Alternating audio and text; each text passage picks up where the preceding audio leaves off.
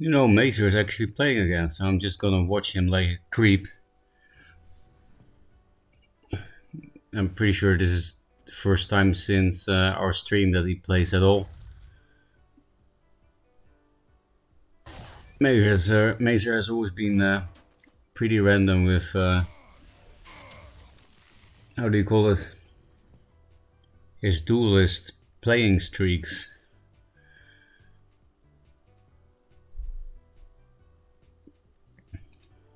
And yeah, I'm just stalling a bit as well to let some people into chat, right? Like,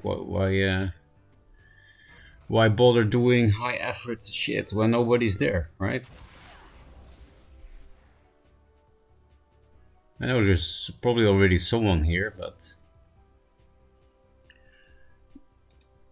watching Mazer should be entertaining enough, right? At least I find it entertaining. Of course, we will play games. Narcissa.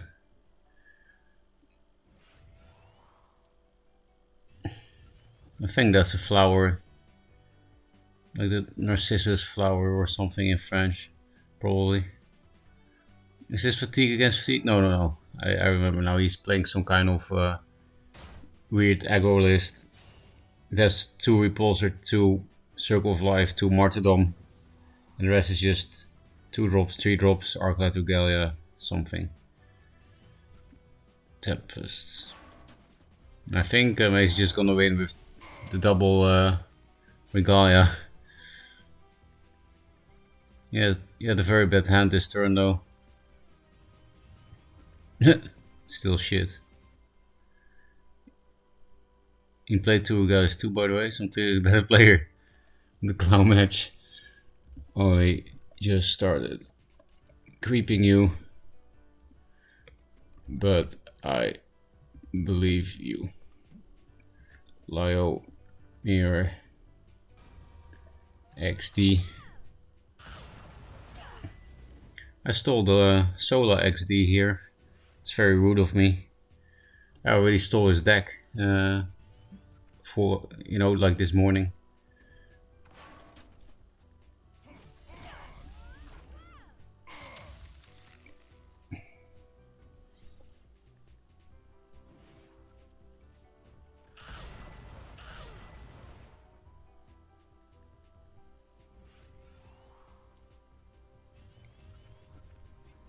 If you want some more entertainment, how does it work again? Playing a replay from that link? Because I can't stream from my browser. It's not set up anymore to stream from my browser. Can I put it into Steam somehow, Baggy? Or I can also just go into my friends list, right? Which game is it? Do you know? Like in the order? No, I just click the share link.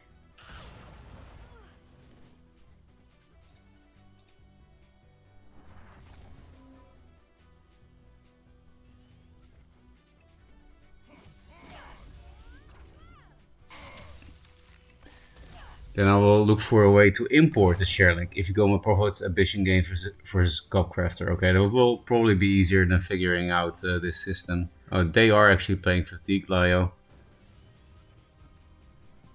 And they didn't have the double Ross color like Solifit has. I mean, if you play this against Solifit, I did this in a closed network test. Like, keep the 8 mana combo, don't play any Regalia until I can play 2. He played 2 crawlers. He's just very good in hand management. And that's not some sarcastic remark, by the way. That's, I'm pretty sure that's one of the big reasons he's so good. Otherwise, he also wouldn't smack so hard with Spell High. Because Spell High is mostly hand management. Not only, of course, but it's a big part. I guess I should stop playing cards, because this is going to fatigue. Fatigue hits through Regalia though. Go face.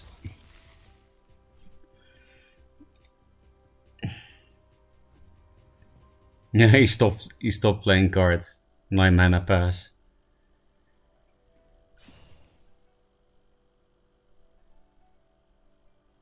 Is Fatigue Lyo against Weird Aggro Lyo?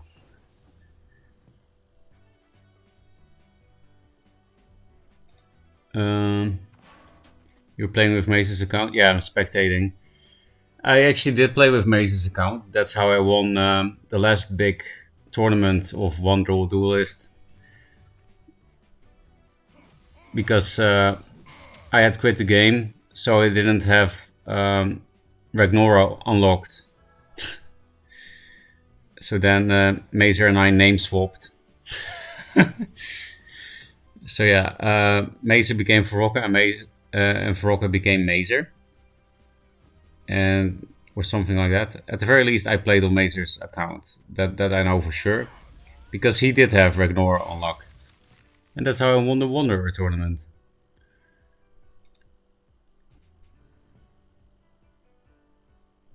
I never use that feature. It's nice to creep on people.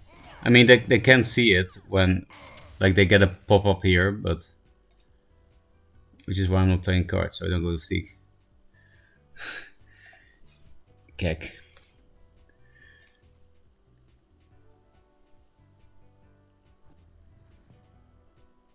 I mean, you can also just kill now Mazer. I mean, I'm sure he's gonna see it, right? Or is he gonna meme? No.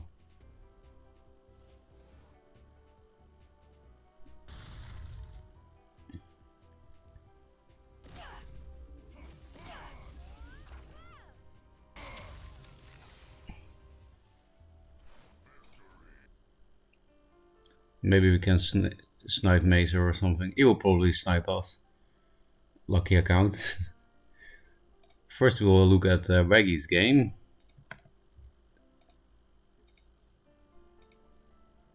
Curb Crafter.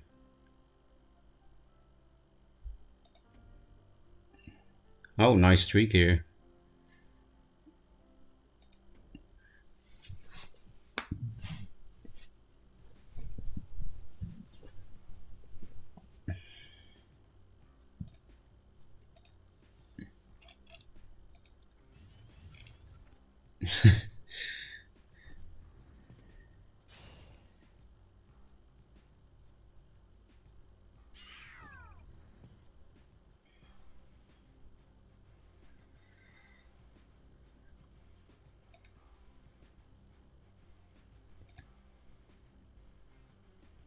You know, I sometimes forget that there was other music in Duelyst than this. It's pretty amazing how they replaced it. Because the old Duelist music was actually really fucking good too. So how the fuck did they manage to replace it so easily? And it just totally works. Because I wouldn't think of like some kind of prog metal for a pixel card game.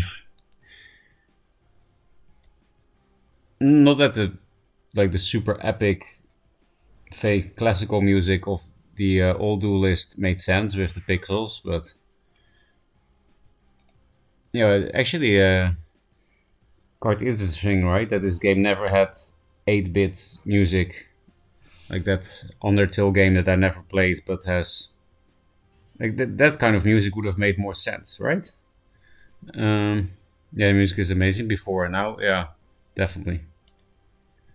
Oh, I wasn't really paying attention to your game, Waggy, but I guess the exciting stuff is gonna come soon. Pity you don't have 5 mana, right? I mean, actually these steals are not that great. The grasp, yeah, the summoning is not that great anyway.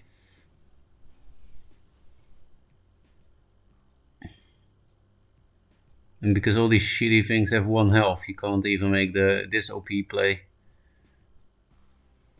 Feels bad, man. When they play minions so bad that you can't play your OP combo. Sometimes bad cards are just better. Ooh, that's a really complicated pun, right? If you think about it. Sometimes bad cards are just better. Pretty big brain, if I do say so myself. Don't worry, it starts slow. Okay.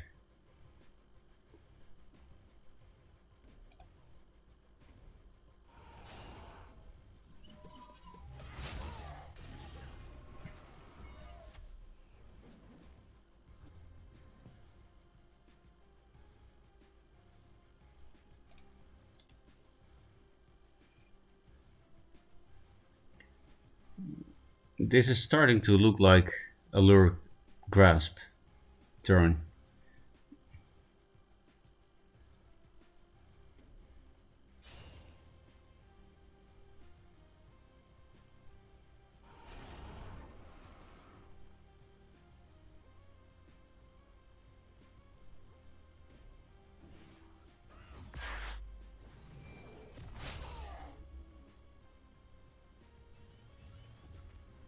No.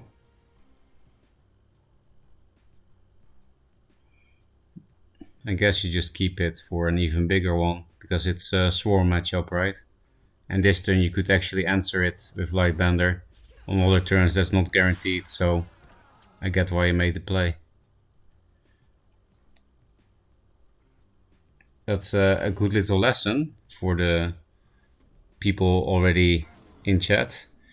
If you have two answers in your hand and one of them is more conditional than the other, then you should probably play the more conditional one, because it's harder to play it later, and then the less conditional removal, it's easier to use it for what you need to use it for. Because yeah, Lightbender, you can't always Lightbender Blood Moon because it surrounds itself, but you can always Grasp of Agony this thing, because it surrounds itself with 1/1s. Sarlacc Steel. So it's gonna be one big Sarlacc fuckery, right?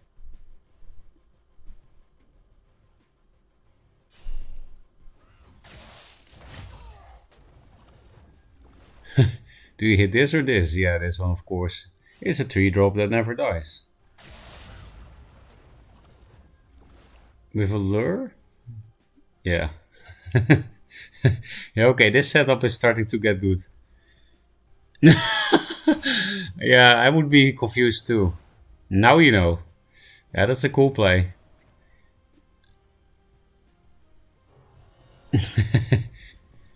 Ooh, OP.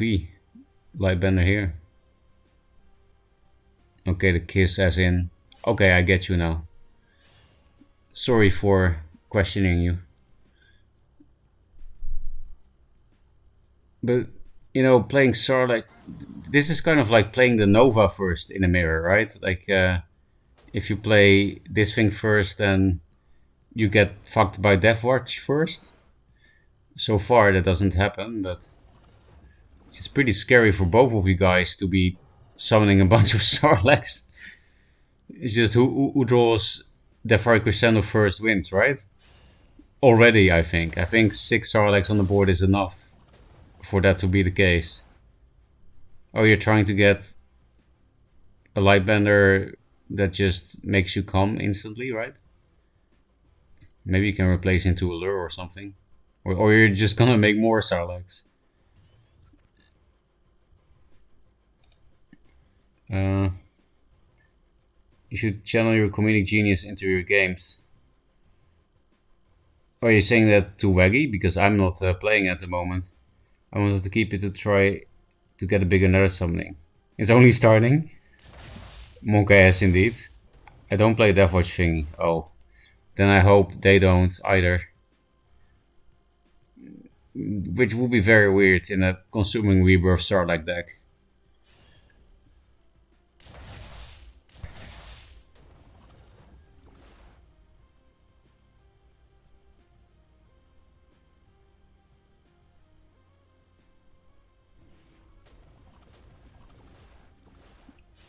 Seeing Sarlacc die to Lightbender, I've really never seen that.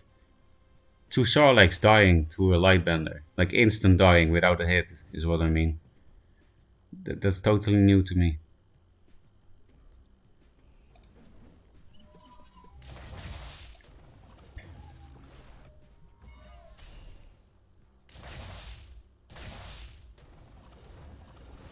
Oh. I just didn't get a notification. If you're still in chat, picking one is hard, thanks for the follow. I didn't hear anything. Was I so concentrated? No, this is not possible. The notification sounds are so loud. Sometimes it just doesn't work as, oh,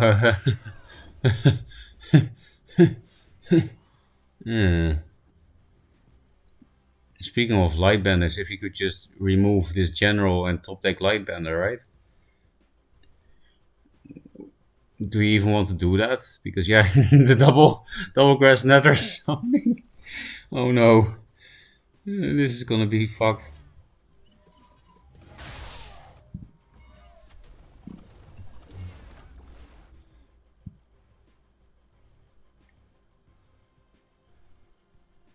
You just need to make more space around yourself, I guess. Like you don't actually have enough space around you to do all this shit, right?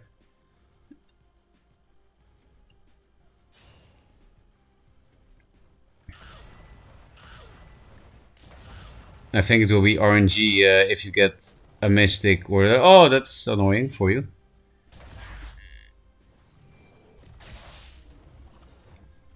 Well, you'll still get 6 minions, not bad.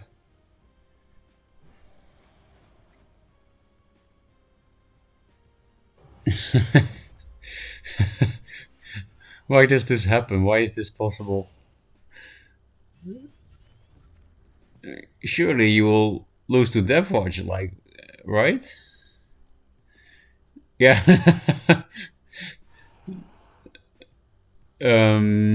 You're almost dead, I think. Maybe you're dead. Like, how can you even calculate this within the Duelyst turner time? You should just go for it. Don't count. Just do shit.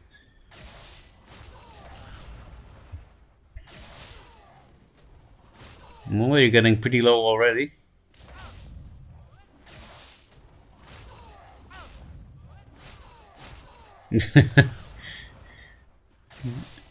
I think you played Nova first in a mirror, Wag.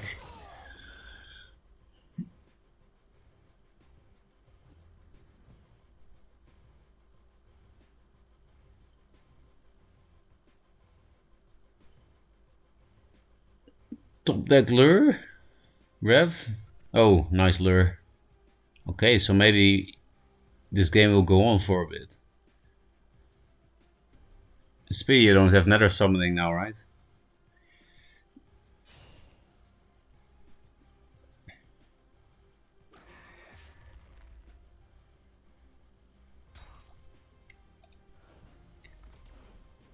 I was trying to get a good spawn with my Sarlacc for better Lightbender. The two Sarlaccs with 2/2s. I hit them with mine so they died to silence.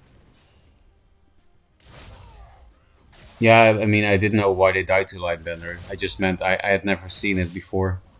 Because yeah, Sarlacc is almost never a 2/2 that took 1 damage. That never happens. It was a very unique moment. I know it was not a very exciting moment, but it was still unique. Yeah, nice board state indeed. Carbon tax. I never think I can win this game since he plays Deathwatch and I don't. Yeah, I also don't expect you to win. But this the HP equalized somehow.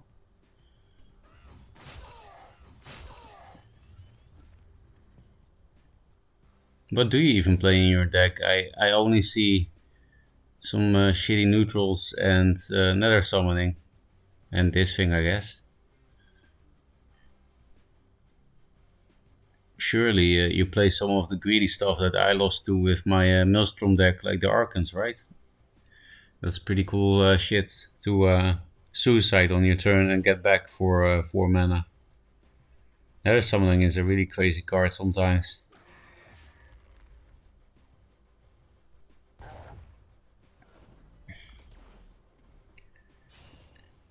Like I remember a game against Solifit where I got like 2 Sarlaccs, 2 Fenrirs, and something else for 1 Nether summoning.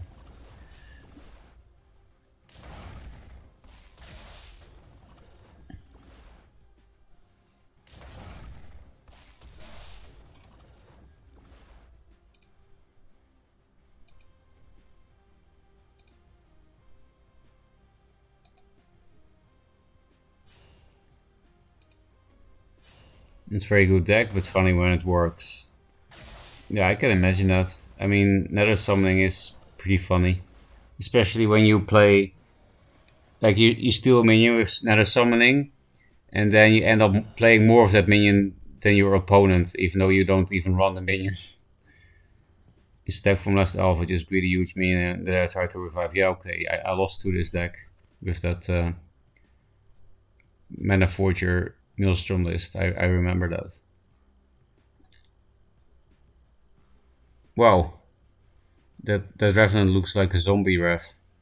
Is that the name of this skin? Is it like zombie or something?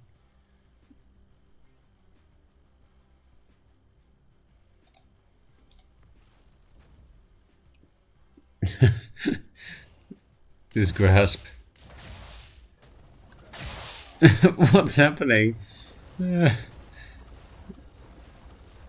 I don't I know there are red squares, but still I find it hard to see, what's happening. What is whose? Do you have lethal maybe? 6, 8, 10. You're off. Even if you could unblock this.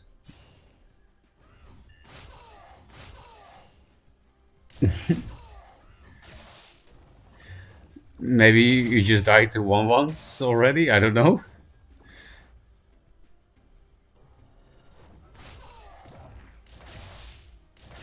You know how they're gonna deal. How they're gonna deal with Rev? They're gonna lure it into a corner, right? That will certainly help them. So yeah, one of lethal feels bad, man. I'm just very confused by what I'm seeing here. Almost every square in the game is a Sarlacc. This is so stupid.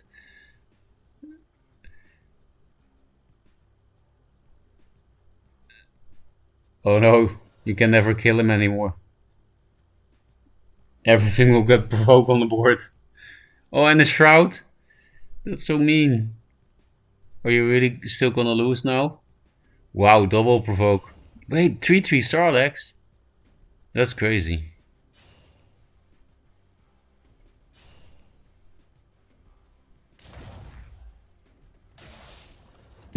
These are all yours. So I guess you're still gonna have lethal then. They're all getting in. Oh, okay, okay. Like I said, I just can't read the board anymore. How do you guys even play these turns? How do you do that? You just spam click and don't think, right? You just do whatever, right? This actually takes skill or something, or I don't know what you call this. I think I'm getting nauseous from this light show. Like all these animations are actually making me sick. What the fuck? And the sounds. Well, you better top deck lethal if you don't have it.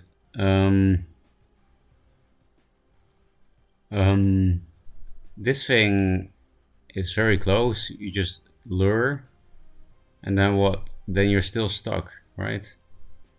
Holy shit! This is suddenly it became very easy. You see it, right? I really hope so. Because it's pretty funny that you can still hit him with a Sarlacc after all this shit. Nice top kick. It's unbelievable that they lost with all these Sarlaccs and they play Death Watch and you don't. I actually really don't understand how they could lose. It's not like they misplayed. I don't think. I'm actually nauseous now. Yeah, that was a good replay. I had lethal here, I believe. I spotted but couldn't execute in time. Really? When you were one off? Yeah, I really couldn't read the board anymore because washed up world champion, right? Also, it's very reliant on enemy spawns. Yeah. I saw this game yesterday live. Must have been a treat if I did move my general first. Oh. Death by 1,000 cuts. Okay, I just joined and this is worse than my line mirror. You need as many brace cells as the number of minions on board. But I don't think I have enough brain cells to count the amount of minions on board, so we got a problem here. Truly an easy game. Would have been better if I didn't miss lethal last turn. I don't think my stomach can allow me to watch the replay again to check for lethal. I'm actually getting some kind of Vietnam flashbacks at the moment. That made an extra funny turn. Yeah, it was on purpose, right, Wag? It's just extended BM. That's the usual meme. Mazer is in chat.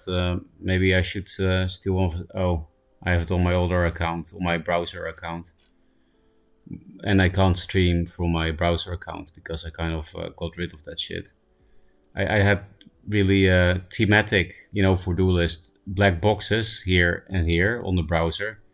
And I just couldn't find a way to make it a nice square like it is now. Linar saw Resident Sleeper though. Mazer was playing Linar, as you guys could see at the beginning of the stream. I was just watching your game to start up the stream, Mazer. Oh yeah, now that you're here, people are probably sick of me talking about this deck, but I wonder what you think about this deck. I mean, I already know that this deck is garbage, but at least I invented a new OTK deck. It's totally unplayable, but it is pretty crazy, so I'm a little bit proud of myself. You can... it's absolutely impossible to make it 2/9 mana with this deck, but if you do, all you need to do is play Keeper Mana Forger out of hand, like on 6 mana, or 7 or 8. Keep the 1 mana Forger in hand, and then at 9 mana you play the 1 mana Forger with Maelstrom out of hand. And then you can OTK them by playing Second Wishes and Maelstroms that you can easily discount. Because after your first Maelstrom with the 1 mana Forger, if you the turn after play a regular Forger, or a second one that you keep it a second time, then you get 3 Second Wishes, 3 Sand Trap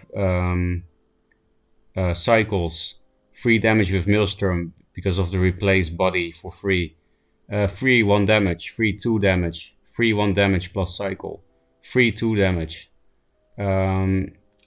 It's nice if you can play your Siphons and your Keepers during the game. You can just waste them or for board control, because these are your cock blocks during the OTK with triple Maelstrom and 3 Second Wishes. And then like after the last Maelstrom, if you need it, you also got staffs with Aurora's Tears. And you really need only 1 staff, because then every tier is free to damage. And you can draw your whole deck basically at the end of the game. But it is nice to cycle a little bit during the game, like some First Wishes, some Dream Gazes, some Sand Traps, so that you're less likely to brick your combo, less likely to not get enough Second Wishes and Maelstroms. But because of all the extra draw and replaces you get from this shit, I feel like you should be having a good time OTKing your opponent without a board, and you don't even really need staffs. You can just do it with spells and 9 minions, 9 minion OTK deck, and this is barely a minion. So yeah, let's read chat if somebody said something smart about this shit. Garbage? Yeah, I know. I told you beforehand. Don't parrot me, Mazer. So if you have 3 Mana Forgers and 3 Trimaelstones, you can win. Very pop. No, you don't need 3 Mana Forgers. You only need 1. Well, I guess you need 2. But that's not so hard to find. It's not that hard to shape your hand during the game. The problem is you always die before you pull it off. Impressive, very nice. Let's see Paul Allen's OTK fed. Okay, I actually get the reference now after our live stream in Tokyo. Thank you for the sarcastic compliment.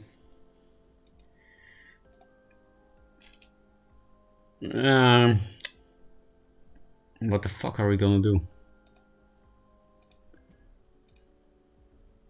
Talk about relationship problems again? No gameplay?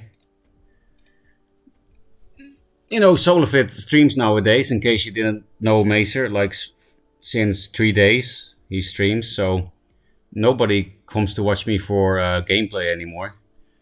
It's just all talk now.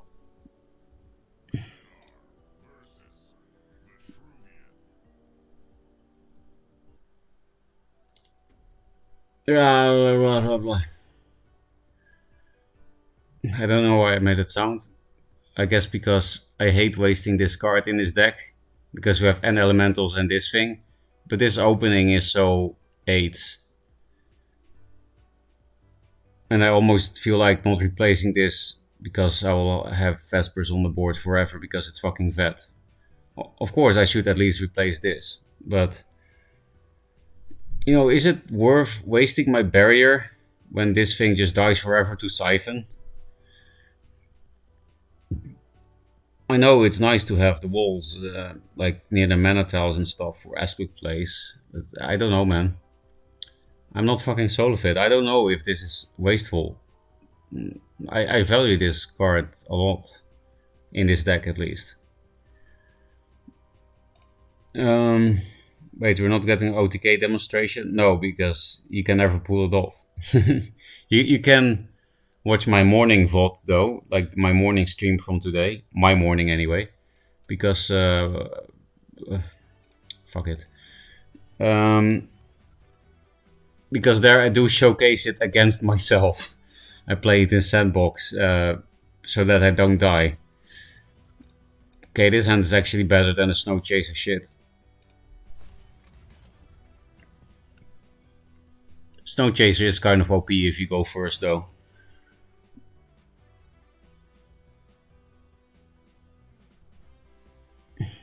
Hey, nice. This Infiltrate minion baited, leaving double 3-drop open. You see that? This is why Solofit put Cloaker in the deck. What a genius.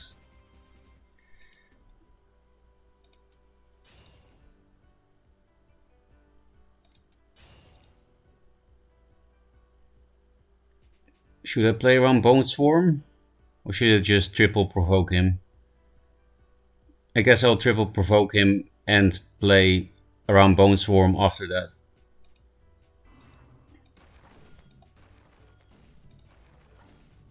Get cacked.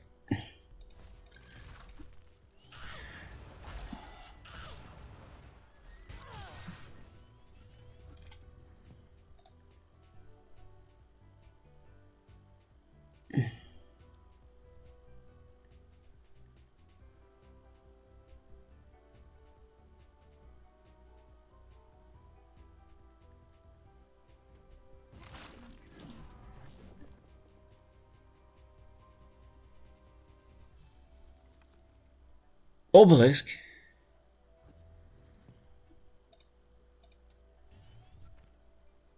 Can't even clear it. Okay, so there is Fury next turn. We're not gonna play around Lightbender against an Obelisk deck, right?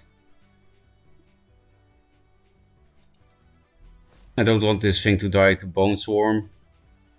And I want to set myself up to hit this, right? And play around Star Fury a little bit, so I guess put this here, yeah. I think the game is over, question mark. Unfortunately we don't have checks for the total auto in.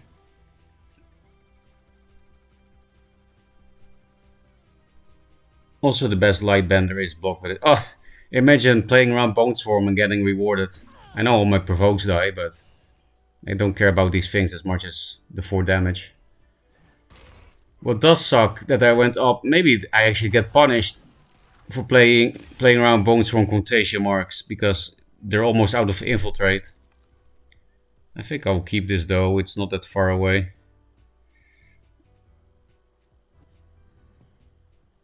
I do really need to replace though, and this is so nice with a first elemental top deck. Yeah, I guess this doesn't kill obelisks, so... Okay, more of that shit. No Hard Sister feels Batman. No Elemental also feels Batman.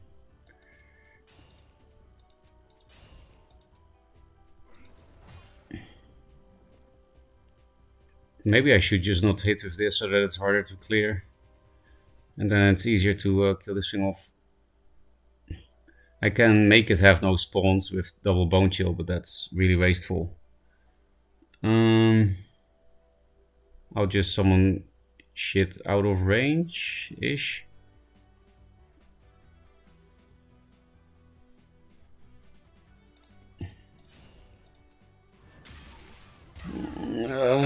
This deck makes me feel like an idiot, just like all the other decks.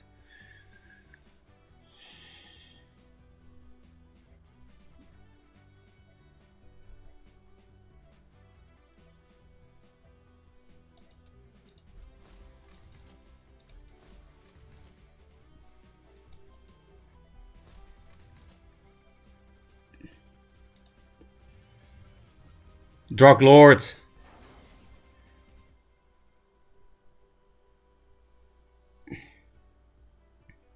Razorback would also be nice. Can't draw a single Tempest versus Jax. Yeah, that's pretty Resident Sleeper. I also never draw what I need, right guys? That's why I'm losing so much, right? You should try my latest cursed creation, an Eclipse OTK deck that does sound cursed. It's very consistent, I promise. Why don't I believe you? Samuri is rude. Yeah, now I draw this this cunt. I guess this is better after this turn.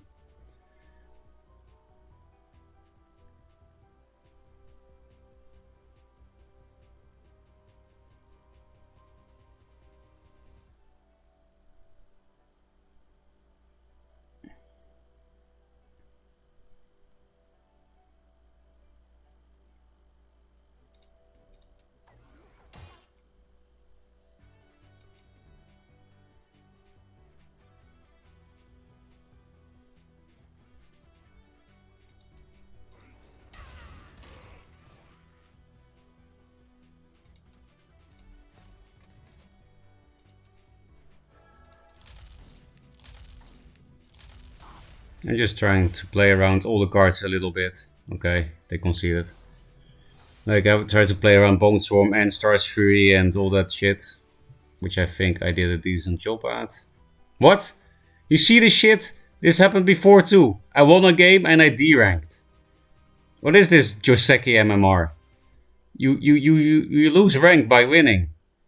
Actual Joseki shit.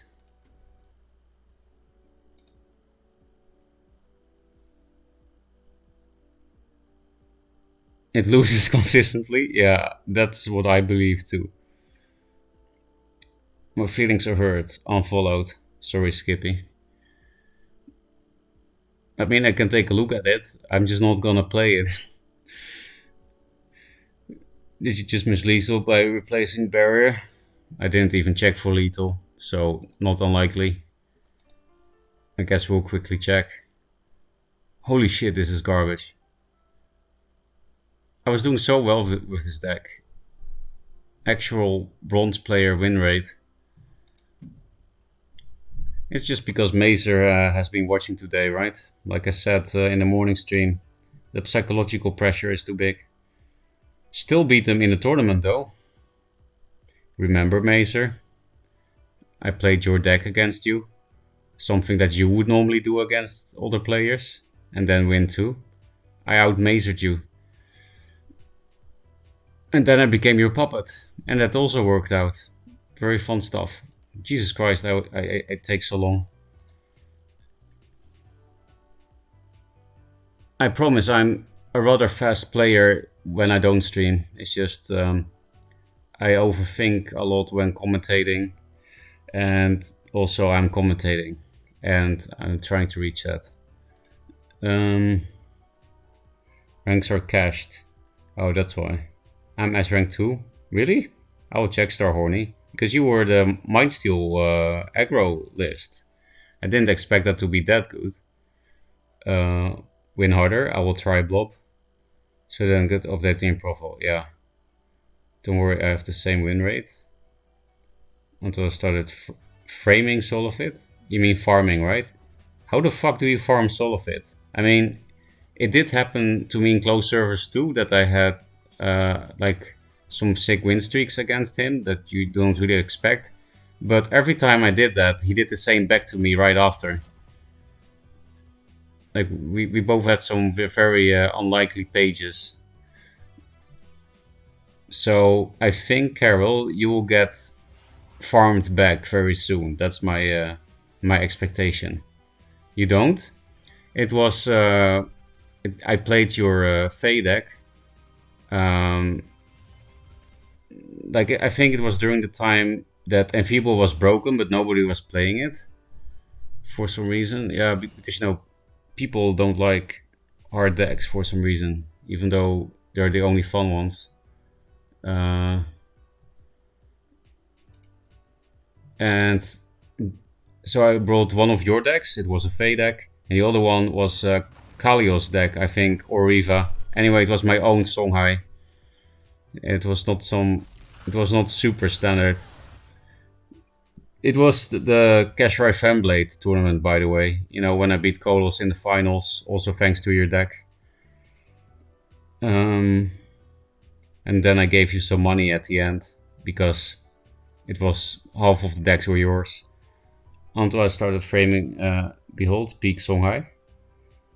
Where's the Songhai? Oh, you mean your deck is Peak Songhai. I will look at it. Farming, yeah. I beat him 3 times in a row. Was 3-1 versus him yesterday. How did it happen, Carol? I can't imagine. I don't think you played versus me in that tourney. Then which tourney was that? I definitely remember the only time we played in a tournament against each other. That was the only time. And after that you streamed after getting kicked out of the tourney because of me. Partially because of me. Because I think it was in like the Swiss round. I don't think it was in the knockout yet, no. After that you streamed with sad classical music. Maybe that will refresh your memory. Maybe you can tell me which tournament it was. This is a weird replay bug, by the way, this Eternal X.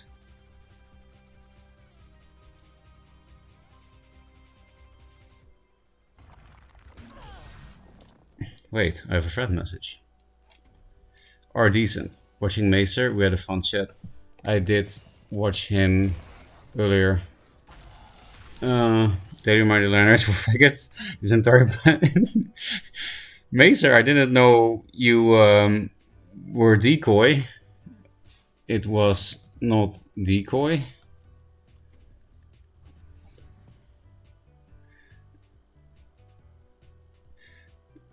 Is Liner so broken? Decoy loves that word, and he says that about Lio always. Oh. I forgot. He told me Are Decent is him, but Man, Ferocca, no surprise you don't understand Japanese metaphors. You couldn't even decoy. I got some special brain rot. But you don't remember the tournament, Macer. You should also do some Sudoku to train your brain. I got crazy out of hand versus him in Song. I saw him beat him while he was on Lio and he played Abyss for the last one. Solo fit on Abyss? That's fucked. Lost to his Lio again though.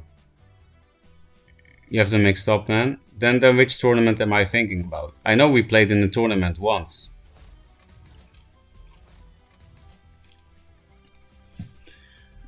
I just got reminded you are a decoy. Kek W. I am an idiot.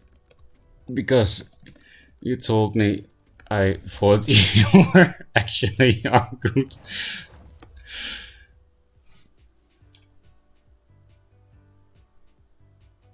Regalia is such a I don't know card. Yeah. Really? You miss Lethal? Doesn't sound like you, Mason. He was in first test, but haven't seen after 2.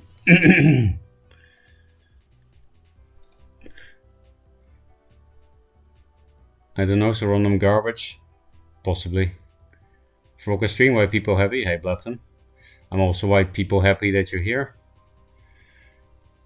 The one you won, I lost to Jay in playoffs because I misclicked in the deck builder. Yeah, I mislead and told him I mislead till a second later. Okay. Well, I guess you didn't play Duelyst since our stream together, right? So I'm also rusty as fuck. But the problem is that even after spamming so many games every test and in the closed servers a bit as well, I'm still rusty as fuck. So I think I got some brain rot. I think he means such a good card, for sure. Yeah, I'm sure Decoy was very polite and not edgy at all.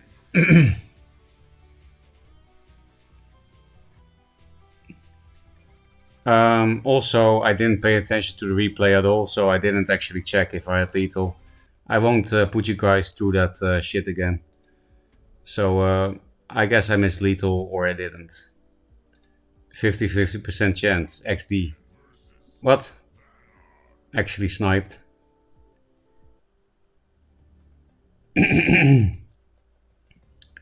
For the people that have even more brain rot than me, this is the Decoy. I mean, I don't want to tempo these things out turn 1, but if I have 2 of them, then maybe I should just do it, right? Like, they only have lure if I play around Night Sorrow, so... Well... Maybe it's a bit risky. I don't know, man. I think I'll just YOLO it. Which is probably a bad play, by the way, so don't try this at home, kids. Maybe I should just have replaced one of the things. XD. Oh, forehead, I mean. Should I play around Tiger?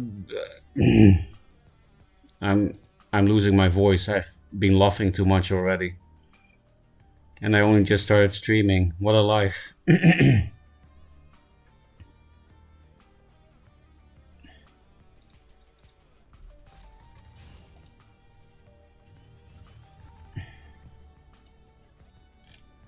all Duelyst people think that they have better things to do in life. I don't know what you're talking about. Something on mate, still don't know what you're talking about. I don't want to unleash his XXX. If Mace is queuing him, wait for him to get in the game. Okay. Not sure what you're talking about, Decoy, if you are in the stream.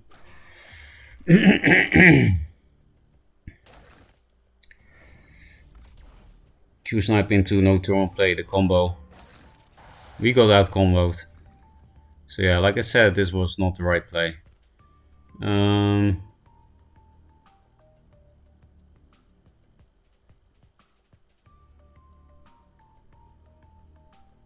definitely not gonna play this into Spectral Blade or Night Sorrow. So I kind of want to double 2, but then everything dies to Grasp. Unless I don't infiltrate, which would also be silly. So we're actually gonna lose against no turn 1. That's embarrassing. We also never lost against Decoy so far, so that would also be embarrassing. Why am I streaming? Maybe I should just pretend I disconnect now, right?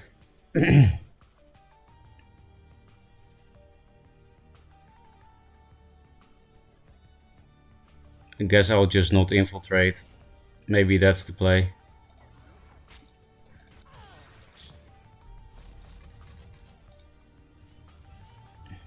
I wanted you.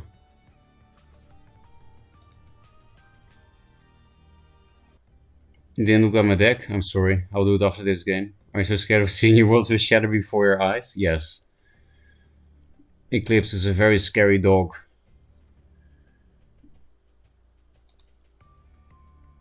Eclipse is the kind of dog that makes you reflect on life. Have I been good? Have I been bad? It's like the Iboga route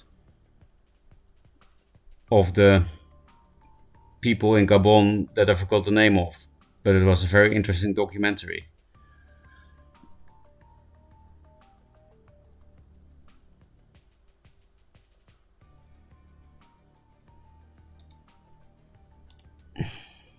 Deco, you're not streaming. What's your excuse for being so slow?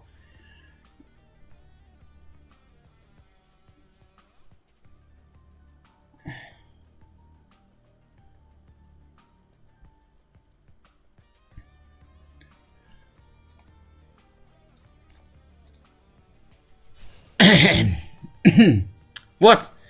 That took you so long? It's like one of your best cards against Vanar.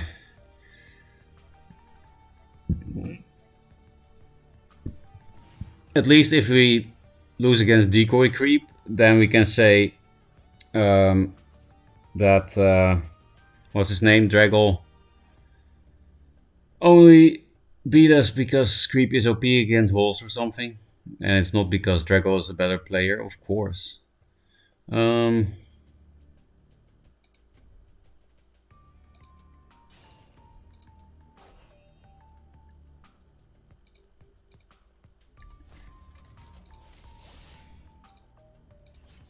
This seems decent. You kind of have to pressure Creep, but at the same time I don't want to take 4 damage against Draggle. I also lost to face damage, not board control. He had no board control, he just faced me. Which is usually the right thing to do against Vanar, so I will not give him the free 4 damage. Maybe I should have played around Dancing Blades with these things, like here and here. Not sure if it would be worth it, because mana tiles.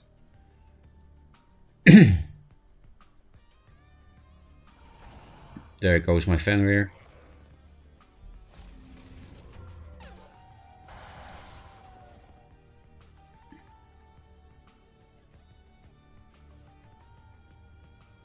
What?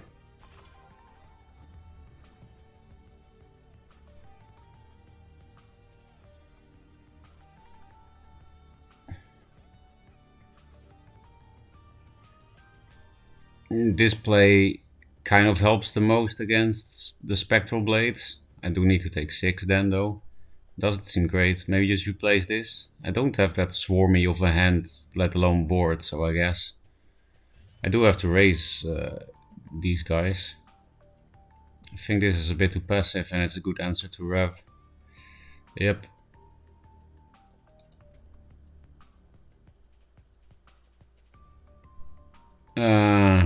I think we just lost against Decoy with no turn 1. Very embarrassing. Why was my win rate so good with this deck, and now I'm just your average bronze player queuing into decoys?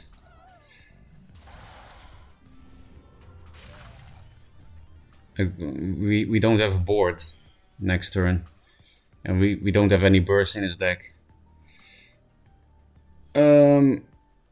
Cass is OP versus walls, by the way. Yeah, I noticed. Unless you jacks her. Yeah, she doesn't play stupid Breath of the Unborn, but this list has Drogalord, so we lose to Creep. Maybe we should just play jacks. Was pretty slow to Google the play. Oh, I had to think about that one. Again, brain rot. Yeah, I think Decoy will be the kind of person to Google the right play. If you take a look at a couple of Decoy's messages, pretty clear it causes him to be so slow. Yeah, true. He's fucking nuts with the buff. Well, there is another buff. Because it... How the Night Sorrow is at the... Wait, we're dead? What the fuck, man? You just knifed me. What an asshole. He just played 2 grasps, so I think I'll play into more grasps. I should play around Nova though. Besides, they need a ping for the grasp play.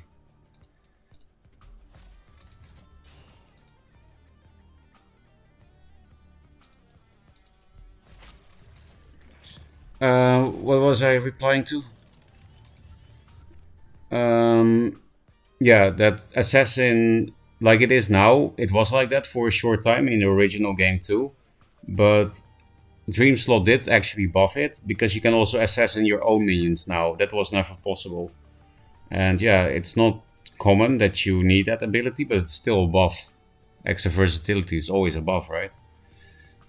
So yeah, actually, this Night Sorrow, as you see now, is stronger than any other Night Sorrow you've seen, unless you think the Rush Night Sorrow was better. It used to be a 4-1 with Rush, which made Aggro Abyss actually playable. There are barely any cards that people play for 4 plus attack. That's how it was originally converted to Duelyst, yeah. High Optic, welcome. Well, it's almost like this version of Walls has a really hard time in this matchup versus a top tier deck. So I don't have to feel bad by them. I don't have to feel bad I lost against Draggle, who is probably actually Draggle. Replace the no damage I have to raise. Wow, we were almost dead to this, obviously.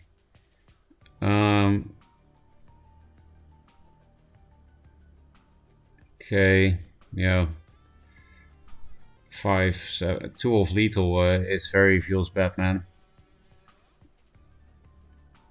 But what are you gonna do about it? We can barely place our minions.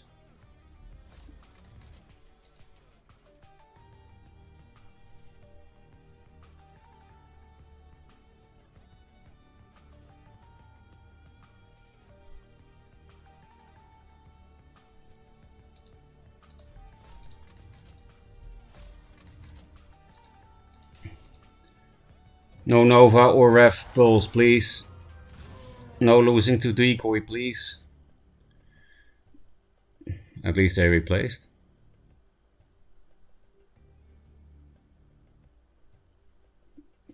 This will either be a concede or a BM. It's a BM. Well, it's not really a BM. Forehead. Oh, where is he? Here.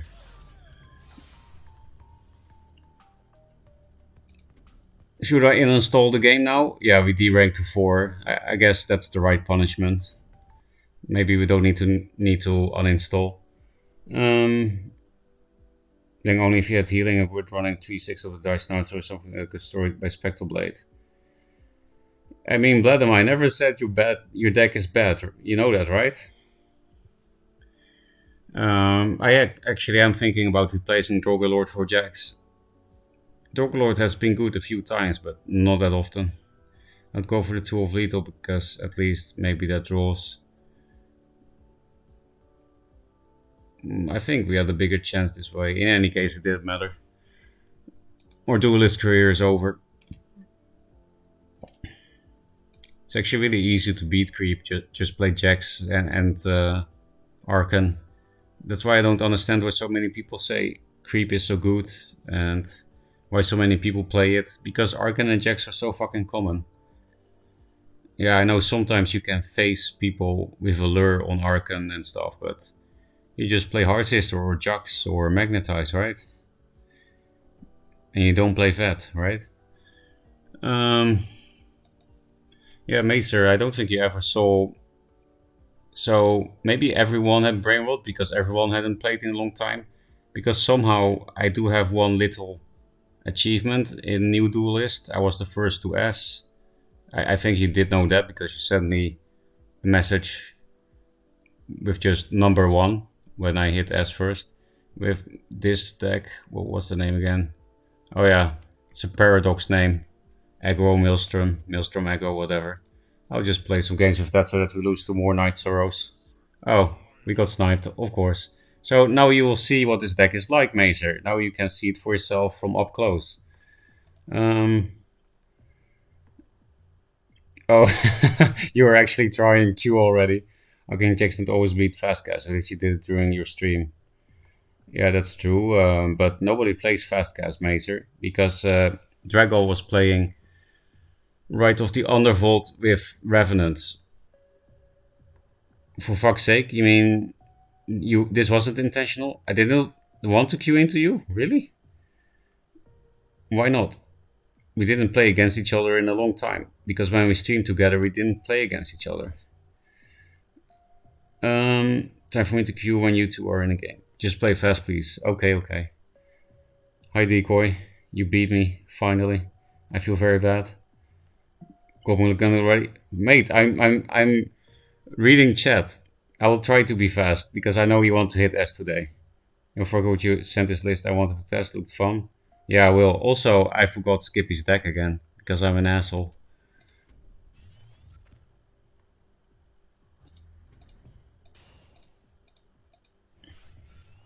I can't play the animations faster, sorry, Mazer. Okay, I'll keep that shit.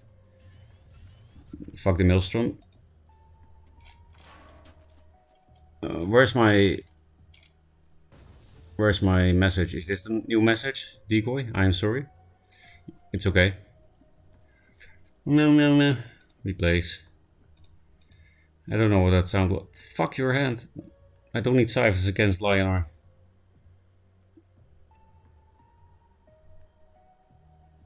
I don't want to play Russia's. What was he playing again in his deck?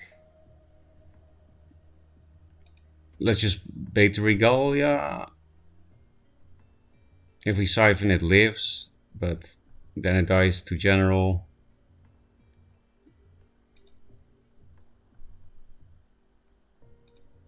I guess we just do this shit.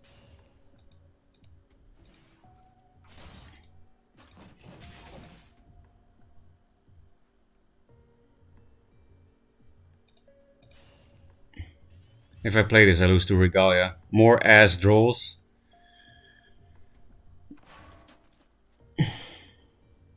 Also, why am I even keeping this? He's listening to me talking, so he's never gonna play Regalia and just... I will just keep this Russia's Curse in my hands forever. Oh, actually this card is useful. You're not used to seeing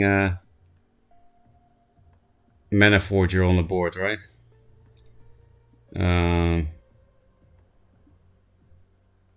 Well, I'm saying it's useful, but I can't even kill this this asshole, right? No, I can, of course. I see now.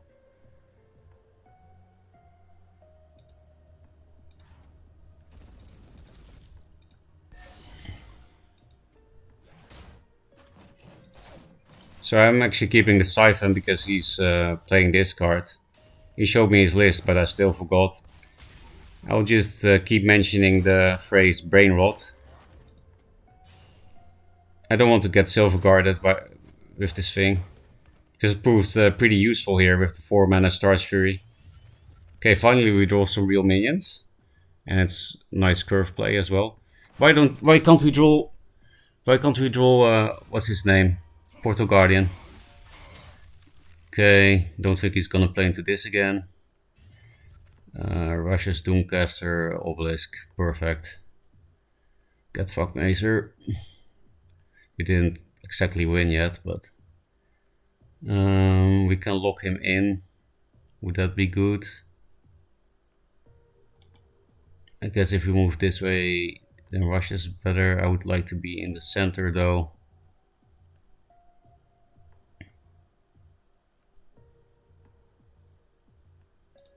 I think we'll just play the Obelisk aggressively. Mana Forge is still proving OPness this game so far.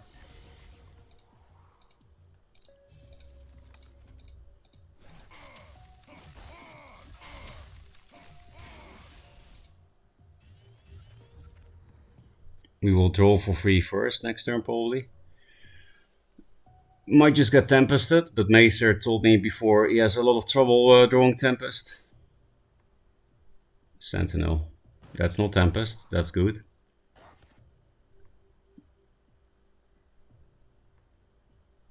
Double Sentinel, that's not good.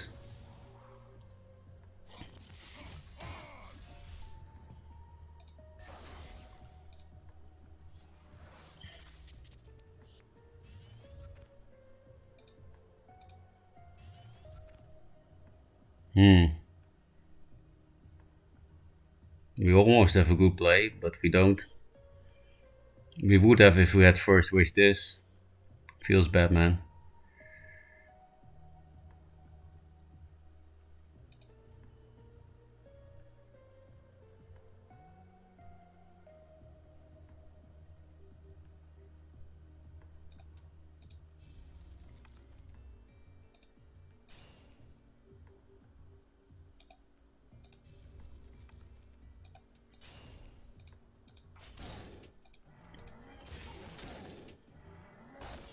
He's playing some kind of weird aggro deck, so we should try to start minimizing damage a bit.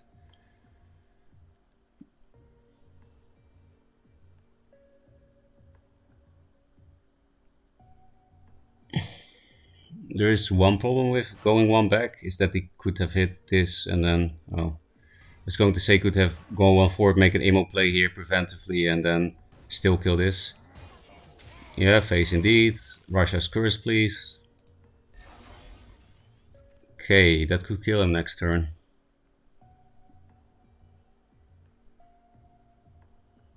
Everything can reach everything, so I don't need to dispel this.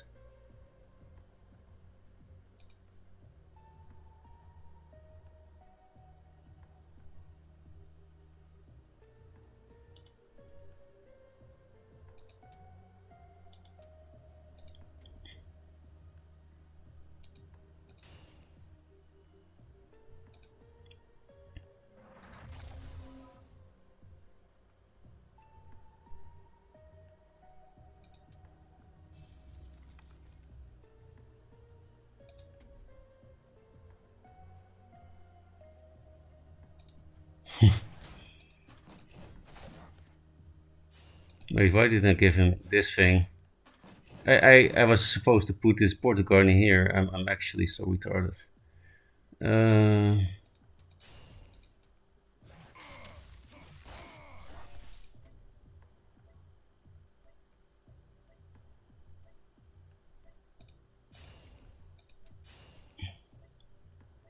So I guess I'll do it like this and we'll not have Maelstrom next turn. Which is horrible. Big misplace yet again. I don't know what's wrong with me the past few days. Maybe I play too much. Maybe I just have to learn how to play and stream at the same time. Because we would definitely win next turn if this lived. And it's definitely not gonna live now. If he doesn't have much of a face hand, then we should be able to survive till 9.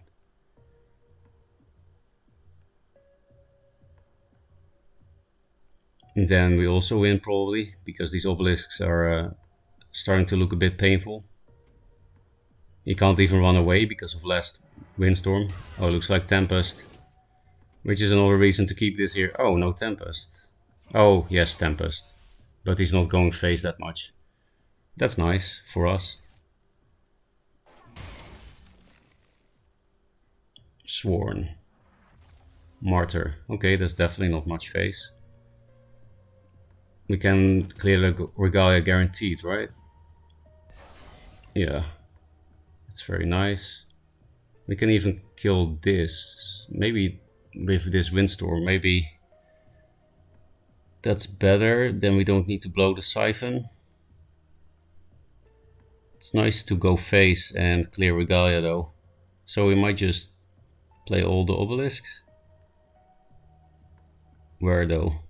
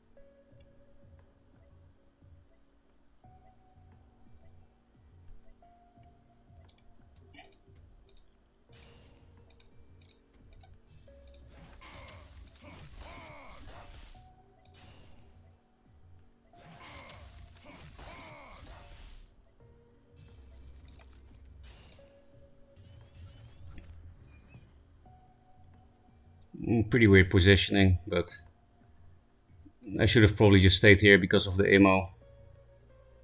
Man, so many misplays. Like, look at this ammo. Would be funny if he just didn't have it, right? Maybe he's dead if he makes an ammo play there. Not unlikely with Maelstrom Star's Fury.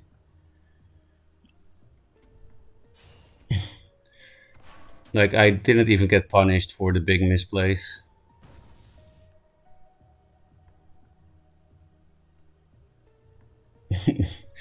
I think Macer will be mad. Like he definitely sees these kind of misplays. I mean, even I see them. Okay, replace the no damage.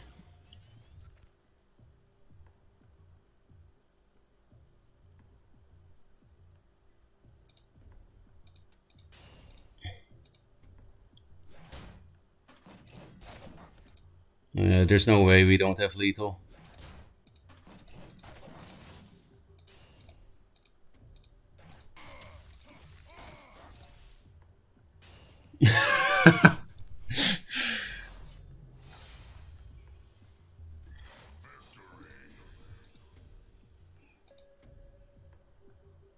Oh, we got 2 ranks.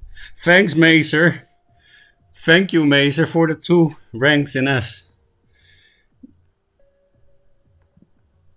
I don't know if you heard that because he said he actually stopped listening. Ferocca, would you send this list? I wanted to test. Looked fun, yes, but we should first look at Skippy's deck and read chat. Scarlet, sorry, I don't know what's wrong with me. Not just the brain rot, but also my voice and my hiccups. Just everything, man. Okay, so this is very consistent, you said, right? I guess it's like Mason said, consistent at losing. I do like the Eclipse memes though, because with Eclipse Inner Focus, you can allow your opponent to create a big creature that threatens to OTK you, right? And then you just Eclipse Inner Focus for your own OTK. It's a nice meme sometimes. Let's read chat. Imagine if my deck had Holy Immolations. Yeah, I actually did call it out in stream, Mazer. And that was not the only misplay. I think I made like 3 big misplays and never got punished. So, yeah. Feels Fatman, Joseki Spirit, Black Box. What other meme can we think of from the old days? There were that emo misplay and the Portal Guardian turn misplayed. Those were really big, and I don't know what's wrong with me. And yeah, didn't get punished, so feels good, man. Maybe that's the right Twitch speak. Ferocca playing fast. I actually can play fast Abgadani, but I don't do it on stream. This was relatively fast for me for stream. The thing is though, I don't play Duelyst without streaming anymore, so I guess I am a slow player now. And every time I watch a replay of myself, I'm like, holy shit, you take so long. So yeah, it's true. But I promise you, I can play fast if I turn my brain off and don't stream. You can ask Badam. Like I played fast sometimes against you in the closed server, right? Not every turn, but especially the easy turns, I just do whatever when I don't have to commentate and stuff. Hard game, I think the place where you play into a card that they lose if the play feels like a tactical defense in chess. Yeah, but I didn't really do that Badam. Okay, maybe Mason would have died to Maelstrom if he made the Imo play, but then I would have had to chain Maelstroms, I think, and I had only 1 in hand, so. Match Sir? What is Match Sir? Oh, you mean my accent for saying Mazer was weird? Not unlikely. Did you try putting them in the deck? I remember Eclipse on the Creep. Oh, that's also pretty nice meme. I'm sorry, Skippy. It's just I played a lot of meme decks lately. And I don't know. Really a lot of meme decks lately. There's no point in tryharding at the moment. Especially now that I'm in S, but I guess I got a bit tired of memes after all that Mindsteal bullshit. Maybe because that meme actually worked for 10 games in a row. I don't know. I don't know is what I will keep saying today. I'm just so confused with life. Like, let's blame the whole dating situation. At least you're not Husuku. Husuku will rope turn 1, not just a mulligan. Yeah, I know. Husuku is kind of famous for that, right?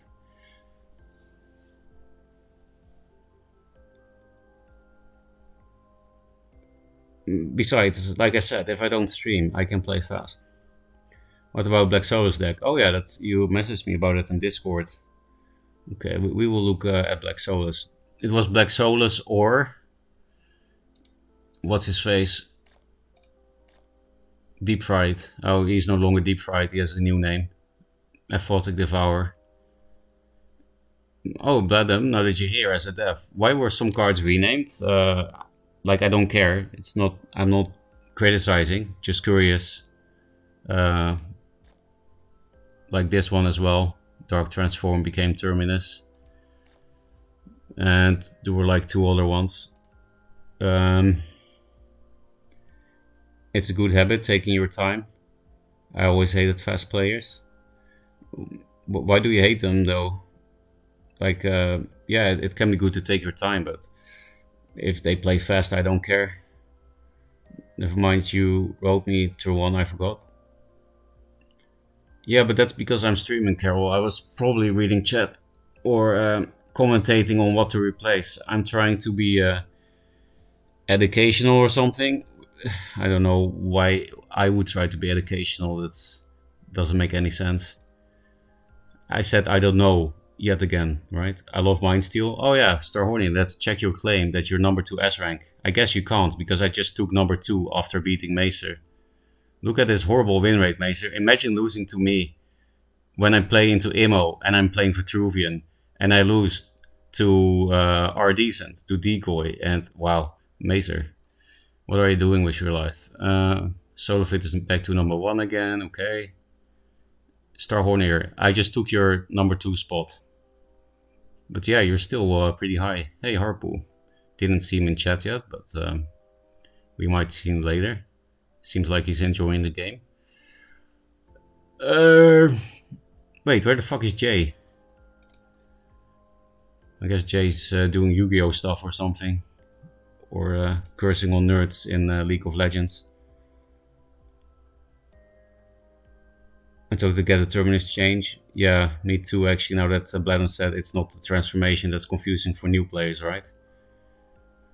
So Grimmer 4's magic were changed because they triggered me and I complained a lot. You mean the spelling mistakes? They got changed? I didn't even notice. Oh yeah, it's Grimoire. Grimoire. Do I say French properly, Waggy? You're still in chat, right? And 4 wins. No, Songhai. Mages. Wow, I didn't even notice that it was called Mages nowadays. Imagine reading cards. I'm not a fucking nerd.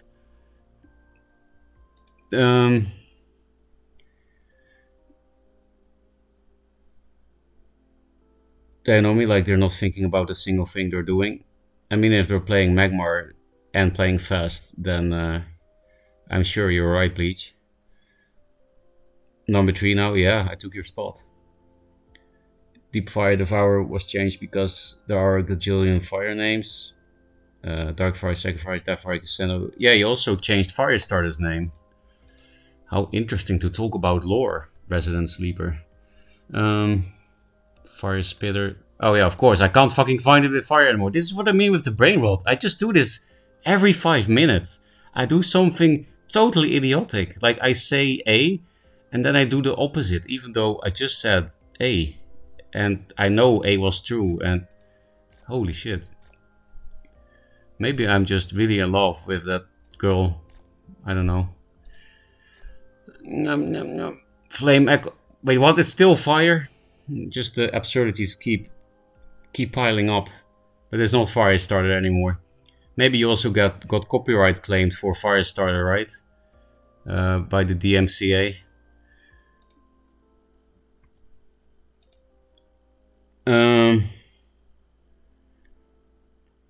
Jay Quit League. Maybe that's why Jay is so wholesome nowadays. Jason Silver. Okay, I guess he is playing Marvel Snap? Question mark. Also Firestarter, Flame Acolyte. and Fiery Blazers, Cinder Beast with Fire Spitter staying the same. Okay, now I understand why some of the names have been changed. Grimoire. Grimoire. I actually did have French in high school Waggy for 6 years, and I could actually read French books when I was 18. But yeah, if you stop using the language, you forget, right? And I'm now fucking 28. So yeah, you wouldn't say that, right? I speak like some millennial that never talks to real people. But well, okay, I don't say for real and stuff. So maybe I'm believable as an old man. Imagine being 28. How old is Macer? I think he's like 26 or something. I don't know. I thought you were a little bit younger, but not much. I'm not even bald though. I'm pretty sure I'm getting close, so I should definitely get married soon. Otherwise, you know, who the fuck would marry a bald Dutch person who rages at children's card games? I mean, the sprite is literally on fire. What was the lol for? I said so many idiotic things that I don't even know what you're laughing about anymore. This was pretty good. Yeah, but you spelled it phonetically, so it was cheating. J'aime le fromage. Is it le? I don't know why I said that. Grimoire is also an English word pronounced exactly the way Grimoire is. Yeah, so it was a very funny pun, right? Hee hee. When I saw Grimoire, I thought it was basically a typo. Lol. I did always think it was a pun because grim and war, you know, it's a grim war. It's very it's like a British thing to say, right? Grim, a grim war. Same with Magi. I don't know why the fuck they did the Magi thing. Magi, Magi. Magi is a Dutchism. Magisch means magical. What a surprise. It has the exact same etymology, so. Okay, I guess it was enough of the Ferocca talk show and Clown Fiesta. Let's do another Clown Fiesta, but then in a more visual way. Instead of cracking stupid jokes, we will fold some dog balloons.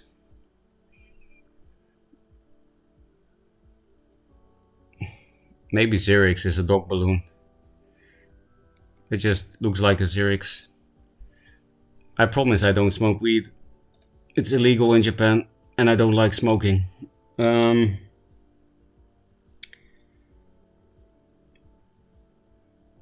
Magi is the pearl of mages. I know, I had to study fucking Latin in high school. I don't know why to. It's super useless. Well, actually, it was useful for learning other languages, but I also had to learn ancient Greek, and that was actually useless. Because Greek didn't really influence all that much.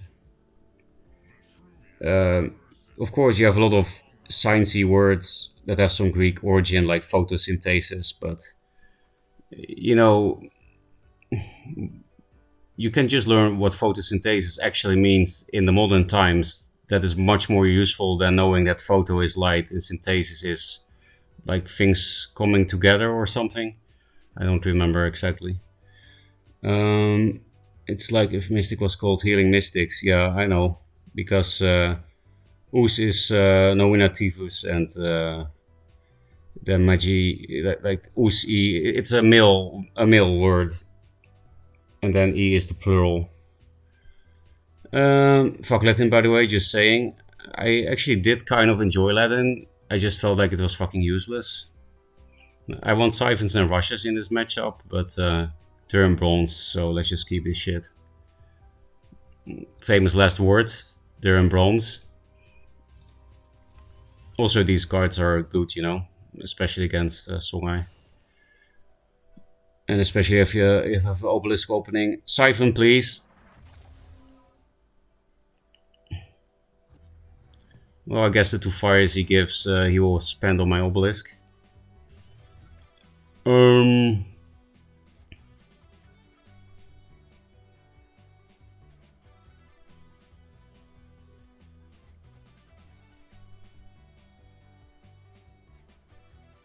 Doomcaster would also have been nice, but I guess we're just fucked now. We just give 2 fires, right? Sorry, there's really something wrong with me. I never burped on stream before, right? I hope. Well, let's play this thing first.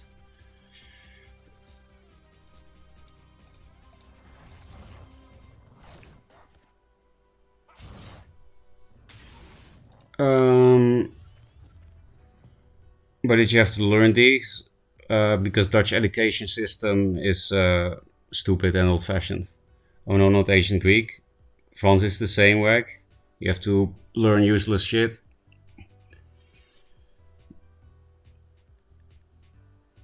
These cards. These nuts.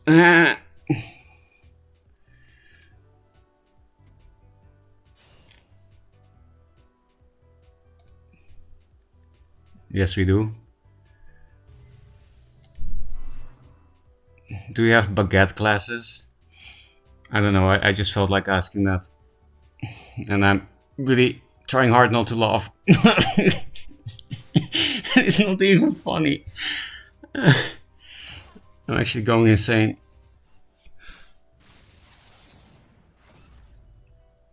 Hey, the 2 Phoenix Fires are gone. And we got a nice top deck to not lose to a 2-drop.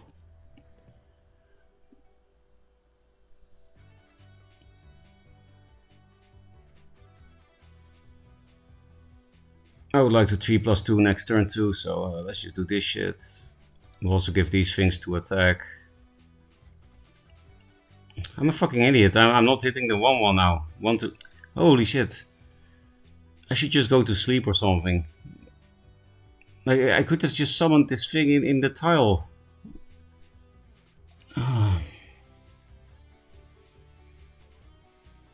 Okay, let's just say this was all intentional. We just try to minimize damage on our face because it's Songhai. So we lock him in like this so that he can't run away from my Portal Guardian. It's all intentional, guys. We didn't even need to Siphon to kill it if we want to take 4 on both, but I think for the tempo route that was worth it anyway. Hey, extra reach, nice. I wish we had baguette class, that sounds amazing. Yeah, I mean, baguette is pretty nice to eat. I would eat so much baguette if I could. Bladam, you are from Canada. What did you do? Didn't you just eat baguette with hamburger inside the bread every day? Because that's what Canada is, right? A baguette with a hamburger inside. Admit it. Don't worry, streamer, if you're an idiot. We still love you, thank you. Last day for Duely. Really? No. It's until Monday or something. So what did you eat for dinner? I guess I'll first man. What the hell is happening? Golden Aether Masters. If I lose to this, I will blame Lazy. Lazy made the skins, right? It will be Lazy's fault. Can't even reach him with the Windstorm, so we're not gonna play Windstorm yet.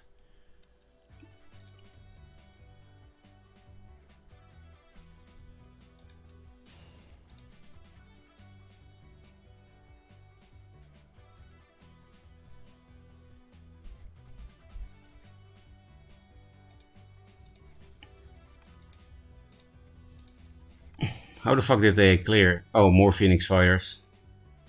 Did they Phoenix Fire 2 fucking Orb Weavers? No, they probably hit one. I wasn't looking at the game at all.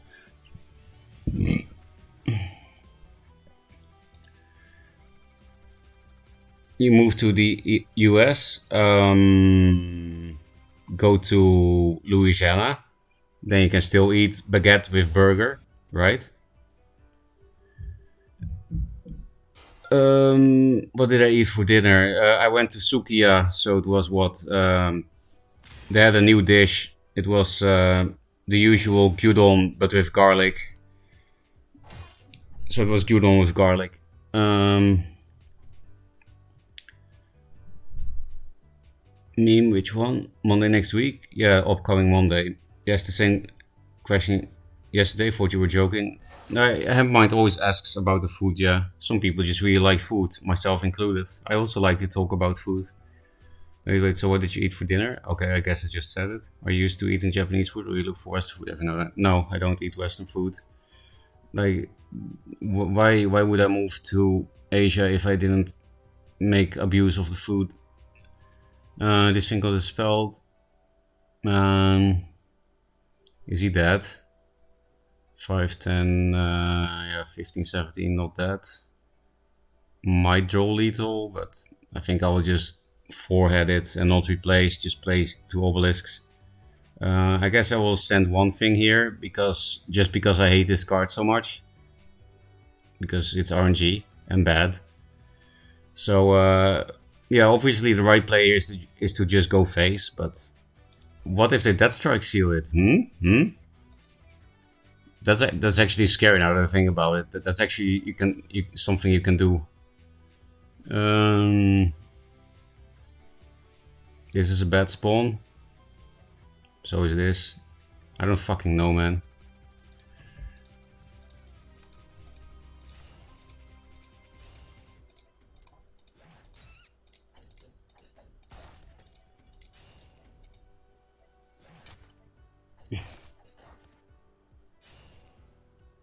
I don't know why so many people play this meme. It's like probably the most common meme on the ladder.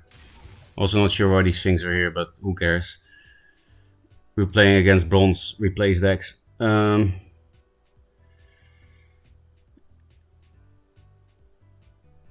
people say the best thing in Japan is the food. I mean, the food is amazing, so I can't disagree. Based on my experience of going there, it is one of the best things out there. Like, the chance of finding good food is quite high. Even convenience store food. Yeah, you don't really have like total garbage food here, no. But the weird thing is, the first time I went to Japan, I was still living in Korea. It was like a trip to Fukuoka. Then the first thing I ever ate in Japan was horrible. And then I was like, I just want to go back to Korea because nobody is talking and the food is horrible. And I'm all alone and my girlfriend is in Korea. And then I felt sad. But it turned out I was just really unlucky. It was meat on a stick, like a skewer, but there were fucking stones in the meat. I don't know what the fuck they were doing in that restaurant. Like, I just kept spitting out things that looked like tiny teeth. Maybe there were roasted hamsters or something and they didn't remove the teeth. I don't know. I just said teeth. That's a cow tit, right? That's not. My pronunciation is too Dutch.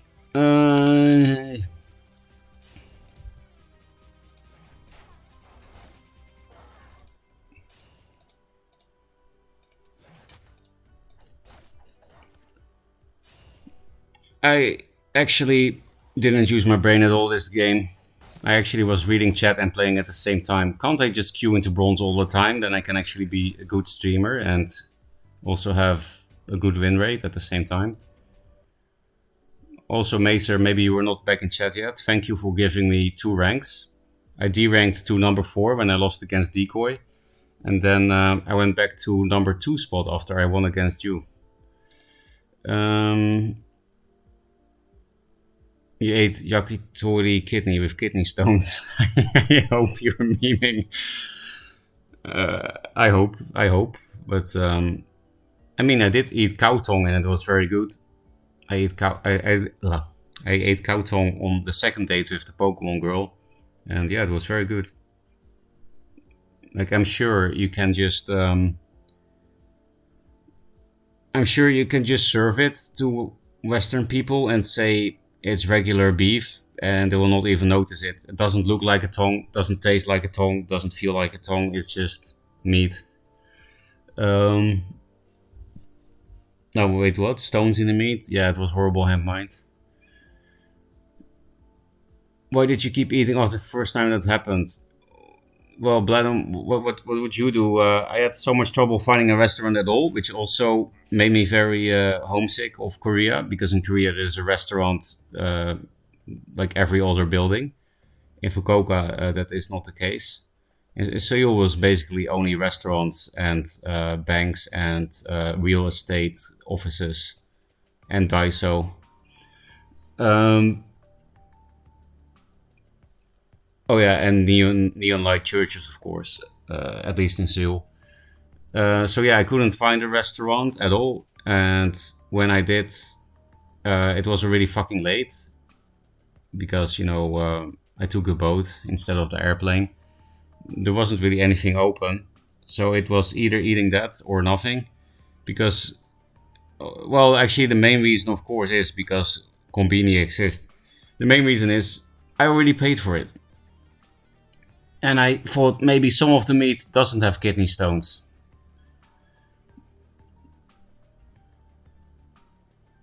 I can actually play my whole hand turn 1 with Orb Weaver. It's pretty cool shit. So I'll just keep this hand even though we lose to Pyromancer and Obelisks because no Siphon. Losing against Bronze.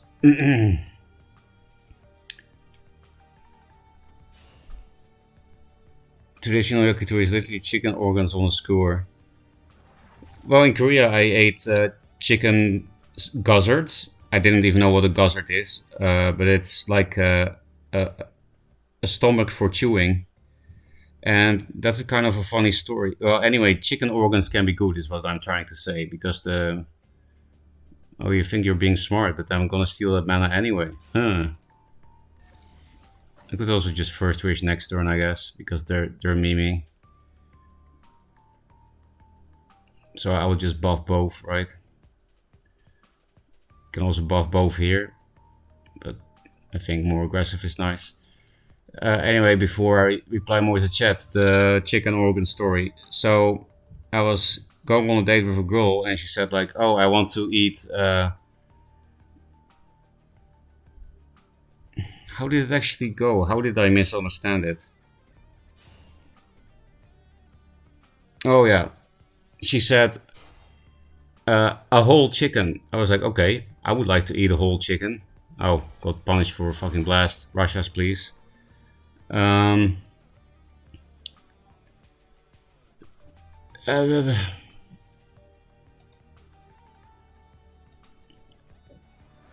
I can't do so many things at the same time in my current state. But I can top deck replace in my current state.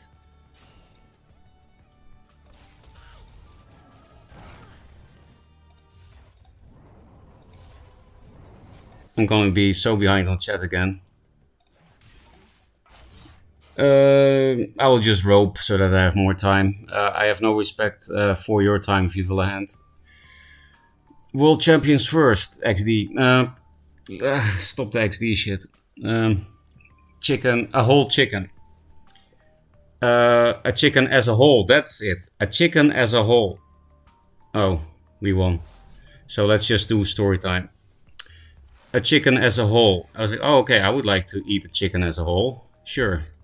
So we went to the restaurant, and then I got these kind of chicken rings.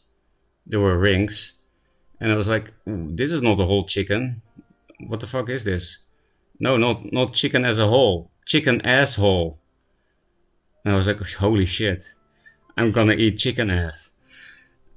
And I was trying to find a way to get out of it. But she said it was very delicious. So I was like, okay, at least this will be a good story for my grandchildren. I guess I will try a chicken asshole. And when I was eating it, I was like, holy shit, it's actually like the structure of a sphincter, because it's like a tight ring.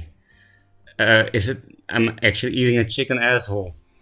So the next day, I woke up, we had drunk a lot of beer, and I puked. I'm not an easy puker at all. I almost never puke.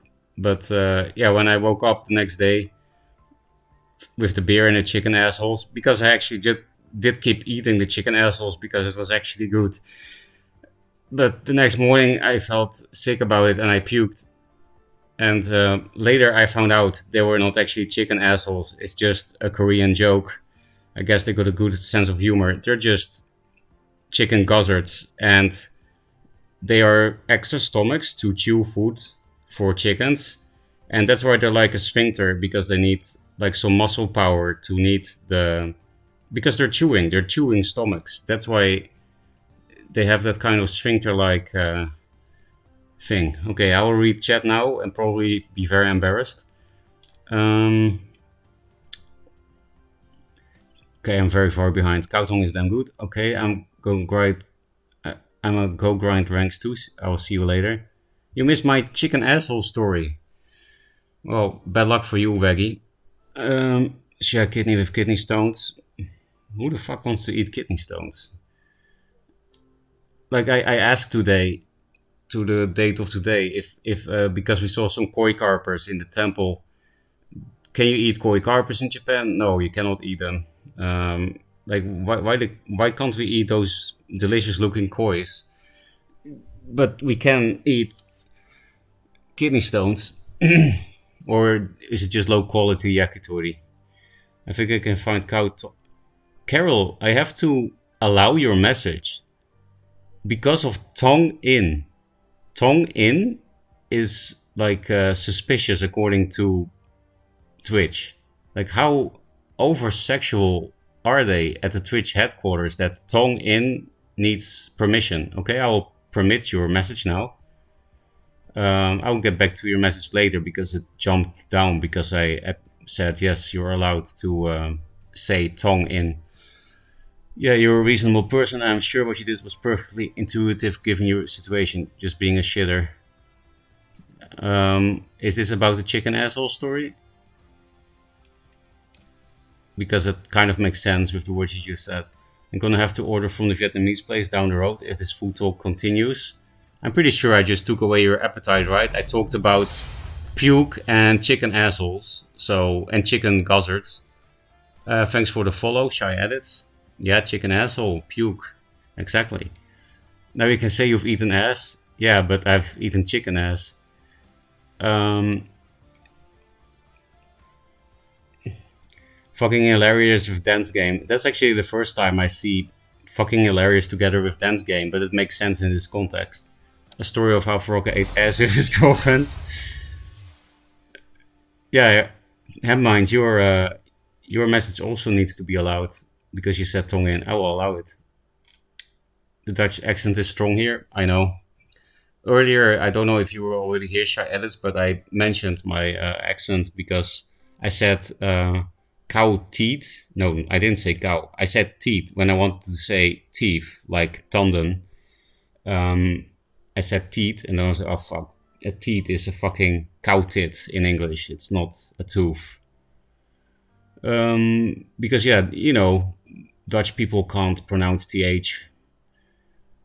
I joined 5 minutes ago. Are you also from the Netherlands or Belgium? Or you just know what it sounds like? As long as I don't see it or smell it, it doesn't affect my appetite.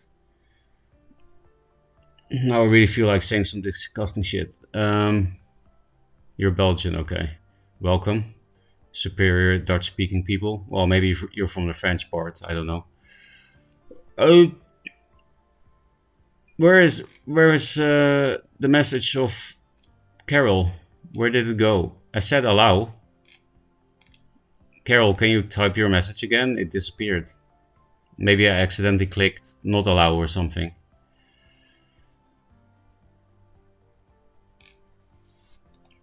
I'm pretty sure I lost viewers on that chicken asshole story.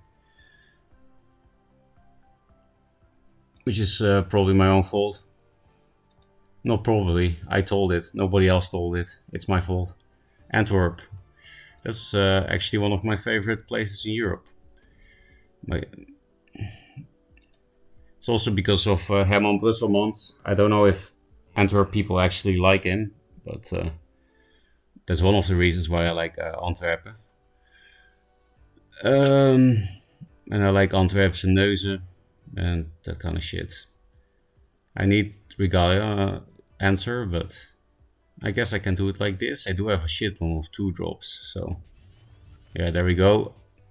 I think I'll just keep the hand. Oh, it's Macer again. Forehead.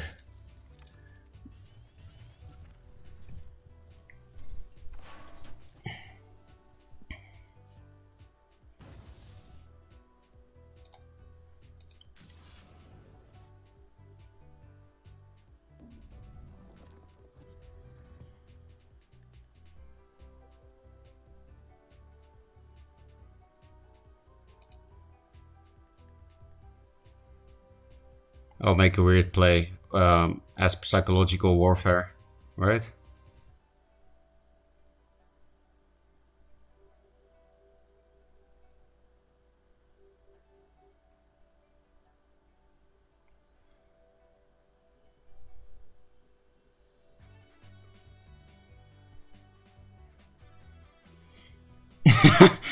Finally, we got a reaction.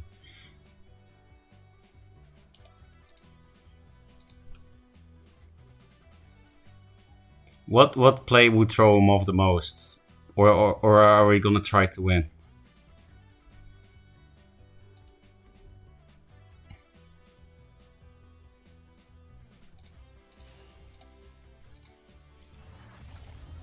Go replace Siphon probably.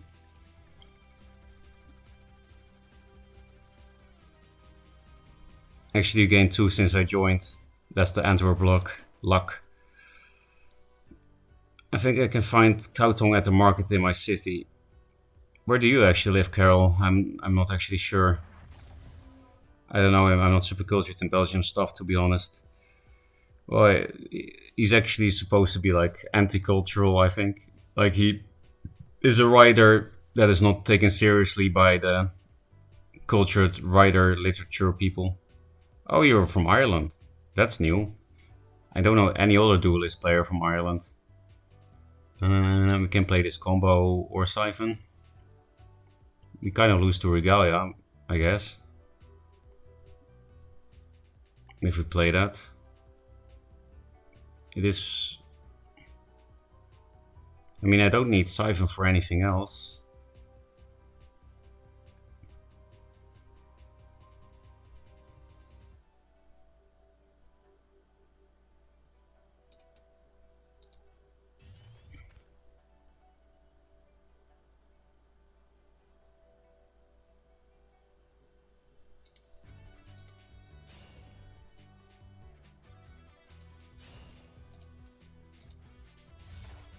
It's still pretty tempo positive, I would say.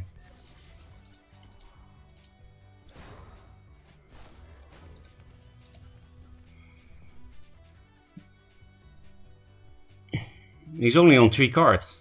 That's pretty good. And we are at 23 health, so...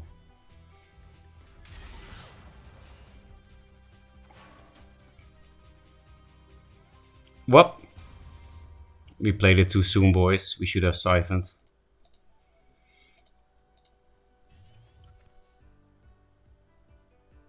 If we get it on the first wish, then it would be great to put it on this.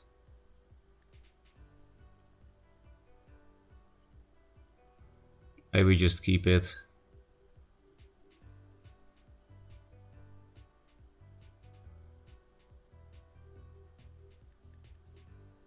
No, we need to deny the mana anyway, so...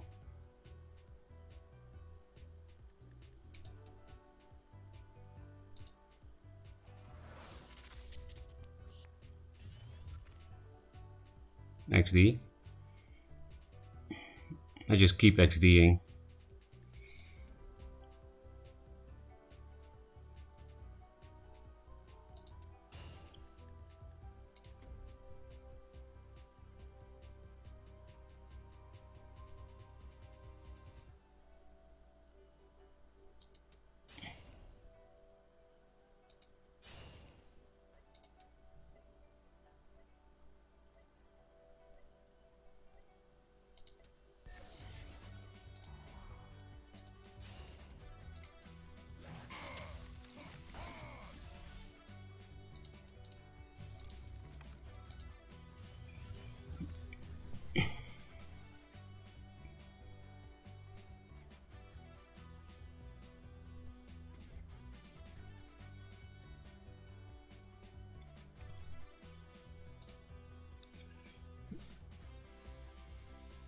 Yeah, Cork Island.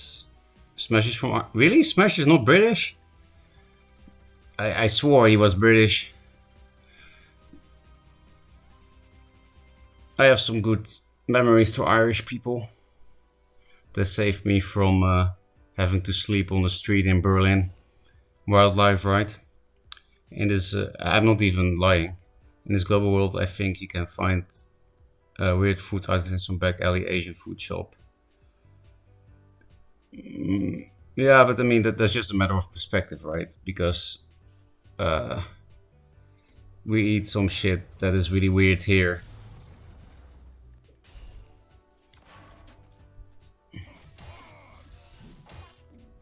Wait, did you answer my question about Duelyst? I didn't hear. Um, oh, I think I read over it. How do you feel about Legends of Duelist versus the new one, by the way, as a watched of pro Duelist player?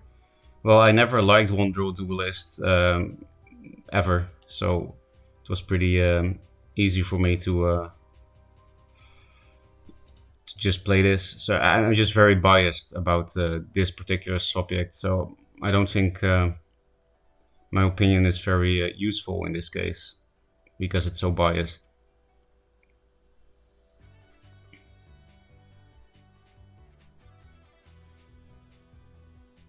Just double Fire Blaze.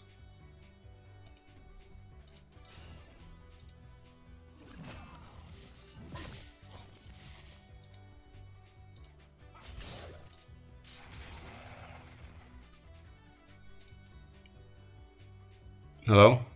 I already did this. I'm starting to think there's something wrong with my mouse. Come at me, bro.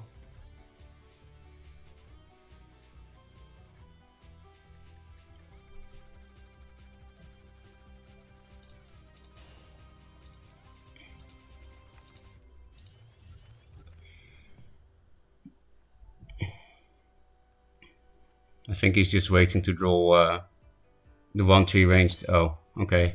We're just ruining Macer's day. Oh, I forgot to tip him.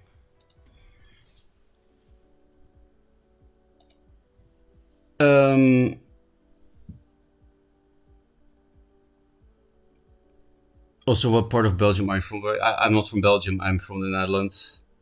I was just saying like, oh, I really like Belgium compared to my own country. Hello for Brussels. Hello, Skippy. I mean, I know you were here, but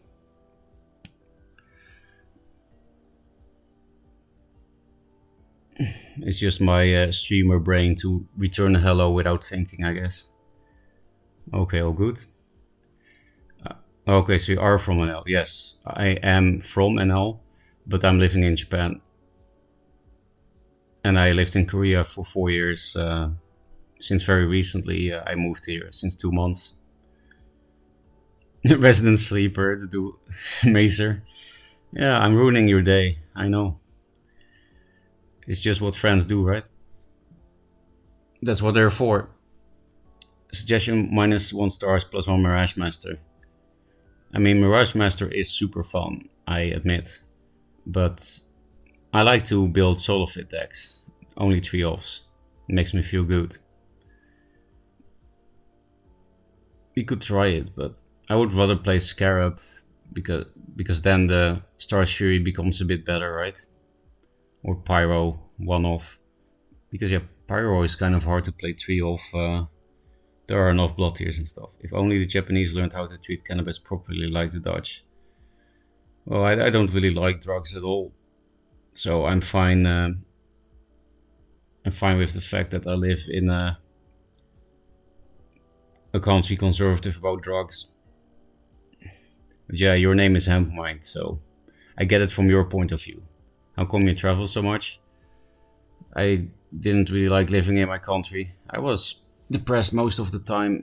Well, not as a kid, but in high school, I didn't even get bullied, so I can't. I would have probably necked myself if I had been bullied in high school.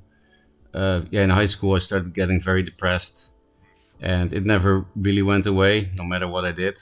So then I was like, okay. That whole Einstein thing about always trying the same thing and expecting different results. I was like, oh, maybe I should listen to that silly old man. So I did something crazy. Because it's not like I had a super big interest in Korea when I moved there. It's just in my university, art school, by the way, it's not a real university. There were for some reason, quite a few Korean students, and they got me somewhat interested.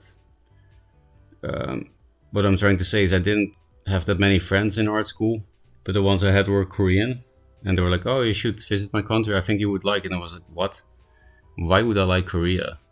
Like I really didn't think I would like it. I was like, I don't have a Asian mindset at all. Blah blah blah.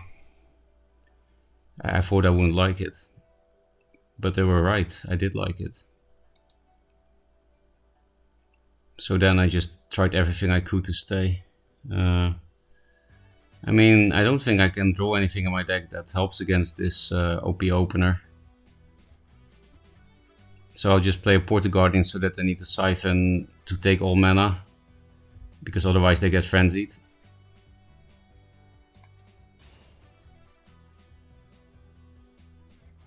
I should probably replace for Primus Fist and Orb Weavers at that point. But fuck it, man. I just don't feel like thinking at the moment. I'm not very good at it anyway. And yeah, when I moved to Korea, I stopped being depressed. And I think one of the reasons is Netherlands has very dark winters, and Korea doesn't. The winters in Korea can be colder than my country, but they're a lot lighter. So I think it was mostly winter depression. And you can't really have that in Japan or Korea. Suggesting Mirage Master not because it's fun, but because I think it's competitive. Yeah, it is a competitive card. I agree, but I don't like one-offs. Could you show me your Songhai deck? I have a few, but I can after the game, I guess. Good players aren't gonna give you stars, and Mirage Master does a lot of good stuff in your deck, I think. I would like 2 stars this turn, holy shit. I think we just back off and hope he gives us that shit. They were in bronze, right? So we can still win. We'll just play another Guardian.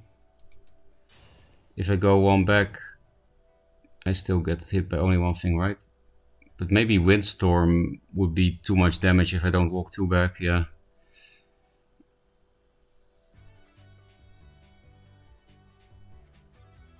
The Portal Guardians take 5 damage with a Windstorm, but at least they don't die. And they will probably get supercharged by the Fury. If they don't play into Fury anymore, then we should probably just concede. Well, actually, they also need to deal with both Guardians because Frenzy. Did not even get bullied forehead. Yeah, I mean, don't you normally need to get bullied to feel really bad in high school? Or does everyone feel bad in high school, no matter the bully status, yes or no? I like how you dealt with your own struggles. Thank you. Interesting, seems nice, really. Yeah, I can definitely recommend it. I think Japan and Korea are great countries. I felt the same thing as well. That's why I stayed in Vancouver for 7 years. You were originally from Philippines, right? Adventures and travels definitely influence you as you bump into other cultural practices of the mind. True. Yeah, I hate winter in Belgium. Yeah, very dark, right? Okay, they did play into it. So now I regret not playing Fireblaze, actually. Just keep being an idiot. It is one of the nicest Furies I've ever seen. Maybe he'll be dead. I wouldn't be surprised if he's dead. What can reach? Only this one can't reach. So we have faster, please. 6. Yeah, well played. 12. And these things have 1,000,000 attack. 12, 20. Yeah, okay. Actually, very fast lethal. So, what did you say about rushes again, Bladden? Star's Fury? What did you say about Star's Fury again, Bladden?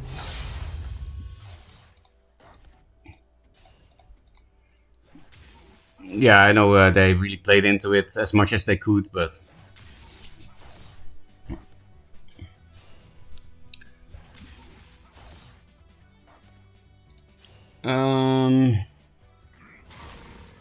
Another 3 stars seems good. Okay, you saved yourself just on time.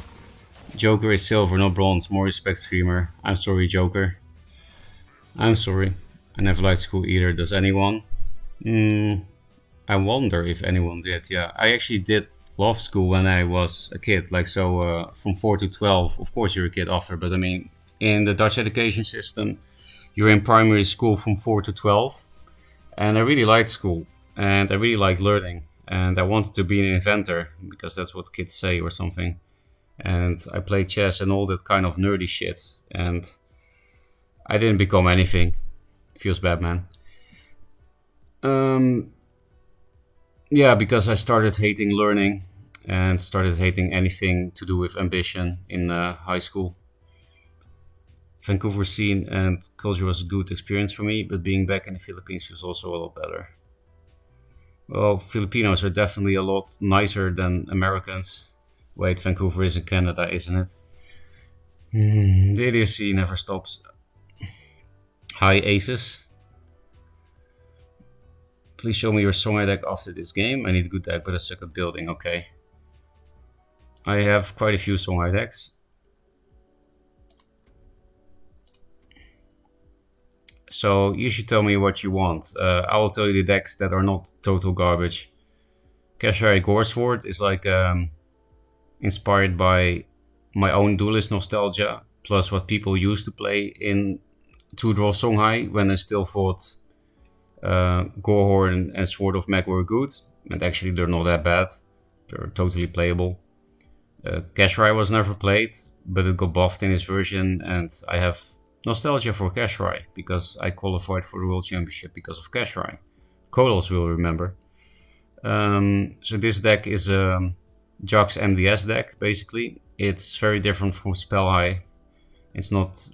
It's kind of weird for most people, I think, but surprisingly good win rate with this deck. Garbage. I think it's garbage, but Mesa probably thinks it's Powers or something. That sounds like a Mesa thing to say. Don't know what this is. Absolute garbage, the biggest garbage you can think of. I don't know. So the only other thing we can look at is Spellhigh, and it's just super basic bitch Songhai. So yeah, let me know which one you want to steal. So actually, I don't have that many Songhai decks because all of them are garbage basically. You played Dually back in the beta days, like first edition. Yeah, in alpha even. I didn't play since Kickstarter or anything, like a late alpha. So I never played the draw to refill your hand. You used to have a 4-card hand size, and it would just fill your action bar again at the end of the turn. I think I arrived very soon after the change to 2-draw. So yeah, the real legacy mode would be 4-draw instead of 2-draw. But in this game they call 1-draw legacy mode for some reason. Best combination of OP and fun. Well, they're both fun. I guess only Spellhigh is OP. But yeah, depends on what you like, right? I would say Spellhigh is harder, so for that reason you could say it's more fun. But the Kashrai Goresword deck is more unique, so that could also be a reason why you think it's more fun. What's more fun to you, a hard deck or a unique deck? Everyone sort of make a Songhai 2, it's really good. Yeah, it is. It's more than playable. It's very uncommon, but yeah, it's a makeshift Mecanter. I've heard stories of back in them days Dually. I came in after the 2-draw change. Oh really? You came in 1-draw? Hi Blob, by the way. Same I was just after the Battle Pad expansion. Oh, so you never played in 2-draw. How are you liking 2-draw Blob? Compared to what you're used to. Spellhigh then, and I would like to take a screenshot. Yeah, I guess I would just show both decks. I'm acting like you only have $1 and every deck costs $1, but that's not the case, right? Kashrai Goresword is like this. Jax. This deck has 3 2-offs. It's not really, almost just shy of a Sola deck. 3 Inner Focus, 3 Jax, 3 Secret, 3 Chakri, which is not great in this list. It's just not there are not enough cheap spells like Mana Vortex and stuff. Still, of course, it's worth running. It's still chokry, but I'm just warning you that it's not as good as as a spell high. Kaido is not great, even if you run triple Miss Dragon Seal and Jux, but at least it's a decent turn 1 play in this deck because you play this other mediocre card called Miss Dragon Seal. But in this list, MDS is not that bad. I mean, you actually need it in this list. This list is built around it. 2 Primus, 3 Taskboard, 3 Gorehorn, 2 Killing Edge. I'm also not a fan of Killing Edge, but again, in this deck, it works because at least you have 5 minions that draw you a card of it. I think Killing Edge is only good if you have lethal or you draw a card out of it. But maybe it's just because I always think about how OP Magmar is, and Greater Fortitude is so much better than Killing Edge. It's such a garbage spell compared to that. Lantern Fox times 3, Sword of Mag times 3, 2 Heaven's Eclipse, triple Kashrai. Kashrai is basically there because this deck has a lot of bad matchups, and Kashrai can help you win those. Not win those like Bill Gates, but win those. Win those. Why? I used to have a proper English accent. Where did it go? It doesn't make sense that I reverted to some Dutch accent after not living in my country for so long. I like the Kashrai Sword style list, currently approaching Diamond 1 with that style of deck.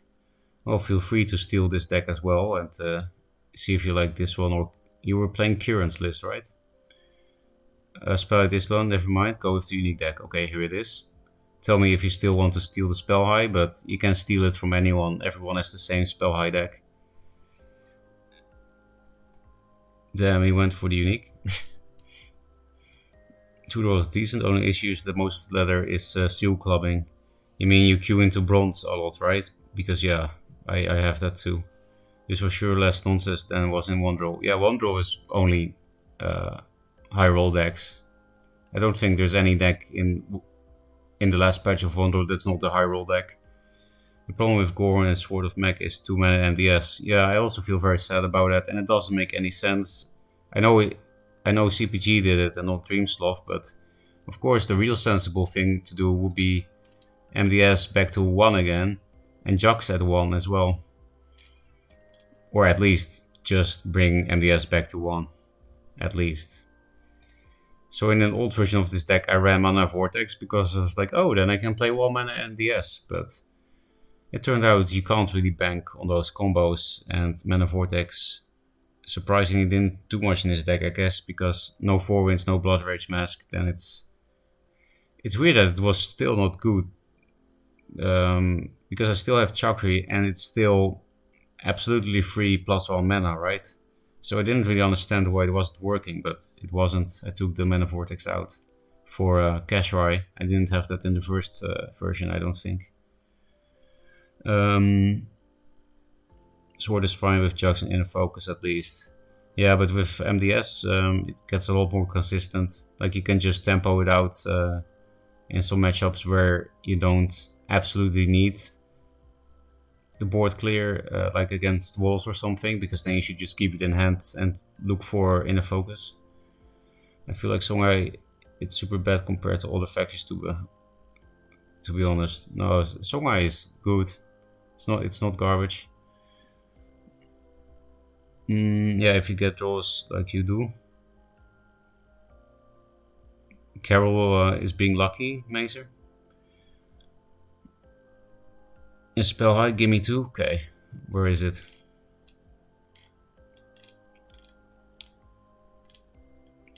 Spell high, I have too many decks. So, triple Inner Focus, triple Jux, 3 Mana Vortex, 3 Blood Rage Mask, 3 Ghost Lightning, 3 Heartseeker, 3 Sage Machine, 2 Chucky, 3 Phoenix Fire, 3 Taskboard, 3 Lantern Fox, 4 wins Magi. 4 wins Magi, 3 times. Heaven's Eclipse, 3 times. So yeah, this just solo fits deck, of course. I've been running Duelyst, a similar style deck. The Thompson can be pretty clutch. A Draggle player, I see. Draggle High player. Maybe it's not just luck. You get 3-card combo turn every 2 game. I hope you guys will fight. I like some drama in my chat.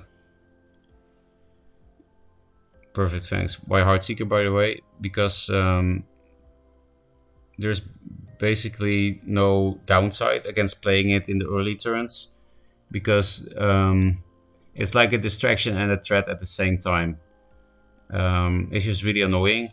Like, for example, if they play a Fenrir, then it's basically a 3-2 that summons a 3-2 because you ping it with the Heartseeker. So, you know, it devalues a lot of early game drops because of the free damage. And like I said, it's pretty risk free because it's a 1-mana card, which means there is no efficient removal for it, pretty much. There is some, but not many. For example, Ambition without Blood Tears. Their only answer is Demonic Lure. So then they trade a 2-mana answer card for a 1-mana threat. So you don't care. That's a losing play, but they have to make the losing play. Also because they're not sure if you're playing Killing Edge. And Killing Edge or Heartseeker is scary. You don't have that. So you don't need to be super defensive about your Heartseeker. It's okay to give it away sometimes to walk into a mana tile for a stronger turn or something. Of course, you should still protect it if you can, but don't waste too many resources on protecting it. But yeah, that's what I mean with its low risk. Because it's a 1-mana card, there's no efficient removal in it. Like, even if it's even like the Siphon Energy, 0 mana for 1 mana, doesn't really matter. Still a card for a card, and you still have a 1-1. And if they dispel it with Siphon, you just keep it in the back. And then in the late game, you can, for 0 mana, remove Aymara from the game because you juxed it with the 1-1. And then the 1-1 can still get buffed with Saber Spine Seals or something and do damage. So yeah, it's just both a distraction and a threat. So your opponent shouldn't waste resources on it, but they have to. So extremely annoying card. Do you just not play around Flash Mercantor? I think the drama might go on. I'm really banking on it, hoping for it. Gotcha, that's some good tips. Arigato gozaimasu. Okay, I probably sounded like a weeb now, but I promise I don't like anime. I didn't need to read that out loud, so. Okay, we caught up in chat. For the people that actually like gameplay, I guess we're back to it. Gameplay in the current year.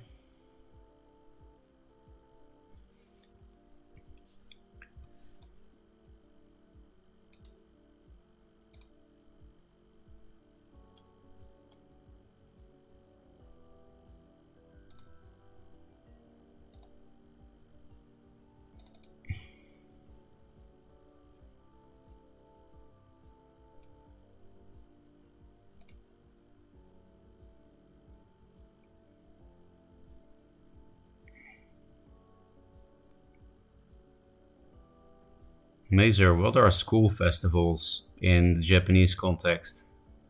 What does that mean? I was reading a message from the Pokemon girl, and she said she has a school festival tomorrow.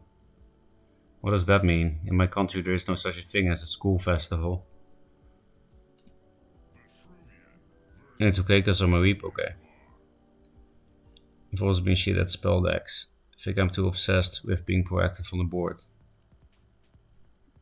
Well, you can be proactive on the board with spells. I think Spell High does that. I mean, there is a day of culture today, so tomorrow is a culture festival. Oh. I did know about the culture day today. And I actually did a cultural thing today. Wow. I'm a real Japanese, I sleep with a katana. The worm coming out of this general's arm in his art kind of creeps me out. Oh yeah, in the main screen, I know what you mean. I think I need to replace for Siphons, because Magmar OP. Okay, nice hand. Of course, they can very easily beat it if they just play Net Selects and Plasma Storms, but that's just a matchup. Spirit Harvester is also pretty good, I guess. I really don't understand why I beat Magmar quite a lot when I played this deck in the first test. Because Magmar, even without Plasma Storm, can beat this deck very easily. So yeah, Bladum's Mirage Master suggestion would help that matchup.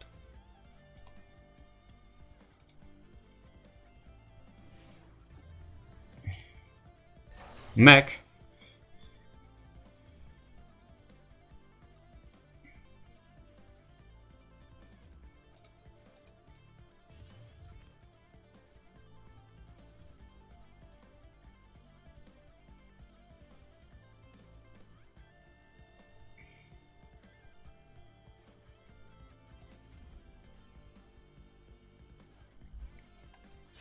This shit here doesn't even die to Flash Macantor, so I think I want to first wish it so that it doesn't die to Net Select.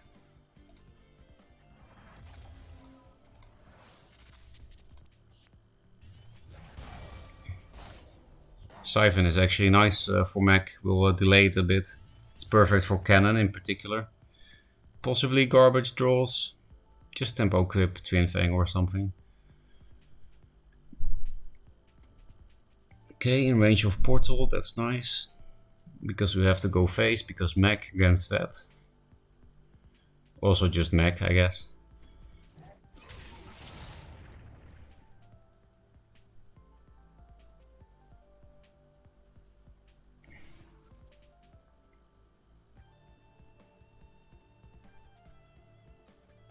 No.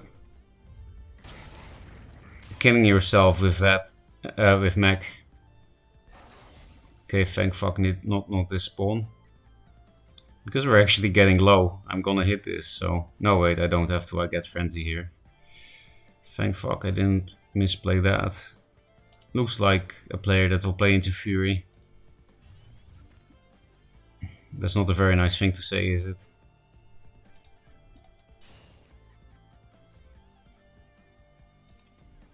I'll play a little bit around Flash Macantor, I guess.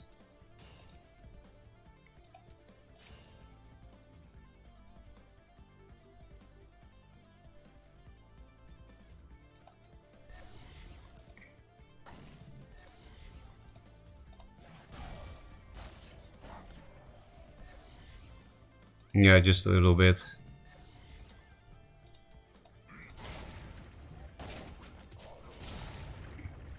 They're pretty much dead already. I kind of like this. If only there was also a minion here, then we would have some very nice symmetry.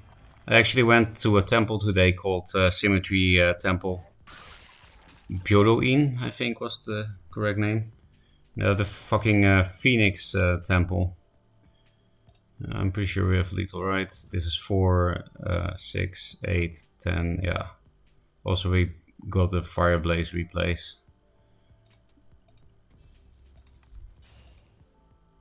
Which means this is more damage.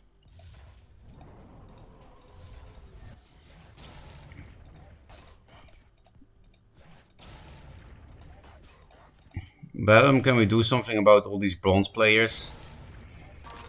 I don't mean remove them from the game, but I mean stop them from queuing into S. I know it's kind of intentional because of the low player base, but Jesus Christ, Twitch is so childish. Fast and Blast asked Mirage Master Macantor will be a wet dream, and I have to allow this or reject this. Like, Twitch thinks this is not appropriate. Wet dream. Wet dream is not appropriate. Like, what if you just were sleeping outside and it started raining, you know? Okay, I allowed the message. You know what matchup Mirage Master is really good in? I already said that. Or you were typing that exactly at the same time. I definitely play lots of Grasp on that because people play into it. Same.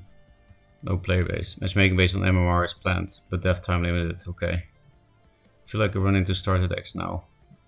Yeah, it's the bronze players. Mirage Master Mechanic will be Red Dream, true. The only way to stop the bronze queue meme is for the game to get more than 70 players. Yeah, there were a lot of players when monkaS was streaming this game, but he's into Hollywood stuff now. Feels bad, man.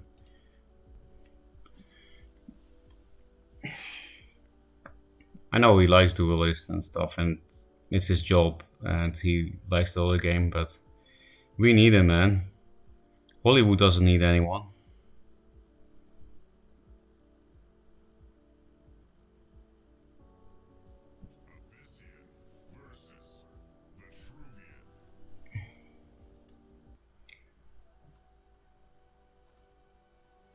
No, we're gonna get Night Sorrowed because number 4 S rank. Are you still in chat, Starhorn here? Maybe I just replaced this shit, but everything in my deck dies to Night Sorrow. I guess he will retake the number 2 position for me. No, I'm just not even gonna bother. Like, I'll just bank on getting lucky is what I'm trying to say. No Night Sorrows.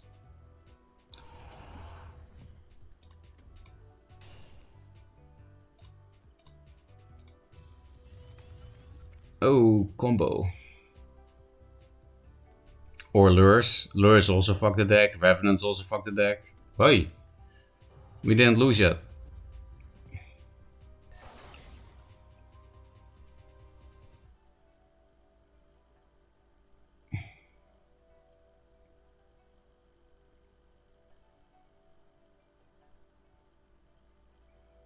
I'm thinking about how can I deny as much mana as possible, but I don't think I can deny the 5-drop, can I?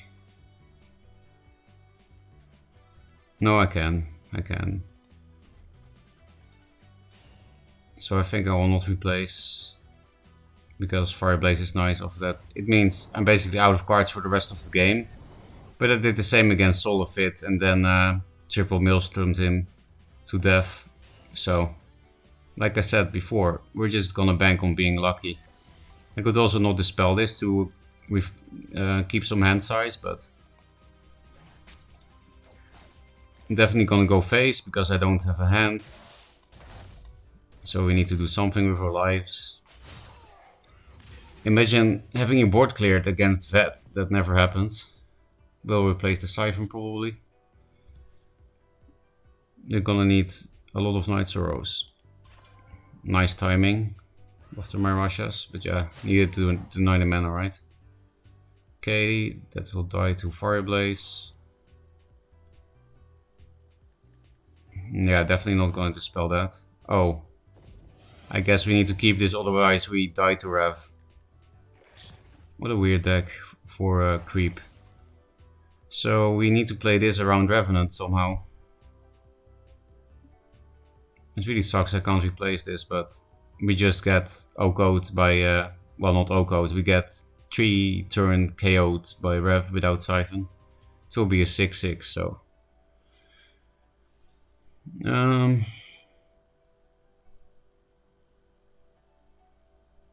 Like if we put it here, actually this thing can't hit anything. So we can also just put the Fireblaze in this corner. And or here to have less bad spawns, but I think he can reach it quite easily still, right? Yeah. If I go here, he can still reach it. Holy shit. So I guess if I do it here and then put the other obelisk here, the range of Rev is crazy.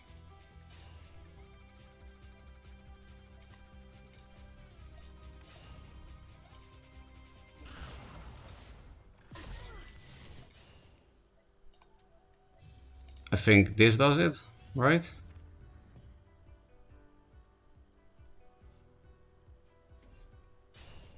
Yeah, he can't reach, right? And he walked into the obelisks, that's also nice. Yeah, it is Rev. Okay, actually played around Rev on Fireblaze. Feeling pretty good about myself now, but we're still gonna lose. especially if this spawns here. I mean, this also works, I guess.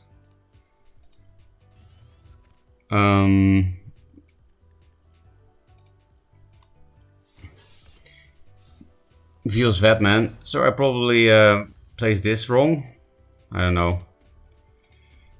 This deck is not fun to play against Abyss players that are not bad. Especially if the Dark second to rev. I even kept a Siphon for this shit. Mirage Master on a Vindied Megasaurus seems particularly good. Aren't you just dead to that mech? Marvel Snap is pretty good though, to be fair. Played the shit of it in beta. I mean, I can't just blindly believe you because I didn't try it. But yeah, I'm not really into card games, which might sound funny considering my situation. But that's probably why I really hated One Draw. One Draw is really a card game, and Two Draw Duelyst is a tactics game with some card style influences, I guess. But yeah, I don't like card games. I don't like RNG. But in Duelyst, at least at the moment, there is a good balance between RNG and no RNG. Thanks to some reworks like Jaxi and stuff. To fair, I know a lot of players interested in this that don't want to give it time. I have to reread it. To be fair, I know a lot of players interested in this that don't want to give it time yet until it's a sure thing. Oh, you think that, or you know that a lot of players like this Duelyst, but they feel like it's not released yet, so it feels like a waste of time. Because then you should just tell them gaming is always a waste of time. Or you should tell them it's never a waste of time if you're having fun. I guess it depends on if you're a pessimist or an optimist, right? That sucks. Yes. Mirage Master seems Oak versus Rev. Yeah. I mean, but you can keep telling me Mirage Master is good, but I already agreed. I do agree. I don't think Mech straight up kills you with Megazord that often. No, because I just kill you with Arc and Rush instead. I know it does one less damage, but I'm trying to meme and failing. I can't queue into bronze players, I just get Mazer every game. I mean, Mazer is a dev, so he probably does it on purpose to create drama. You know, just like how Cyben hard-coded the game to give Magmar Young Scimitar turn 1 every time with a net select and a flash Mecanter. It's Cyben, I know it.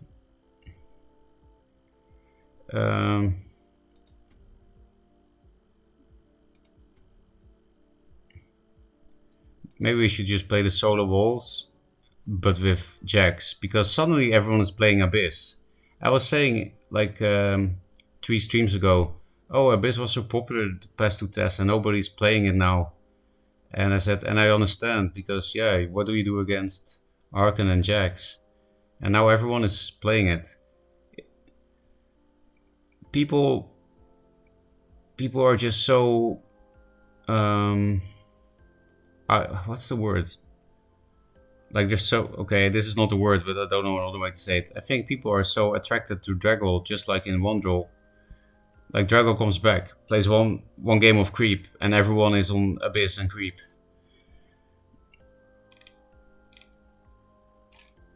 I do hope Draggle is actually back though. Like, because not that many of the top players are back yet. And it would be fun if we had a real scene again, right? And Draggle was like a real community figure, like actually hyping the game up and stuff. And I was like the counterweight, the yin and yang of Duelyst.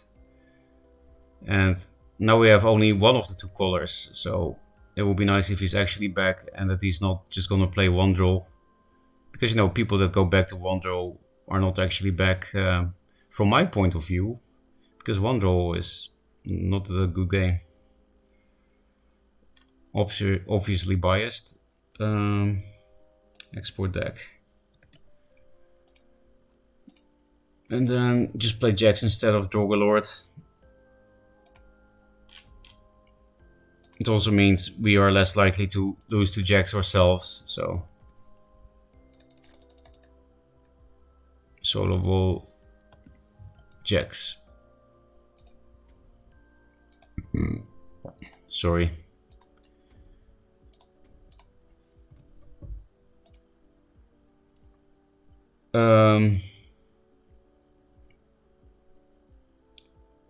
Back to Venner, nice.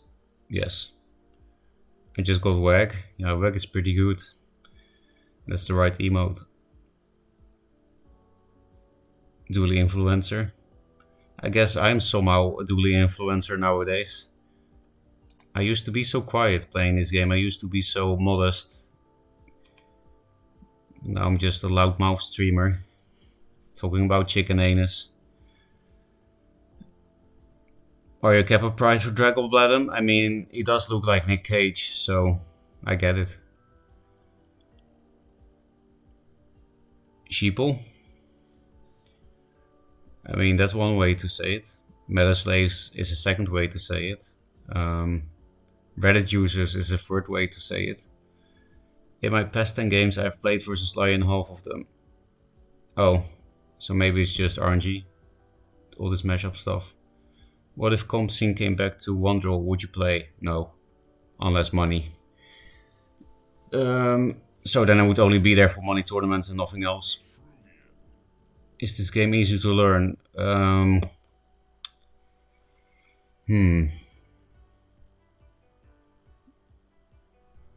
I think a lot of people say this game is not easy to learn, but I also know a lot of people that got to S first month, so I don't know, man. Like, I sucked for a long time, and at the moment I'm back to being sucky again, but I would say I learned it pretty fast, as in I also got to S in the first month. Big flex. An actual 30 centimeter penis.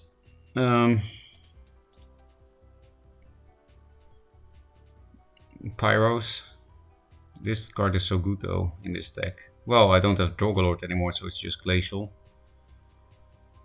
I guess I should just replace Heart for Fenris, right? I'll do the Bladum thing. Bladum, do you even replace the Heart Sister? They could be playing Pyros though. And it's also nice because... Oh, okay. I'll stop roping turn 1 like Misuku.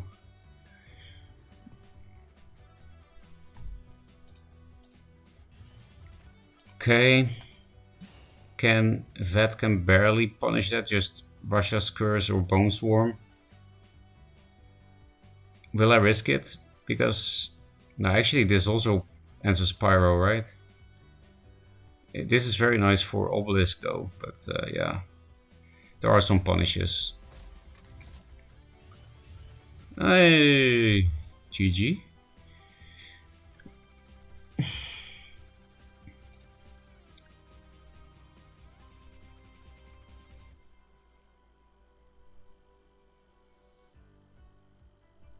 Easy to learn, hard to master. Yeah, maybe that's the right expression. I could see a new player being overwhelmed by the fact that we have all the cards. Oh, we almost got punished for that Snow Chaser thing. How do we win against Artifact? The basics of basic positioning is pretty easy, but there are a lot of intricacies.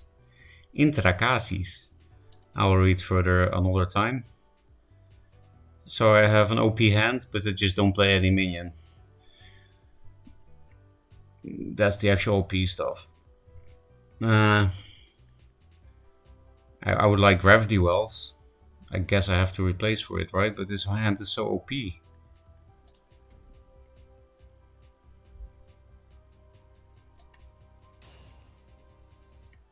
Do you put the Chaser here or the...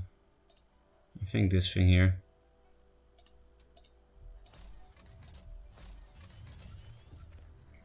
We'll probably replace the Cryo. Maybe I should be a bit more quiet, it's getting late here. Oh, what? There's actually a diagonal blast animation. I don't remember that. No wonder that new players try to diagonal blast if there is an animation for it. I would rather. I know it's overkill with this, but I think this is pretty passive. The walls can help me clear this off. I mean, we already cleared off, but whatever. And now I definitely want to wall him in.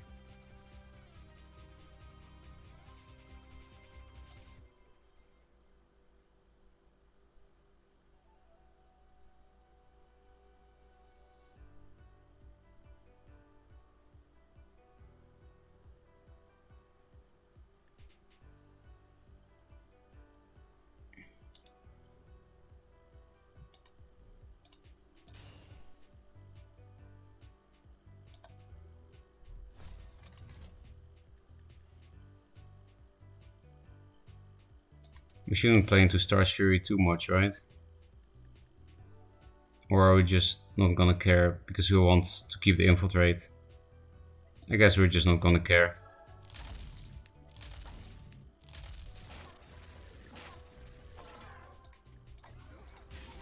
Snow Chaser, come back to my hand.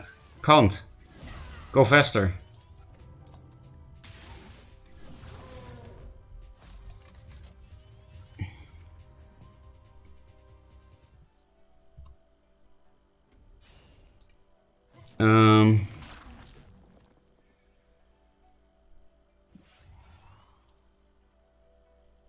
Where are we at?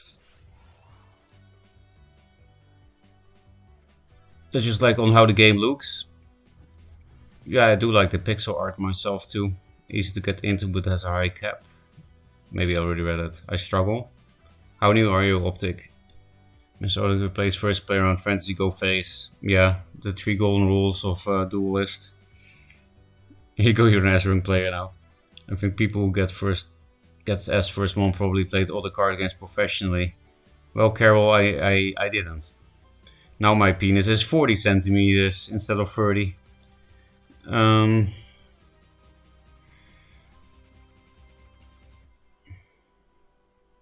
mean, Razorback is already kind of decent here, but I think I'll just... Oh, this thing is dispelled. That's actually good to know. In that case, we will actually Razorback. Do we kill off a wall? Yeah, we don't have... what's his name? Dorgalord. I think I'll just keep the whole hand. Well, they could be playing a bad card like Amara. I guess we could swap it. We're taking too long.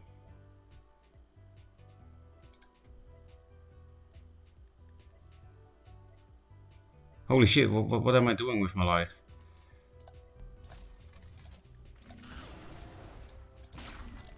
Oh, I also froze that thing.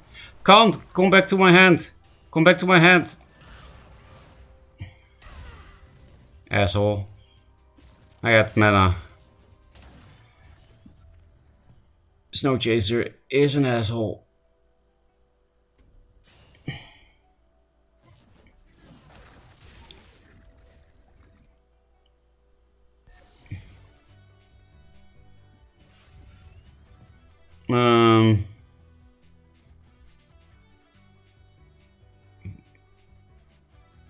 Blah.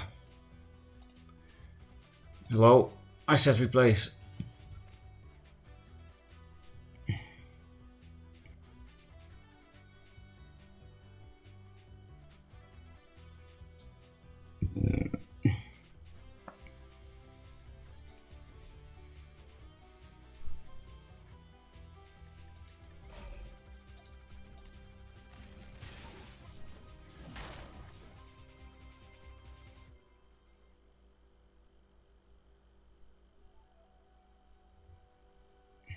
I guess here for Star's Fury.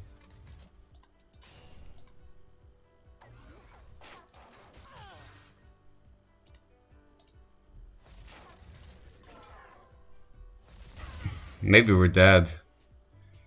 If they have a nice hand with Aurora's Tears, we could just be dead now. Like another staff or something. Because this is not even from the deck, this thing. Tracer? Yeah. With Blast? Or just to stall the damage from the board?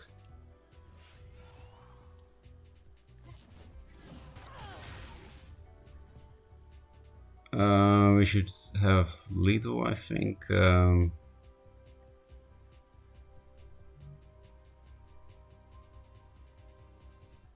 Yeah, we do.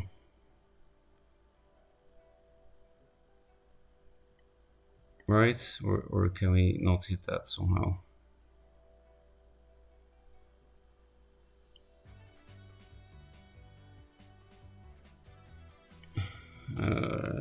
Yeah, we definitely have lethal. I know there is. I know there is, but I can't see it. Okay, never mind. It's not all that difficult.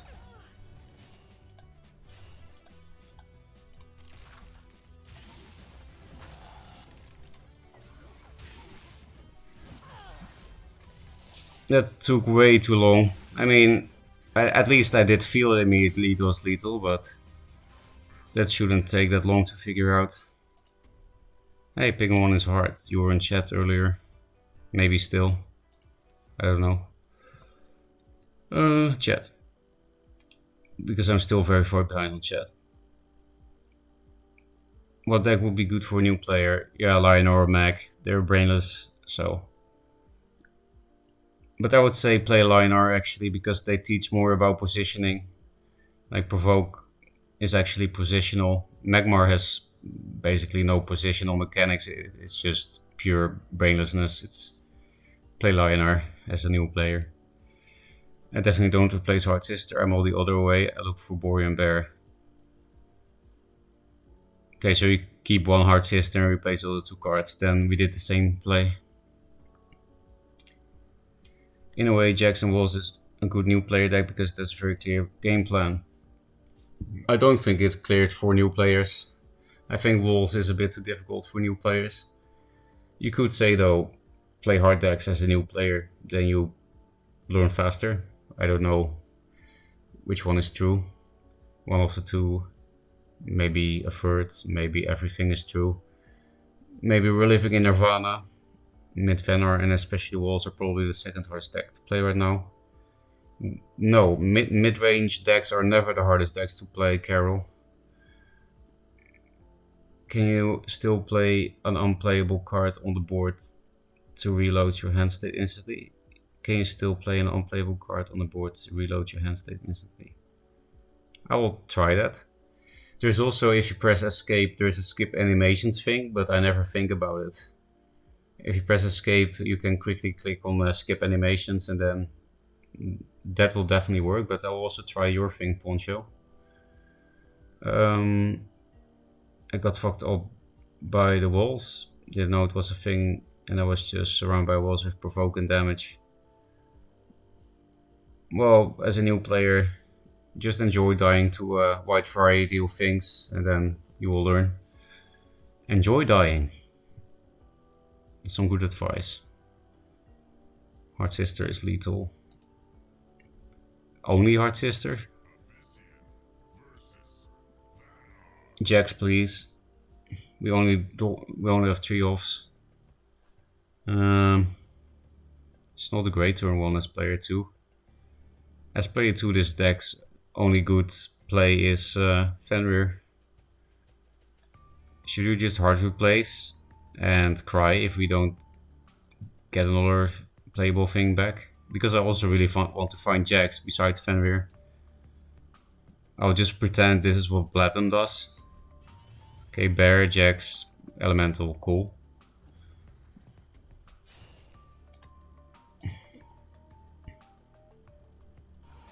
Are we gonna do the same as against Decoy? Be an idiot and play this thing, get lured? I don't want to replace Jax. That's like the most realistic way to win against creep. You see, really everything is playing creep. We didn't even play against Utrachuch before, and when we do, there's more creep.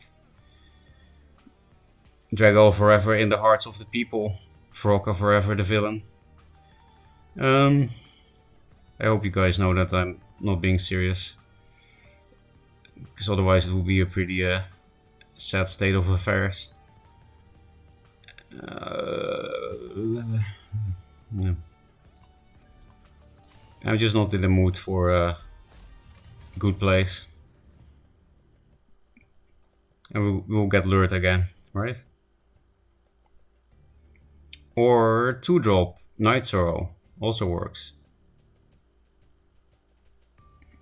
Then we should probably just concede.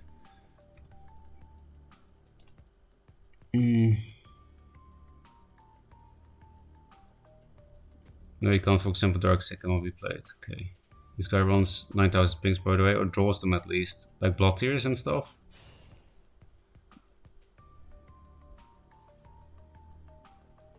I don't look for Fenrir super hard like that. I prioritize really strong turn 1. Then why do you always have Fenrir turn 1 Bladden? Explain me that. Hey, Mazer was right. Pings. Do we just keep this because we're gonna play 2 2-drops?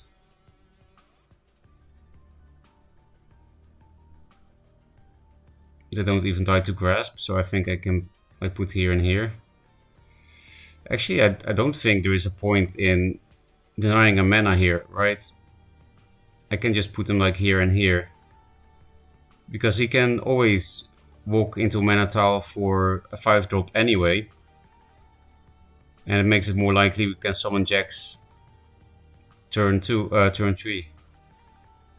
The only thing is that they can summon something in the tile and walk down. Do we care about that? They will have 4. It means they can play Night Sorrow, walk down, Night Sorrow again. Okay, maybe that's bad. Is it? With this thing? They don't really have other 3-drops in Abyss.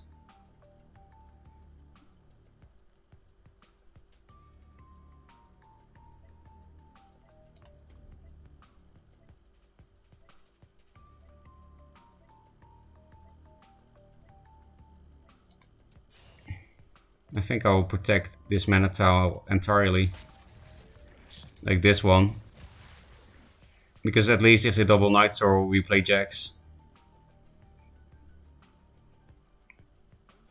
Of course, 1 Night Sorrow means he can walk into the tile after stealing this, so not sure if this was that great. But I'm just expecting we win with Jax. On the other hand, Mesa said this guy only draws pinks. So he only needs to draw 5 pinks. And Jax is gone. I think you play the bear so that the second one threatens the bottom tile too.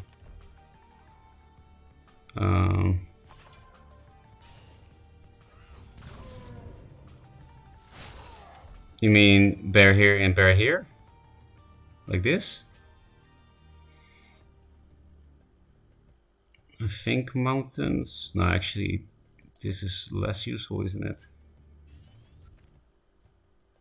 I wish I could play Jax and kill this thing with my face.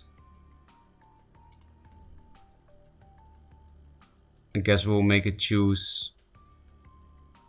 It means we'll play into grasp.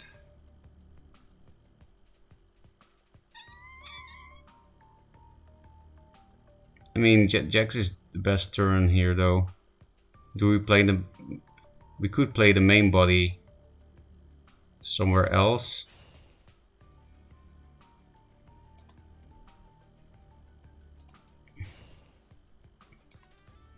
Because if we put it here, it's a big grasp. Mesa, do they play grasp? It will probably be too late for me to read. But I'll go back to chat right now and cheat.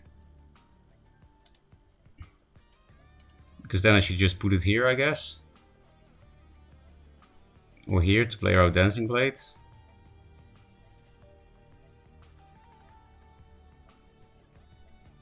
Okay, fuck it. We'll play around grasp. You'll be like, why is this guy roping every turn when he just has good plays? Well, I'm not entirely sure if this play is good because my elemental dies, one of my Jax dies, and apparently they have 100 pings, so I will be replacing for a new Jax, I guess.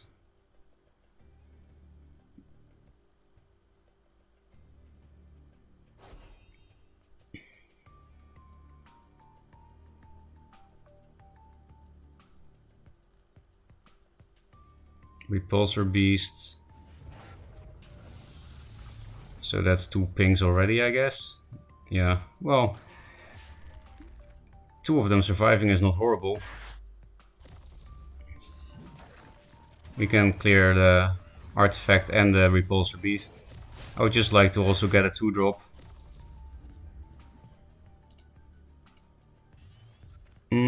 Good enough, I guess.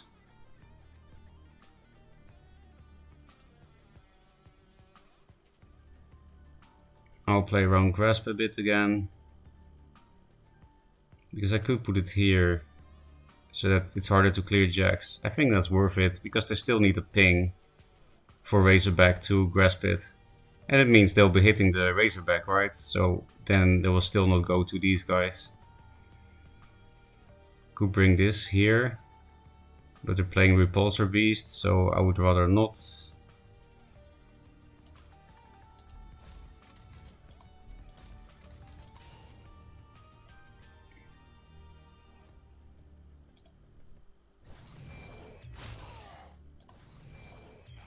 Creep, so we have to hit, even though we don't have healing.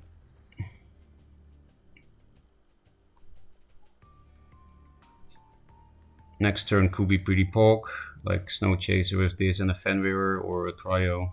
We'll probably be replacing a Cryo. I don't remember, I don't play into it. Okay. Yeah, I also didn't play into it. Alright. If they don't play Grasp, they're not. It is a good card on ladder. That's true. But okay, Poncho Shed, yeah. So it was like this. I'm trying to think what I've played around or like played into for our for our game plan. All the way down. Hooray, no blood here.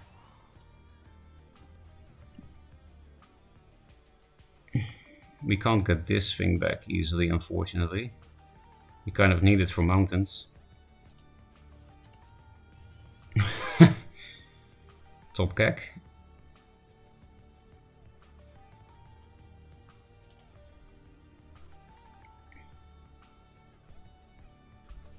How the fuck do we play around Nova and Grasp with these 2 Fenrirs though, when we also need to move in?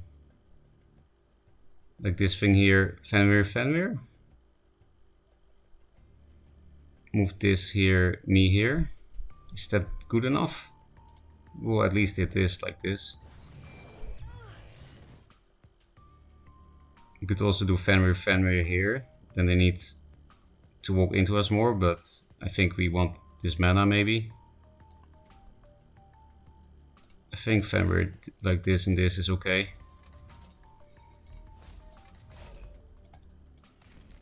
We could go here against Nova actually, I think. I don't think we care about Nova face, right? We can just raise him easily.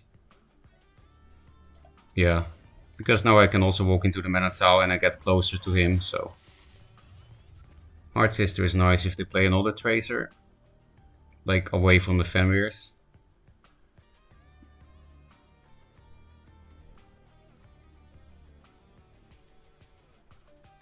Aspect of the Mountains is probably gonna be good next turn because they're in lockdown. The minions will be hard to play around it. Okay, boring card. Don't think that's worth a Mountains with this Cryo. Maybe just replace into a Vesper. Don't think we need this, right? Yeah, replace into a Vesper, that's what I mean.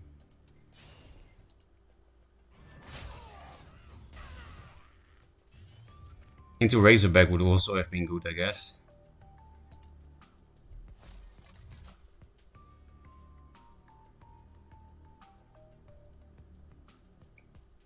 We don't have to totally play into the creep shit and the Grasp. Play around Dancing Blades with this thing instead of the Chaser is worse against Tracer.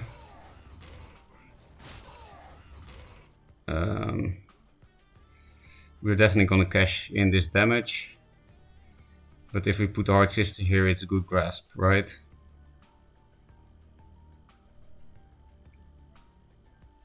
So I guess we'll put it here. It's also again a little bit better against Tracer. Hello? My mouse is doing some weird stuff sometimes.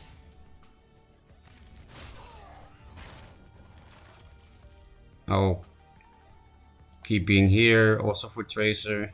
Because yeah, Nova on this, they can't afford that. They can't do it. They will die. So we finally win against Creeper with this deck. Guess how? We started playing Jax instead of Drogelord. First time we do it. And it immediately works. Frostbow Naga.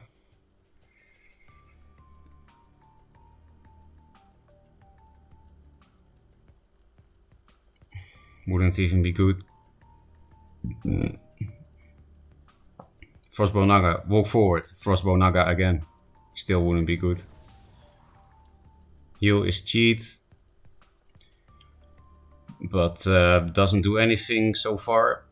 I think even another Juve, right? Night Sorrow. Void Pulse. Yep. So 4, 7, 10, 13. So why didn't they just concede? Because this thing cockblocks me, that's why. Well, obviously it's not gonna matter. Shall we just kill our own Fenrir with Cryo? Is that the most stylish play? 4, 7, 10, yeah, before I make a meme of my meme. To a minion, yeah, you can do it on yourself, okay. Let's show him who watched Jay play a tournament recently.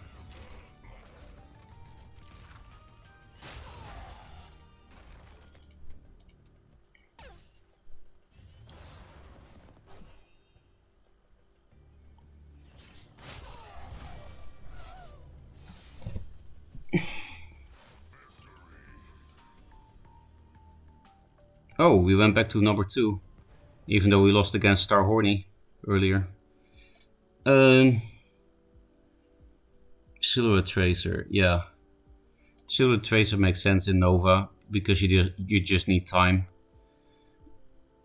to draw and play the Novas, and Tracer gives you a lot of time against Linar and Magmar, for example.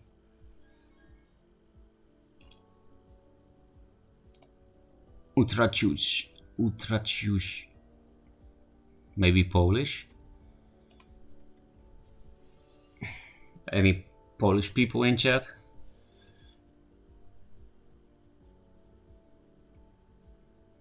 I like Okurki Kishon.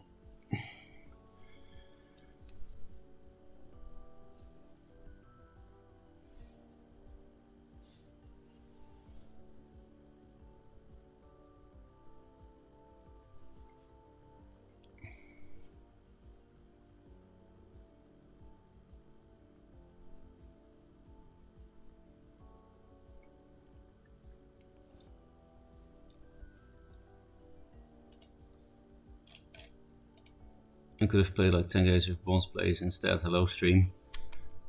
Lol. Are you in chat? Oh.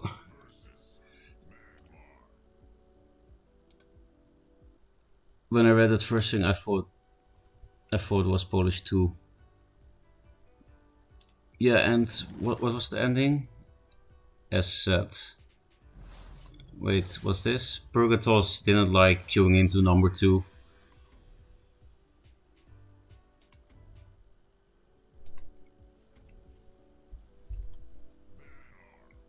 Buying codes. Also a viewer. Never replacing this in a mirror. And this is OP if you go first, so I'll just keep this hand. After that I do have to start replacing for Jax. But they're going second, so they'll probably just win with their own Jax. We almost had a disconnect win con. Now, yes, did I miss any stories during our game? Not really, but you did miss a chicken anus story much earlier. You should feel sad.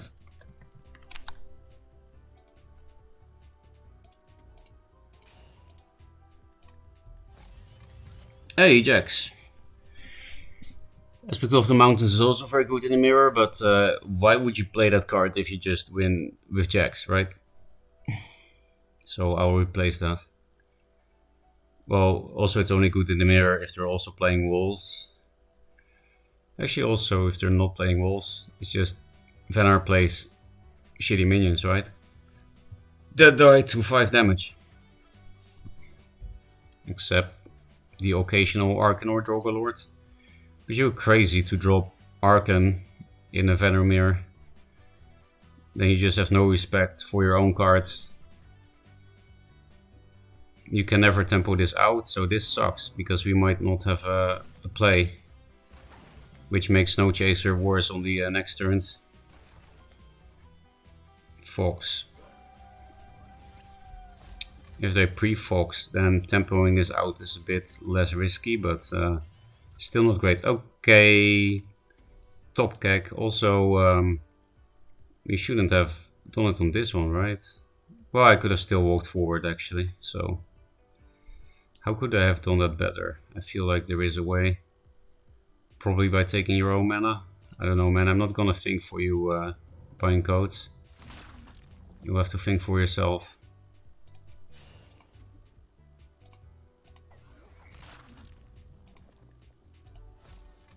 Two Chrome Gold targets. And another Fenrir. So yeah, the only way we can lose this game, I think, with our current draws is if they play Jax first. Which is easy if you go second.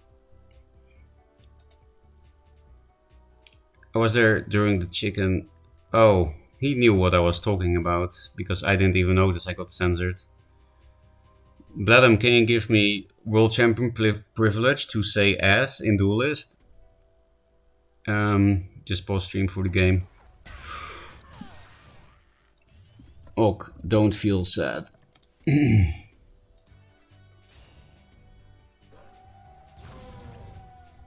You play pinks?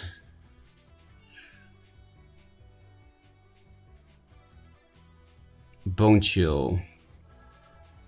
I mean, I'm happy to see that without elementals. Chaser. I guess he's just playing so that we don't play Jax first or something.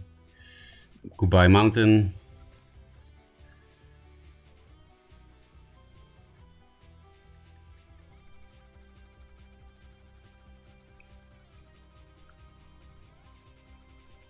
Do we care about his value trades? Or do we care about him playing Jax next turn?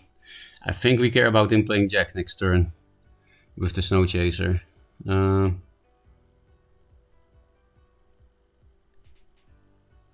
He can't play Jax if I just hit this, so... Because I was thinking about like hitting a wall or something. But...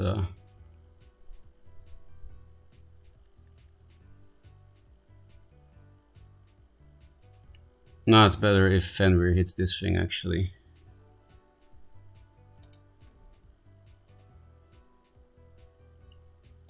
Because of the 3 attack.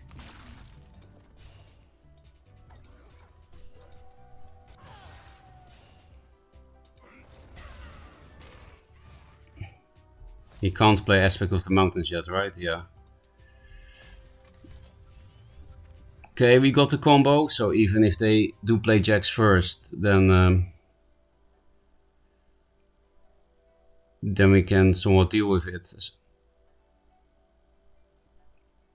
So we're looking pretty good here. This is not as strong as this, obviously.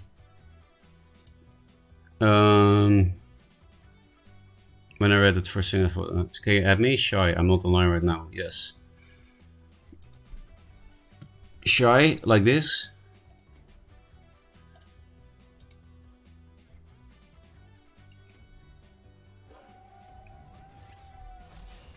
Okay, so we cannot play jacks.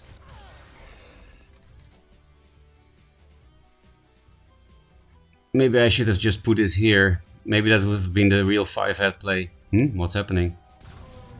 We do play jacks?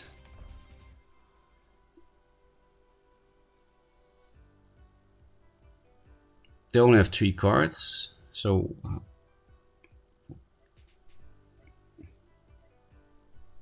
Oh, gravity, well, no.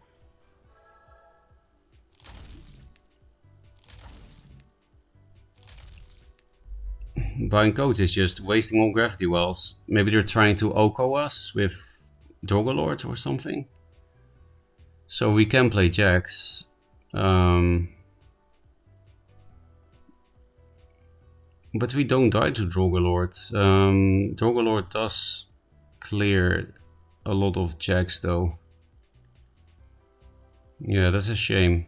I think maybe we should be patient, but the problem is patient means we clear a board a bit with this. But then that means we get fucked by their jacks. Oh man.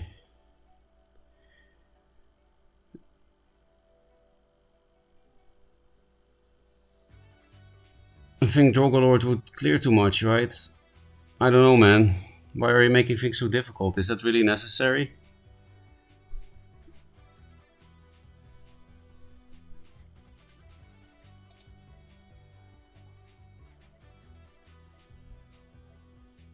We'll play a bit around their own jacks.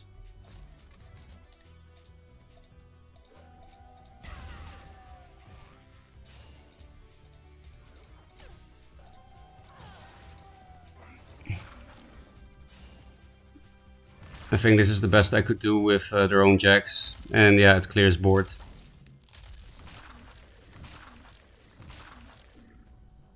That's why I put this in range, because then it can kill jacks. Oh, I think we made a good play.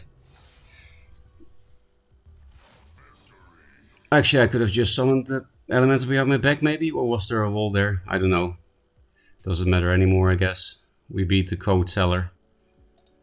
The code vendor. Hello, at Ferocca, can you show this Vanna deck after fight, please? Yes. It's basically a solid fits list. I mean, he has a version that's exactly like this, maybe. Not sure, because he doesn't play Cloaker in many versions. But yeah, you can play a few different 6-drops. You have Jax, Drogolord, or Arcan, and then you can also maybe play the 3, like Bledum does. So yeah, I guess you have 4 different win cons for this deck that you can do for Jax. Then you have Mountains, Razorback, Gravity Well, Elemental, Fenrir, Cryo, Heart Sister, Cloaker, Borean Bear, Bone Chill, Snow Chaser, Aspect of a Fox. You can also replace either Bear or Cloaker for Rust Caller. And it would be nice if you could put in Rejuvenators and Mystics, but you know, you have only 40 cards in the deck, so that's your problem now. Just disable filter in settings. Oh, I thought it was like censorship from higher up, but I was actually censoring myself. Yeah. I feel like a conspiracy theorist that's like, oh, the government is making me wet when they're sitting in a bathtub, you know?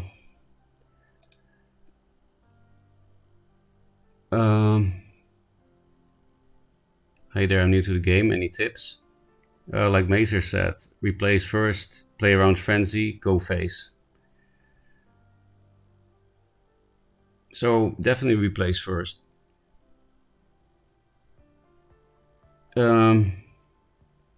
Get good is always good advice. Replace first before playing your turn is usually a tip for beginners. Yep, exactly. We're all saying the same things here, I guess. Nice hive mind. Makes sense. Hard to remember, I can do that otherwise. You mean you're usually replacing last? I see even a lot of veteran players replace last almost every turn. I don't know why. It's like a basic rule of Duelyst to replace first. I guess there are exceptions. Sometimes you draw first, then replace, because otherwise you can draw what you replaced. But let's not get into that. As you're a new player, just replace first.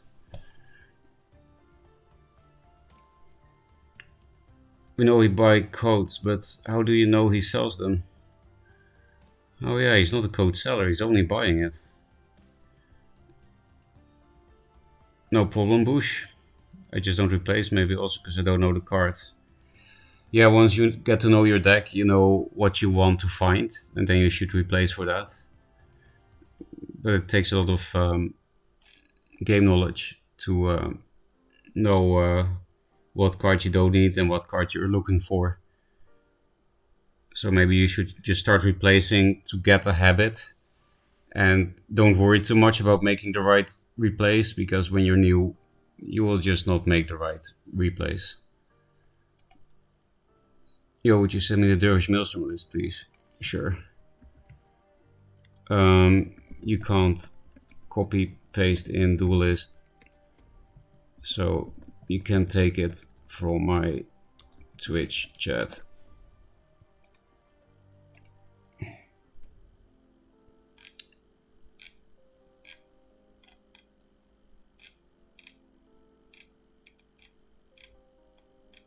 Where is it?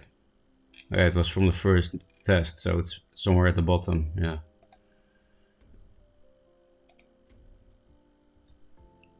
This deck is literally my only accomplishment in Duelyst II.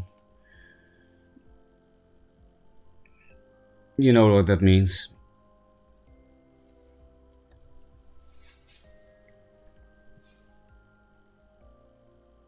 It's just very cold.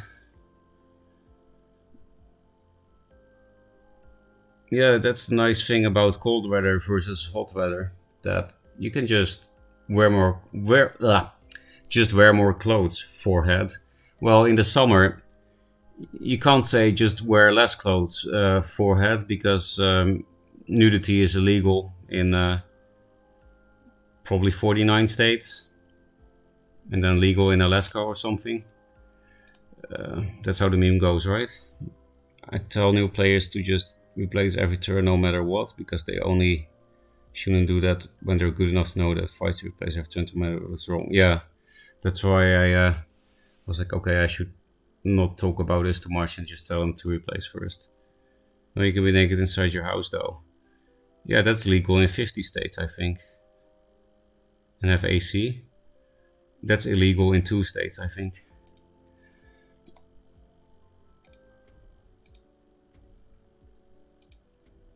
It's probably illegal in California, because who the fuck can pay for an AC in California? Well, I guess the Silicon Valley people. So what the fuck am I saying, right?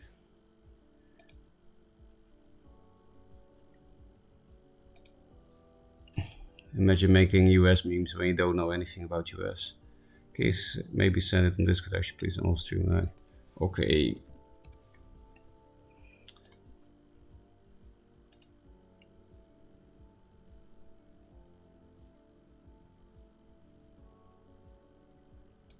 If you guys hear Discord pings, then blame WAG for the ear pain.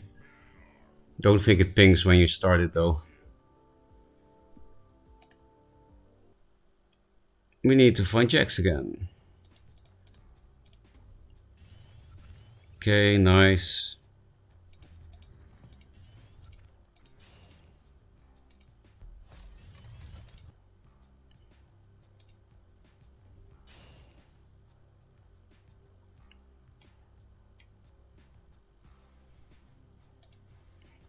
I'm just trying to find WAG. It sounded like nothing was played.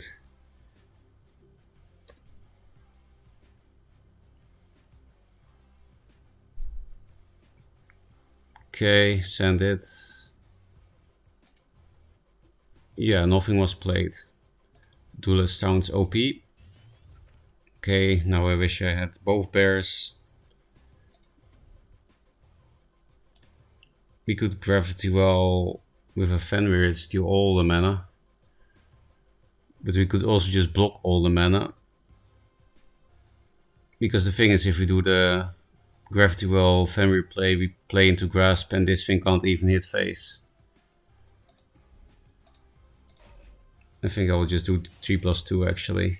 That sets up some nice wall shit. Since this thing already dies to Spectral Blade, might as well play this thing to Spectral Blade too. Spectral Blade Grasp is decent, but doesn't actually clear the Fenrir.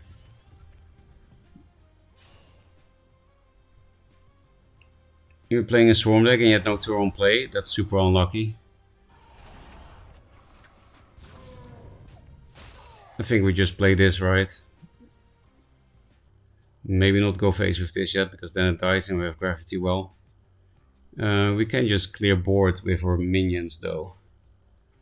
But then again, we don't go face with the bears, right? What else are we gonna do this turn? Let's just switch our brain off. Let's not give him Infiltrate. And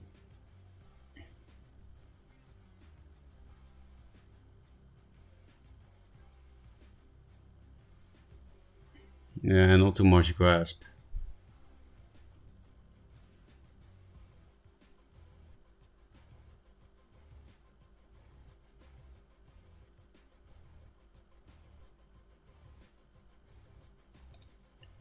I guess we put it like this, play around Grasp and make getting out of Infiltrate hard.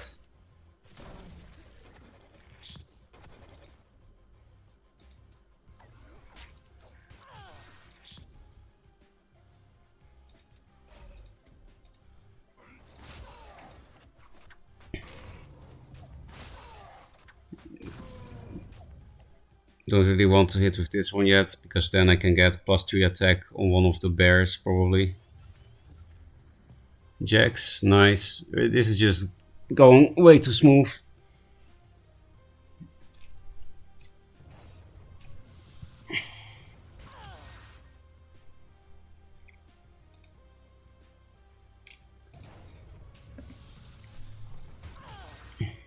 Double Void.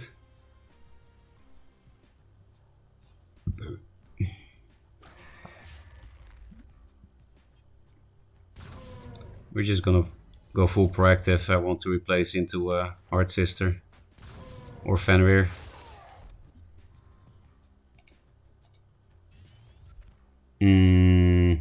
I kind of need to keep that for Jax, right? It's just, it's really nice this turn. And yes, we could set one up with Gravity Well, and then it's even nicer. Or again Jax, but there's no way to play around Grasp if we make that kind of Gravity Well play. So I think I will just... That means I will also hit face with this thing, right? Yeah, why not? Let's just put maximum pressure on here.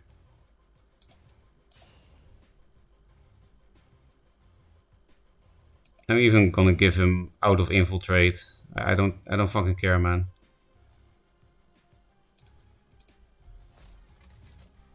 Actually, that still really plays into a big Grasp. So I will really give you the out of Infiltrate if you want, but then run away from the chaser, awkward shit. Okay, it's too late, I already committed.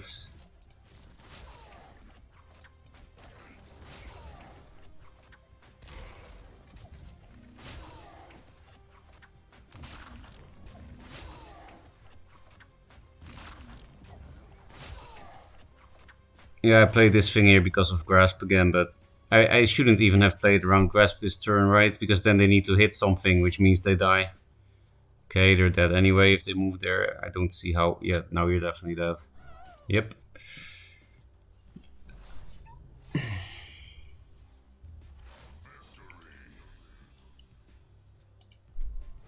Such is the life of queuing into number 2 as a silver player.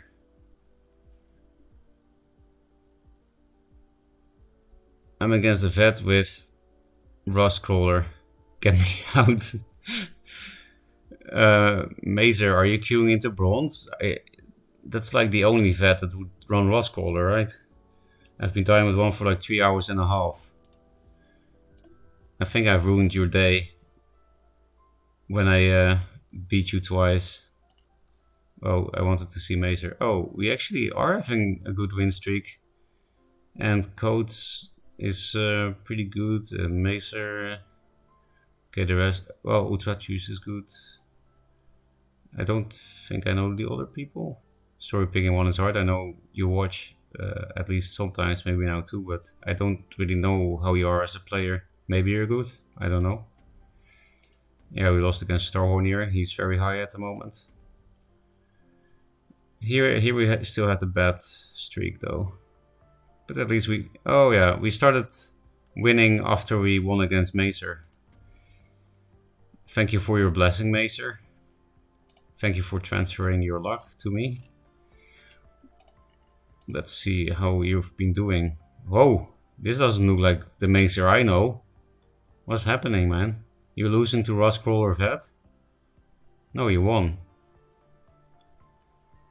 Ambind. Magmar. I wish I could watch, but I can't. Mazer, did you block spectators?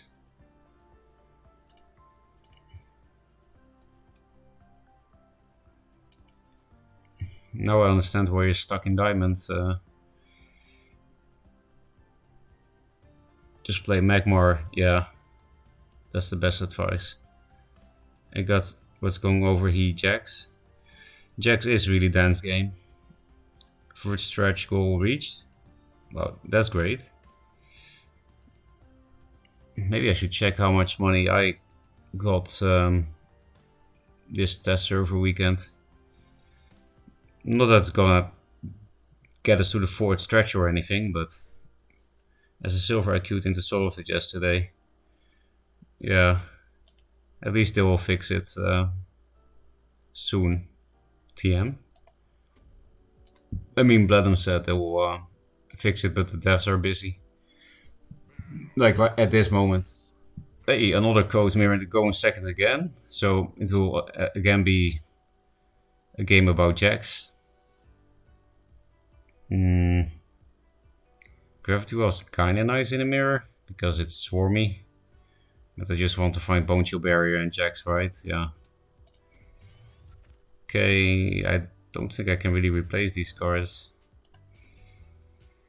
Which, maybe not smart, but you know, elemental in a mirror. Yeah, I know that Venom can answer them very easily, but I mean, how do we deal with their walls without these things? Just tempo out a Snow Chaser here, please. That would very much amuse me.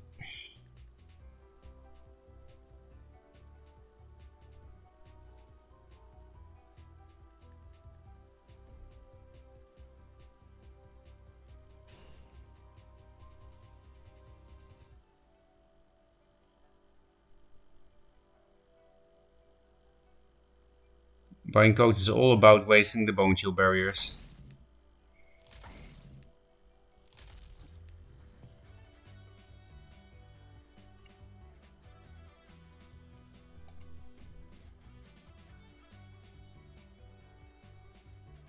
I think we'll just deny these 2 manas.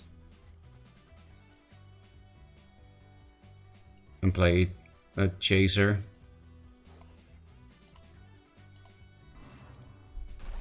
Still keep these cards. I know I should find Jax, but these are just so nice.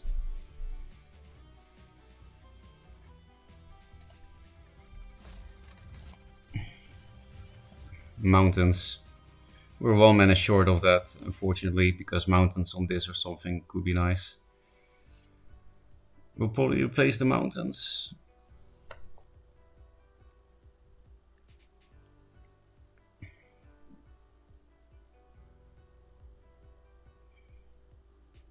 I actually can't even hit walls next turn. Oh. Did I misplay?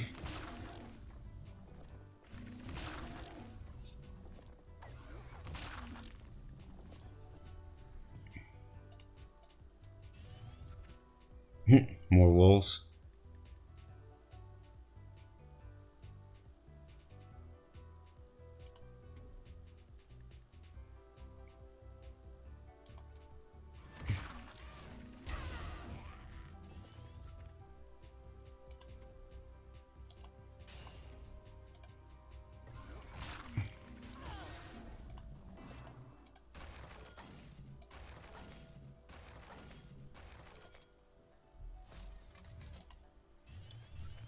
Okay, we got a bunch of barriers, so we don't even need to find jacks that soon.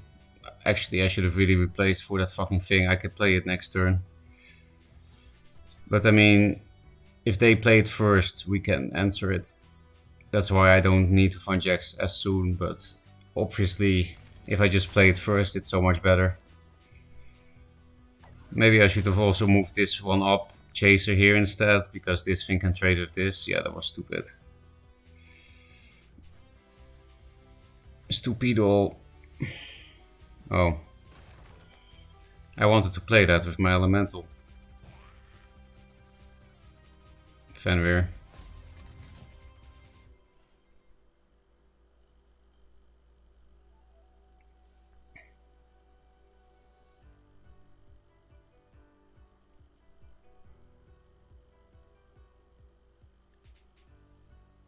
I think I'll actually replace this and maybe do this plus Fox on this.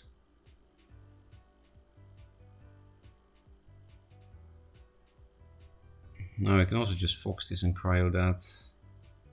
Maybe just replace for jacks. There are many options this turn actually.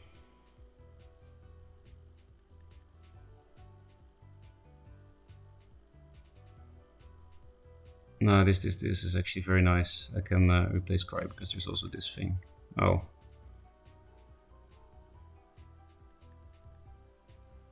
One, two, three, four. Okay.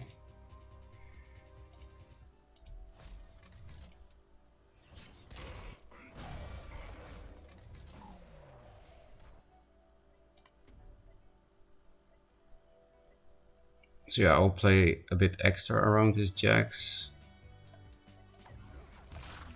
Like this.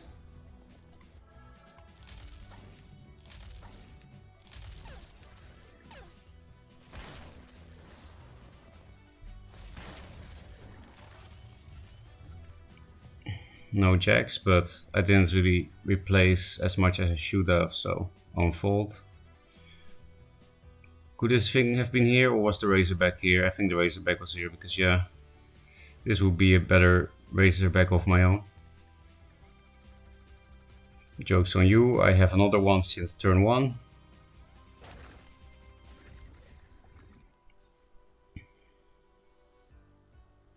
I might just make this face play, because otherwise I can't even hit with the Chaser as well.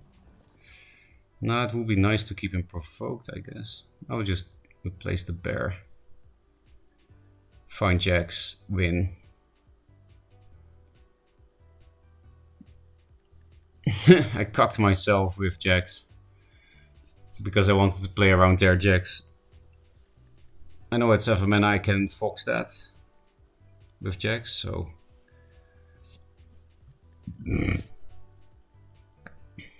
why do I burp so much? It's not very charming. Oh, I already read that. Congrats, getting destroyed by Soul of it is a rite of passage. GG at Duel Mazer. It was a dense game of the GG man. Yeah, Headmind plays lizards, so what's that thing? That's a thing I don't care about, right?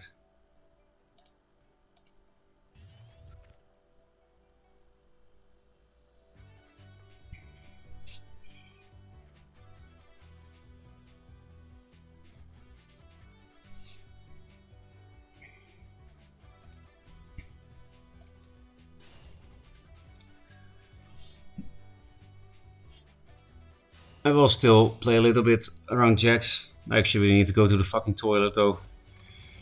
Just gamer, move, pee my pants.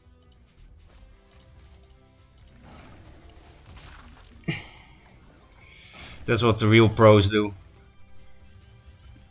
More elementals. I feel like I've been drawing well, but I'm not really doing anything. I am playing around mountains, by the way, Snow Chaser Mountains. I'm not doing it perfectly, but... Holy shit, I need to pee. It's actually painful. It's the fucking tea ceremony. That's why... Fucking tea. I love tea, but...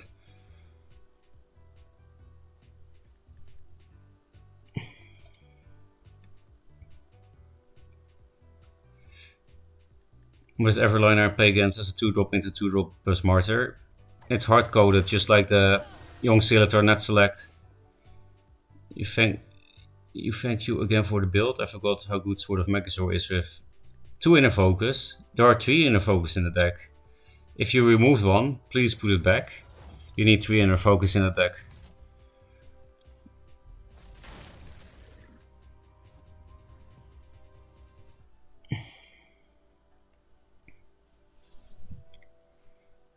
Um, 8 damage, 12, 15. Oh fuck!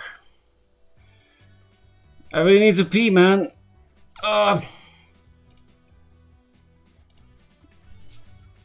Fuck.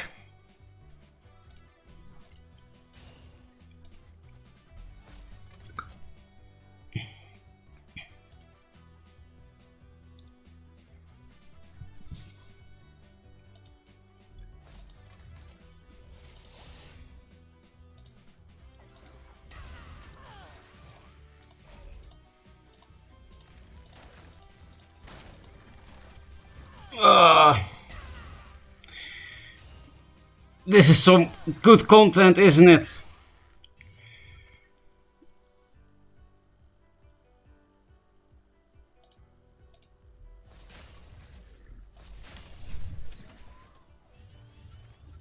Hey, we can answer jacks even if they clear our board somehow. And then play jacks, which is not possible. Coach, please take a long turn, please.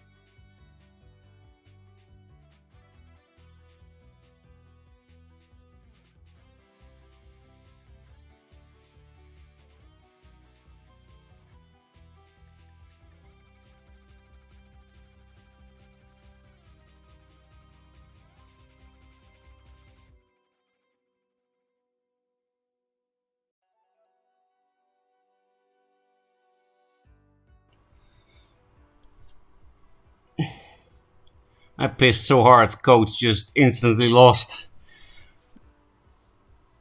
Ugh.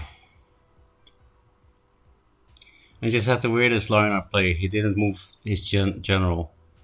Yeah, that doesn't sound like a proper Lionar.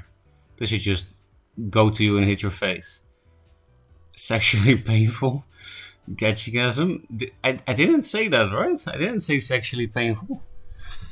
Is that your interpretation? Clip this. Okay, I will be forever remembered for this. Well, if it makes me famous on Twitch, then this is how I sell my soul for money, right? What's his name? Jeff Bezos? I don't want to suck him off though. I really don't. When people talked about trickle-down economics, this is what I had in mind.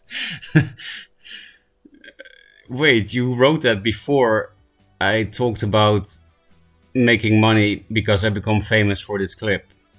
And then, wow, that joke is actually much better after I said that. That's some future sight, Eurasian J. You have some, some good skills to predict what card I was gonna play, I guess. Like a real Songhai player. And I played the card, be a fucking clown.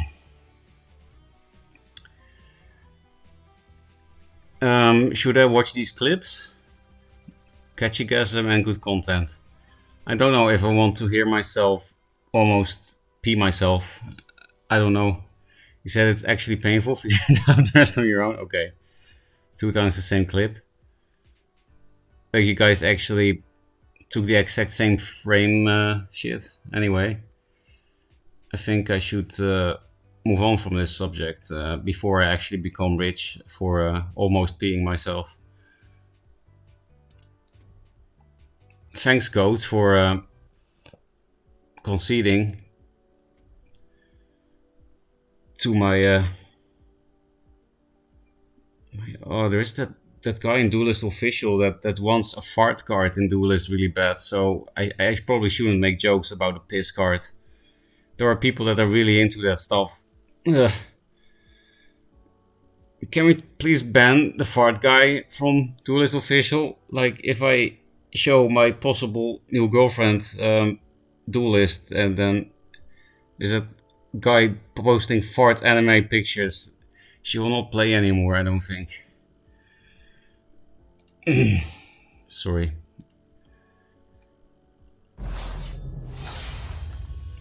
Jesus Christ. I needed to put this whole clown act on for 1 follow. Thank you anyway, Andre. Why would you show a Duelyst Official? Good point. Oh, at least I got 2 follows out of this. Thank you, Runace. Liner, we lost. Ironcliff answer? We don't have many. I'll just hard replace for Fenrir. How else are we gonna win against Liner? Aspect of the Mount is actually good against them, but it's too early. Bonju can really help if I do get an elemental. I mean, I do deny the mana ramp. It's a horrible play for the board. Yeah, I'm not sure what's correct. Put this thing here or swap it like into this corner hit so that it's no longer a threat at no mana. I really don't know.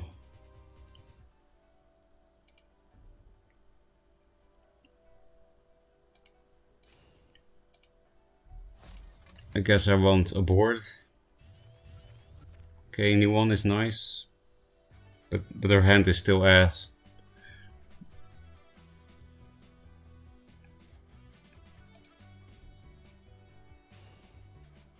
I'm glad I never saw that guy in Discord. I almost never watch the Duelyst Official Discord and I saw it so many times.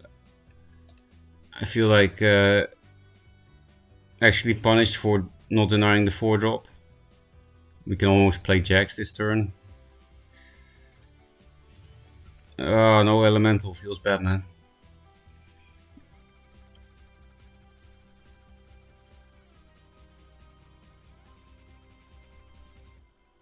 I think we'll just deny all mana and kill this thing and then we lose.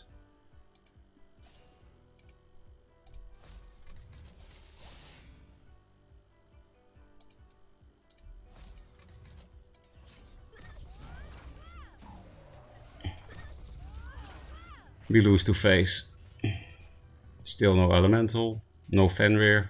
We did max replaces, so We're gonna lose against silver.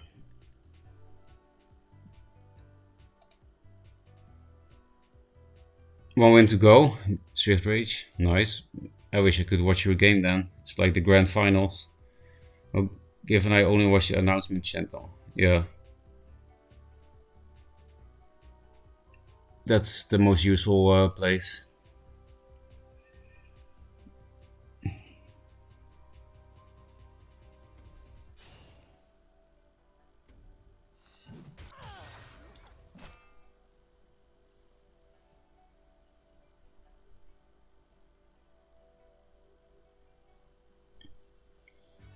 Liner brain stopped for a moment there after hitting face. Hey, nice, we got rid of a Tempest. Now I want my jacks back.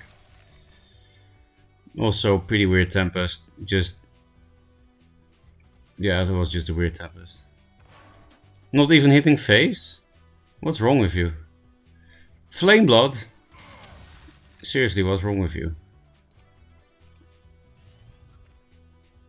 I'm not gonna hit that. I'll be dead. Goodbye, Razorback.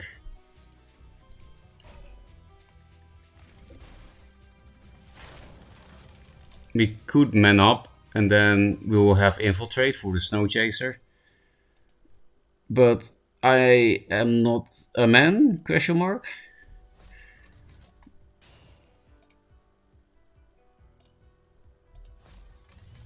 Jacks. I might just risk the jacks if he puts on no pressure. I'll probably replace the chaser. Because we chose to not man up and not go for infiltrate. Because this guy's playing Flame Blood and we are at 13 health.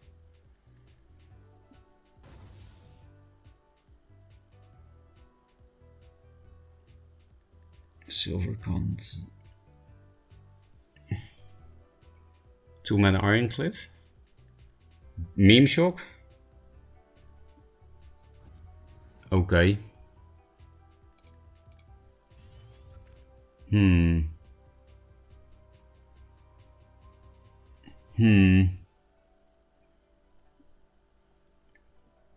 Like this plus this is a pretty good turn.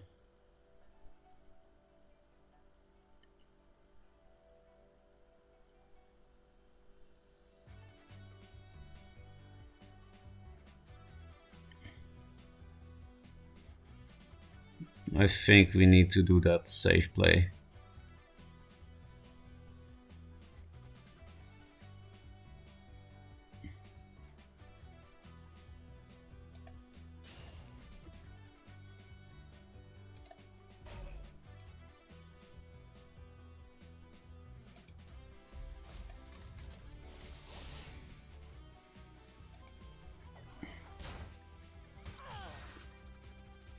Play around Sunbloom a bit.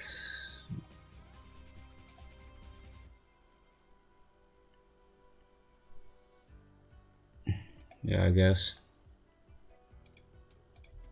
Because this is something he would Tempest, I think. Even though Tempest is not amazing here. Oh, even if they drop an Iron Cliff, we can still play Jax next turn. We'll always play Jax if they Tempest again here.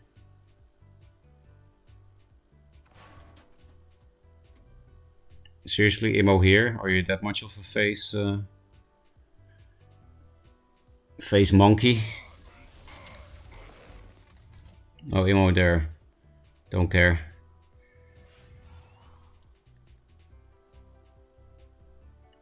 Maybe I should replace this because it's really an aggro deck, right?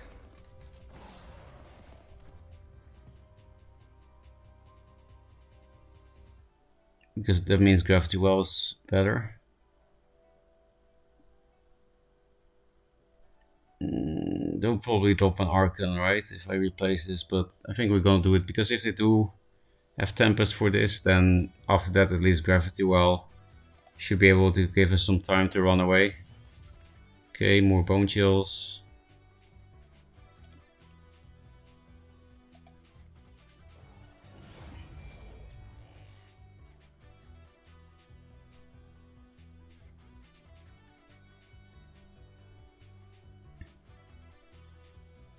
Kind of feel like I should block off my face.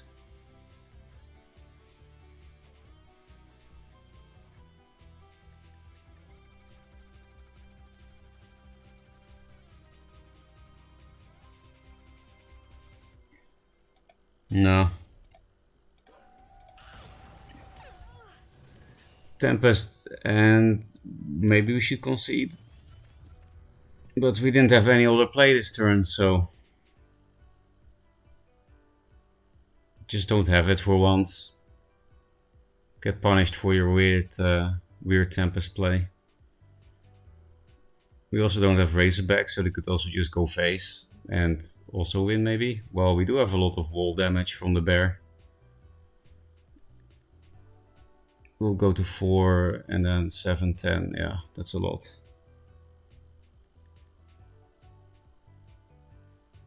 Huh? Suddenly you're Helinar? I guess it's like heal and burn. Liner Abyss. Well, it's not Tempest, so I think we win. Martyrdom on a 3-1. I guess they will play Sundrop.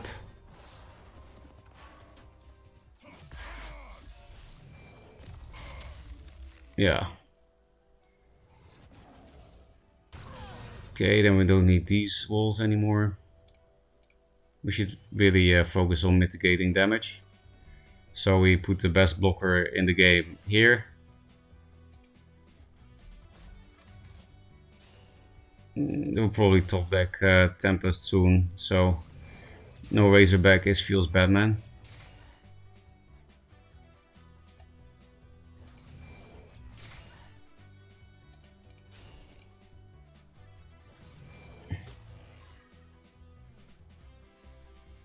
And we'll just play this out. It doesn't die to Tempest, so.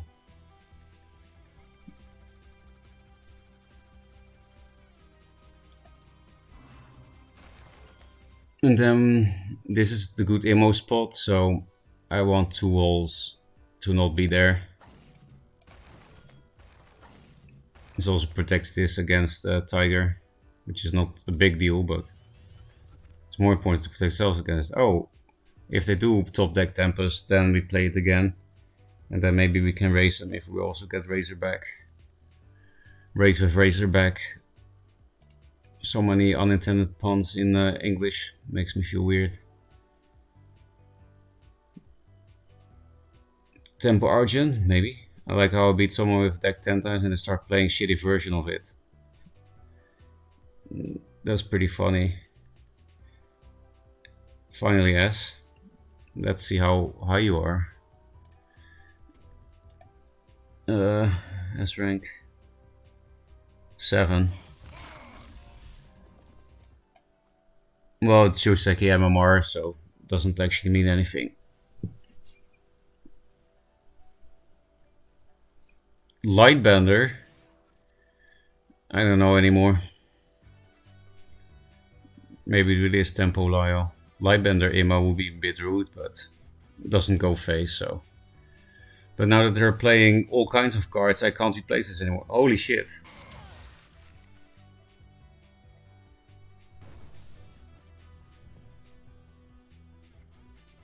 I don't know what to replace. Razorback is just lethal, right? 3, 6, 9, 12, and then 17, yeah. So I don't need this for lethal. I think I will risk the very random Iron Cliff. Okay, garbage.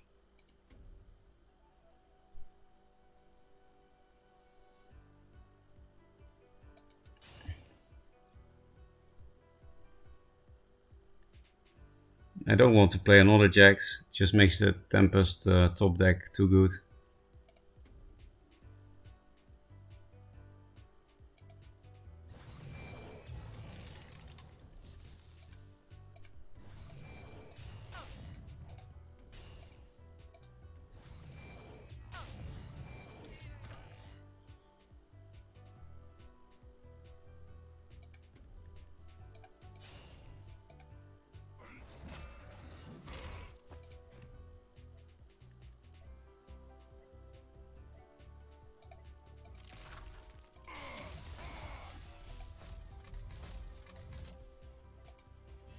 So bad turn again. Still no Razorback. Imagine having finally Jack's stick against Lionar for the first time ever, and then they just do 4 damage per turn. Because no Razorback. I know I played one, but I like complaining, right? Yeah, Martyr, please. Oh.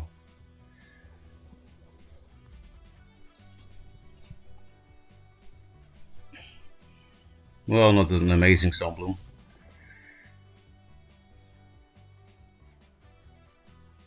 This card is better than Jack's, but I think I will still replace one.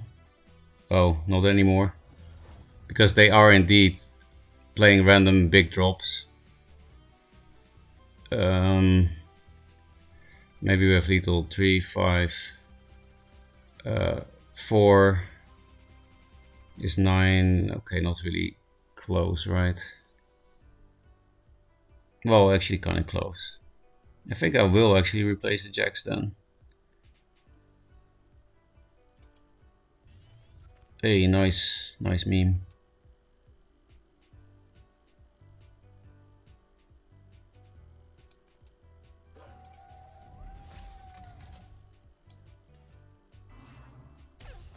I'll just cash in the damage, I think, with everything. We kind of need to raise him with how low we are. And they still have 1 Flame Blood in the deck and probably 2 Tempests too.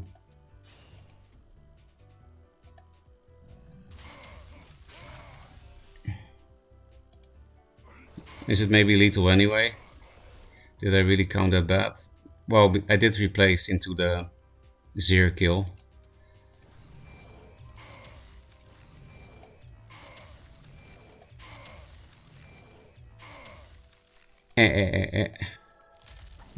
This is not the first time that I make that sound, and I really don't know what it is. Where does it come from? Where does it go?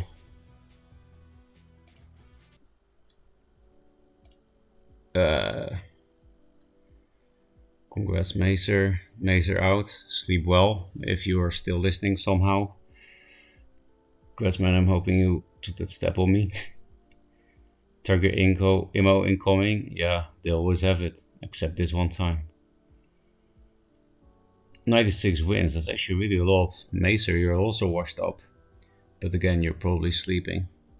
New gamers abuse Warlock Immo. Yeah, it is pretty cool combo for Aggro Liner.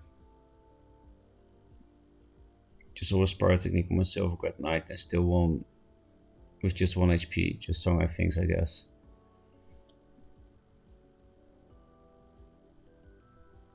You mean the song I won with 1 HP? Feels bad, man. Hello, Batman time. I'm getting kind of tired too, you know, it's 1 AM in Japan, so what Mazer and I are doing is not really normal. At least we are good with the wall deck again. Actually, the vet shit also didn't go that terrible. Only lost to Star Hornier. I really don't understand why. I've been really crazy today in many senses.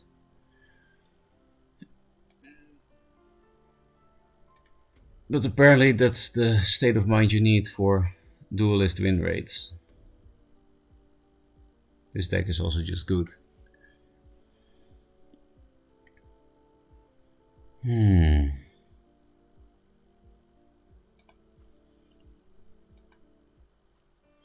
Maybe there are some suggestions in chat. Oh, yeah, Bloodham. You were asking for Black Solace or Devour. Let's see, what can we do with either of these? Destroy neighbor allied minions and summon red links on these spaces. This gives +2/+2 for each destroyed.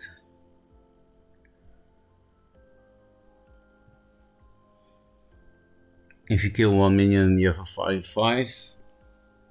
And the thing you killed is a raidling. So you just need to kill 1 Sarlacc with it, and then is good enough, I think. Yeah, it doesn't heal for 4 like Rejuvenator but a 5/5 is definitely better than a 4/4. Like, it's a substantial buff, the +1/+1, and you got a Raidling. If you get two things out of it, then it's straight up good. But how do you get two things out of this? Because Sarlacc is pretty slow.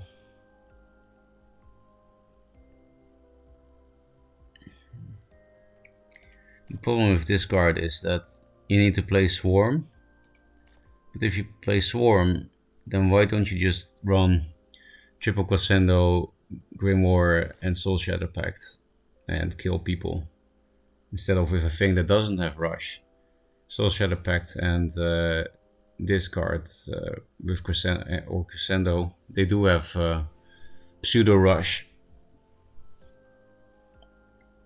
This is kind of like this minion. Of course, you have Dreamgazer to take 2 damage for a 5/5 and a Raidling. Doesn't sound too amazing still. And it means you rely on a combo to get an okay minion. And it makes your positioning limited because of Dreamgazer mechanics.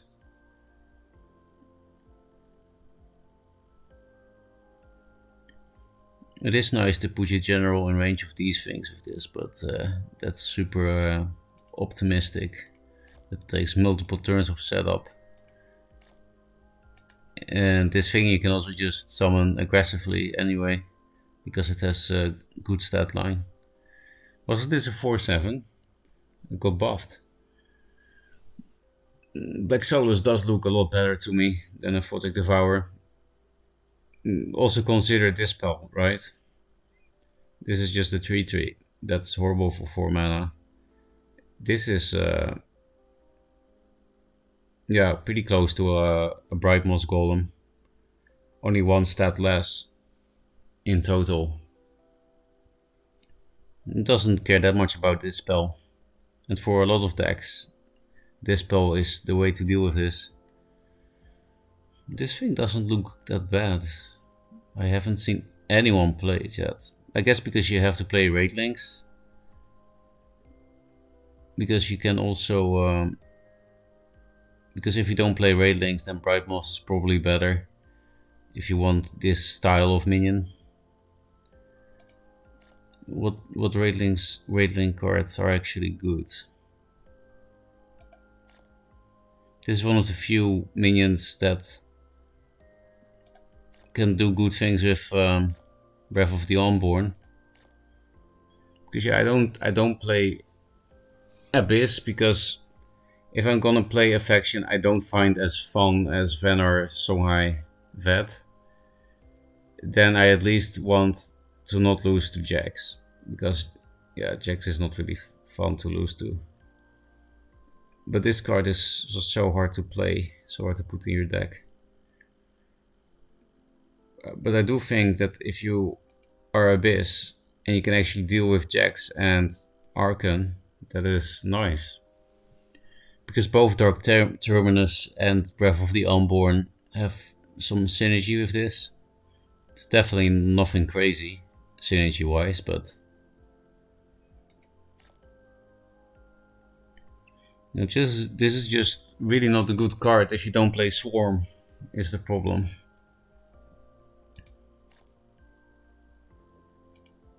But this might be a playable card because it's so cheap. So there's no real risk against Rustcrawler and Russia's Curse. Like in worst case scenario, it's 1 mana, 1 Raidling, and bait an answer card.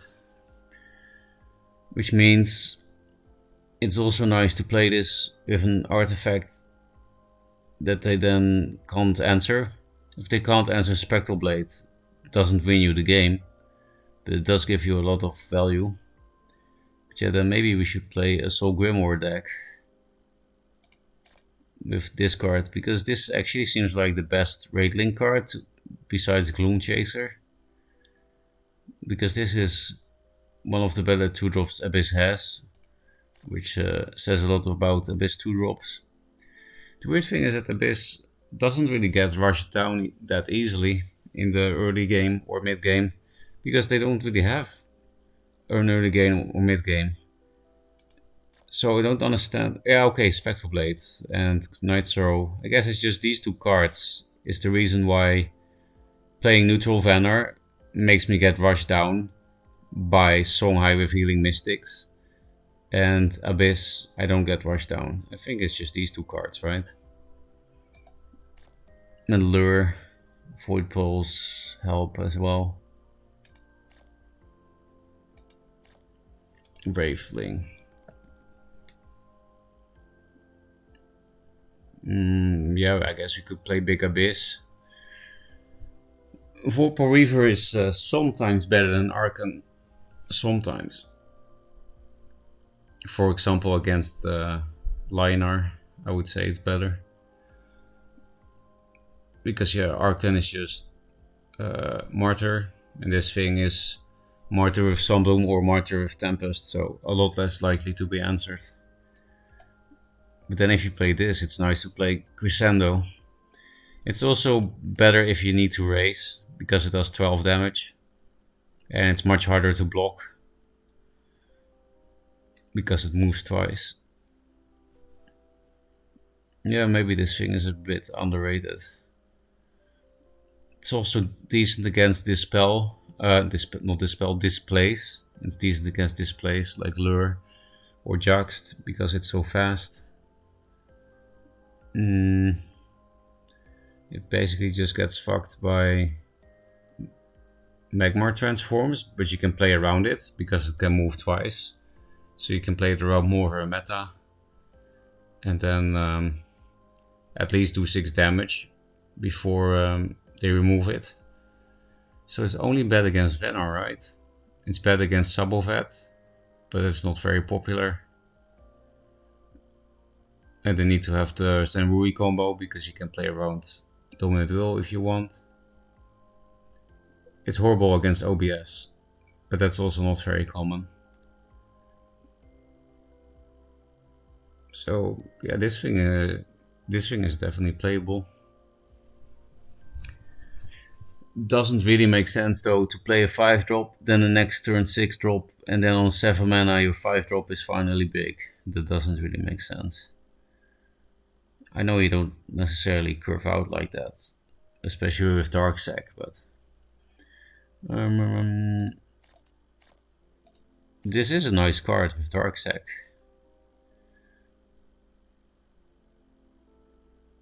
I do really believe much more in Black Solus than Aphotic Devourer.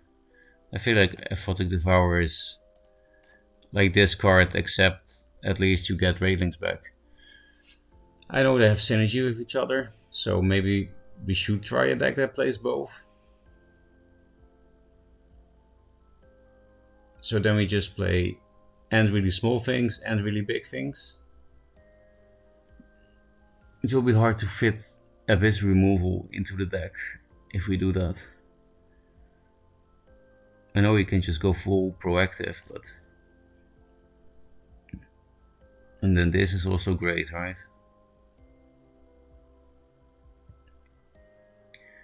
Because the question by Bladem was, can you make a deck with one of these two cards or both, but competitive as possible?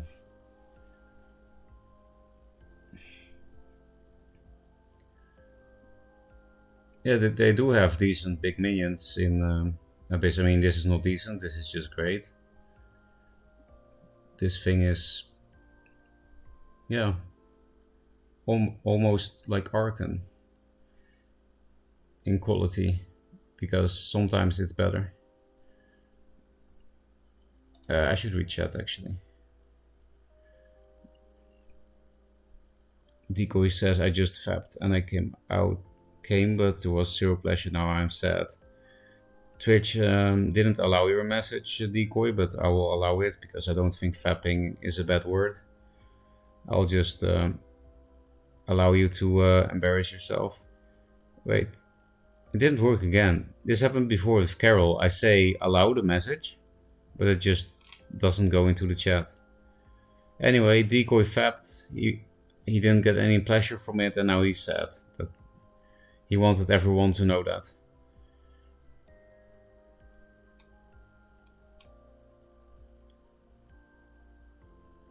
That he had to have something else in it. Yeah. Maybe it was a specialty. Request is at least 3 copies combined between Devour and Solace. And otherwise as competitive as possible. Yeah. What a request. Add Necro Revive card to this deck. Yeah, it is a really interesting card, the Necro Revive. I do like playing it, but it will be so hard to fit in the removal. We'll keep building on this a bit. I think the request format of these 3 cards and otherwise as competitive as possible. Because example give, if someone asked me 3 spent and otherwise as competitive as possible, I would just do whatever I thought the best deck was. -3 worst card in the deck, +3 Serpentine.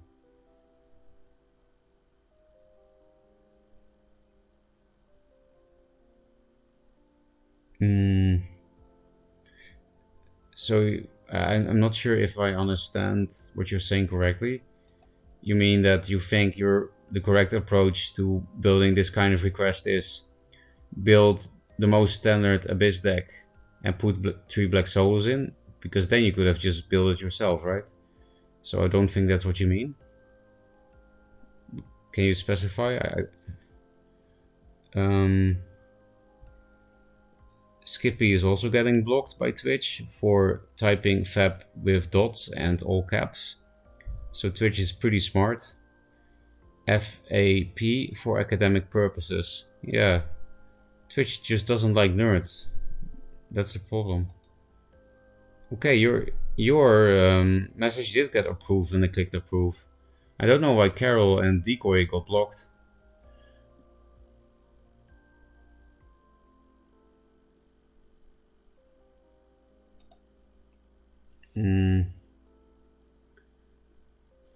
Oh, let's not do that. Sorry, I saw a message.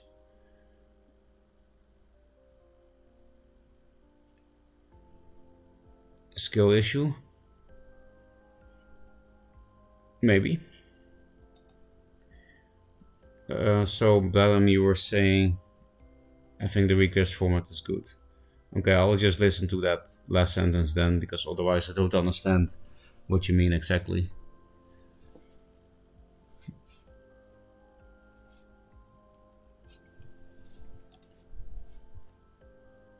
I will cut the devourers for now, even though they have synergy with this. We'll build some kind of big Abyss list. Yeah, it's actually weird that I played some big Abyss lists since Duelyst came back. All the people did too, but I didn't see anyone play Black Solace. Because yeah, it is actually one of Abyss's most efficiently statted minions. Like if you consider mana cost to stats, then this is their best minion, right? Because they have equal total stats, but it's cheaper. Same with this demon. Bad stats, bad stats. Bad stats, bad stats, bad. Yeah, it's Abyss's best statted minion. Well, I guess for the cost, this is kind of a 3/3, but whatever. And then, so I do like this idea. And this card is just really fun, but maybe we'll cut it because the request is competitive. If we play a Raidling deck, then I would kind of like to try this card. It's kind of like the Third Wish that CPG added later. Like you can put it on a Dervish, but because Raidlings are 1/1, they give it 4/4, and then you have a 5/5 flying, just like with Xerix Poop and Third Wish, which is pretty cool proactive removal.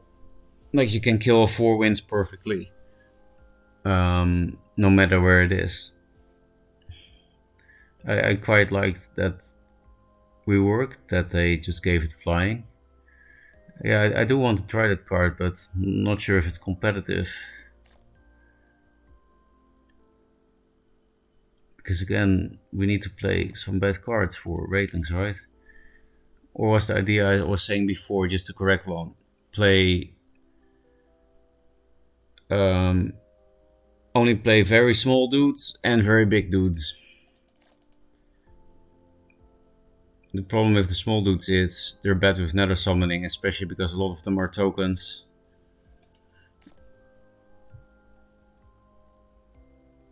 Not a Raveling.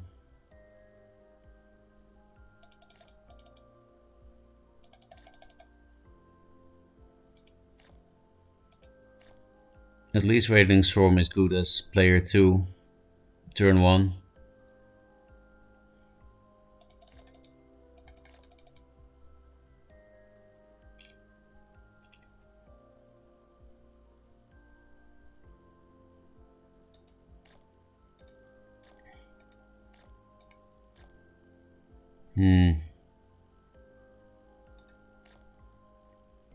I find it very hard to put removal in here, and we still need more 2-drops. Like this is very nice with Dark Sack. But this is not even a real 2-drop, you don't play it turn 1. Jaxi is very solid for Dark Sack decks.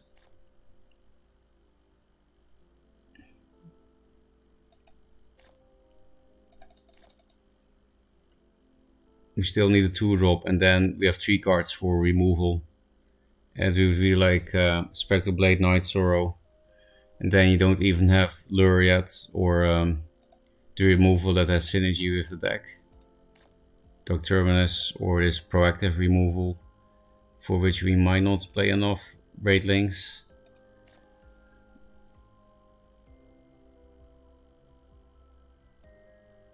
And we don't have Deathfire Crusader or Grimoire, which would also be nice with Swarm. Deck building is always so hard in this game.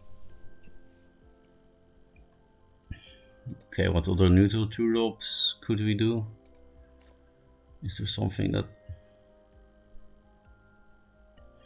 In my Dark Sack list, I just put this in, because besides these 3, I just didn't see anything else that was nice to Dark Sack, because this at least makes the opponent's answer to what you Dark Sack into 1 mana more expensive, which might mean they cannot answer it if it's like I don't know, Circle of Life or something. I don't know, man. Something expensive. At least it will make the turn more awkward, right? Sarlacc is cool in Nether Summoning, but maybe Nether Summoning is too greedy in this deck. We have a lot of tokens and shitty minions.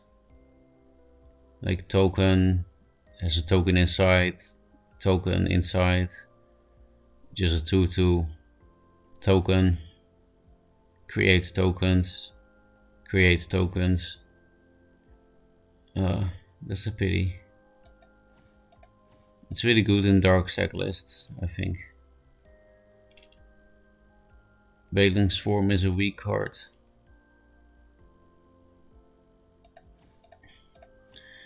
You know, maybe we just say like before, Black Solus is Abyss's most efficiently statted minion. And then we only need to give it 1 buff, and then it's amazing, right? Then it's a 7/9. It's an Archon. It's a 5 mana Archon that threatens to be even bigger. And doesn't care that much about this spell if it has 1 buff. And yeah, we can buff it a decent amount more with Blood Moon or Vorpal Reaver. Or Vorpal Reaver trigger. Consuming Rebirth is not really possible to put in this deck, I don't think, because it will be cool to have this out and then you can out of hand Vorpal Reaver Rebirth. That's a nice combo anyway. It's like 2 mana for 6 Wraithlings and +1/+1. That's pretty good. And then this thing gets 12. +12/+12. That's crazy. Could be a one-off maybe, but then it will be... Nah, you can't really play one-offs in a Dark Sec list. Because Dark Sec is a lot harder to play than Flash. You need very consistent early game draws and stuff. This is a nice curve, right? 4, 5, 6, 7.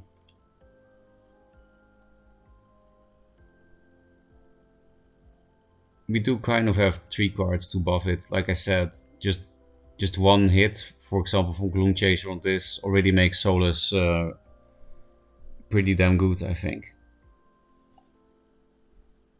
And even if they dispel it...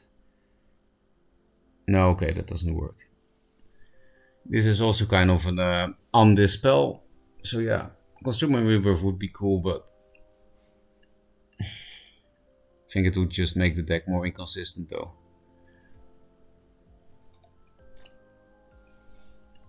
We can also play this as a pseudo 2-drop.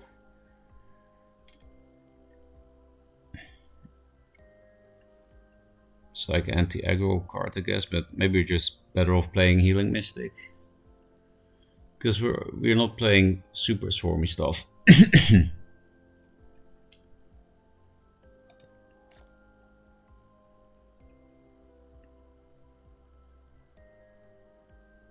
would be nice to have Crescendo for this thing, and yeah, we have a little bit of Swarm, right? I think we should definitely fit in Crescendo somehow. Maybe Grimoires, because we have Crawler bait.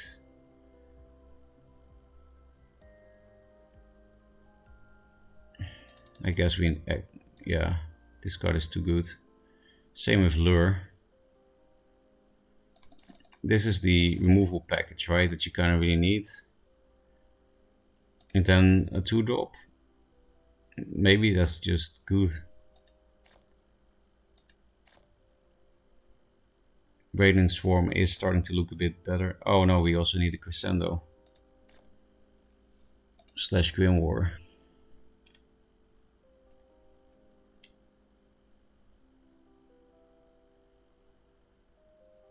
Let's first put in the last 2-drop. Yeah, because we are kind of weak to aggro. Like Solus with this can raise aggro, this thing can raise aggro. This too, because of the Dark Sex. If we have Crescendos in, maybe we can raise aggro, but we don't have that much Swarm.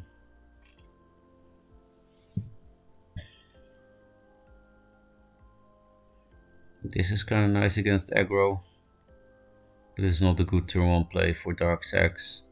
And our 2-drops are mostly for Dark Sex. I just realized that Dark Sex, like the plural, sounds like, you know, sinister sex. Just throwing it out there, because today is the stream of embarrassment.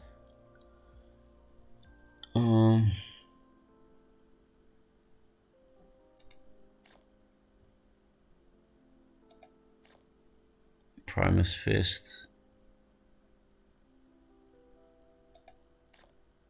Yeah, it's still Crossbones. I know Azure Horn Shaman also has a Dying Wish for Dark Sack, but if you play this turn 1, walk into the mana tile to Dark Sack it into Vorpal Reaver, didn't do anything, right? And then Crossbones is actually better. At least it makes their next card 1 more. Aethermaster is a consideration because you need to just makes it a little bit more consistent to get the early good Dark Sacks into Vorpal Reaver or Solus. Starlight is also pretty cool as an engine, right? And then have Ritual Banishing. Ritual Banishing is underrated. Well, Not in the list currently on the ladder, because they don't have an engine for it, but if Abyss had something like the old 2-mana Sarlacc, and I could, for example, play 6 copies of it, like a 2-mana Sarlacc and a 3-mana Sarlacc, then Abyss would be so good, I think. Like, you don't have to play creep. You just become Magmar, because your dark sacks become good. Because of course, if you just had consistent engines for this is much more broken than Flash, suddenly. Because this moves over to your next turn. If you don't play a minion after, you will forever have 2 ramp on minions in your hand, and it doesn't do damage to your minion. Blood Siren, nah. Yeah, it's really just Crossbones. That feels really weird. The only problem with Crossbones is the 1 health. If it was a 3-2, then I think it would be one of the few 2 health 2 drops that are playable. Because the Dying Wish is a bit annoying, and 3 attack 2 drops actually have some good matchups. Like, it's annoying for Songhai because they can't bore it turn 1. It's annoying for Linar because it trades with Windblade Adept and brings Silverguard Knight into range of your general hit. Magmar can't Young Scimitar net select. Otherwise, the 3-2 stat line is not great, of course.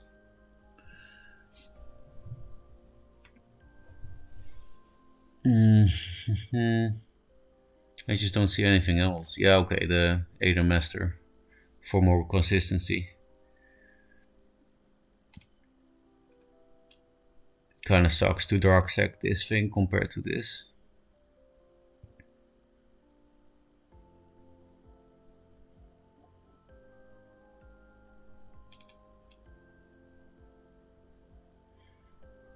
I guess it is nicer to play this because it's easier Death Watch triggers as well compared to this. But now we need to find room for Crescendo / Grimoire somehow.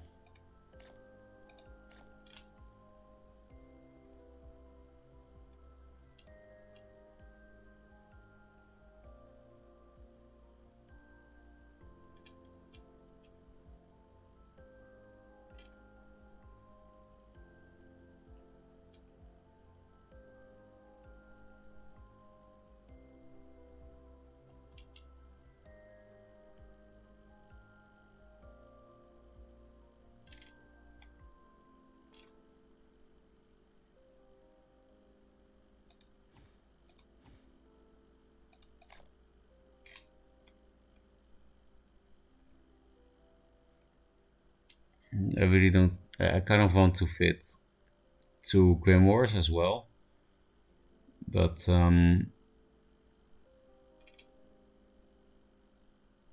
it will make it very inconsistent. Not very, but I mean, then you have 3 2-offs instead of 2. I don't know.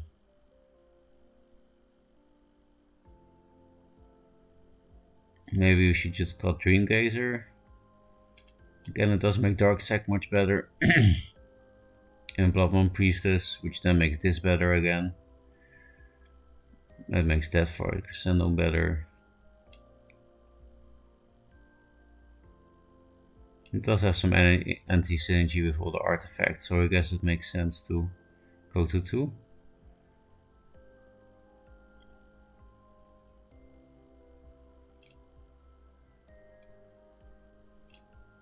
Maybe 1 Spectral Blade less for a 3rd Crescendo, so that we can raise aggro more consistently.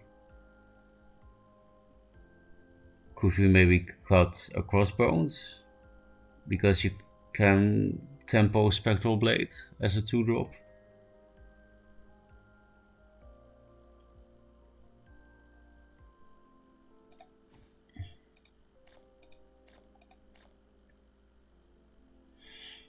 Tempo Spectral Blade means you can't make a good Dark Sack play though. Unless you have turn to replace Dreamgazer, Darksec, Black Soulless. We did cut one Raidling card.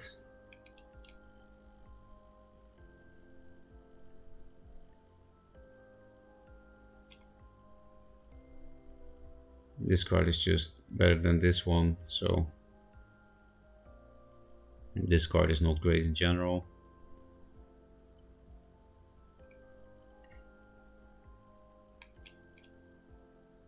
I think maybe this is the way to go.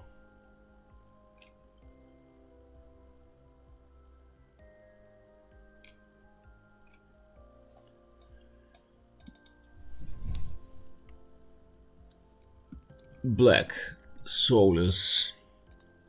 Bit ignoring chat. Sorry for that.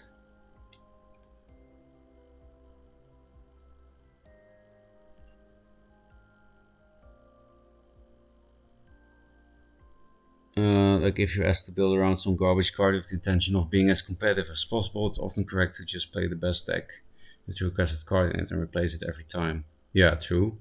So if 3 cards as competitive as possible is enough to see how you build in a serious way and actually play the card, that's pretty sick. Well, it's just that I feel like if I play the best deck minus the 3 worst cards plus the 3 requested cards, it's kind of cheating. It's not really building around the requested card. It's just, that's a really boring way to solve the question, I think. You're just saying, okay, like I put a bad card in your deck, just replace it every time. I put it in there to win this bet. Just help me win this bet, okay? And then you're like, okay, it doesn't make me lose anything, I guess. I'll help you win the bet. And then you win the bet because somebody just agreed to let you win the bet, right? It's like an agreement. It's not a real puzzle at that point. So I'm not gonna approach the problem in that way. Cryptographer doesn't exist in 2-draw Duelyst. We're playing 2-draw Duelyst. Cryptographer is legacy mode only. Gonna highlight Komodo if you play Bowthorn and Spectral Blade. Yeah, that is pretty cool actually. It's not a good Darksec target.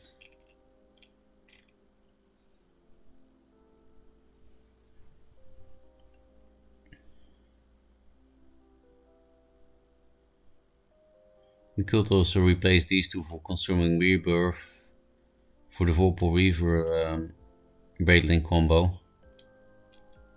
Or replace these 2 for 2 Raidling Swarms.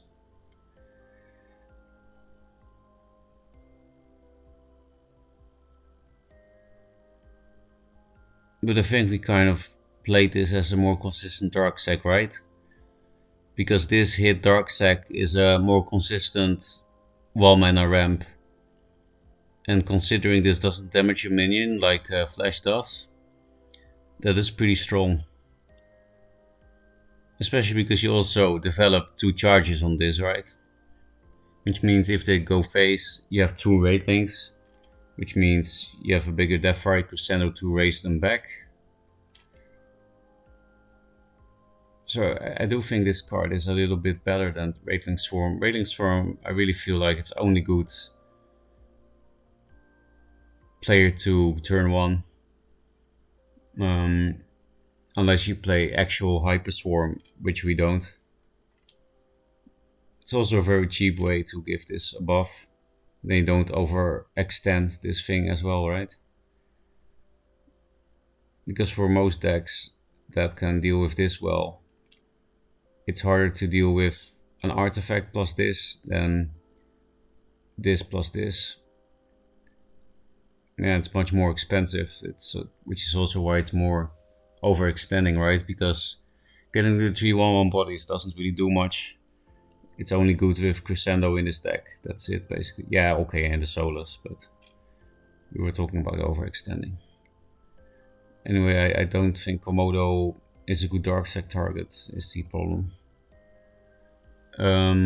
Bro, leave the stream for a few minutes, and not only a streamer making an Abyss deck, the general is even a little girl. Yeah, I'm not Cass, I'm sorry. Streamer, I believe you need to explain yourself right now. Mm. Did you know that Cass is a little girl possessed by a 1,000-year-old demon? That's also why she's legal, according to Duelyst lore, to bait in lowly wills. I think I'm not even making this up. I think there is some truth in this. Lowly liking wills, I should say, not actually actual lowlies that have a lot of money. I don't think that exists. Um, so my explanation is, I'm using my real voice now. I'm Cass, but this I'm speaking with the demon's voice. It's about the rack. Nidov has the best rack. I'm pretty sure a rack got nerfed in beta or something. So let's please keep it to the real people, okay? No 2D people. Maybe it's already bad enough to sexualize 3D people, let alone people that don't have emotions like 2D people. That's really sad for them, right? I do literally mean as competitive as possible. So, for example, given this has to be better than standard Nova list minus 3 worst cards. I mean, this has a.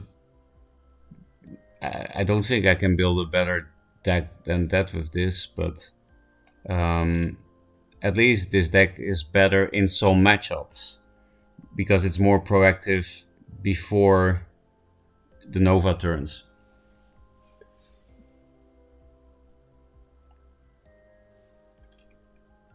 Unless you play like aggro Nova, but then it still has some better matchups because healing doesn't really do anything against this deck. You can't heal against a Vorpal Reaver or Black Solace with some engine. You can't heal against a deadly Deathfire Crescendo.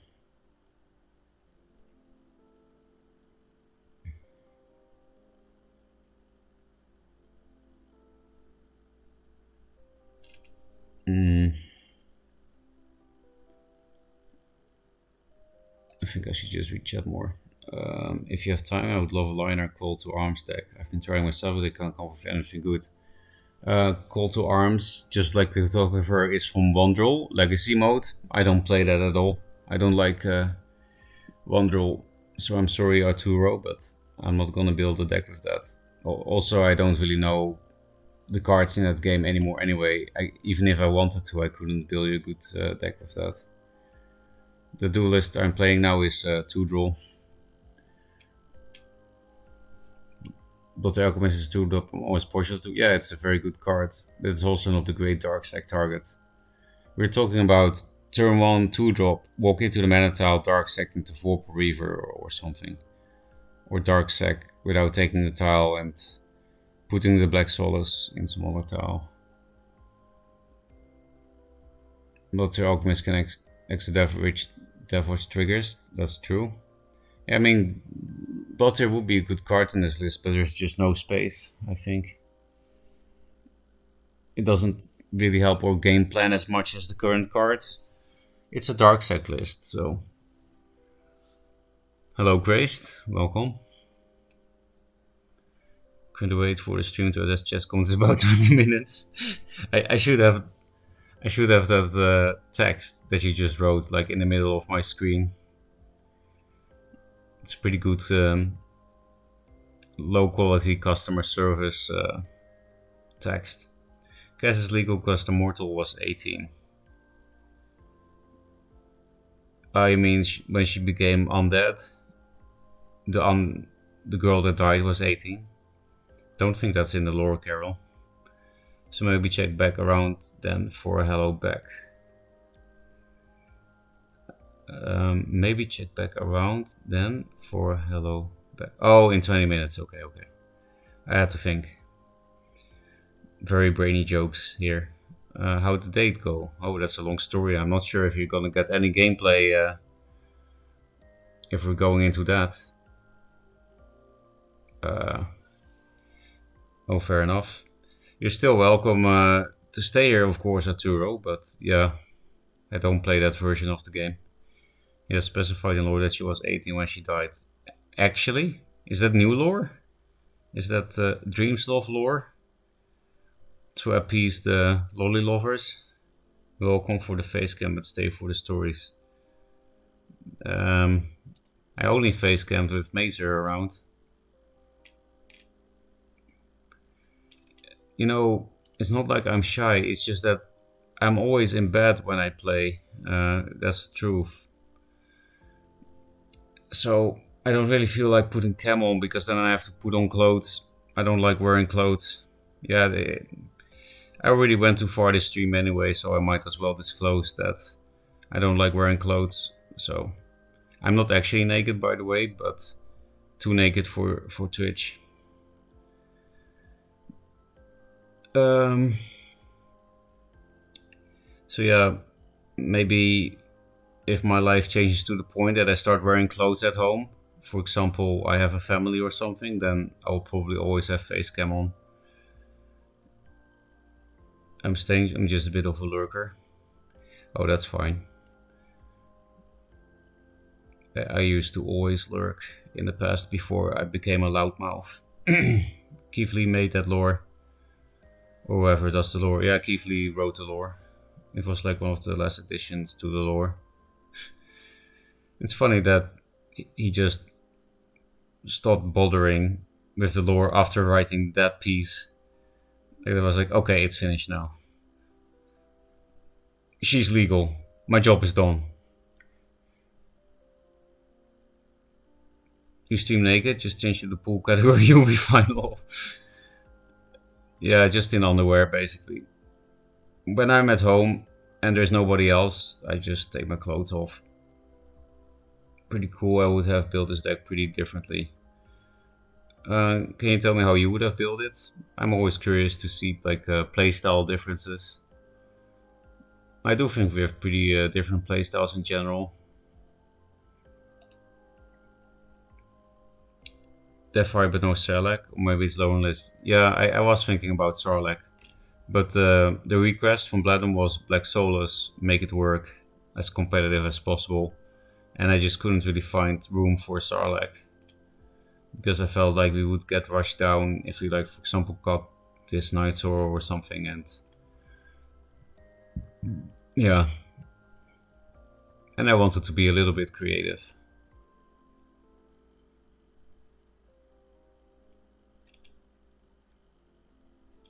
Yeah, Sarlacc is a nice engine. And then Ritual Banishing is so much better, and I think Abyss would really enjoy being able to play Banishing or Dark Terminus because of Archon and a bunch of other things. But yeah, they're just not great cards. Just like with Breath of the Unborn.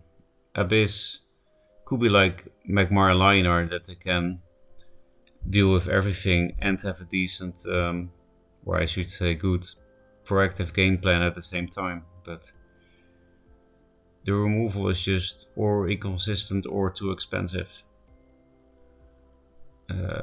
Well, the ones that we just mentioned anyway, because of course this thing is great, this thing is great, Grasp is great on the ladder, or if you combo with Lure.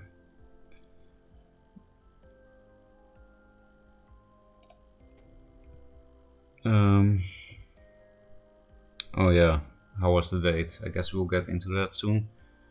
I would not Dark Sack. I would try to be as mid-range as possible while supporting Soulless Devourer.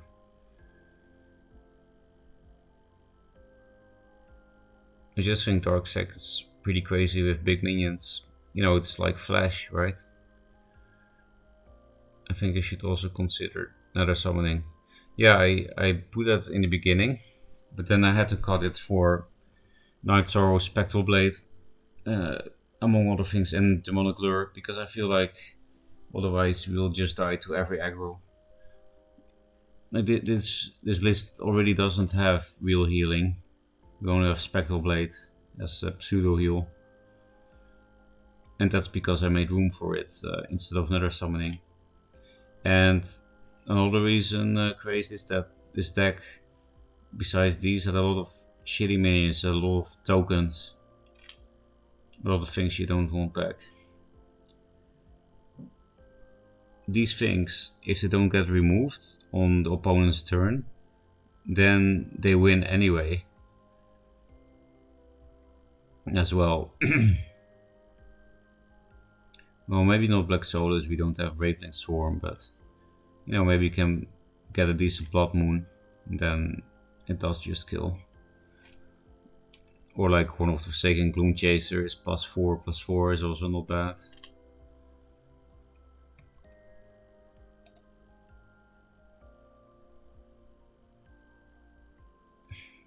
Because I don't think anything with Glaring Weaknesses has any chance of beating the already good mid-range Nova list.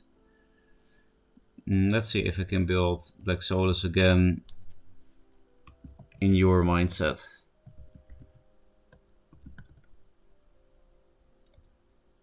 Ferocca.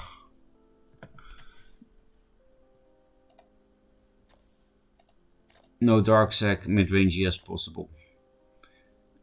Yeah, I'm just not really used to building mid-range. I never really played mid-range things because I usually find mid-range the most boring playstyle. I like aggro and control more. But this curve is mid-rangey. This curve I already used, right? It does make sense to play this instead of Archon because again, I think this is not much worse than Archon. And it's nice with this. And if we play the Fire Crescendo, if that does fit the deck, then this is better than Archon maybe. Like I said, for some against control mech, Archon is better against control mech if you have Juxed, Magnetize, Hard Sister, but Abyss doesn't have movement like that. Then I think this is better against control mech than Archon. Archon is still good against control mech, just to make the spells more expensive, but again, I'm talking about if you play around more of a meta, then this thing can do 6 damage because it moves twice.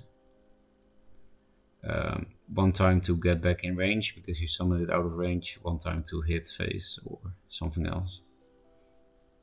Mid-rangey. But Wraithlings don't really fit mid-range, I don't think.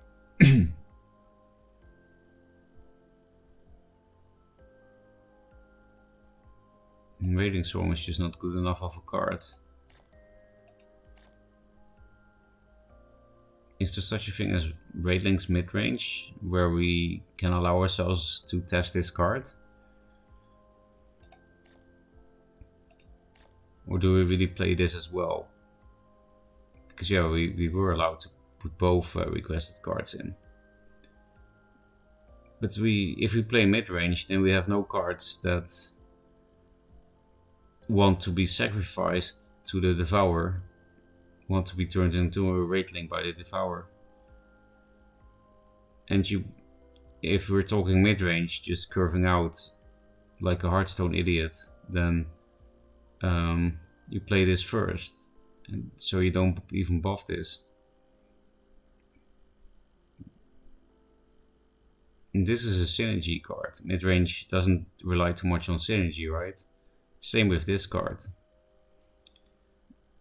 It's also somewhat of a synergy card, so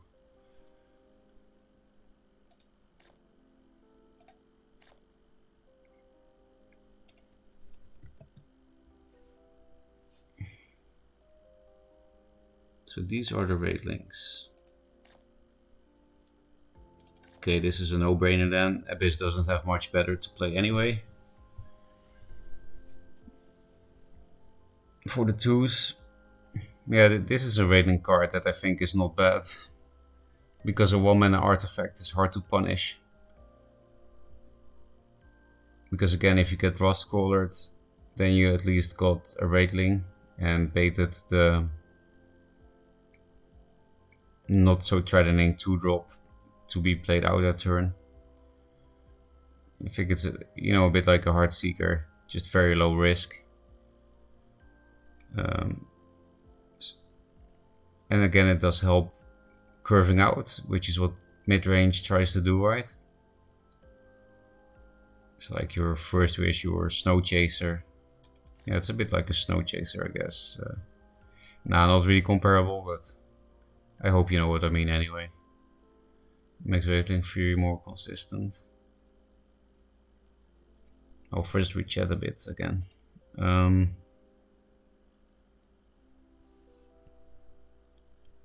Creep is in just a miserable spot or low tempo, inconsistent. I mean, I don't think. I mean, it's so easy for me to tech against creep because none of them play answers to Jax or Arkan. But I don't think it's inconsistent or low tempo or bad. Outside of those kind of bombs, answering them. A lot of people seem to be doing okay with it, like Draggle. But that could just because Draggle is very good. Is a total random guess about the sort of thing I would try. Chikomodo, Kunchaser, Jaxi, Primus, Nightsoul, Reju, Devour, Solus, Rev, Horn, Spectral Blade, Ritual Banishing. Then I'm curious to see your approach because that way I will learn. Oh man, it's gonna be another 20 minutes. Well, this time I came back a bit earlier, right? Only 10 minutes? 3 Gloom, 3 Bloodhair Alchemist, 3 Mystic, 3 Primus, NSA? I don't know NSA.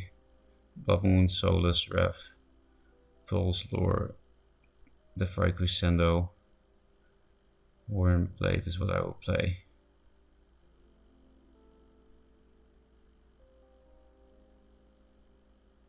Wait, so both of you don't have lures? You guys both don't have lures.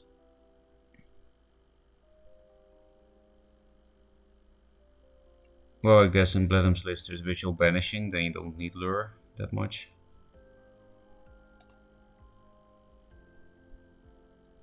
There are a lot of things that are not worth banishing, but worth luring though. And luring can set up Deathwatch. Well, if we're still talking about the curving out as a mid-range deck, then indeed, like you guys said, Blood Moon is an easy include.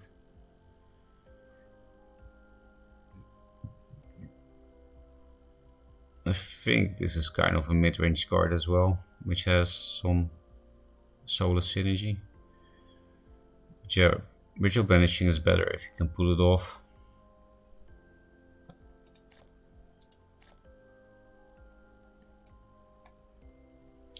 I definitely agree with the Spectrals and the Night Sorrows. I had it in my own list too.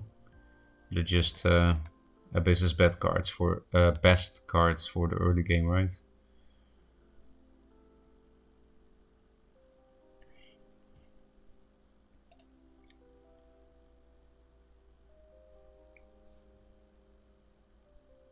Yeah, you didn't have Blood Moon, but Carol did. I would experiment a bit because this archetype is difficult to build. Yeah, it is. I especially wonder if Waveling Fury is viable. Because a 5/5 flyer with Pseudo Rush sounds pretty cool. Sounds pretty good. But I don't know, you know, Wraithlings don't really stick usually. I think this archetype is so difficult to build because it's really bad. Yeah. That is indeed the challenge. I think Reaver and Rev is too much top end, especially if no Darkfire Sacrifice. Yeah, that's why I did play them in the Dark Sack list. Could just cut Vorpal Reaver, but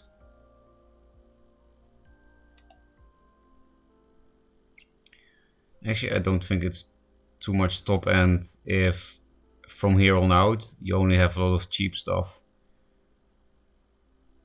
And this is the greatest way to do cheap stuff. This thing itself is 0 mana, and you get 2 mana for free after, so you puke your hand. Void Pulses can help curve out nicely. It's good for aggro. Against aggro. Are there some 1-drops that are playable? Guess this thing. But it's better to just play Void Pulse as anti-damage. Void Pulse is more versatile. Because this deck would be a little bit weak against artifacts, maybe without pulses. Yeah, Blood here would be nice indeed. Otherwise, Pyros and Heartseekers are just very annoying cards for Abyss without Blood here. And Blood here is just good in general. Especially with Spectral Blade, like kill Silverguard with heal. Because you need to keep this for Ironcliffe, right? Preferably. Shrouds. Abyss is like the faction where I feel like Shroud feels relatively good. I almost never play this card, but just Mystic Primus. Because Jaxi without Dark Sack, I don't think it's great.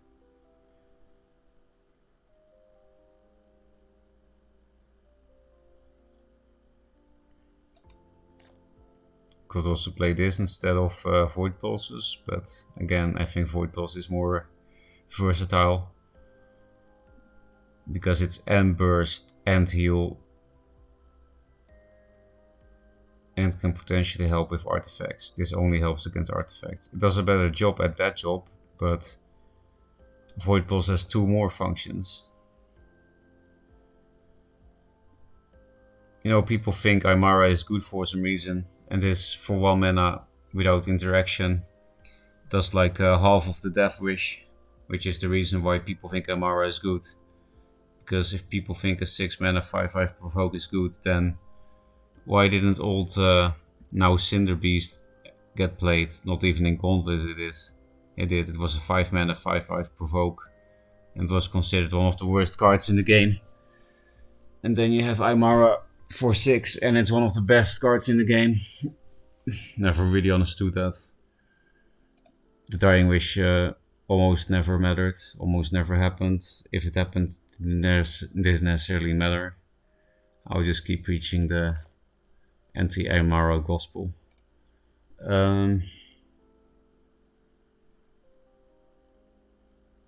Some of Rateling's not sticky can be because you have too many Ratelings instead of not enough.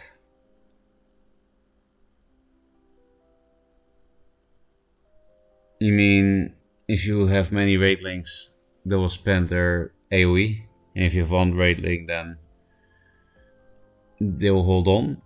Is that what you mean? Because then we'll just play Horn of the Forsaken Gloom Chaser, Bloodmoon Priestess, right? We don't need to overextend in Ratling Swarm and stuff. Or maybe even cut the Blood Moon, like Bellum did. Then we can play Rejuvenator. Are you going to run Primus in Swarm? It's not supposed to be an actual Swarm list. And in Hyper Swarm you don't play Primus Fist. Because Soul Shadow Pact does way more damage. So does Crescendo and Grimoire.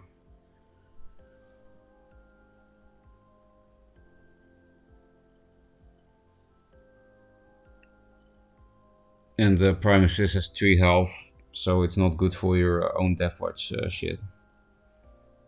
It's not like Primus Fist is horrible in Swarm, but I just don't think it's optimal. Of course, in many decks Primus is good, especially Zoo, but Zoo and Swarm is not the same.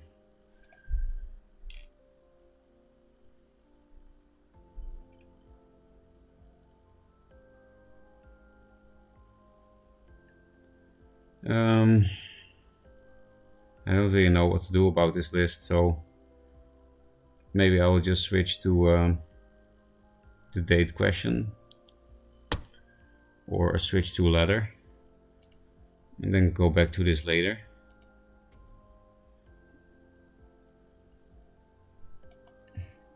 Maybe you guys should vote. Black Solus, more, ladder, date, combination of things.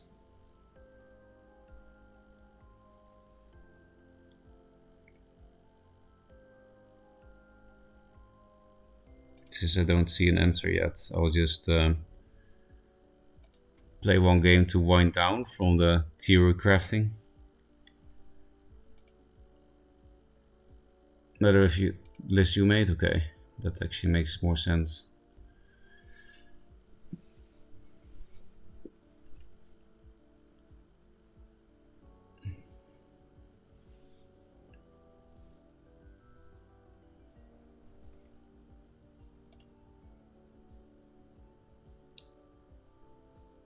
Walls Resident Sleeper.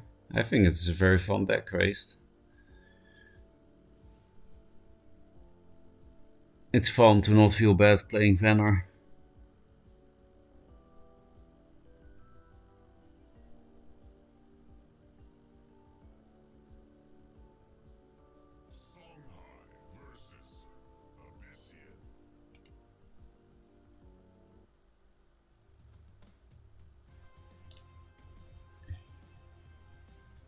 Need to keep this, I guess, somewhere, right?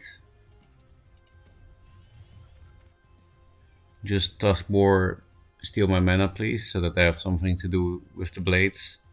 I want to keep this for Fox.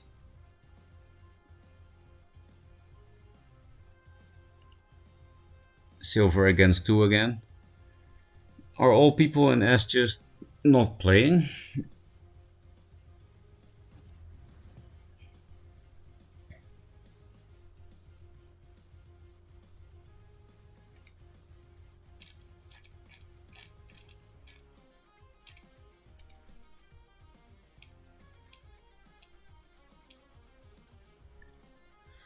Ultra juice is almost. Yes. Sorry, it's over 2 AM.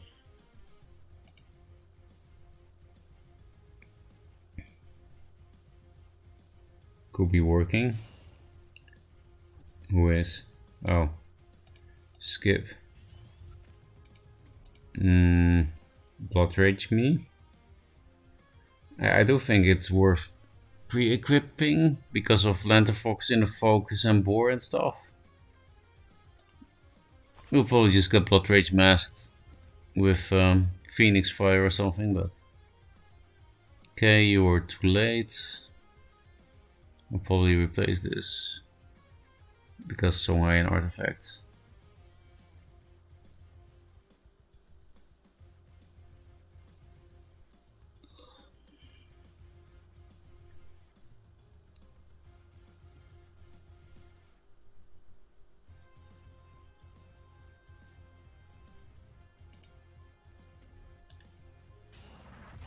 Okay, didn't play around 2-drop Night Sorrow, that's nice.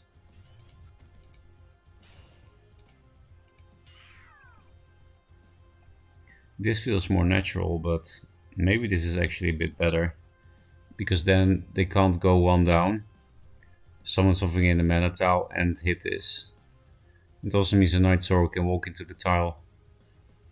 This locks him down more, but it's actually still very easy to hide a minion. You can just go like this, summoned here, like a 4 wins. So I think I would put it here actually. Also protects our mana tile just as much as here. Because of Blood Rage Mask, I will just hit with this to get some value out of it. Lure is nice for 4 wins. Might be able to play this with the mana tile. Otherwise we play this and then maybe buff it with this.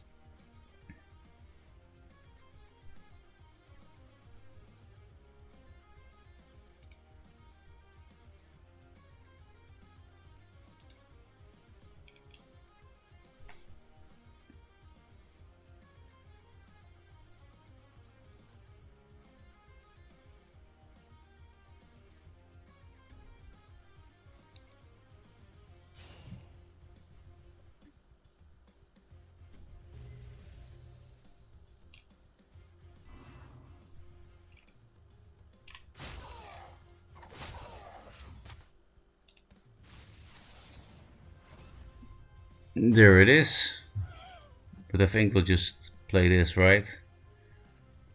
If they play Onyx Bear Seal, we lose, but...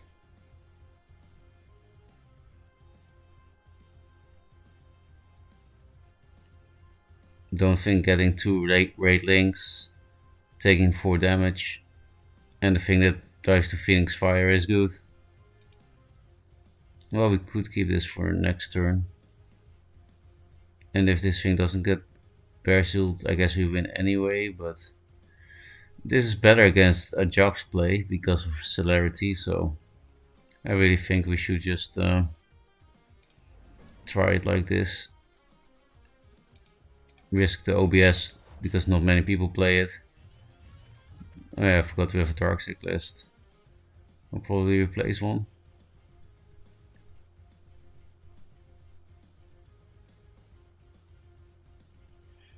This positioning also plays around move away, then juxt, then they can't hit face. So with this thing they can only juxt it here, which means I can still hit him twice. Or hit him once and then kill this thing. And I can play that with this. And then this thing is huge. You'll get +12/+12, right? That's how it works. Yeah. That doesn't make any sense. That's fucking crazy. This thing just kills you in one hit, basically. Yeah, I know not 25 damage, but you know what I mean. I guess they're not playing OBS. This is taking pretty long.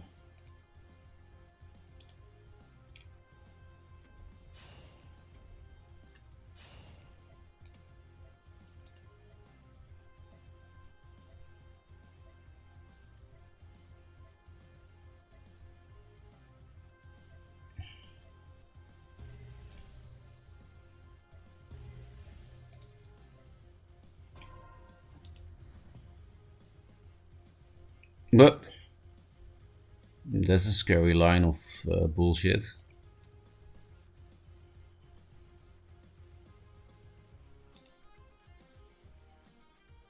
Still replace one.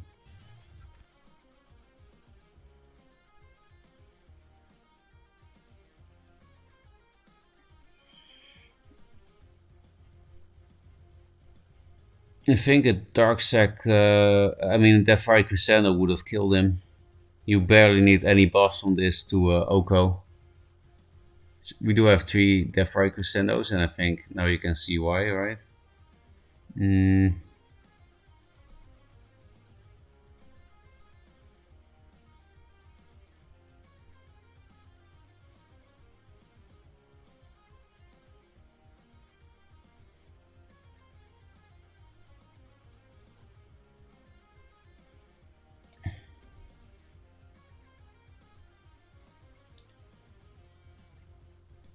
This is all very scary.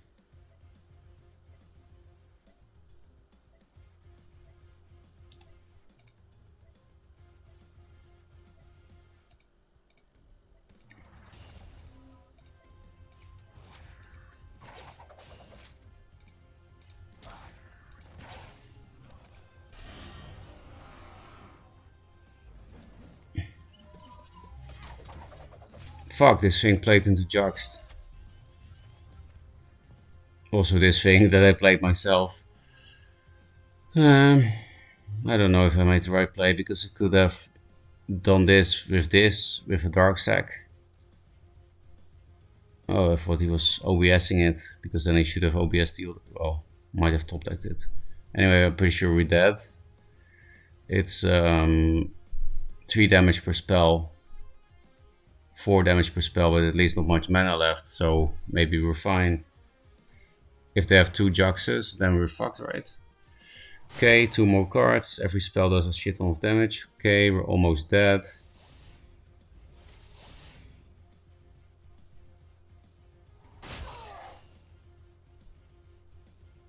I think that means we survive, yeah. This is the last card. Okay, so like I said, we can raise aggro with this list. What a ridiculous shit. 17-19. Hit it. Yeah, thanks. Okay, so Black Solace 4-ball Reaver worked out this game. We didn't even really deal with the Songhai board, and we raised. like they had a setup of every spell does 3 damage. And that will be a non-damage spell. Is chat still working? Oh, it is.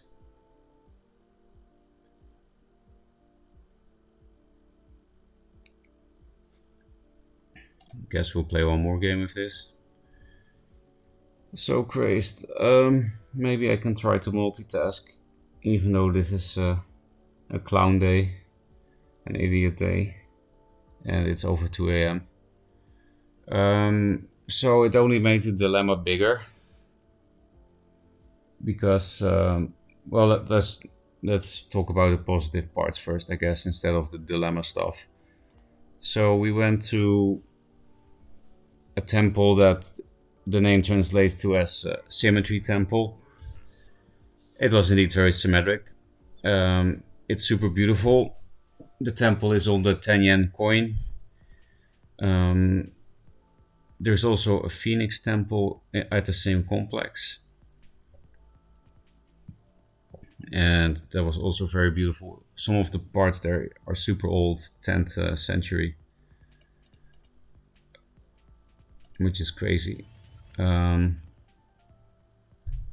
Replace for Darksack. Actually, I realized that because we play a very good proactive 5-drop, Gloom Chaser opening can be pretty OP, because it can take to 5 mana sometimes. So that was okay, not this time. At least give us this thing, or give us a Darksack. We can just play this as a 3-drop. You can also play Rev turn 2 with a good spawn on this. Darksack Rev. Which is disgusting.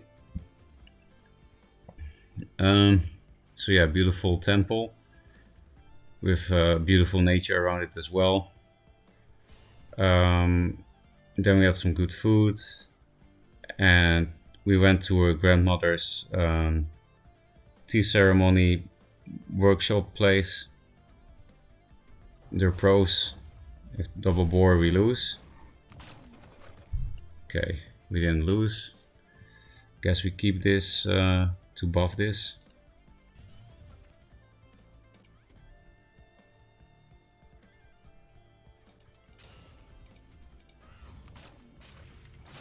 Three drop. Do we put it out of range? 7 health. Maybe we don't care if they put 2 damage cards into this and hit it with their face. Because we do give them a lot of time if we put it here. If we put it here, they can't go into the mana. I mean here. Here. Then they can't take the mana with their face and stay out of range. Nah, let's just be aggressive.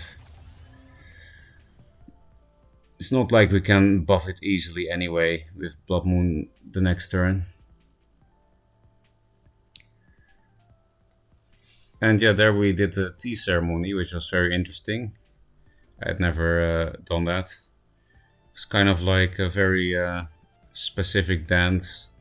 Like when you open the door to the tea ceremony room, you have to sit on your knees and first like open it 5 centimeters, then like take your arm back, then open it again to like halfway, and then you switch hands because you have to use your right hand first 2 times, and then you use left to almost open it entirely, but you don't open it entirely.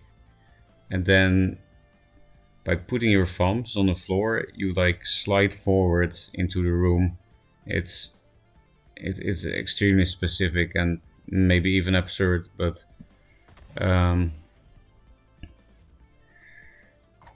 it was really interesting and cool, and the tea was good. Yeah, there we go, 2 damage cards. So maybe we can tempo this out. This can raise. This is better set up with these 2 cards. Don't think you can get a good crescendo anytime soon yet.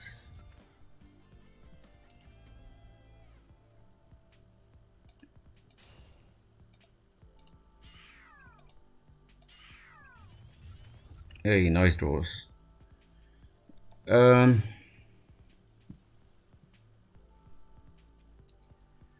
was I? I'm not very good at multitasking, right? Speaking of that, I will go back to chat a bit. Actual board and mana tile, Pog. Yeah, it is more awkward when they do that.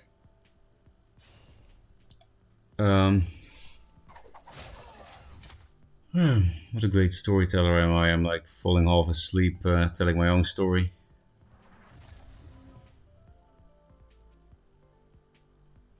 I really need to play this, but this could be good in this too. So I think I will not replace. Everything will die to Ghost Lightning.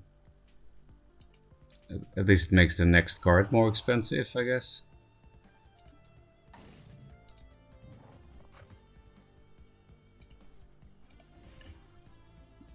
Actually, it's nice to have one Jaxi be able to walk into the mana tile for like Rev top deck or something.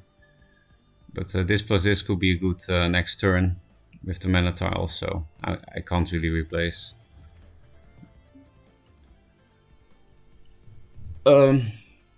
Yeah, so that's how you get into the room. Then I saw all the super specific movements of my date, like how to prepare the tea, how to pour it, and I just really it made me really curious. How can this be born? Like where does this come from? Why? How was this made up? Okay, that is Ghost Lightning. So we're at one turn too late with our setup. Pretty sure we lose, but my top deck Vorpal Reaver. The next card will be 1 mana expensive at least. Okay, guess we just set this shit up.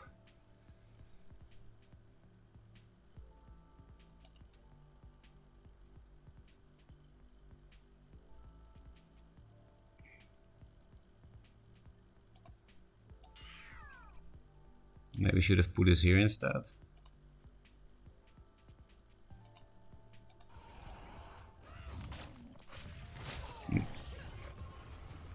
Hey Rev, nice. Maybe we can win. All these up and downs. We are pretty low though. Blood Rage Mask 4 cards.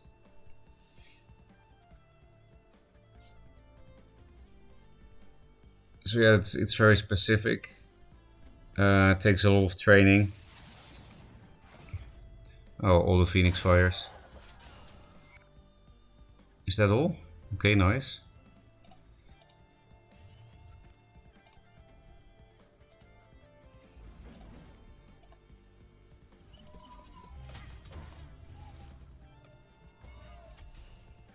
Let's get rid of the Blood Rage Mask. Does mean we take more damage, but with that kind of slow play, I am very scared to die here, but what are you gonna do? Need to get rid of the Blood Rage.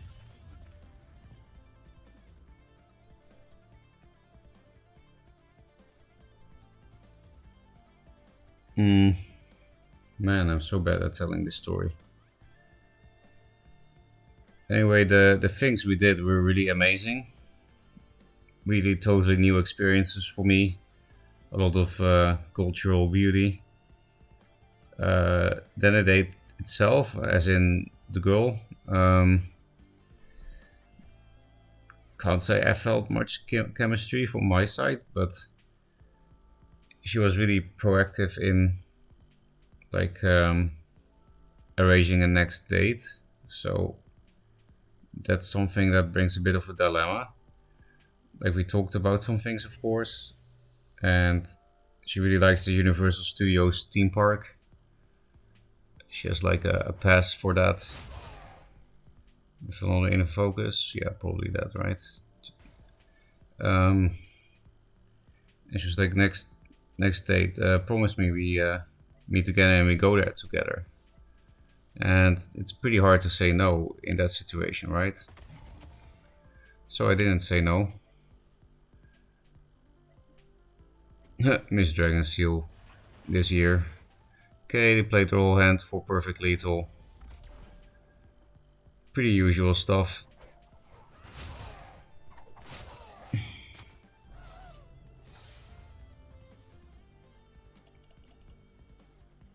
Why do you guys make me play Abyss?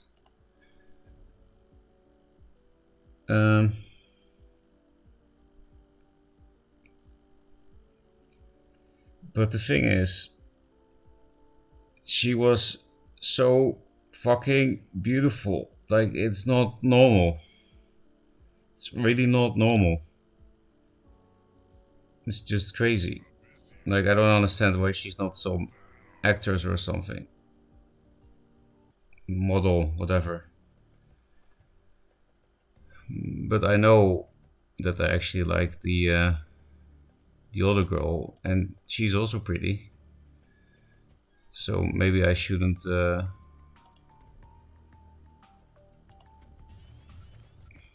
Holy shit. So I don't really know what to do. I kind of want to not meet her, but I also kind of said yes to the Universal Studios idea. And there is something evil inside me that makes me think like, oh, well, she's fucking gorgeous. Maybe I should like see a bit more if things get better chemistry wise, you know. Maybe that's not evil, but I at least don't really like that voice in my head, because I know who I like. And yeah, I kind of wish I didn't go. Like I said before in the morning, that I felt guilty about the idea.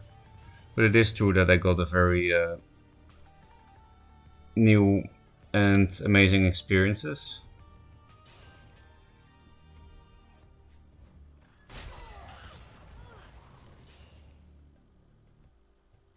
Hailstone, nice. This thing is horrible against Venar. Like, what the hell am I supposed to do? What the hell am I supposed to do against women that are way too beautiful for you, but you're still interested somehow? Like, am I just supposed to say no? That, like, I feel stupid either way. That's why it's a dilemma, right? I feel like an idiot either way.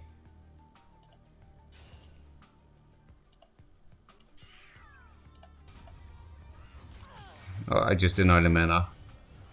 Makes things more awkward. We play around Hailstone.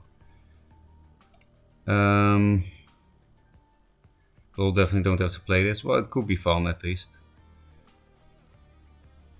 I'm listening while working. So you had the tea ceremony. What else happened? Yeah, I really didn't read chat for a long time yet again. Hey, how did your date go? Oh, you were tuned in just in time, Sunkist. As you've noticed, I guess, the past minute. Oh, that's so cute. Which part? I don't think the situation is that cute, to be honest. I just wish online dating wasn't so complicated. Like from an app is what I mean. I will make the turn first, I guess. Okay, now I kind of want what's his name? Vorpal Reaver back after 2 hailstones. We're obviously fine though.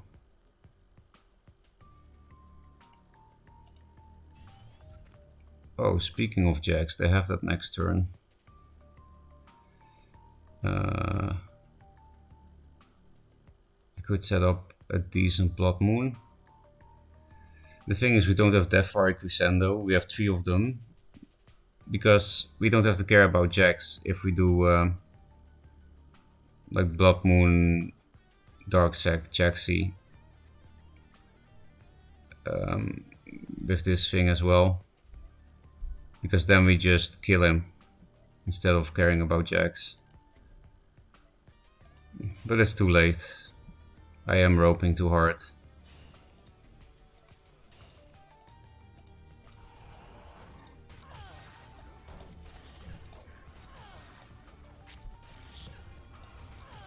Oh no, Jack C. No, we don't play around Hailstone. Well, if we get Rev, then I'm not sad. We don't get Rev. Last Hailstone will be feels Batman.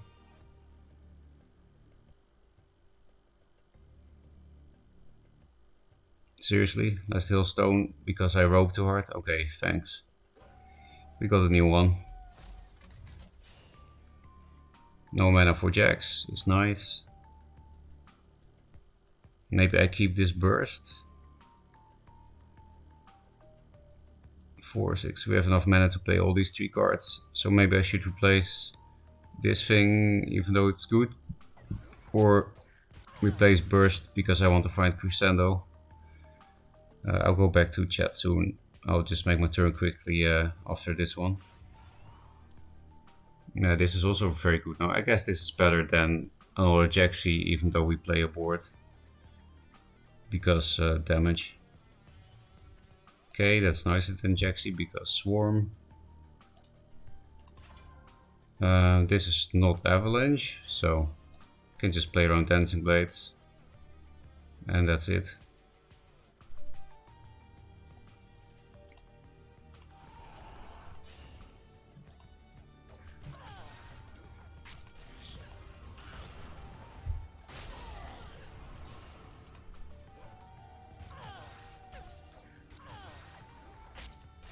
So yeah, with this deck you can draw both Big Boys and Swarm, which is nice versatility because Vanner can't deal with this.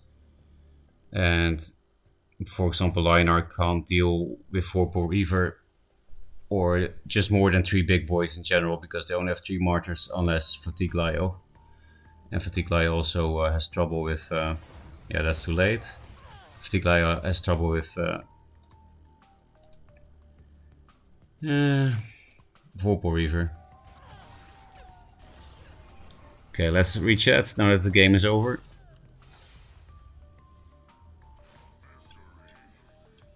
Guess you'll have to get married now if you don't want her, I'll take her. You know, the fact that that comment made me feel like, no, you can't have her, makes me feel like I'm right, that I like her, right? Like, actually, which girl are you referring to, Nangert? The girl I really like, or the girl who is, you know, it's not like she's not cool or anything, but to be honest, the only things I can say about her are only half personal. Like, it's cool that she is a tea ceremony master and she's extremely beautiful. While with the girl I actually like, I can say many things I like about her, that, and it's not just looks, like 50%. So you're broken counterfort universal, but I get discount because she has a pass.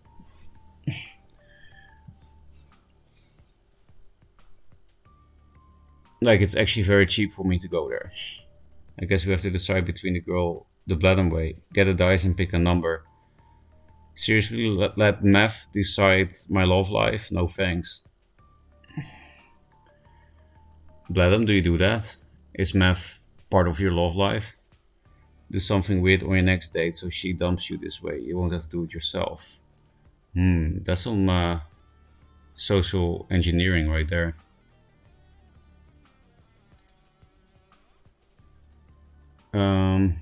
I have a meeting in 15 minutes. You better hurry up with your dating advice. Tell her you're a huge Andrew Tate fan. She could cut ties after hearing that. I'm not sure if they know who he is. If they do, then that's a very good way to get rid of women, I think. Don't think there are many women that are stupid enough to tolerate Andrew Tate. So I basically said something misogynist to say misogyny is bad. That's kind of funny, I guess. I don't think Japanese people know Undertale. Yeah, exactly. I envy them. Well, Andrew Tate will be in jail or something soon, probably. He did human trafficking, so at some point he should be gone, right? I hope. If they're both pretty, I don't care. Yeah, they're both pretty. But yeah, the girl I don't have special feelings for. I mean, it's not a very nice thing to say, but yeah,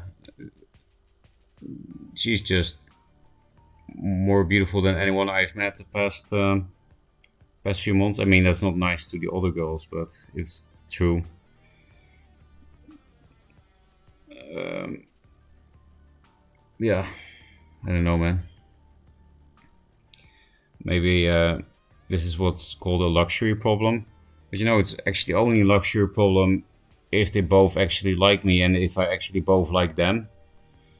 I'm not sure if any of them like me that much, and I'm not 100% sure that I like the girl I like, to the point that I want to marry her right now, which is probably good because I only met her 3 times. If you want to marry someone after meeting 3 times, then you probably need to solve some problems in yourself first before you're ready for a relationship. But maybe that's just MTV dating advice. Maybe love at first sight is really a thing. I hope so. I have to go to meeting early. Can someone click the details or give me too long didn't read? I'm not sure if I have much else to say about it, unless people say things that inspire me to say more stuff that doesn't fit Duelyst streams. Good luck with everything. You two at work raised. Ferocca hot. Ferocca have options. Very confused because girls hot. I don't know if I'm hot. I'm like almost 30-year-olds and probably balding. Which is also pick the taller girl. Do your kids a favor. I feel like they're exactly the same size.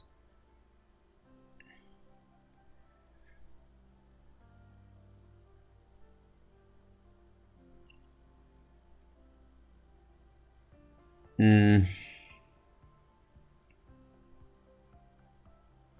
Yeah, not sure if I have anything else to say about this.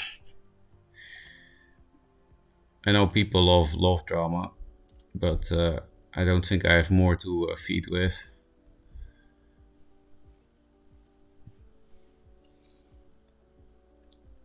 It's just a dilemma.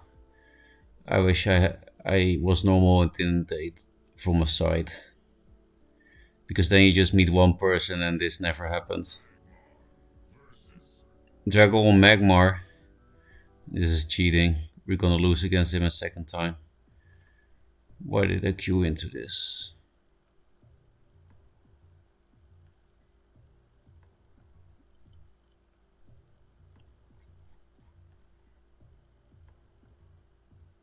I don't know, man. Hard replays. I mean, it's not a horrible hand. Vindicator. 2-drop lure. Yeah, I guess it's too good of an early game hand. It's not a dark sec hand, but Magmar doesn't really care about that, right? Okay. Then I can tempo this, maybe? No, I could just take it slow, get a bigger hand size.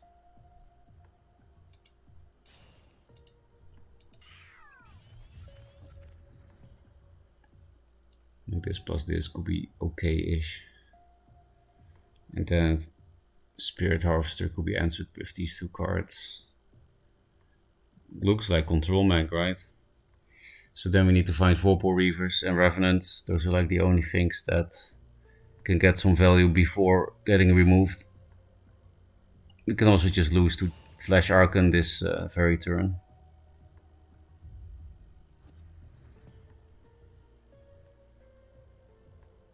Nice curve play next turn. Might be necessary for Vindicator.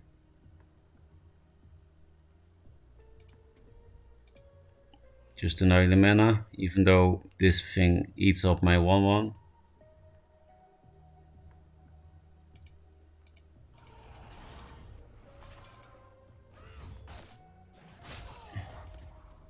I blew 1 buff on this.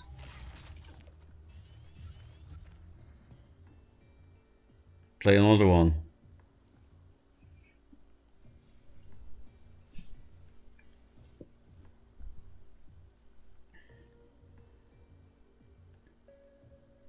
At least I'm playing a bit faster now. Why do I do that against one of the best Duelyst players of all time? You know who else is bowling? The Rock, and he's pretty hot. Yeah, but I don't have 5-meter tall muscles. Ferocca, where are you from, brother? I'm from the Netherlands. Yeah, you're right. So he's tall, helps with girls. I'm not tall though. Well, in Japan I am, I guess, but that doesn't say much. I'll never forgive the Dutch. Are you Indonesian? This is his Duelist World Champion Rush Mac with Harvester and Vindicator. No Archon and Elder. He did. There was no Rush Vindicator in Duelist World Championship. What's your height? 176.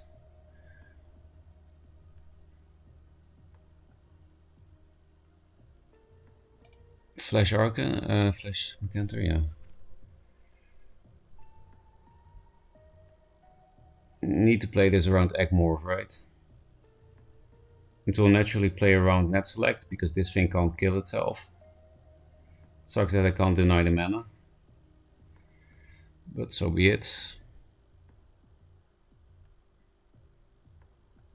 Should I play around another Flash Mercantor? I would be really out of position then.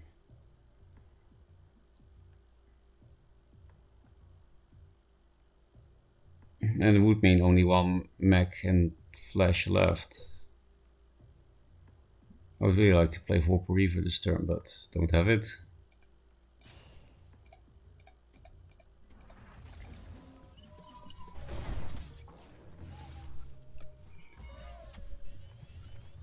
Another one.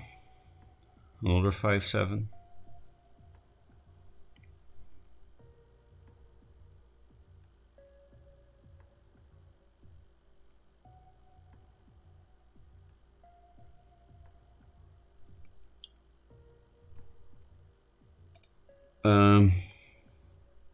I'm just anti-Dutch. They sold Steven Bergwijn to my club and he's shit.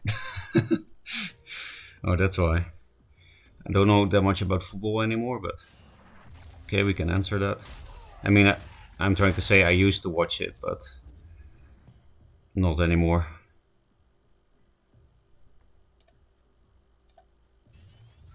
We're just getting rushed down by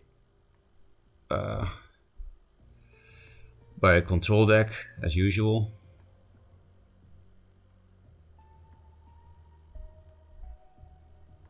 Oh, this was a nice top deck actually. It will get to a 7/7. What is that shitty meme with 7? I guess we'll play it around Mercantor.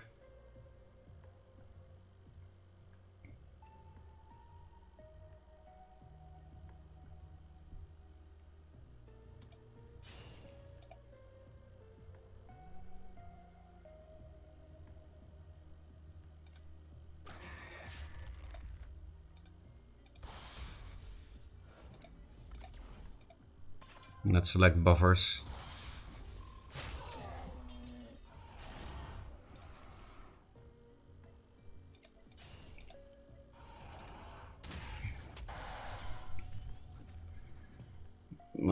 These are very awkward draws, these two. Because I don't want to take damage and I don't want to dark sack, I don't think. We're already at 7 mana.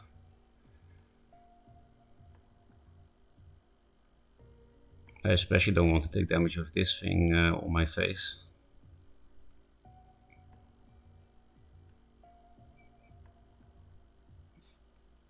So yeah, he didn't respect the double Raidling Swarm. That would have been lethal, right?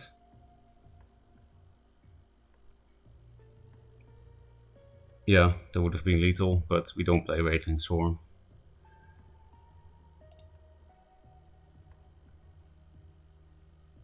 He cost 30 million euros and he played like he cost 10 million euros. Sounds like your usual CEO. At least you didn't buy Lukaku for 115, could have always be worse.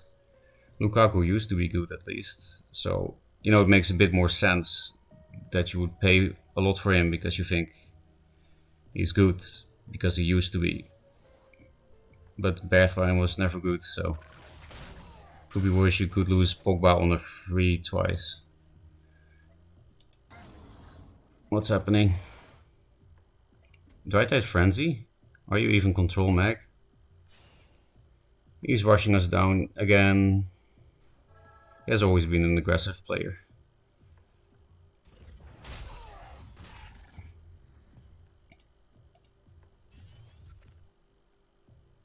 Okay. We're just dead. Control deck by the way, but maybe also not.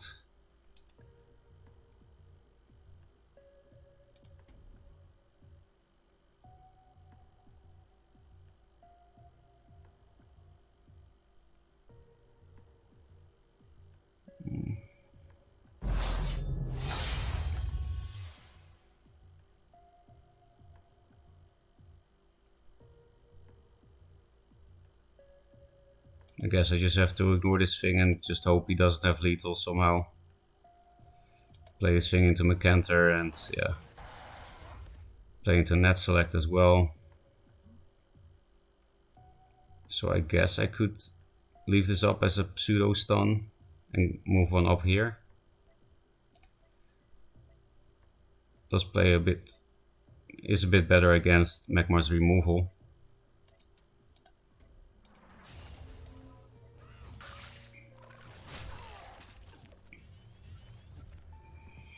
Shitty draws again. Oh, you're so good at the game. Magmar face.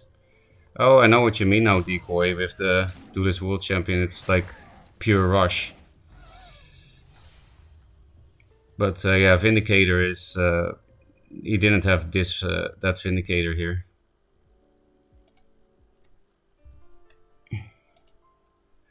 That's why I'm more of a solid fit fan. Because, yeah, Dragol is one of the best players of all time, but he does play dumb decks. Not all of them are dumb, like Dragol High is not dumb, but... Like he played, what's the name? Decimus Spikes and stuff. Those kind of dumb decks. And 100% rush decks like the one he was playing now. At least it's... at least he's playing a refreshing Magmar deck. Like I said, nobody's really playing aggro Mag or full rush Magmar. And he's finally doing it. As you could see, it's at least playable. At least you can rush down bad black soulless decks. High Harpoon. Lukaku has the touch of a bricklayer. It gives me hope that I can be a professional footballer. Well, maybe you can, Sunkist.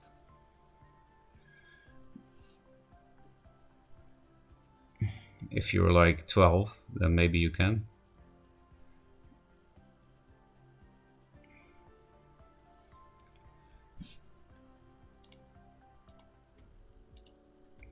Now I also understand why he plays Dry-Tide Frenzy.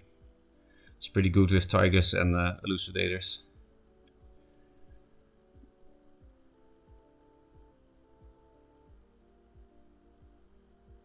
But yeah, it's actually Dragol.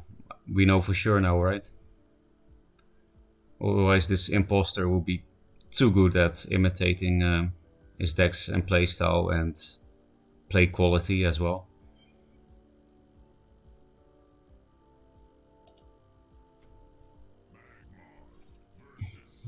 I guess we'll log off after this. I don't feel like playing against Magmar. It's just not really fun.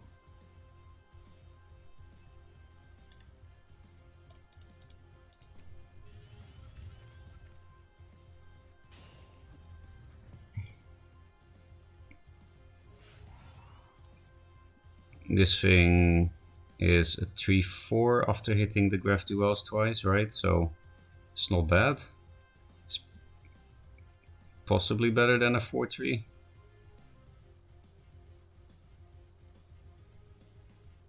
Yeah, I can play this the turn after and still 4/3.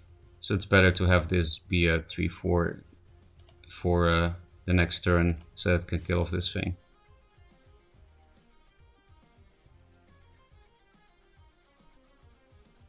Actually, only one wall needs to die, right?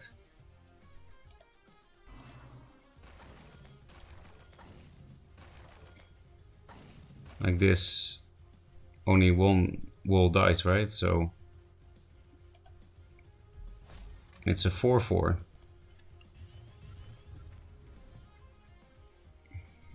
Just this is nice. Then can do a ping the turn after. Oh, they're going away. Oh, that's why.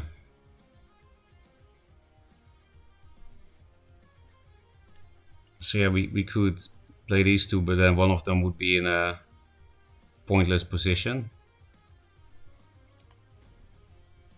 So I will just keep this as a ping next turn if I need it for an egg or something.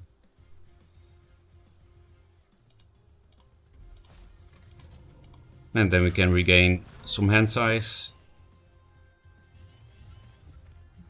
I think I will replace a well actually. It's not really easy to do anything with against Magmar, although we could do a lot of damage, I guess.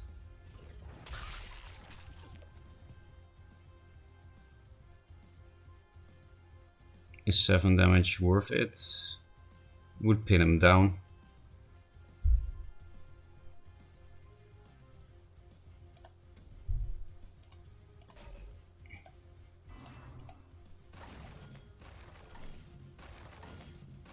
Flash Mag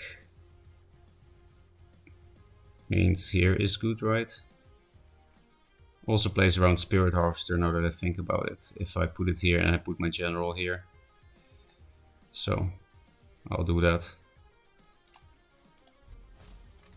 I mean, plays around Spirit Harvester clearing my whole board. So I should definitely attack with this thing.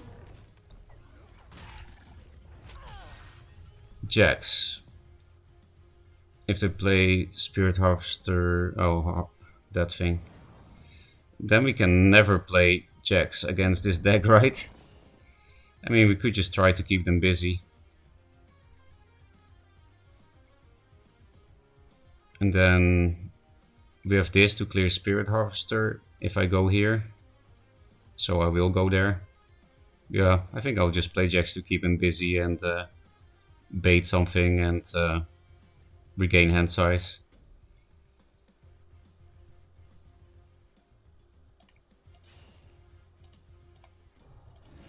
Even though they have 5 more answers to Jacks probably. Oh, this also kills Harvester. Oh wow. Now I want Macanter. This is... Imagine having Jack Stick against Plasma Storm Magmar. And then not having the... What's his name?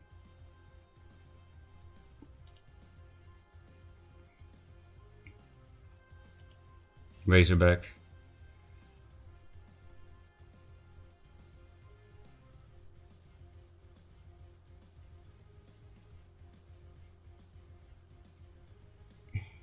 I guess we play this out.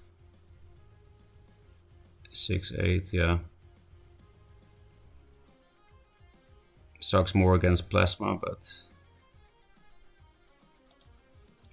it does pressure face more because we can do 2 more damage to his face this way.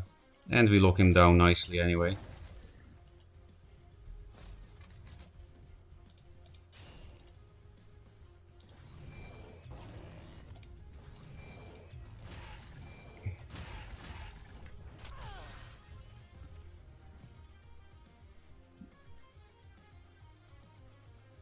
Earthsphere. You do need to answer shit though. Replace into Jack, Razorback. Whatever you play, I bone chill it. It's not worth bone chilling. It's also not worth cryoing. It's not worth anything. You are not worthy.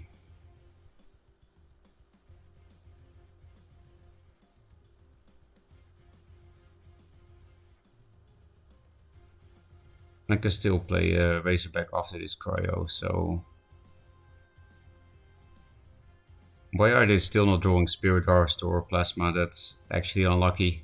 But I really don't care. You're playing Magmar, you deserve this shit happening to you.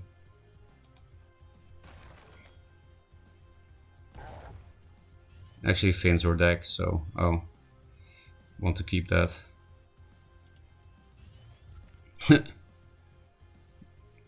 Skill intensifies.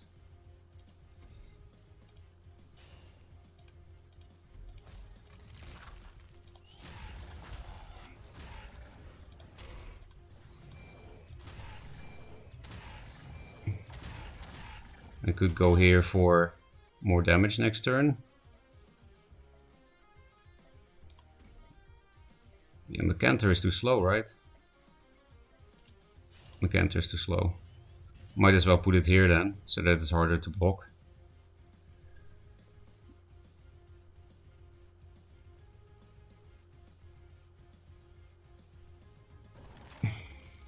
Wow. Winning with Jax, Walls against Plasma Storm, Harvester, Magmar. Yeah, it's pure luck on ours. What? We went to rank 1? Okay, we can never play again. We lost against Draggle 2 out of 2 times, but we were rank 1 somehow. What did Solifit do then? Surely he didn't lose. Is Ninst very high or something? Where is Ninst? Not even S. Joseki MMR will always puzzle me. It's just pure randomness, right? Just like the cards he designed. I guess that's why. Let's read chat. Winning technique when you have size. I'm 2 inches taller than Lukaku. Well, then you can definitely be a professional player. I'll just stand in the box and have them bounce crosses off me. This guy was the Elu combo guy, not sure if he's playing the same shit. Oh, that's why they had such shit draws, because they have a handful of combo pieces. So we could have actually died when we killed him. Well, I don't mind him not getting lucky. Imagine being not worth bone chilling. Yeah, it's a 4-2. I only needed a chaser or something.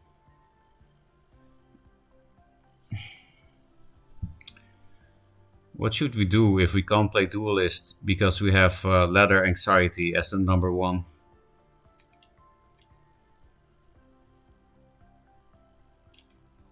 The undeserved number 1. The number 1. It literally doesn't matter to be number 1 now. It's getting wiped. It's a server test. Joseki MMR is totally random and makes no sense. I'm sure Solifit has a much better win rate. People said he lost only 1 game to S. What else? I misplayed a lot today, and yesterday, 2 days ago, 3 days ago. So we might as well not have ladder anxiety, but... Play Legacy. I really don't like it. It's not a bad suggestion as like a variety thing. I just wish Gauntlet was already here. That would be a nice variety thing. Like when you have ladder anxiety, then you go to Gauntlet, right?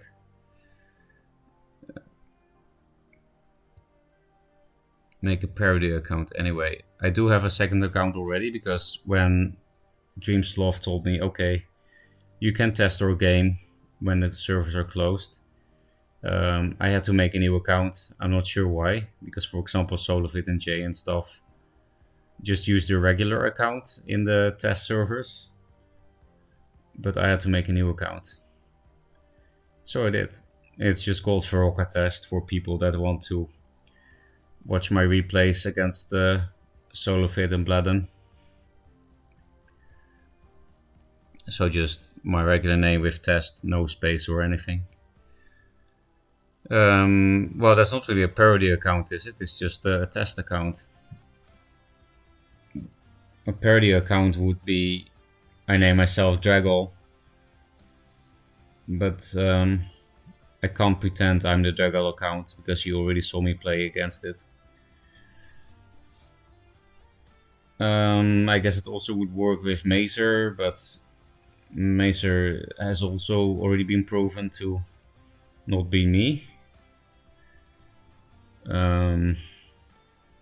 What's Jay called? He's just Jay, right? Well, he did tell me he took multiple names, yeah, because I could pretend to be No Ace J by taking No Ace J, but actually Jay told me he took all the name variations of his name already, like No Ace J and just J nothing, and yeah. And like just no way. You can do some testing, like certain combos or how certain cards work. Oh, like I did with the Grandmaster Zir. Yeah, that was pretty cool to find out. What are some discoverable mechanics? Twitch doesn't allow me to display your message decoy. Why are you saying it actually? Like I don't mind you saying it. It's like a weird compliment. So, but how does it relate to what we're talking about?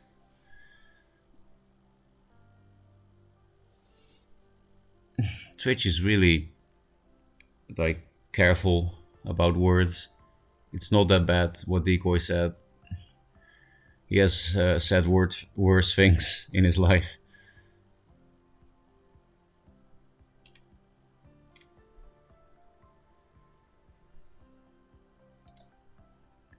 Do Zenry Metamorphosis transform the minion back into original minion?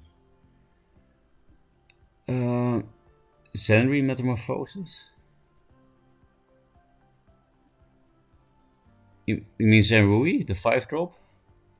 Zenrui Metamorphosis transform the minion back into original minion. Oh, you mean you play Metamorphosis / Zenrui? I think it will go back into original minion, yes, but I've never seen it, so we might as well test it. Just in case it's coded weirdly, right? What happened again if you Zenrui Drogalord? People already showed that, but I don't remember. It also switches back to the 7/6, right? At the end of the steel turn. I think a stolen Drogalord keeps working the same way.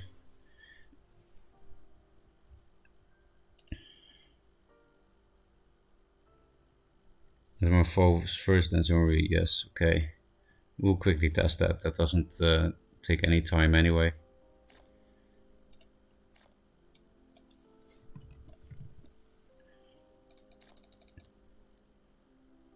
Meta.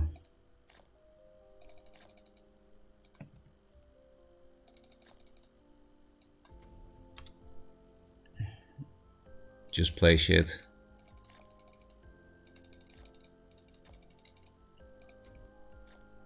This thing, so that we find the shit faster.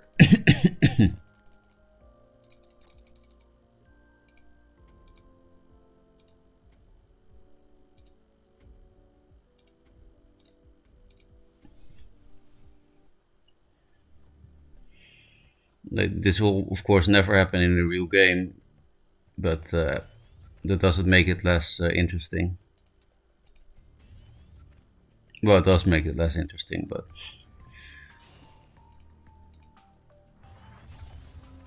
it's still interesting, is what I'm trying to say.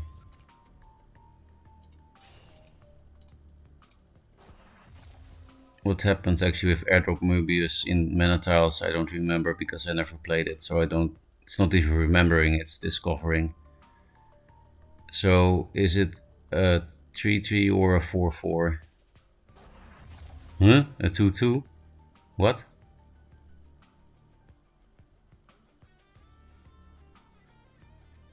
Oh, because this thing costs 1 mana. And then I had only 1 mana left. Then it became a 2/2, and then I got 1 mana from the mana tile. So that means this thing is old garbage, because I thought the only good thing about it was you can play a turn 1 3/3 in their face, while also having this 2-drop as a late game threat if you go into top deck mode and it's the only thing you can play with your 2 cards. So I thought maybe this is a cool card in super low curve aggro, because you can like plop down 1-drop 3/3 with a 1-drop and just play your whole hand all game, and then sometimes play a big minion even though you top decked a 1-drop. Anyway, yeah, this card seems like total garbage, because you just drop a 2/2 in their face, and then you can play a 1-drop, but who cares? So that's a thing we discovered accidentally.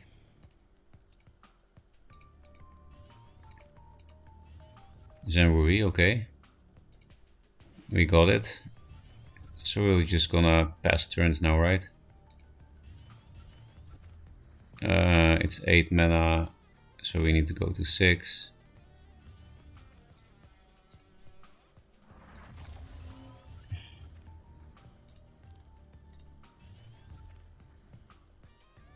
We need to go to 6.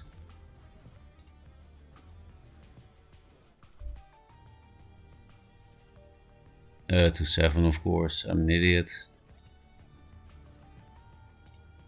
It's late.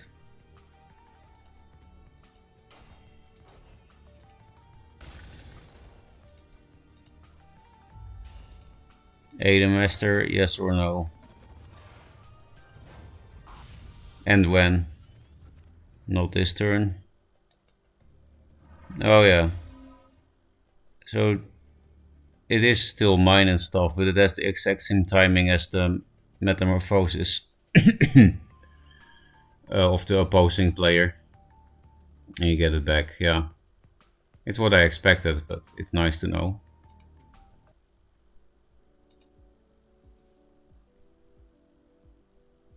Any other discoverables, chat?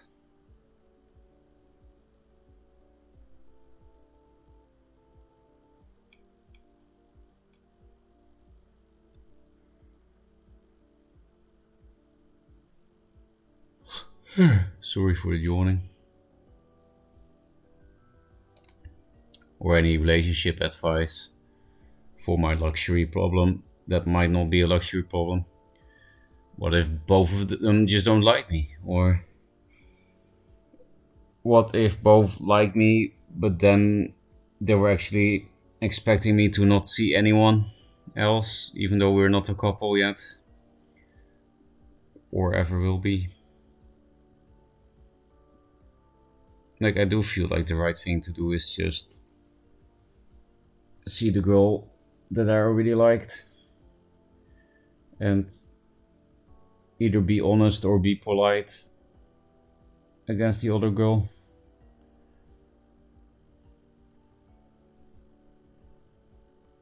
She did give me very cool new experiences today though, but maybe it's not really morally correct to use someone for new experiences. It's kind of using, right? At least if they expect something else. Because I guess I should mention that the girls I'm meeting now, I think they are expecting something very serious, because I wrote a very serious profile. Because I just want to find someone for the rest of my life. I'm not pretending to be some super wholesome guy, because I definitely didn't have that attitude my whole life, but since a year or so I have that attitude. I guess I'm old or something. Can't give advice on that, and I also don't heard anything about the first girl, though I think I should give advice on these. Yeah, I talked a lot about the older girl on older streams. I only know her for a week, so it's pretty silly maybe, just this whole story. But yeah, I met her 3 times in 1 week because we enjoyed each other's company that much. So we just made time immediately. And the 4th date is also already planned. It's just that she has a lot of passions and interests, which is always attractive. She actually knows things and can tell about them, and a lot of the interests and passions overlap. I would say like half of them, like between our interests and passions. And she's also very nice. Like she made me cookies for the last date, for example. Like who the fuck does that? That's yeah.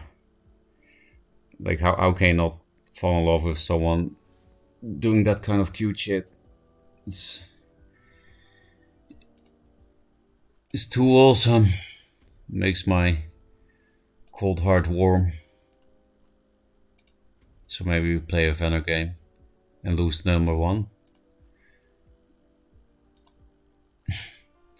Are we actually gonna play Legacy? How do you build a Legacy deck? It was requested in chat, right? What do I get from chat if I play Legacy? Because it does hurt me to play that. Will I get like a digital high five or something? A digital kiss or live stream dance? I think my stream is already cringe enough. But the girl I like does like games. Although it seems like from what she told me, she only plays Pokemon games. So I'm not sure if I can sell her Duelyst. But she was telling me that she can play shogi with me because I told her I would like to play that. And shogi is more difficult than Duelyst, so if she's ready to play that, then she should be ready to play this, right?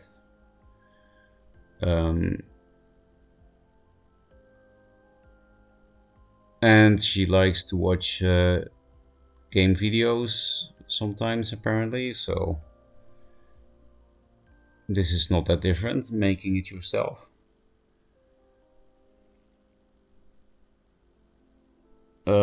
Yeah, that would be really cool stream, like to teach her Duelyst. I'm just a bit worried about weeps and creeps and weep creeps.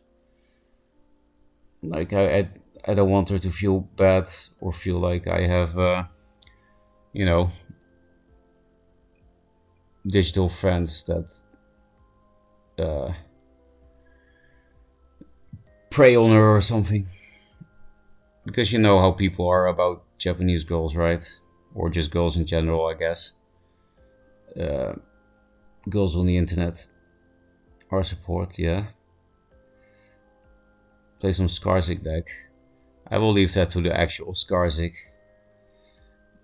I don't want to steal his jam. Though I don't think you should feel bad just because you were forced into the second date. Try to bait her in with shogi and Pokemon card game mix, I guess. Yeah, because for people that don't know, one of her part-time jobs is working at a Pokemon center. And there she sometimes has to teach the card games to customers. It's like part of the job, if customers ask about it. monkaS? Why Nangert? Why monkaS?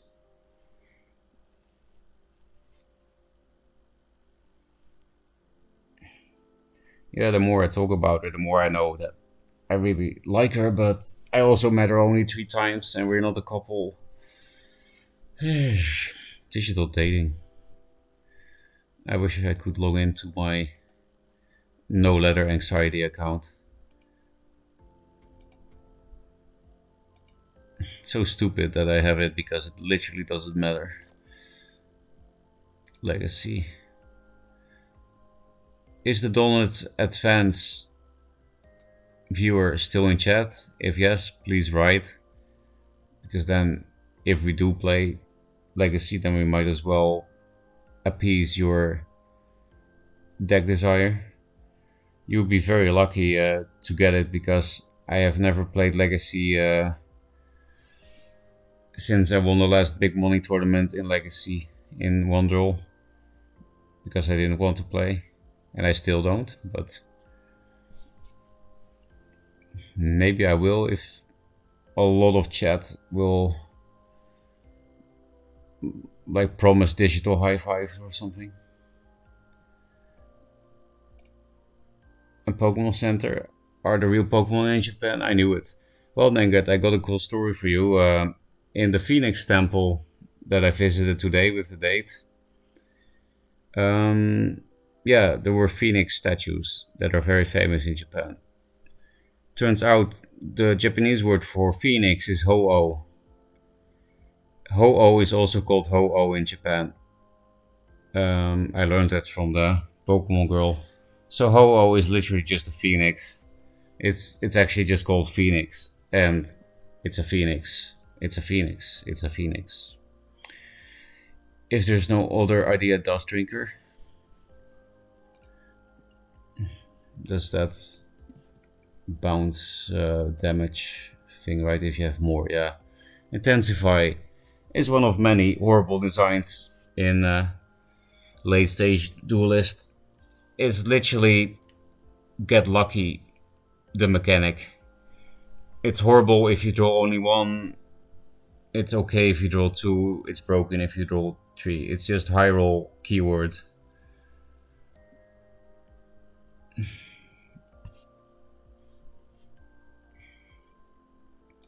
So you could also just switch to complaining about dating. No, we can like make the stream into complaining about dating and complaining about one draw Duelyst and not actually do anything productive or fun. Would you guys like that?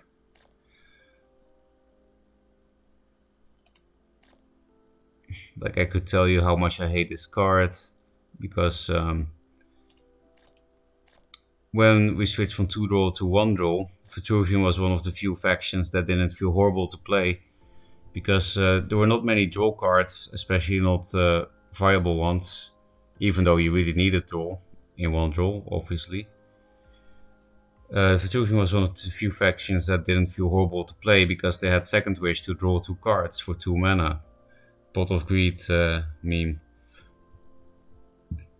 So you didn't have to go into top deck mode on turn 3 and you could actually play the game a bit longer than other factions. There were some other draw cards like Rite of the Undervolt, but yeah, Vitruvian was playable on like Venar or something, or Linar, which didn't have Trinity Oaths.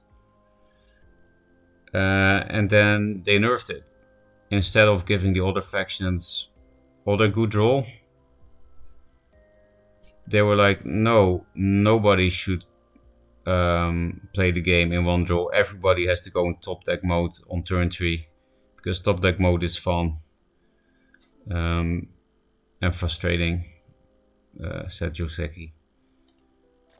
And then not much later in Shimzar they released this. You draw 3 instead of 2 for 3 mana. So we were almost happy. We could almost play the game again with Vitruvian. But then it turned out you played 3 battle pads. So it would take 3 turns of replacing to actually draw 3 cards. And you would always get the battle pad you replaced back into your hand because Fate was right about the replace bug. So you would actually never draw cards from your deck and just get shitty shit in your hand. And this card just summarizes the 1-draw new card draw cards philosophy for the first few expansions. Like it got better over time, of course. In the end, everything but Venar, I think. Yeah, everything but Venar got good in-faction draw that actually drew from your own deck. Because CPG loved to make you draw from either a deck that didn't exist, create cards into your deck that you don't play, like this, or draw from the opponent's deck. But they didn't really like you to build a deck in a smart way and then have you draw from your own strategy, from your own game plan. You had to draw things that had nothing to do with it, so that things stayed nice and random and unskilled and full top deck mode all the time. if you didn't play these kind of draw cards. So yeah, do you guys like this kind of content where we do nothing productive, nothing fun, just complain? Well, Poggers. I love it when people heal for 10 billion for 2 mana with Invigorate. What do you mean? Yeah, Intensify is fun, right? Does Drinker plus Synaptic Arbitrage plus Superior Mirage. I don't know what Synaptic does. I remember the other cards. Give your opponent a minion to take control of nearby enemy minions with less attack. Opponent a minion to take control? Give your opponent a minion to take control of nearby enemy. I'm so confused. Give your opponent a minion, okay. To take control of nearby enemy minions with less attack. Okay, so you summon like the 10-3 golem for 4 mana and then steal everything around it. Probably don't need to use such a high attack minion.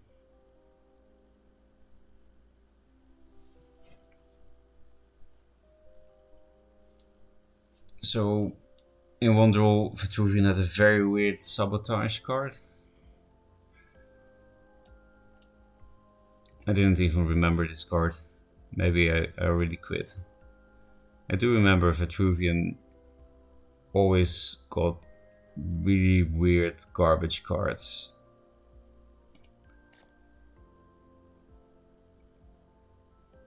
This rework in the new Duelyst is really good. Like, it's much more interesting and playable than this.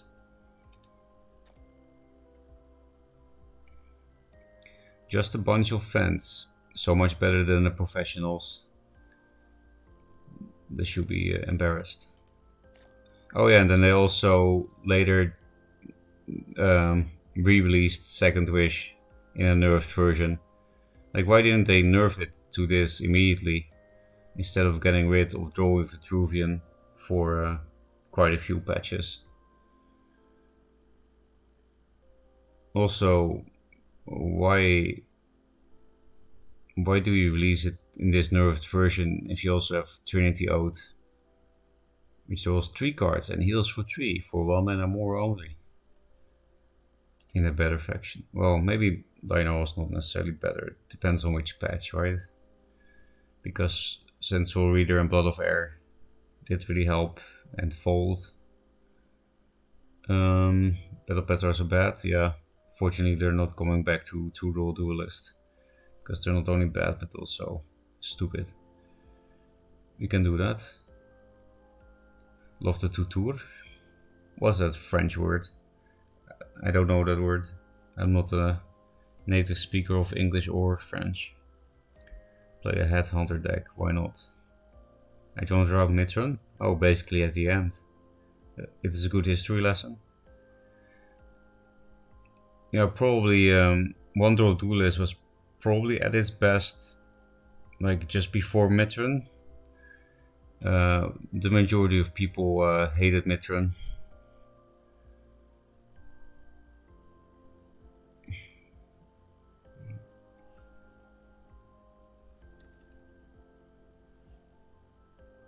Nose was the nickname of this thing.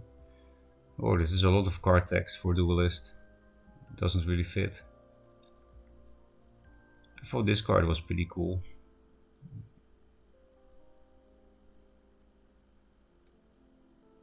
Like, it's pretty interesting for a rush minion.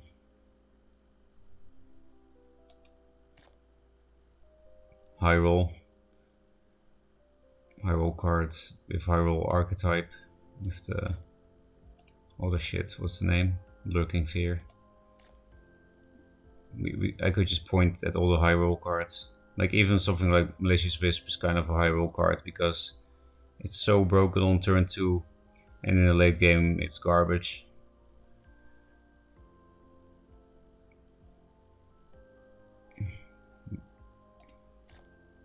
Oh yeah, here somebody talked about this before. The Fenrir with 2 Fenrirs inside. Ogan Memeton. I never really understood the meaning of this name. Like there's a tree inside a thing. It doesn't really look like it if you look at the art. It doesn't look like an oak, right? Vanar Slasher. Monolithic Vision was peak Joseki design. Let's look at it so that we can rant more. Just from an extra point to 6 random trivial scars that cost 4 less. Yep, that's very typical Joseki. Just if you put in the word random, you can find all Joseki cards. It's a lot, right? Whoa, Magmar not random. I remember that, you know, he had an archetype invented by Grange, the esports Magmar. It doesn't make sense, there's only one page.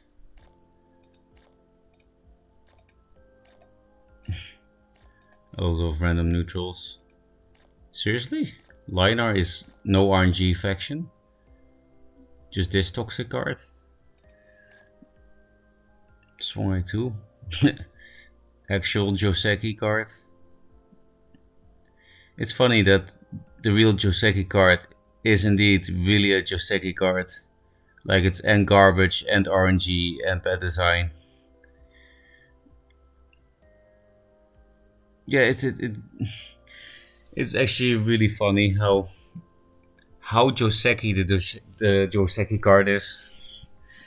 It's Josekiception.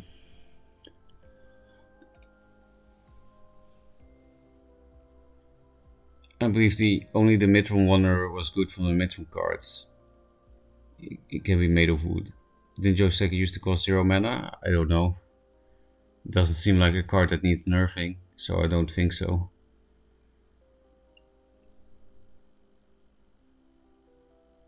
No, there were more trial cards that were good, right? Not just Wanderer. Besides, everyone said, "Oh, Wanderer is so bad," and then for some reason, me, Tepid Kong / Hacker, and Good Guy Hopper all brought only Wanderer, and we all made it to the semis, and Hacker and me played the finals. And then suddenly it was OP. I don't even know why I played only Wanderer. I was just told to do that by Macer and Jay. It's like, okay, thanks for the $1,000, I guess. I'm not that much of a dick, by the way. I actually gave them some of the money. Same for the World Championship.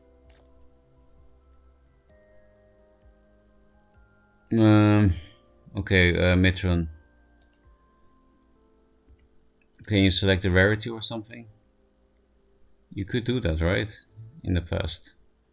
Okay, let's look at Grand Strategios. This thing was very good before the nerf. It was like one of the least liner things Liner has ever had, because it was, you know, pure cheese and uninteractive. They had a bad one, right? Yeah, this thing. This thing wasn't good, but the Liner one was good before the nerf. Nose was never good. I'm pretty sure Xorg Soul was good, right? I think it was also nerfed or something. Oh yeah, the Joseki Rider of the Undervolt. And Hate Furnace, I think, was also nerfed to require more minions. Like more spells cast to get plus attack.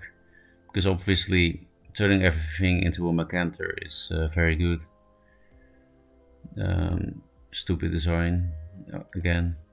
Oak was bad. Yeah, so like about half were good, I guess. I mean, I don't see anyone complaining about complaining content. So, is that what we're gonna do? Just complain? I don't hate every design in the one draw cards, so maybe this complaining thing can be mildly more interesting by going up and down like an emotional roller coaster.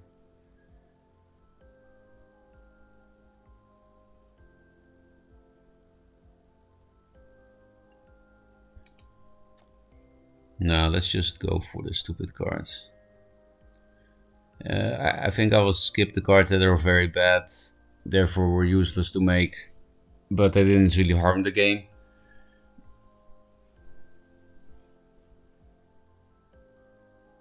Actually weird that this card was not played in one draw ever, almost never.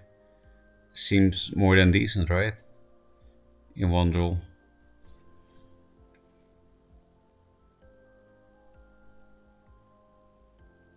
Yeah, this thing was a bit silly that a one drop can give you so much value. Like easily heal 4/9 over the course of a game or something. And that it also allowed you all the heal synergies in your deck. Just camp the tile with Vitriol, which is one of the more toxic cards Lionar has had. You know, pure RNG. And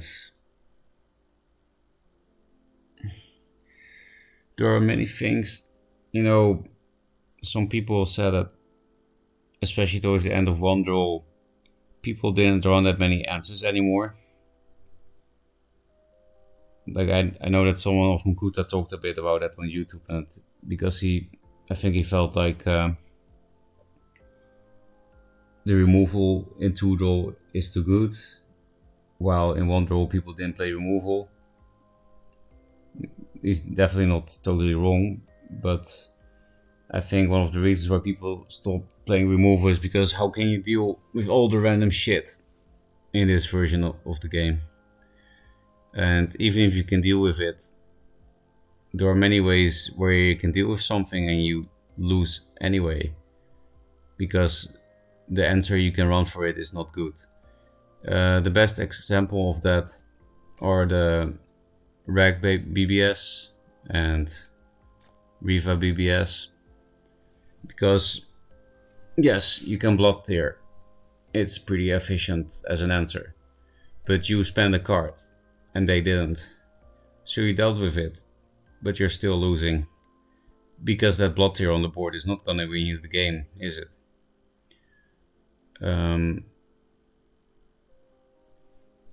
And that's especially for something like Vanar, which just has no real draw. Entering like that doesn't really do anything.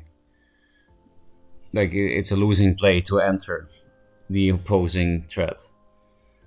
That's silly. In general, the BBSs are not well balanced, never were, especially at the start. And then you think they would learn about it, but then they released Ragnora later anyway.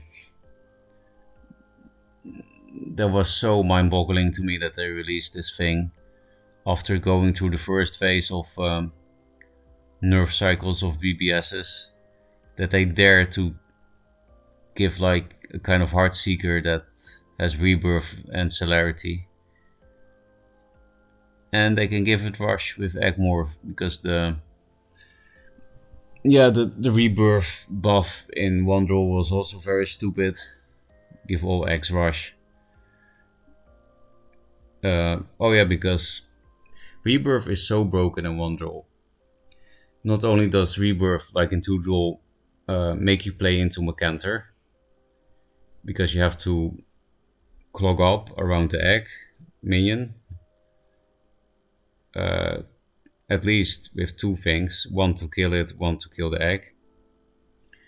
Again, answering the egg is something you have to do, but it's a losing play, because you spend a card on a nonsense thing, a 0/1. But if you don't, then the minion is just healed back to full with rush. It's more than silly. So it's so easy in 1 draw for Magmar to stick Young Scimitar on the board. And you of course have Range Binder, which is also Such a stupid card.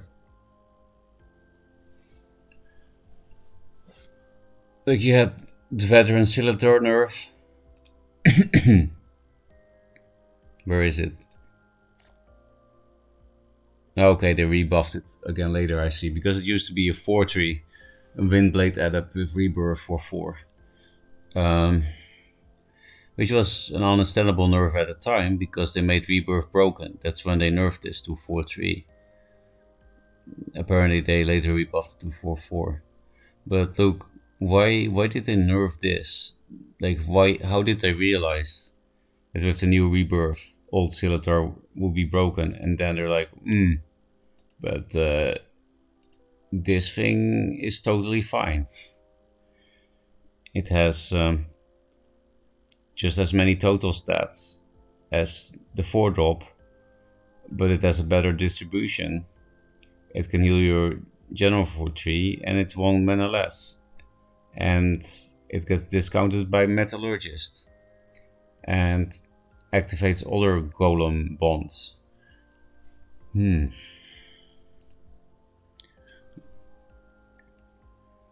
It's fun to take the trip down memory lane. Okay, that's good.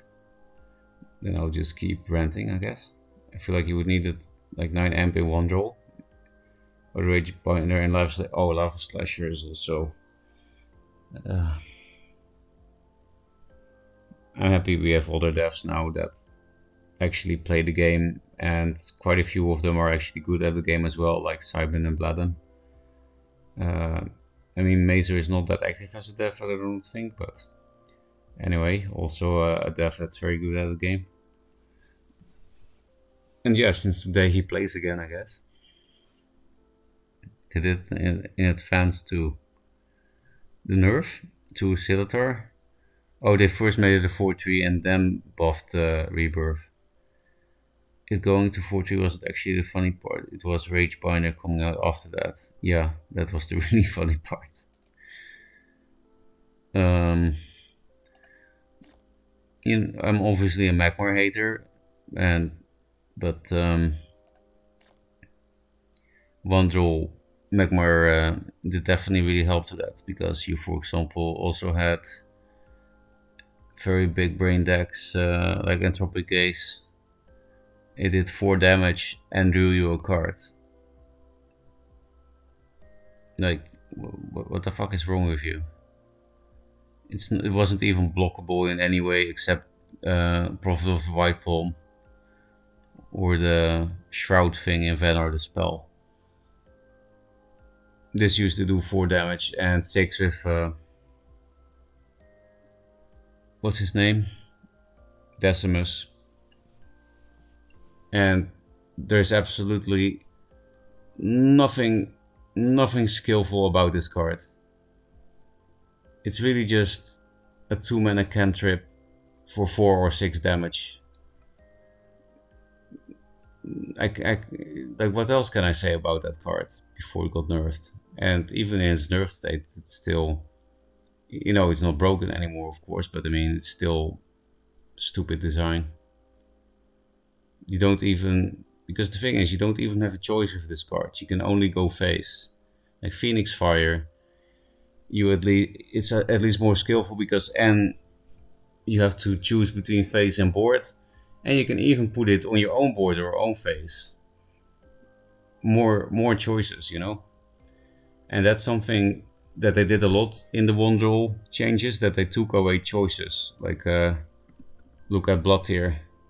I mean, I understand why they did it, because they buffed Blood Tier to a 1-drop, so that's kind of broken. But it was a less skillful card, because look, deal 1 damage to an enemy. You cannot hit your own minions anymore. Less decision making, less weird synergies. I also always think Primus Fist is a great example of why 2-draw is more skillful than 1-draw, because this change to Primus Fist was a correct change, going from 2-draw to 1-draw. I don't think that was nonsensical from CPG, because you play only 1 card per turn usually.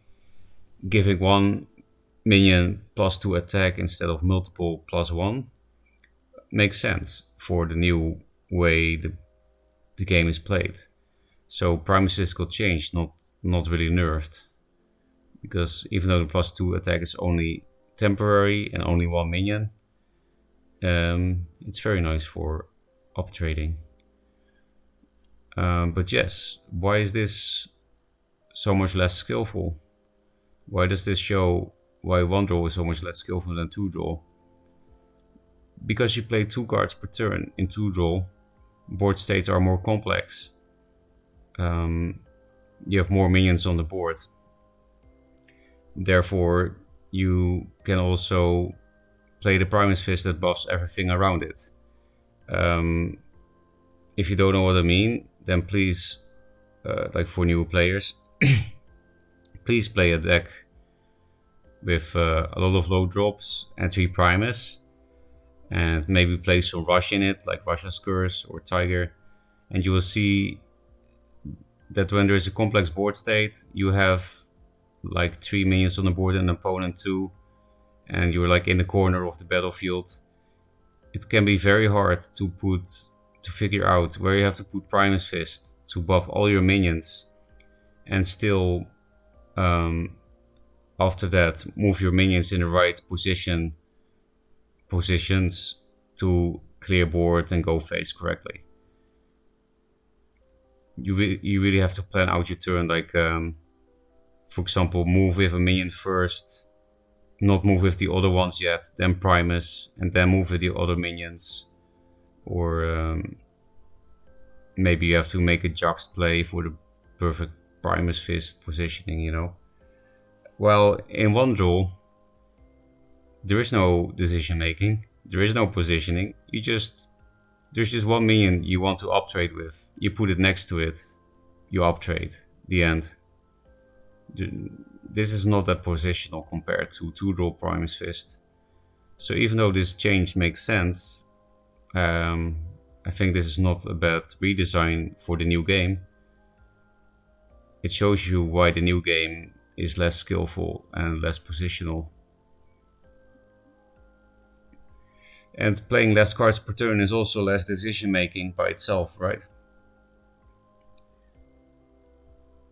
If you can play only 1 card per turn, then what decision do you have to make?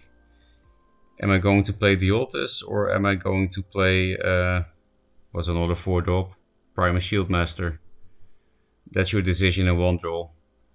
Well, in 2 draw, you have the decision between Mystic and Primus, or Duelyst, or Fenrir plus Snow Chaser, you know.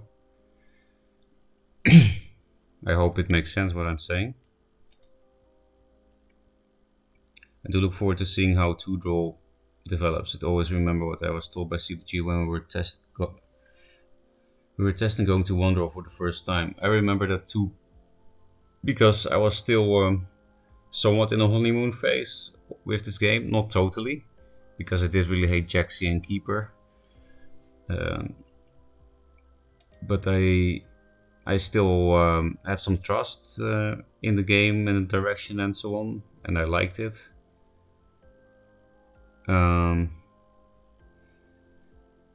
And then, what was I going to say?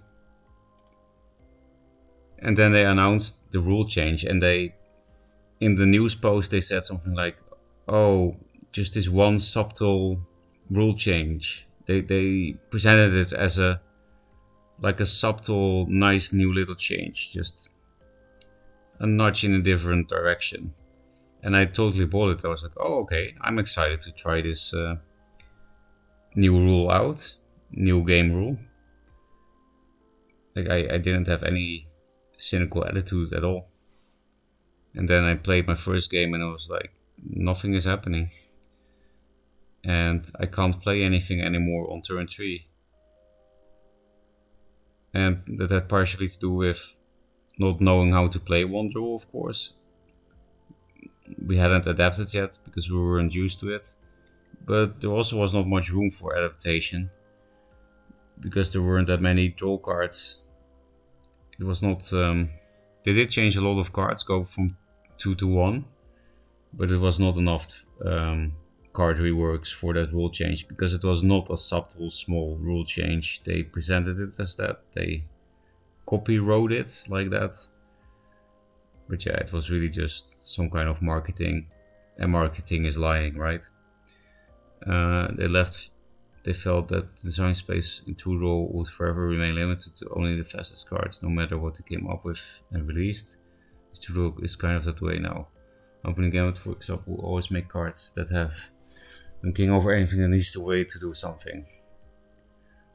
Yeah.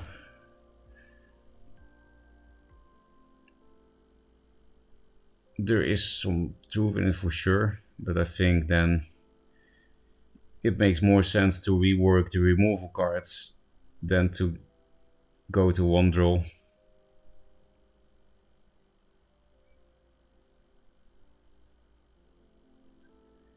And I personally do actually like the more tactics based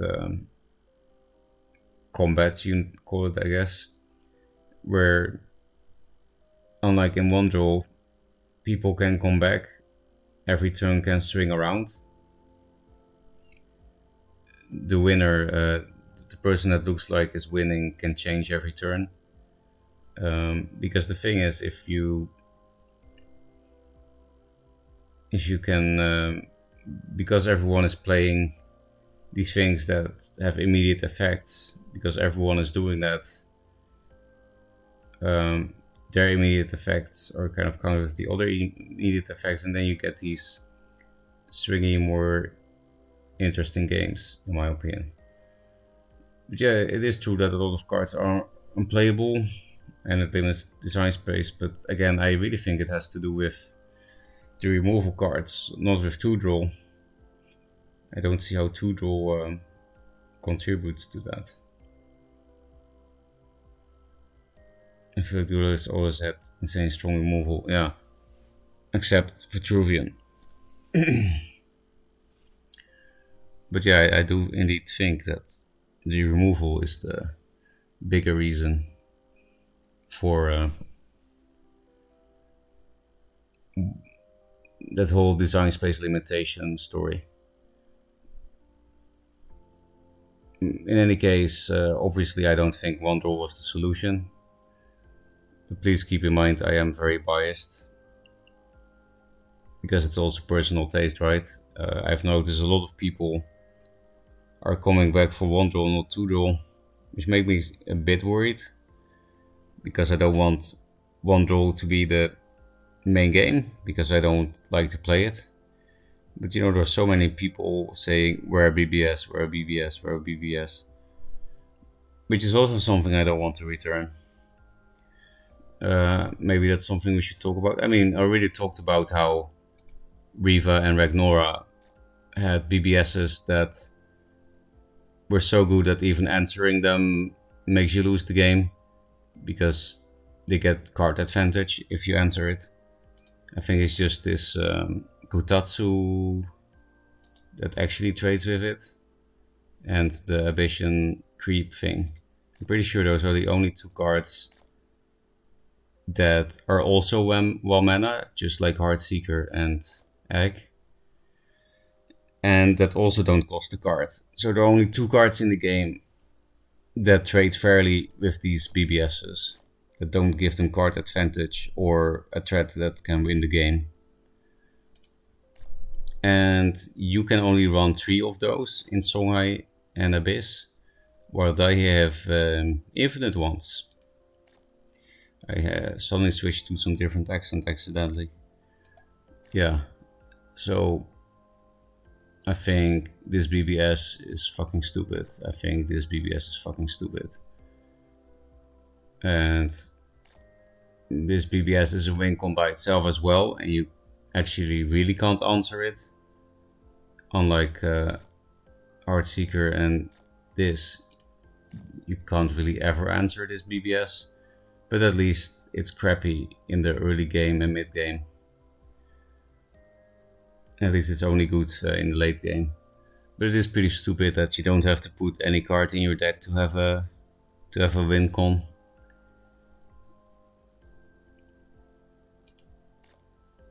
which is with many BBSs, I guess, like VAV. VAV BBS is also a win con on itself. And unlike Warbird, it's insanely good in the early game. Like if they open crypto with VAV, then almost all your 2-drops in your deck have half their value. Or even less. Oh, I hear a Reaper raid. Reaper of the 9 Moons. Thank you, Weggy, for your raid. Valve and Xerix have balanced BBS. Oh yeah, Xerix also used to have a balanced BBS before the nerf. Face Monkey. I'm pretty sure the people who want BBS back come from all the CCGs because for some reason they always... Yeah, that's true, they all say hero power. Kolos also always called it hero power. But your Bloodborne spell is not really a marketable word, right? So the opinion should be disregarded. I mean, I already have the toxic trait to disregard one draw positive opinions. I do think I'm a bit too aggressive on it. But it's just my Joseki Vietnam flashbacks, man. One draw letter is dead, by the way, really? They all come to realize the 2 draw is better. I'm happy to hear that. Maybe that's why we saw Draggle today on the ladder. Because I did know from Mazer that Draggle was playing Duelyst GG for a while already. But I would rather have him in 2-draw. Will be good for the competitive scene. Even though his Magmar will make me salty. You know, he's allowed to make me salty after what I did to him. With the max. Changing how removal is portrayed overall is definitely a direction to approach, yeah. Though I'm surprised that I don't miss BBSs as much as I thought. Yeah, that's because now you can build your deck around other synergies instead of the forced synergy. That's... I guess we go to the next rant about Joseki design era. Like the forced synergies with the BBS. Like, so you have all the broken BBSs, right? And then you have the really bad ones, like Starhorn. Because you give your opponents cards.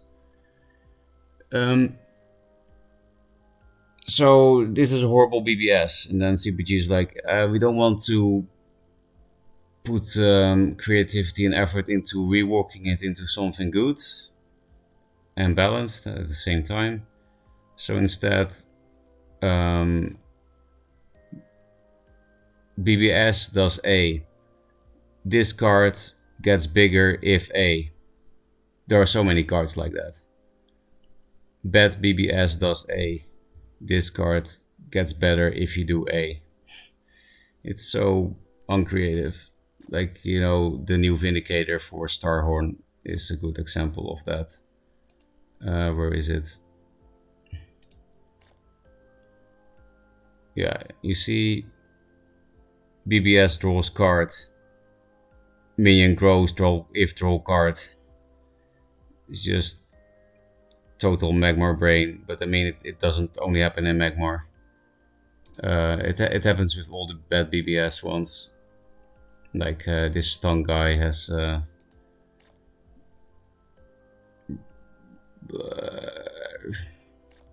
where is that thing? Yggdrasil or something, the 3-drop. Yeah, this thing. BBS stun. If stun, minion good. It's just, maybe it's not even Magmar brain, but just Orc brain.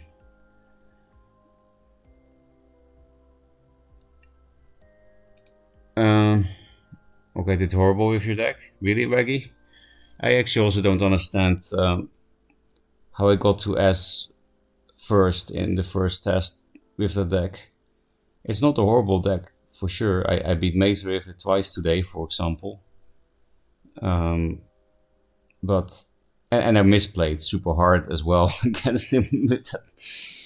That was kind of funny. Pretty sure it took him like 2 hours longer to hit S today because I won those 2 games and I tilted him so hard for playing so horribly without getting punished. Yeah, I just played very bad. I have no idea what to do most of the time. Yeah, it's not the most straightforward deck. Like obelisk position is not that easy, right? And Maelstrom hand sculpting is also not that easy. And playing the Mana Forger cheese at the right time. It's not the most skillful deck or anything, but also not the easiest, I think. Anyway, I'm also surprised that I hit S with that first, because I already said this a few days ago, but I guess I will flex my EP in a little bit more. That I didn't even play anything the first 6 hours or something, because I was watching Mogwai and Fate, because I was scared that I wouldn't like the game. So I first was just watching to see if I got the itch. I got the itch, it looked fun, it was fun. I hit S first. But my guess is everyone was super washed up, not just me, because everyone hadn't played 2-draw in so long. And also I no-lifed once I did start playing after watching for 6 hours first. I also got Decimated, loved it. Yeah, Decimate must be amazing against the deck. The obelisks.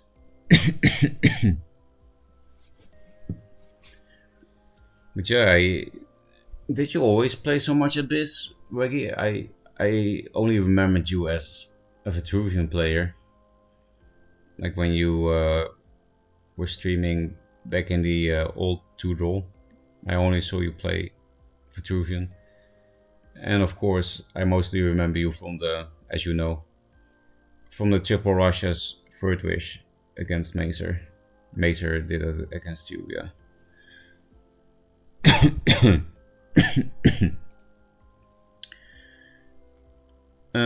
So what other rant can we start about 1-draw? Yeah, I mean, these kind of cards turn into a random minion with random movements. Again, it's super cross-faction as well. I've been talking about that in the new 2-draw as well, that I don't really like that cross-faction stuff. So I complain about Sojourner. That Sojourner is the only Joseki card the Dream Slot team made.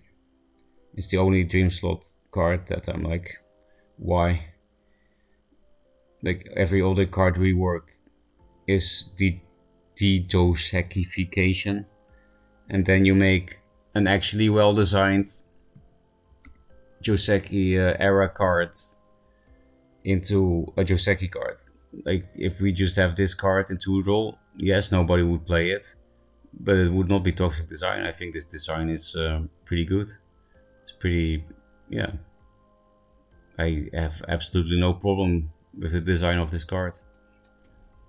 Why would you?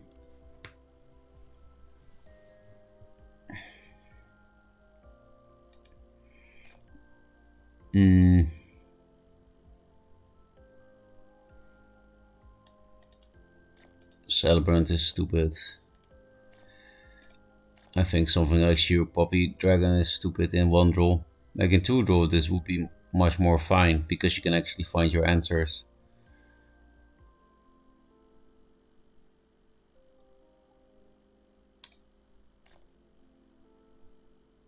You can't answer anything in 1-draw.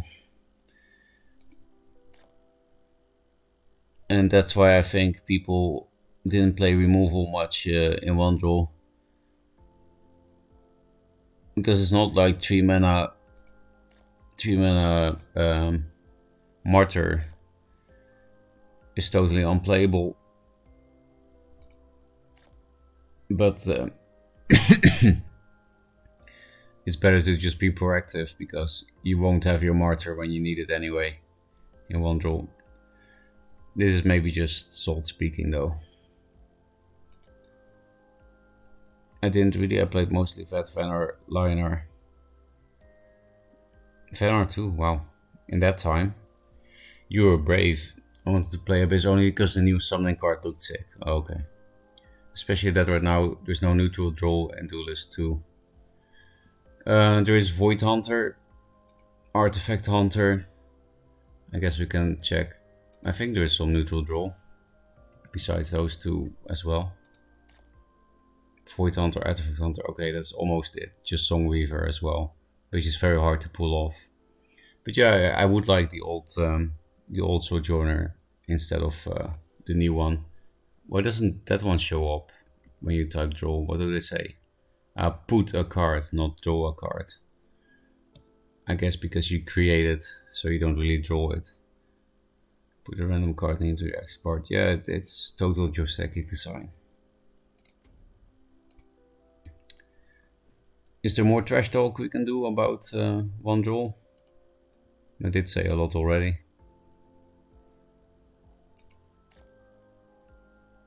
Well, okay, maybe we can find more examples how everything is a high roll deck. The trials are high roll decks, except Wanderer, I guess, because you just play it. No, it's also a high roll deck because you only have one-offs, so you're always lucky to get your answer. Yeah, Wanderer was really designed to frustrate people, just like everything else Joseki made, as he admitted, because every time a Wanderer player answers something, you're like, oh, you're so lucky, because it's your only one of that card. But they do always have it, because they just play 39 diverse cards. You play a Gauntlet deck, right? I also used to answer many things in Gauntlet.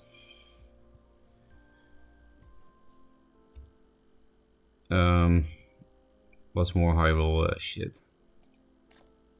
Yeah, I already talked about Intensify, how that's a high roll keyword. Oh yeah, here we have one of those high roll cards. You have many cards similar to this, I think. This is basically the Obelisk discount minion design done again.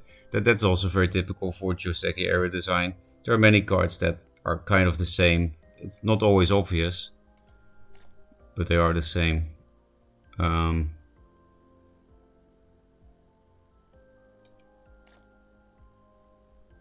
Yeah, this thing.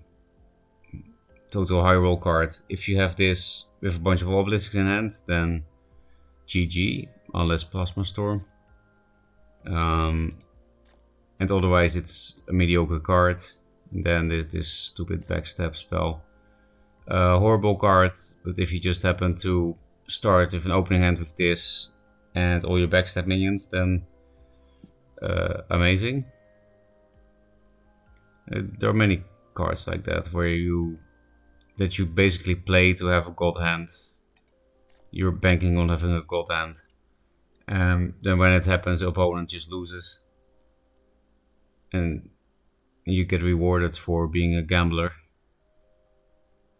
Mirror Melt is also like that, I would say. Like you're gambling that they can't answer your cheese, and then you double your cheese, and then there's too much cheese to eat for you.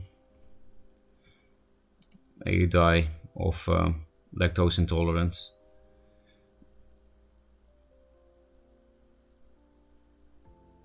Songweaver rework. You mean for draw, right? Yeah.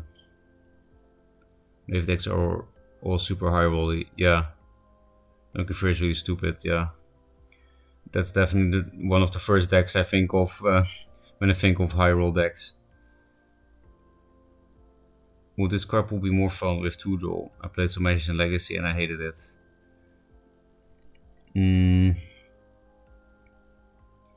Nah, this would suck in 2 draw too. Again, too much high roll.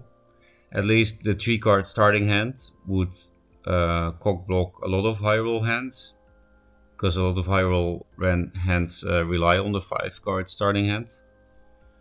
But there's just too many high RNG cards. Like,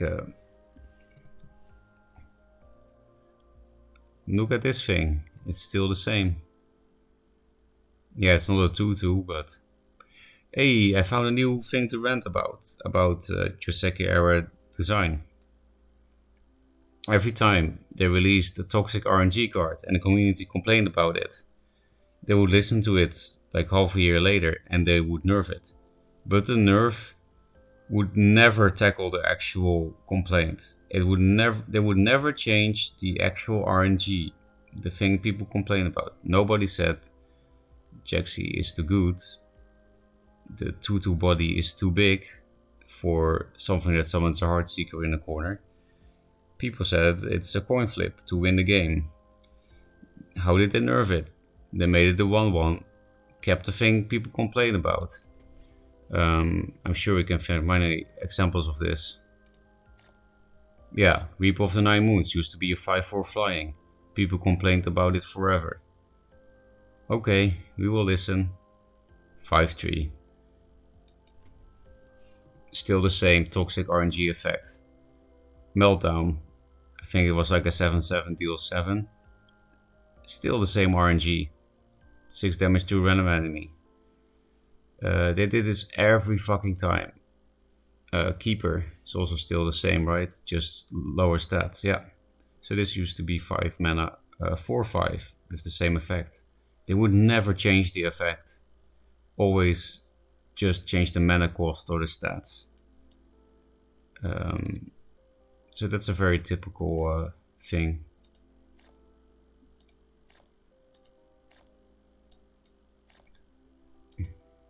Oh yeah, another high roll deck. 1-man army Songhai in 1 draw. Like if you get some bingle bangle bullshit, you can die so uninteractively and so fast against bingle bangle god hands. Like you didn't even get close to the face yet with your turn 1 minion. And all the times that they do nothing and they die themselves on like 6 mana or something. Because it's a high roll deck.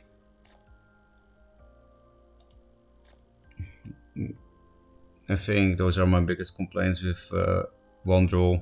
Everything is a high roll deck. There are too many toxic RNG cards.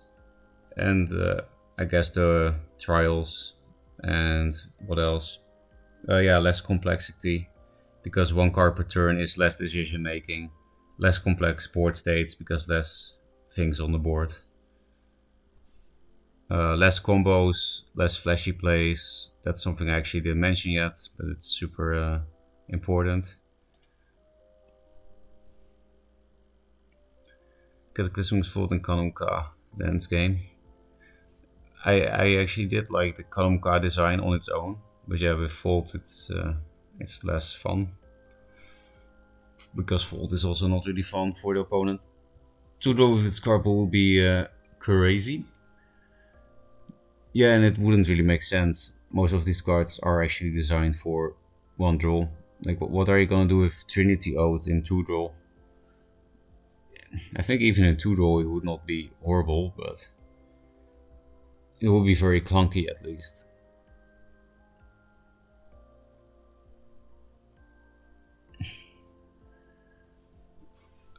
Just wanted to do Zoan combos and meme grinds. Well, Grimes is actually also a card I hate, to be honest, sticks. Yeah, it's just total. This is one of those Josek exception cards. But well, that's maybe just personal taste. Like some people think it's funny, right? And when Grinch flashed out 2 Megazords, I was also laughing. It's just that if these things are there all the time and in competitive play, then it's only a meme game, which can definitely work. If there are many people that like these kind of memes, then this is the game for them.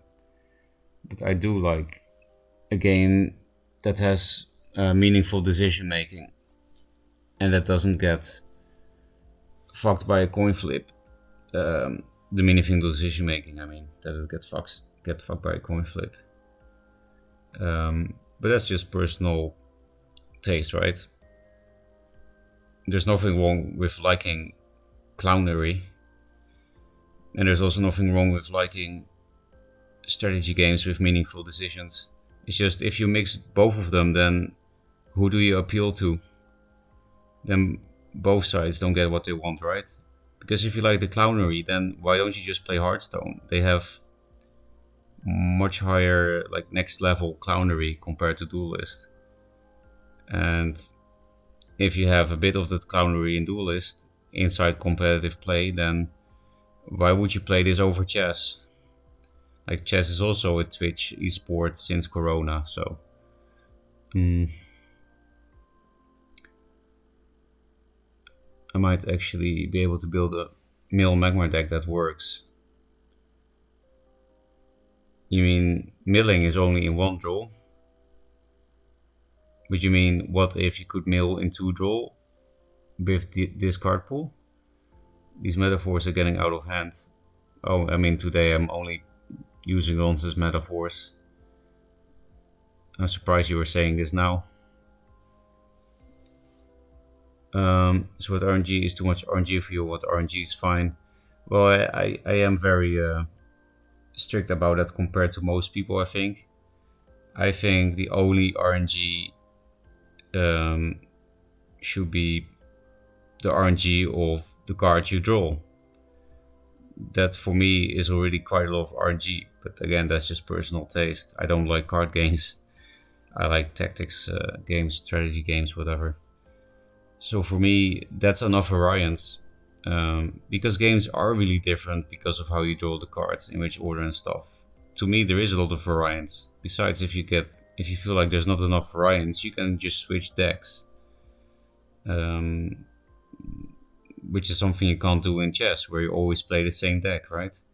I guess that there are 2 colors, but 2 factions, 1 deck.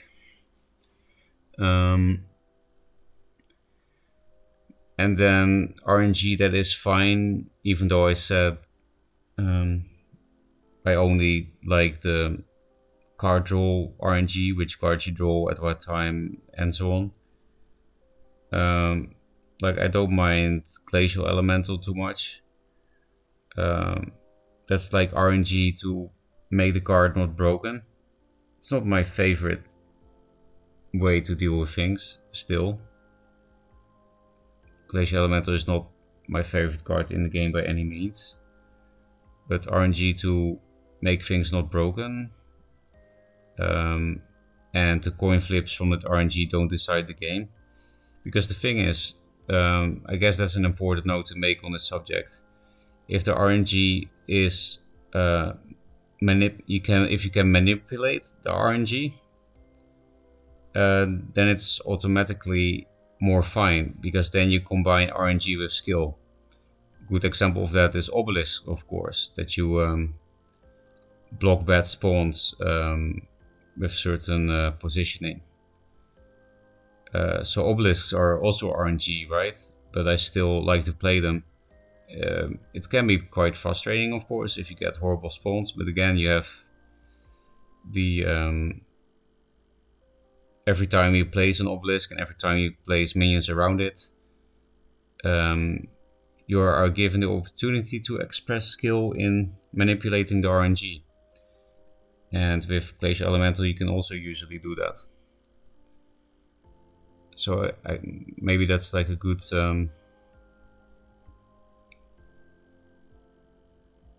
way to make exceptions for RNG.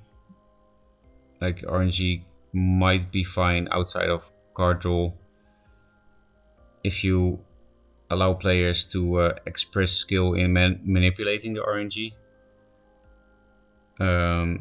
So for example, the RNG from the new Nether Summoning spawns is also totally fine, I think.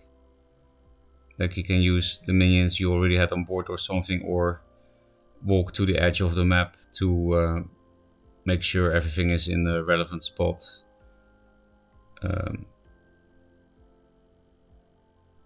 Besides, the reworked Nether Summoning is not RNG anymore on which minions you get, right? So Nether Summoning was also sacrificed. There's just only the RNG of which minion spawns where. Then you can do the same as with obelisks. Again, you can manipulate the spawn RNG.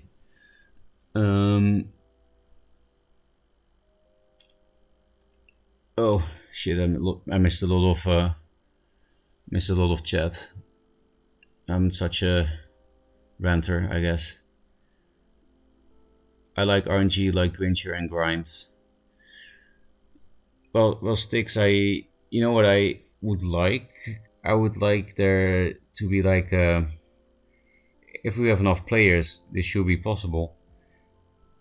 I would like it to be that like all the toxic but funny RNG cards get put into like a label or something, an expansion, whatever, all under the one same label, and then you just have a ladder that's like anything goes, and there people can play all the cards in the game, so also all the clown cards that some people like. For example, you like Grincher, and then you also have like, and maybe that's also automatically unranked, so no ladder anxiety, it's just for fun. And then you have the ranked ladder, which does show a number that correlates to your skill, which gives people anxiety. And they just exclude the clown cards on that ladder, and in tournaments, then everybody is happy, right? Everybody can clown around when they want, and everybody can play competitive when they want. If there is a big player base, then why the fuck not? Isn't that a very simple solution to the different tastes from players in what is fun? Because yeah, some people don't find competitive fun, which makes perfect sense. Like for example, I did judo as a kid and I liked it, and then my coach was like, "Oh, you're good. You should start training and play matches because you could reach national level maybe."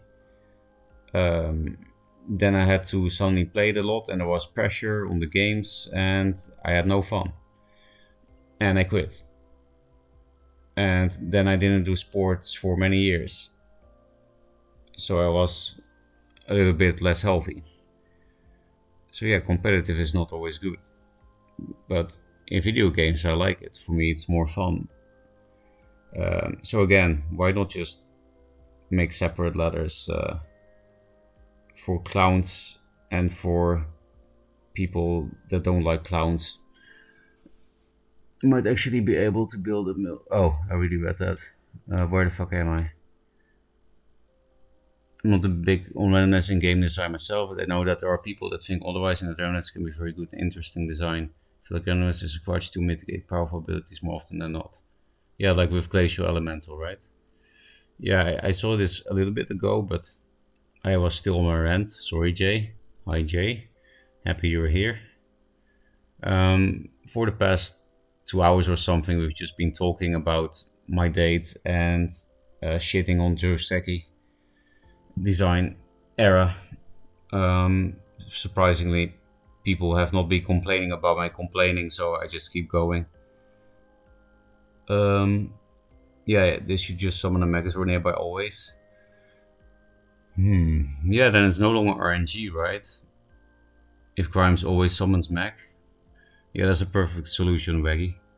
When I stopped caring about the game, I was spamming Egg Mag Mono Ladder with the 4-mana spawn random eggs. It was fun in its own way, but didn't have to do with making decisions much. Yeah, it was just esports Meg, and it's not like I never played those kind of RNG clown decks, but I don't want to always do that, and I don't want to make so-called meaningful decisions.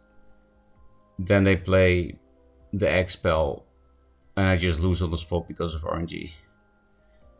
So again, just make it separate. Make an anything goes and a competitive ladder. It's simple, right? So you don't like obelisks? Maybe I already answered it during my very long rant. That I think obelisks are fine, and I do like to play them because you can manipulate the RNG. And because obelisks will be broken if you could choose the spot. So it's like a mix of glacial elemental and manipulating RNG with skill. That's how I feel too. There's another variant to Duelyst with just the cards drawn or small things such as glacial RNG. Some RNG, like what cards you draw, consistently makes it fun. It's not always the same. but too much past that isn't that too fun. Then we actually have same taste, Jay, which I'm a little bit surprised about because our playstyles are very different. But yeah, with that we totally agree. I realized when I played Final Fantasy Tactics that what I liked about Duelyst wasn't the card game part. Yeah, same. But also that making it a card game makes the game more interesting without going. Yeah, it does make it unique, right? You have an 85% chance to hit the unit. I mean, I love from one draw is the Tigress, because you could control when the spawn happens and you can manipulate the energy even more than Obelisk. Yeah, the Tigress is a good example of that. I like listening to rants, it just shows that you're passionate about the topic. Yeah, I guess I am. I am passionate about Duelyst, that's why I get mad a lot. You don't get mad if you don't care, right?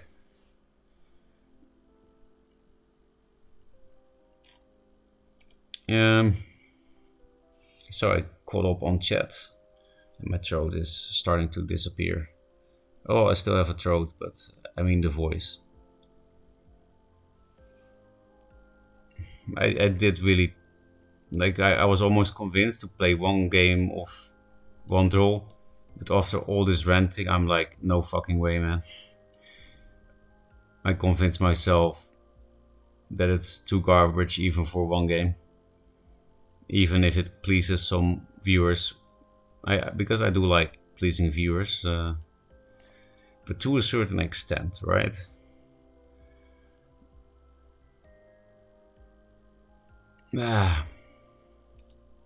What now?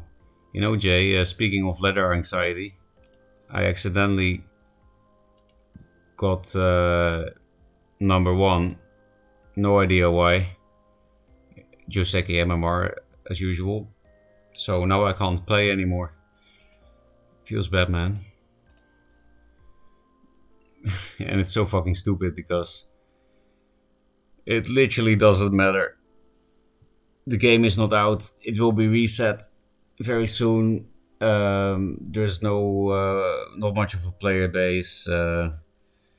It's Joseki MMR. It's totally random who is where, but still, that number 1 makes you feel like your penis is 20 centimeters longer, and that's nice. Hi Jay. I'll just keep the screen open. Makes me feel good. You're doing deck builds for us just for asking, so that's enough pleasing for us. Okay. That sounds good. I'm also a bit hungry. What deck would fill my stomach? I had a normal dinner and kinda late too. Why am I hungry?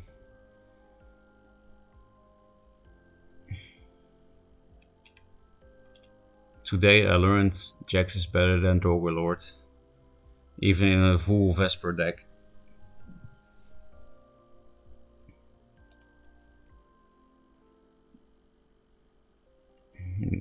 We could play friendlies.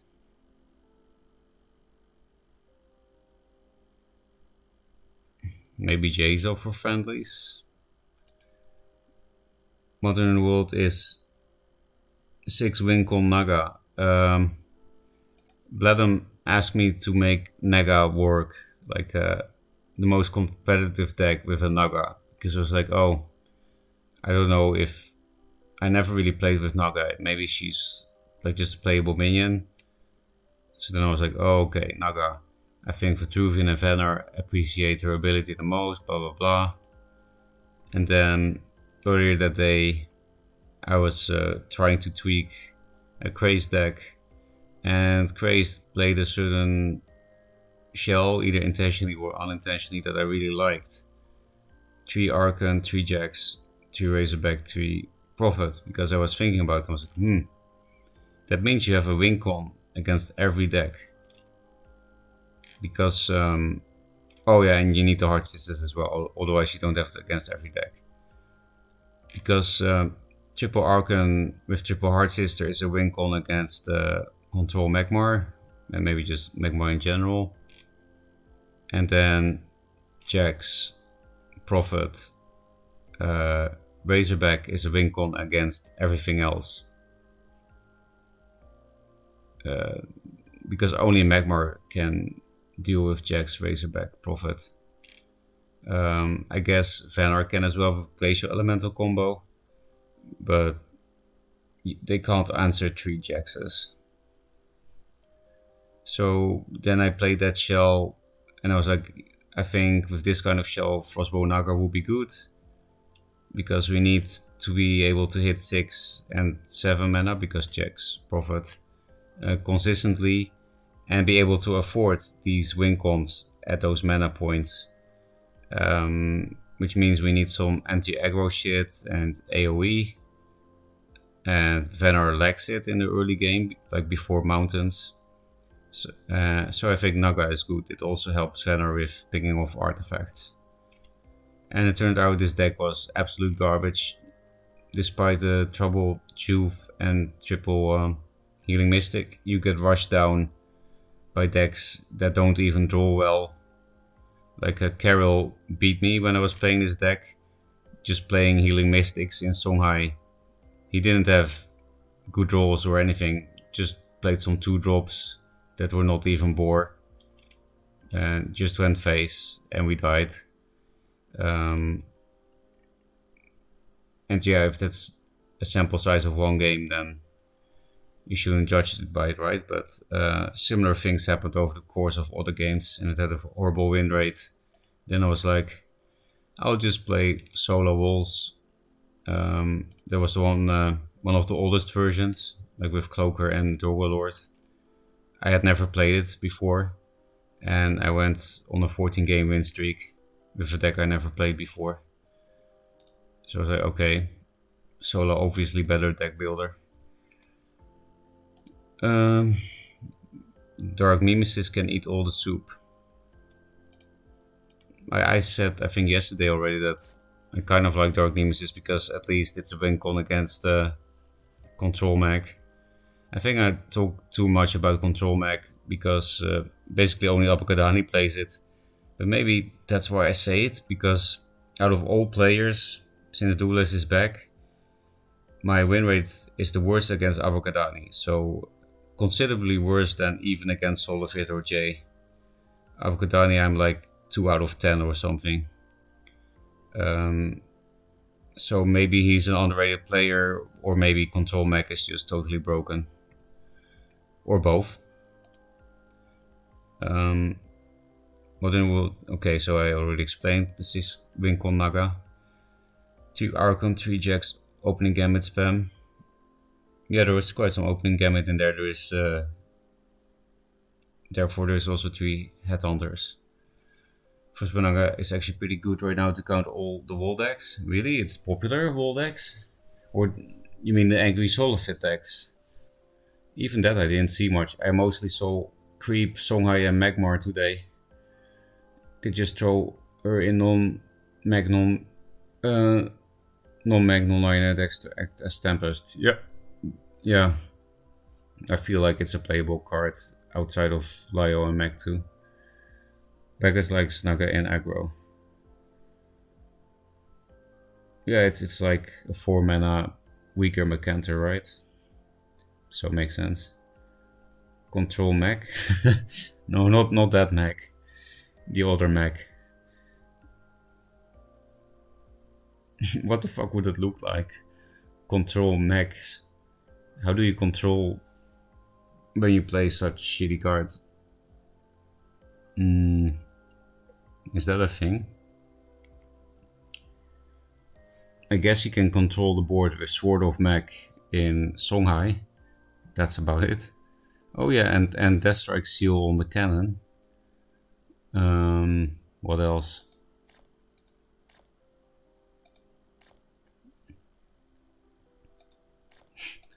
Pretty sure that's all you can do for Control Mech.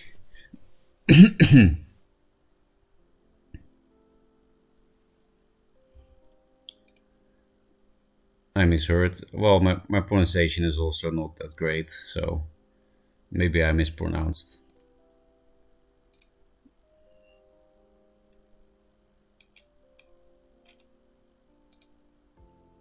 Mm, does anyone want to play friendlies? Or should they just stop being like an idiot about the number one spot that literally doesn't matter? Like it actually triggers me that I know it doesn't matter and it still affects me. That's it's like what metaphor can we use for this? Mm, it is very late, mind you. I have a very slow brain at the moment. That's like that's like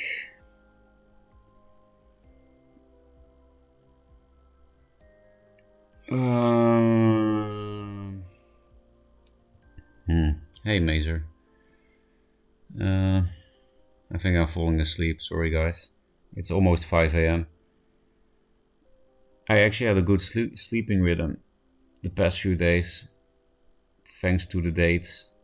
Because you actually need to show up at normal people times when you go on a date, right? That's like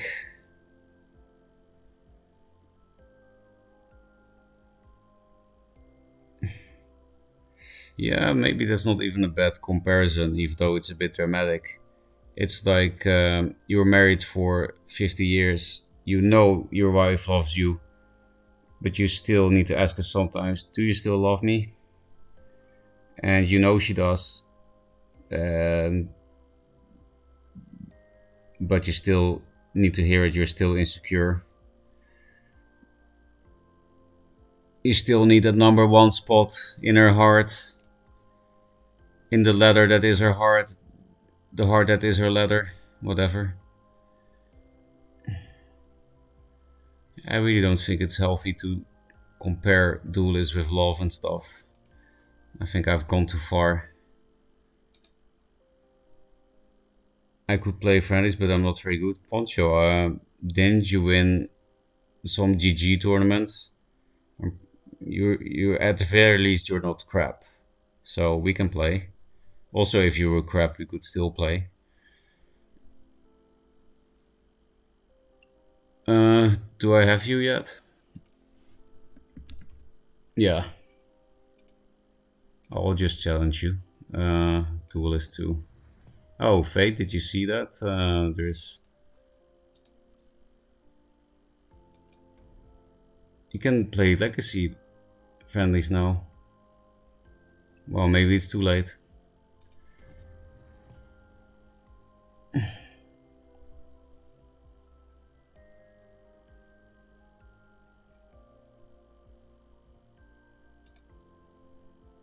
Serious games, whatever you want. Do you have a control mech list I could copy? Um, I think I can find it after this friendly. I have too many decks, as you can see. Since this is a friendly, I can test some bad decks like this. Azure Twin Amp or no amp, I don't know. I copied this from my test account.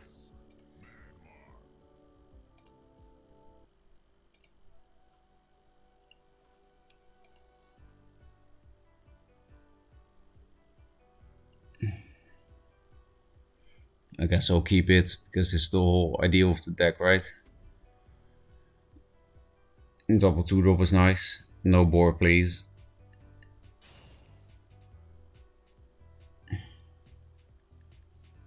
Could kill it with kinetic, but it's a friendly. We do whatever we want.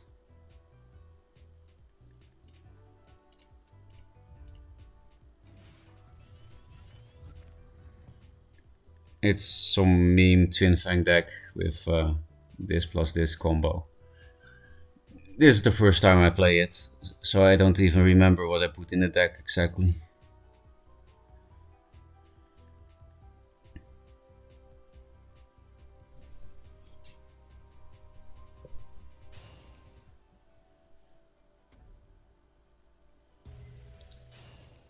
Chakri Dance game. No jocks, please. -1 mana Jax. OP.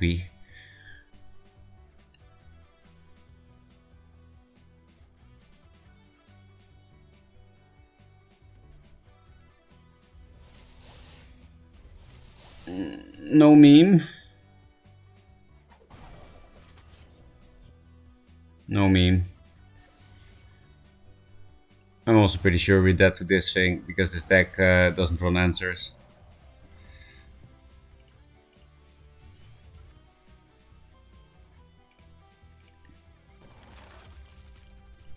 If you play meme decks, then Chakri is usually a lost game.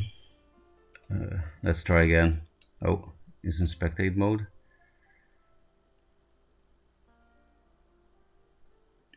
Still, I guess still trapped in the concede animation.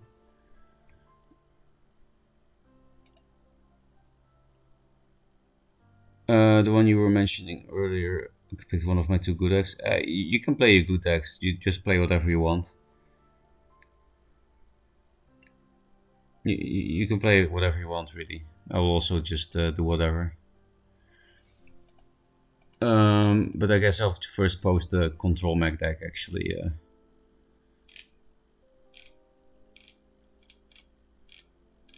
You know, it's friendly, so we really don't need to be picky or salty. What was the thing I played in the tournament again? And almost was 1-off lethal against Solofit. That list I had a very big win streak with. Or did I delete it? Because I hate control mag. I think I deleted it because I hate control mag. And I was like, okay, I abused it for enough because I used it to climb 2S for the last bit, and I felt bad about my life choices. Well, I still have Abukadani's old deck. Wait a little bit. I will give this deck, I guess, because Abukadani didn't mind. Yeah, that's the only control deck I have left.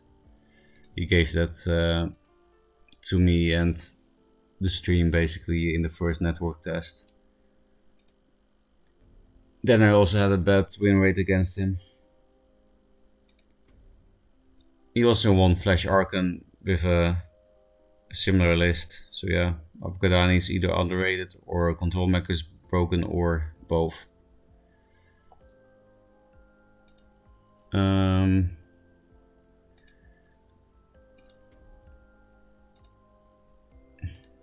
Oh, I didn't actually take Duelyst II. Yeah.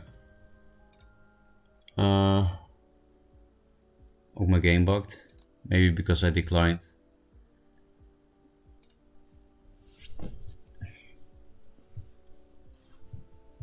I noticed that you sometimes get in weird places if you decline.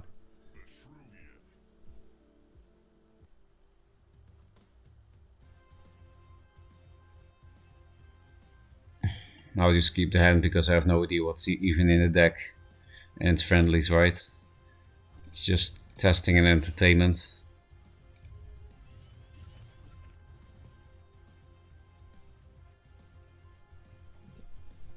I can see us play some powerful 4 health minions next turn.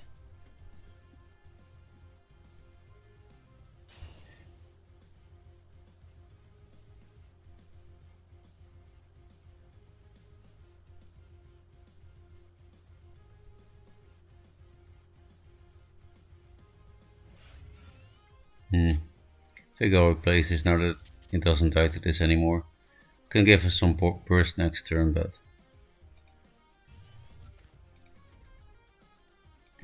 does this take 1 damage if you replace this with a Kuyata? I've never seen that interaction before. I hope we can find out the next turn.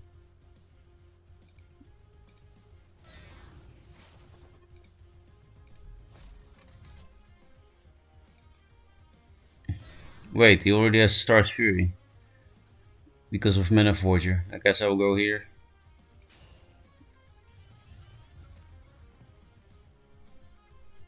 Yeah, pretty cute combo, right? Like this. Play 2 5/4s, turn 2, still have Kuyata. We are almost out of cards, but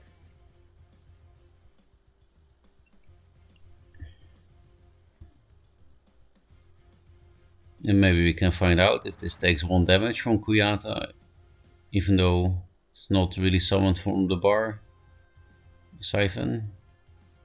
Then we can't test, but oh.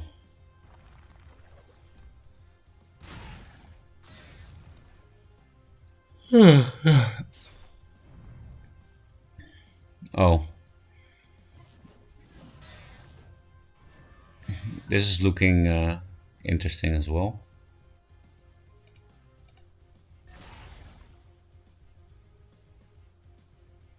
This thing can do damage to my own minions for amp bullshittery.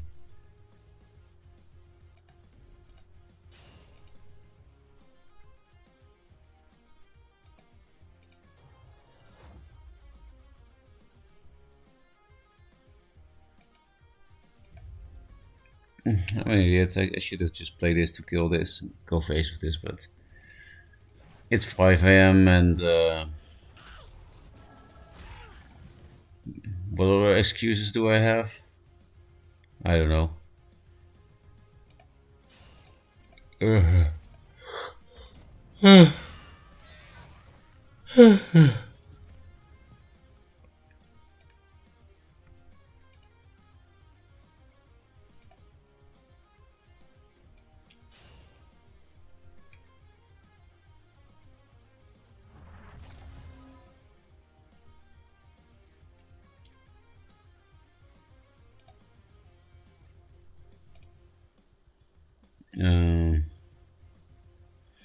Oh yeah, that's why I ran this card, because we have such a low curve. It's kind of like a Cryon steroids with Vindicator. Not dispelled.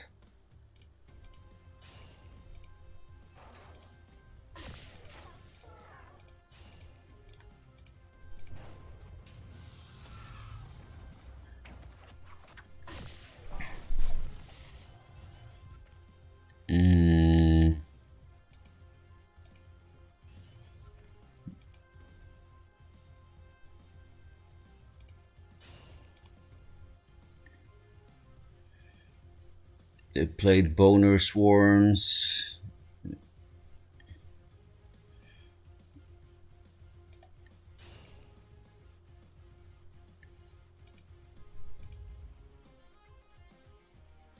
So I guess I will not hit this thing. Could also just keep this for next turn, I guess. Yeah, this thing dies to this anyway. And can't be amped.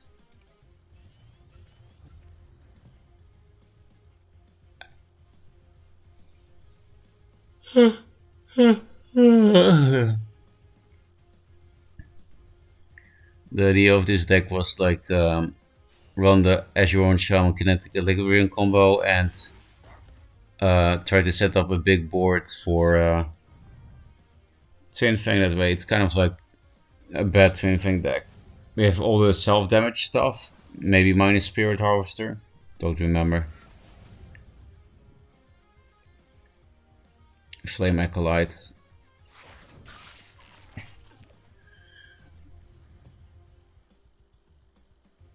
So we actually get a good kinetic here.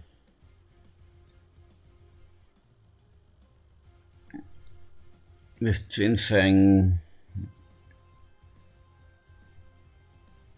it would be a lot of damage, but not enough mana to rush something out as well.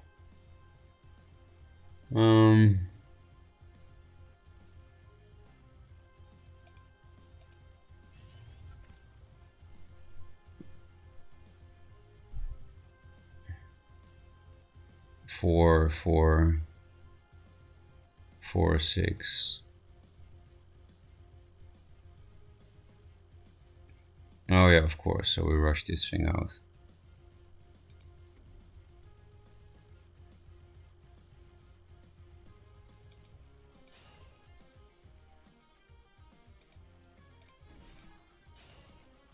Wait, it was dispelled? I wasn't paying attention. Oh, that sucks, man. Would have been a cool play.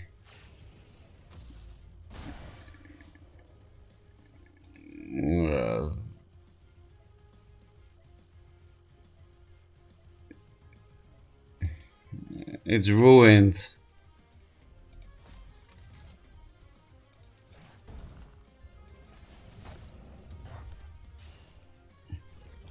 I'm descending into madness. I already descended there today. I don't know how many people have seen how much of the stream, but there have been worse parts today. Hard to believe, right?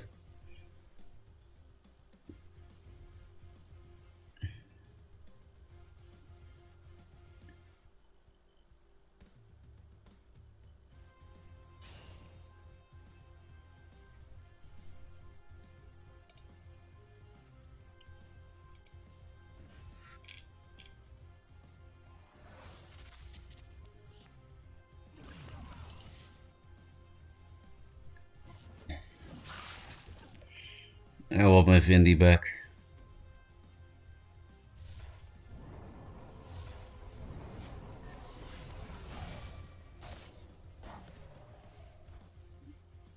And my amps.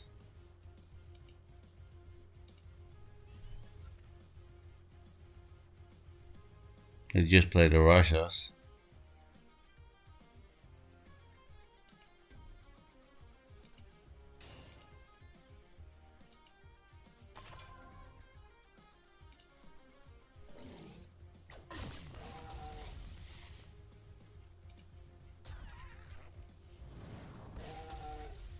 Yeah, I see all this self-damage stuff.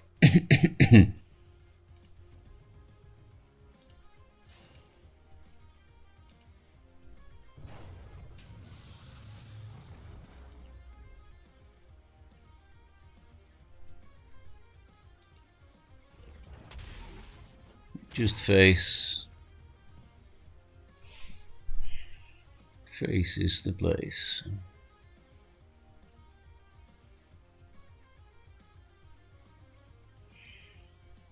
Do you think Void Hunter is actually hunting the Void with that gas abyssal whip?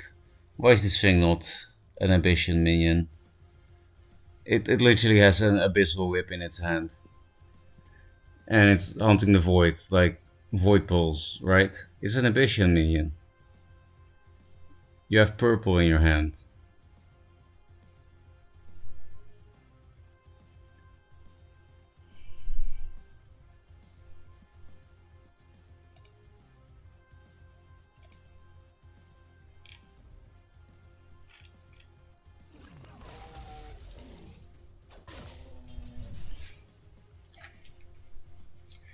Maybe we get a good kinetic. Probably not, probably everything has 100 health. No. Get spawned.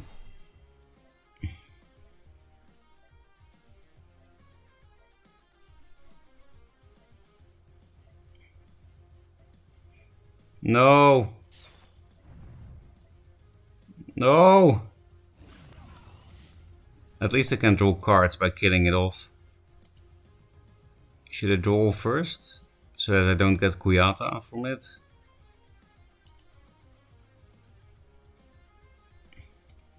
I'll replace first. Okay.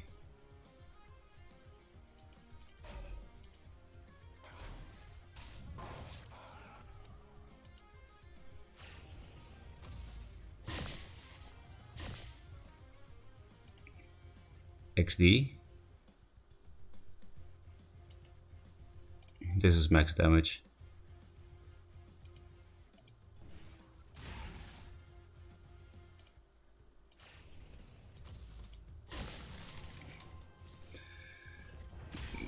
Meme worked a bit. That's nice.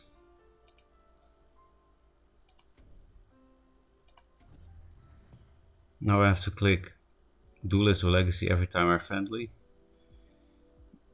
Man, the effort of one extra click, it's too much.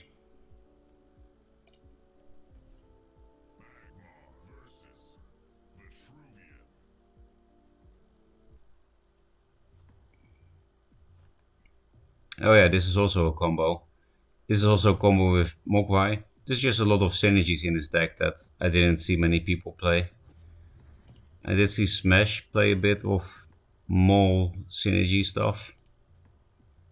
I think he played this too, definitely with Mogwai. I definitely saw him play with Mogwai.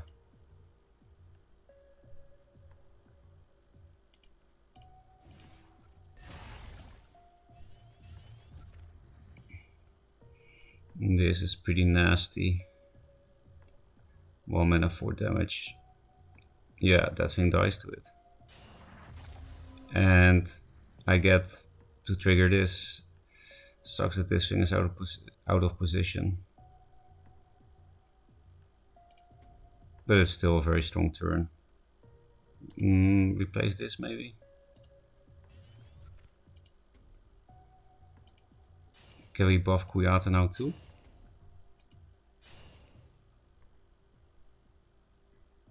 Nah. Oh, I misplayed. I can't run away with the Vindicator now. Well, it will have so much health that it doesn't matter. I'll just put it in the block.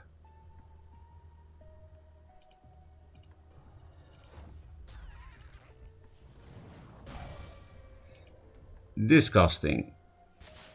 Oh, I do have to buff this, I guess. Otherwise I can't buff this. Well, it's fine. Still a 4-3.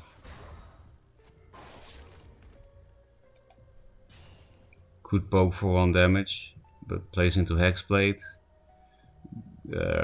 That's about it, but nah. I don't want this thing to die to Siphon Punch, right?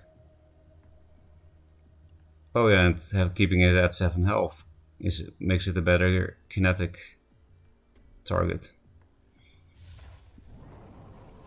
Looks like the deck is working out a little bit again, but we are playing against Vet. Vet is weak to any meme. Okay, actually punished for this thing here, not running away with Vindicator.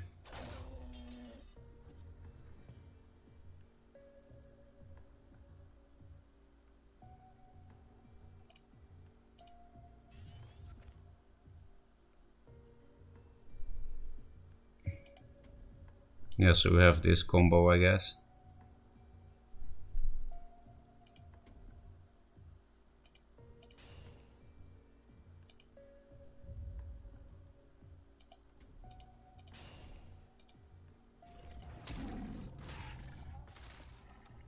Play around Bone Swarm and Star's Fury and Blast all at the same time, somewhat.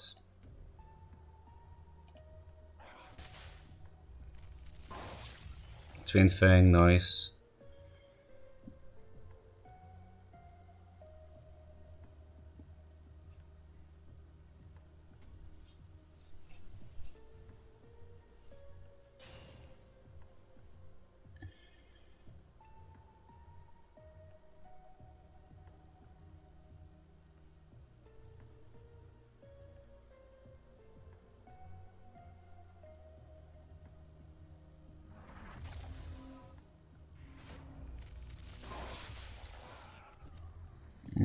All of this shit could be good.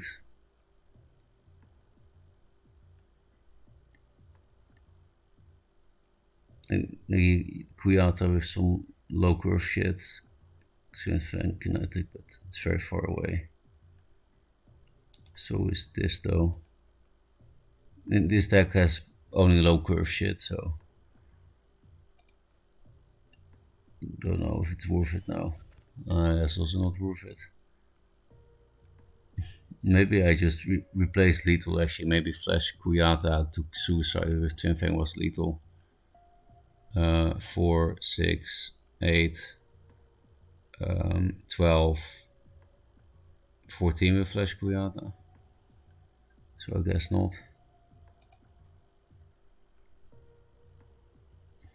We're just gonna be dumb, right? And go face with everything.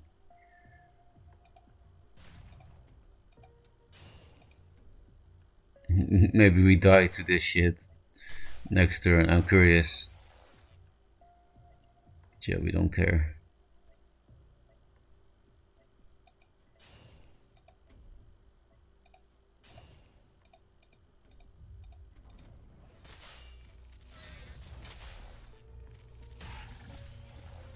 Okay, lethal. Is it possible? I think they can play only 3 opening gambits. 7, 13. Hit. Yeah, that would be hard to lethal. Not sure if it's possible. Prophet of the White Palm is a 1 mana opening gambit, but 4 cards, so.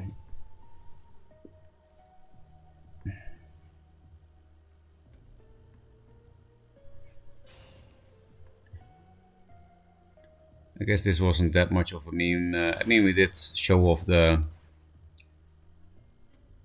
disgusting Azure Horn Shaman Mole Vindicator synergy bullshit. Okay, we need Mogwai.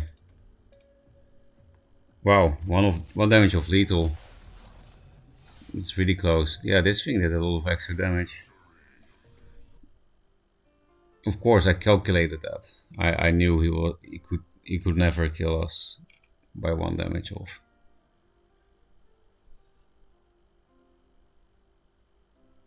Well, it hunts and void ambitions are probably what it hunts. That's why it's a neutral. It's like a mercenary against the abyss. It's not Abyss because it doesn't fit the lore. There are no human males in Abyss. Oh yeah, it's all women, right? Very misogynist of Keevely. That all women's are demons. Women's, nice English. What mech list is this? It's a new brew that you should never play if you want to. If you want to win. So it's a Twin Fang list with weird synergies, like all of the self damage stuff except Spirit Harvester, so like Kinetic Equilibrium, Flame Blood, Flash Kuyata, Mole, Mogwai, Mogwai Vindicator. Twin Fang is also part of Jay's OTK deck. With Twin Fang, it's basically a Twin Fang deck but with a Mimi approach. There also are amplifications, so there's a lot of burst in this deck that you can't really see coming, and costs no mana. I think this is also a broken opener.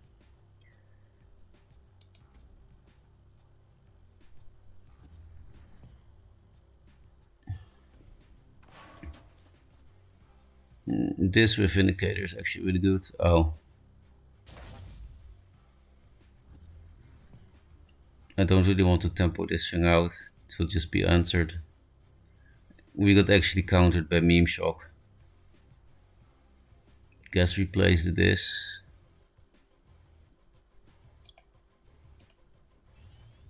Okay, good top deck. So yeah, for people that don't know, if you don't have a space to summon the Dream Gazer behind your back, you take no damage. You don't summon the thing, and it also doesn't get removed out of your deck.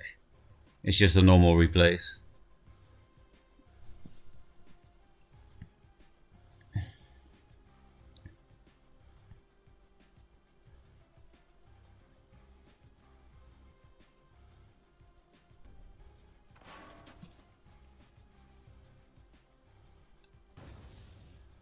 Meme Shock.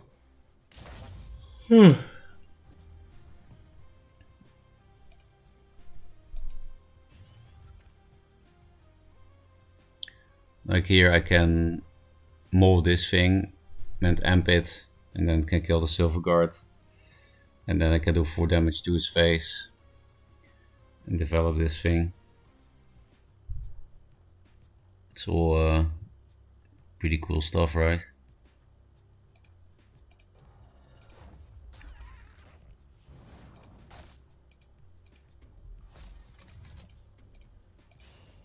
And we're basically out of cards, so we need Void Hunter to be rushed out by this.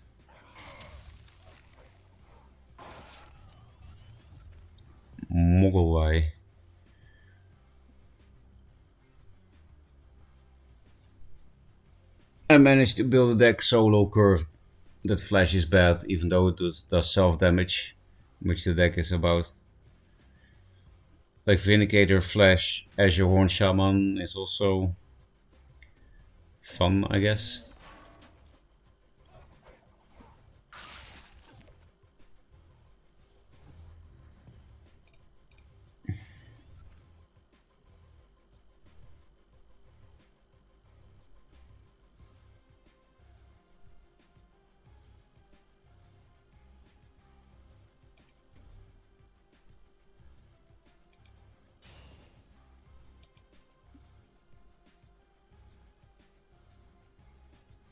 We have to play around with ammo, right? So we're not gonna even play this shit in we're not even gonna play this shit in range of the Dying Wish. Void Hunter. Skillful replace into Vindicator.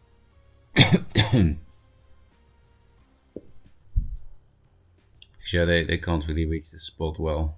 Okay, nice. Is this Fatigue Lionar? Because then we need to play this differently. Oh, it's that card with that combo.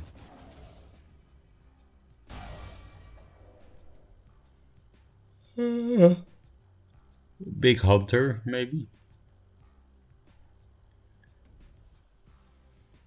Just minions will be nice now that we have a 2 health shaman.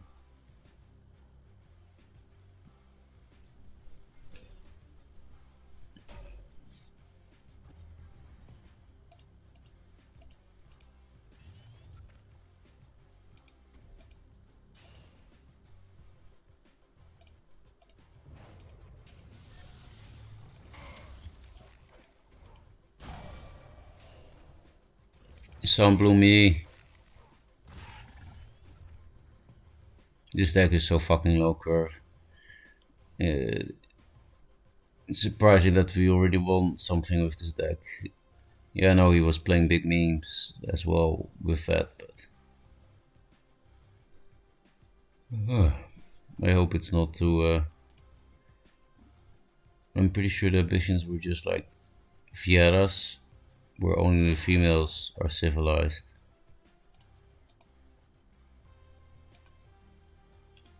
So actually, it was not misogynist of Keith Lee. The men were the swine, as usual.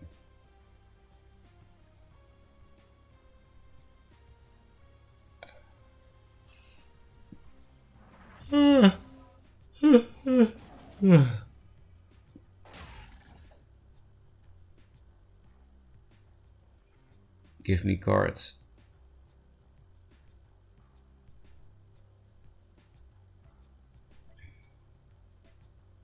Is it Divine Bond combo memes with replace memes together?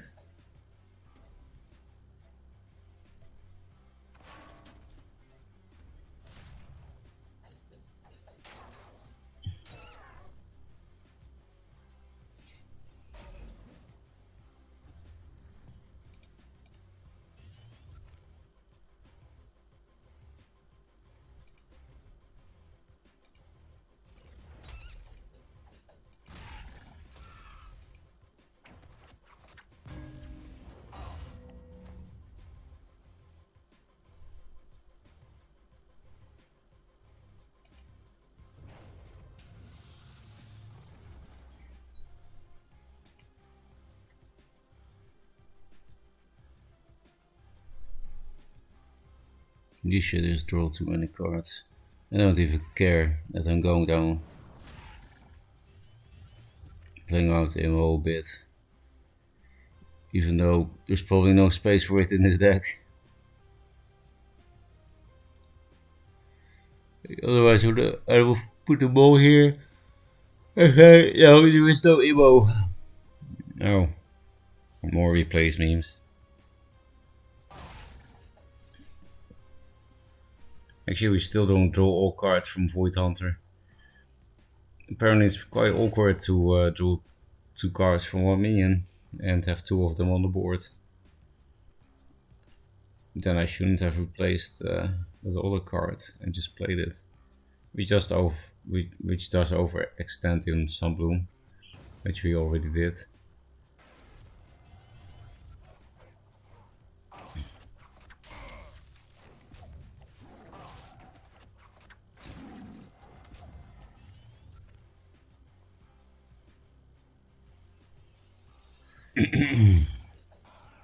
Goodbye, Mole.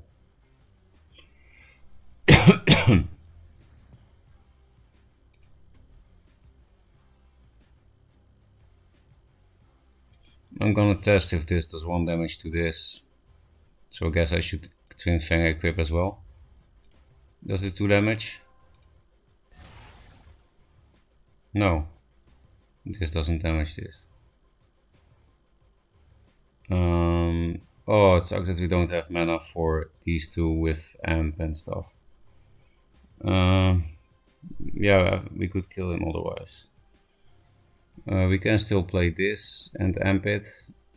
That's how much? 4 damage, and then we raise to 6. Yeah, and then we only needed 1 more mana. Well, would have been pretty sick, lethal.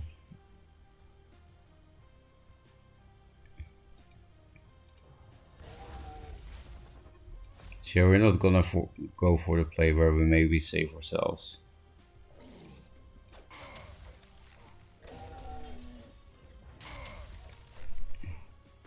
If this would be hit by Kuyata, this interaction, then we would also have had lethal.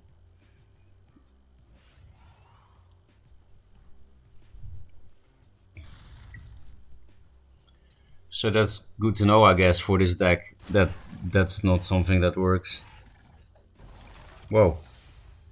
There was some fast 1 damage hits.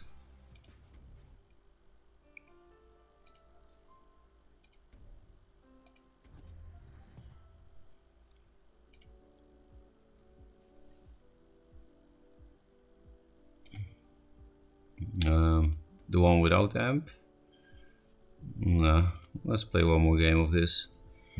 Because amp is the crazy damage card in the deck, actually.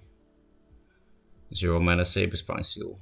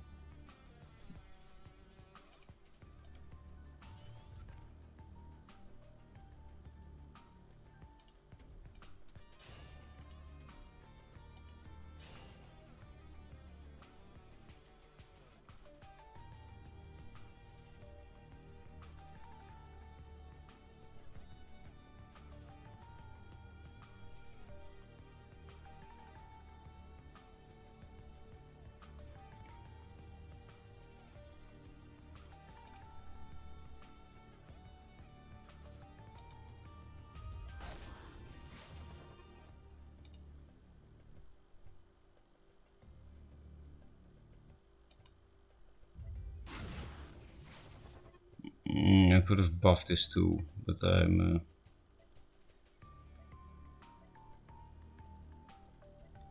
too tired, I guess.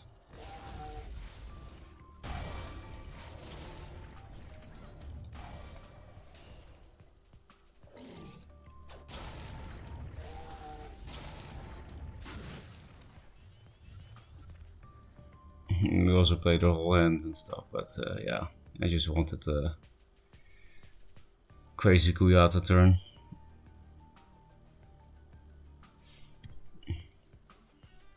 I hope it's at least somewhat entertaining for the viewers, because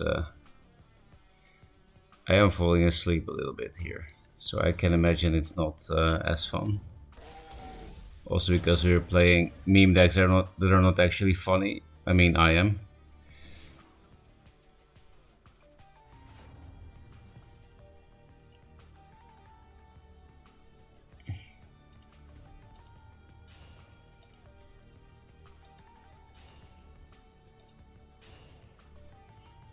You can buff your guy, maybe.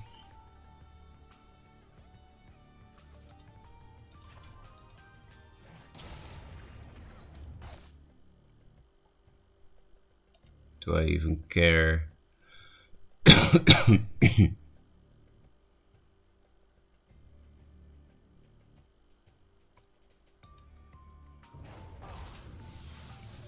Actually, don't care.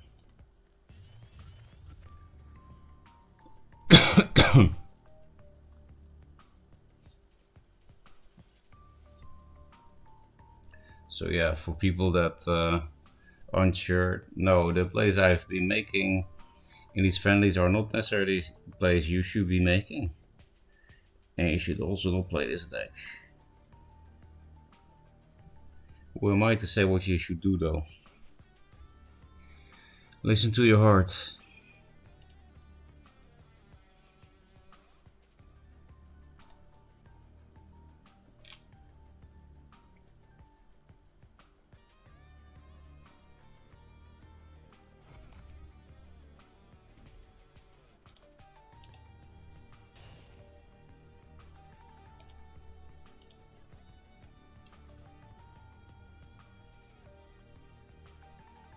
No, or artifact, I think.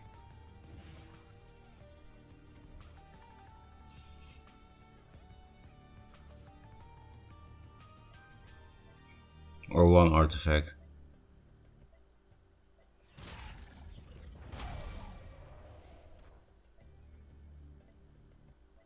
At least everything dies.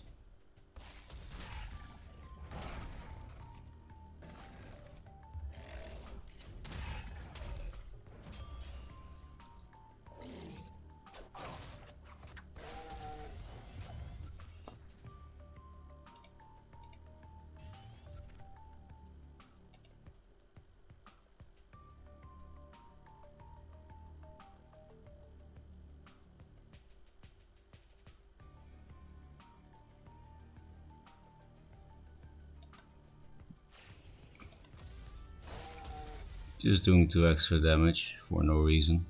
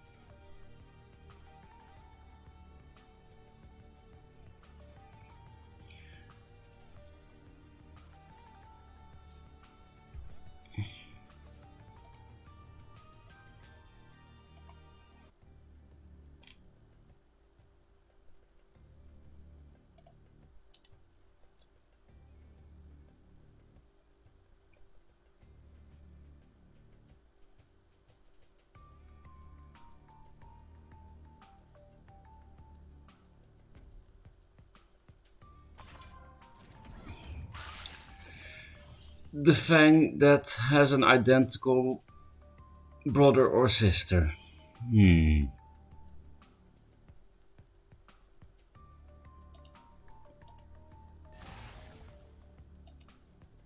this, nerd.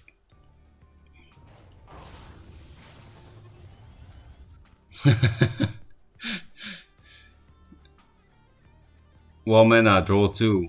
OP second wish. Kuyat, double Kuyat, Void Hunter. We actually almost have lethal from the draw, or do we have entirely lethal? 5, 8,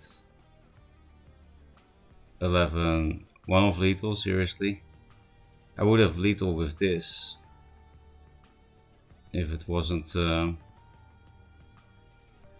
for for the bad health, the bad shape we are in.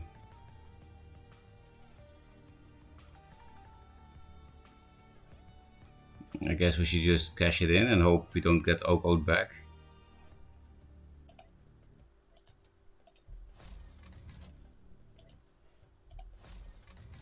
Oh, you can science it. Does this mole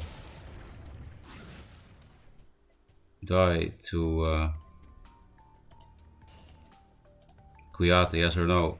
Huh? Oh, it has to be near. Okay, fuck. We roped too much. Couldn't science. We couldn't science. And now we also don't know why the fuck we're here, right? But maybe Poncho will look this back and understand the genius that is me.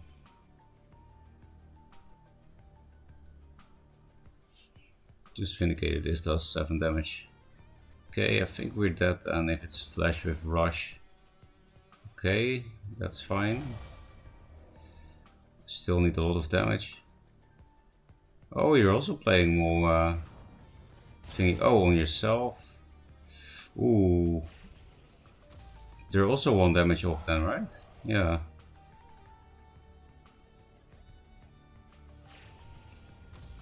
They were also 1 damage off. Funny shit.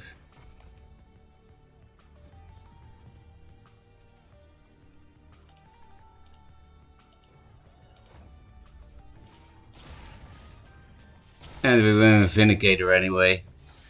Play memes, win with Vindicator. Is Magmar.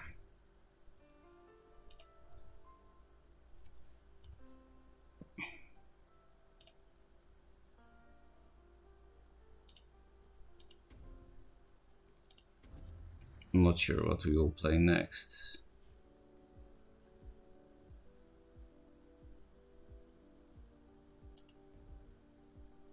Are we actually gonna play this?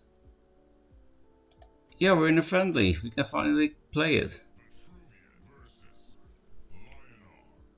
The impossible OTK with 3 minions, and it's not actually about the artifact OTK, because no, that would be too easy. This is something entirely different. This is one of my few board control spells for the early game, and Thingamabob, Regalia, so I'm actually replacing this, because I can't really expect a minion with this deck. I have only 9 minions. I really hope I can pull it off in one of these friendlies. Maybe I will just not sleep until I pull it off.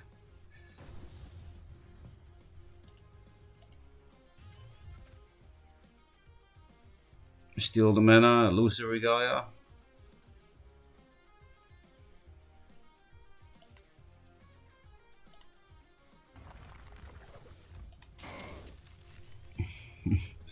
You'll be like, where the fuck do we stay there? I don't know why they're Poncho.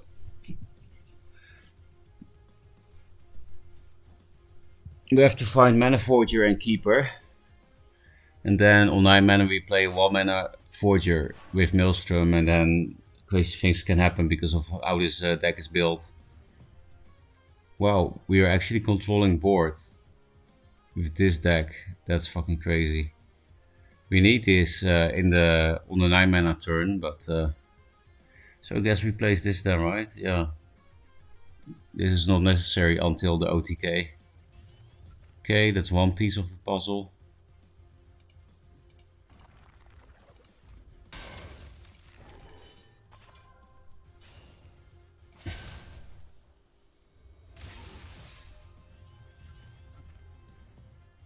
Oh, there's the other piece of the puzzle. Maybe, you know, this is looking good. This is also good for the 9 mana turn. I just don't see how we're gonna survive until 9 mana if it's some actual Lionar deck. And so far he didn't play any weird cards yet, so we have no healing, no actual removal. Yeah, we're no way we're gonna survive till 9 mana. Feels bad, man.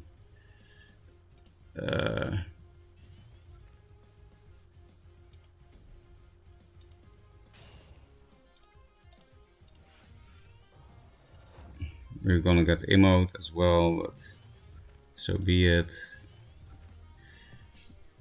Poncho probably has no idea that we're not playing Arcanists at all.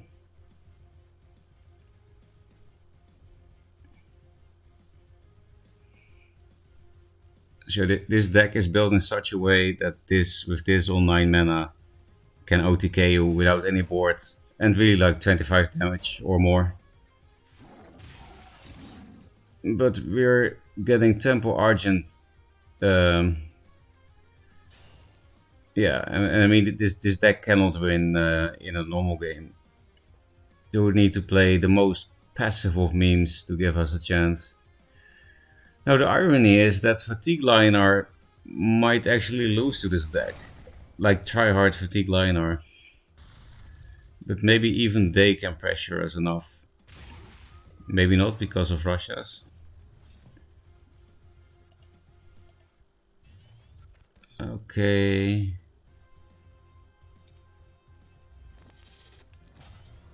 Okay. You can't play this. Okay. Okay.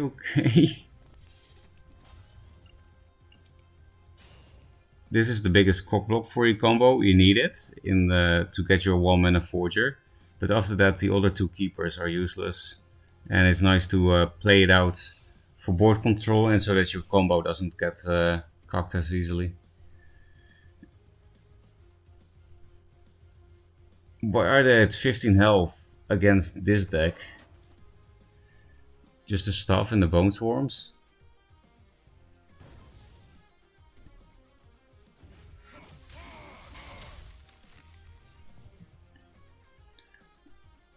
We're actually almost at 9 mana, but we're gonna die on 8.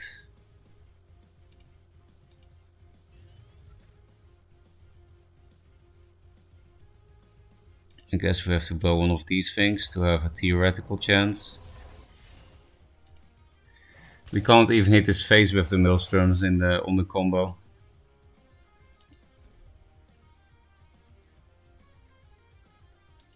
In the combo turn, 1 damage off lethal for Poncho. Might as well have played this actually, because I get the 1-mana keeper back in hand. So then I would also have a 1-1 on the board that would allow me to cast Maelstrom next turn if they ignore it. But no way they would ignore it if what? If they don't have lethal, and of course they will have lethal command 1 damage. Will be pretty silly, yeah. And a Saber Spine.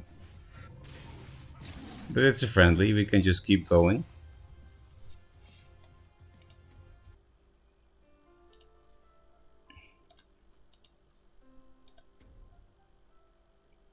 I wonder if Poncho was here when I was explaining this deck before. But these are the first times we're actually playing it. I hope it's Fatigue Lionar, that we can pull it off. I guess I'll keep this because I'll actually have a minion.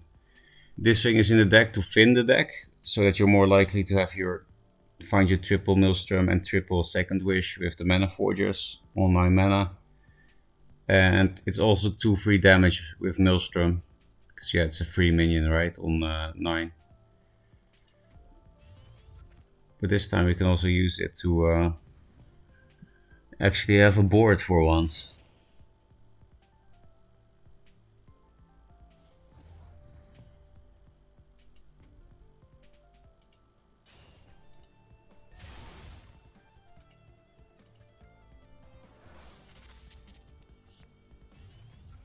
We'll wait with this kind of pre-buff.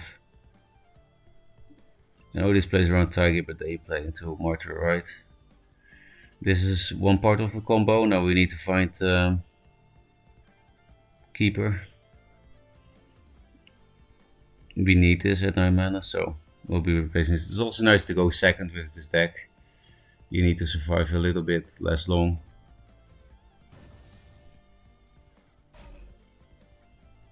Starting as just normal Temple Liner again, just with a different general.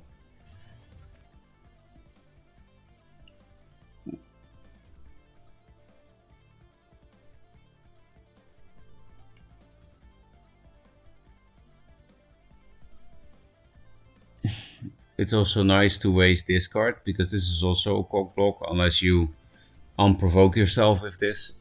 But you can sometimes get enough damage to just go through provoke and then still OTK them anyway.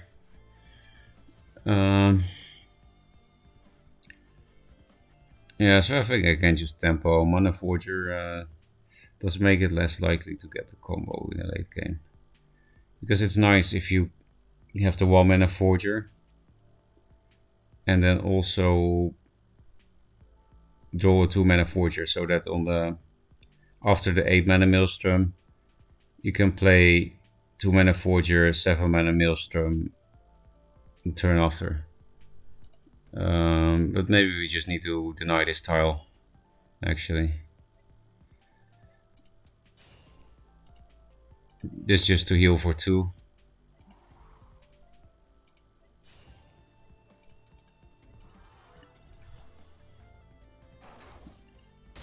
I think even in friendlies we can't pull this impossible deck off though. Oh, more Forgers, that's very nice of them.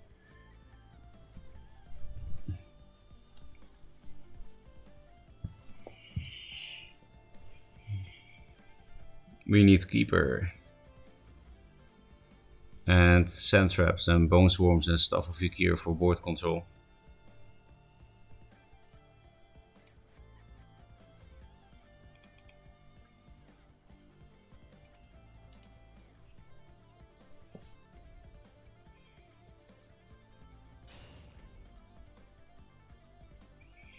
Did you know that nowadays you can First Wish an enemy minion?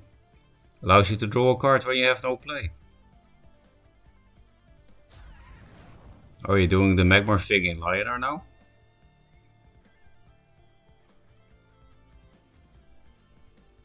Oh, we're never gonna make it till 9 mana.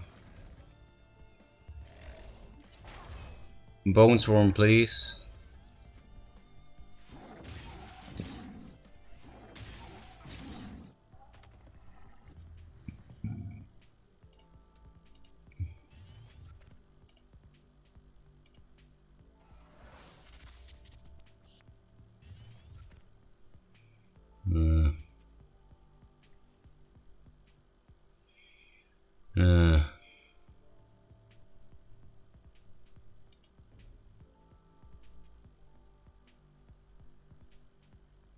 You can't actually play this thing, but we already lost anyway, so yeah, even in friendlies it will be hard to pull off, if not impossible. Oh, we got the Keeper, punished for not keeping the combo, keeping the Keeper, keeping the Forger.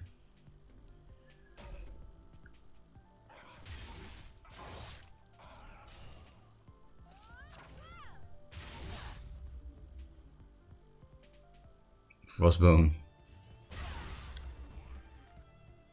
More. I guess it's also some kind of Azure Horn aggro, but again, just in Lionar.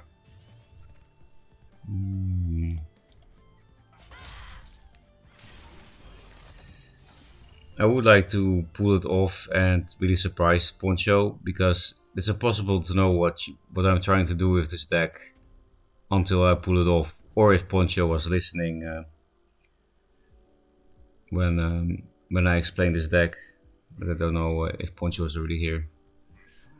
Please play a removal deck, because then you have nothing to do.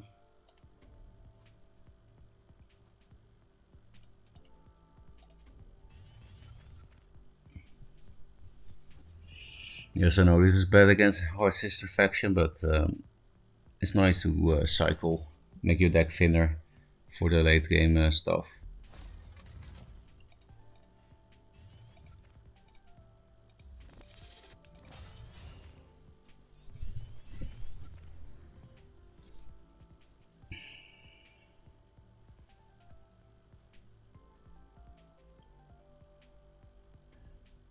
Yeah, with 2 Mana Forges, that's a free cycle. It's pretty cool. Wow.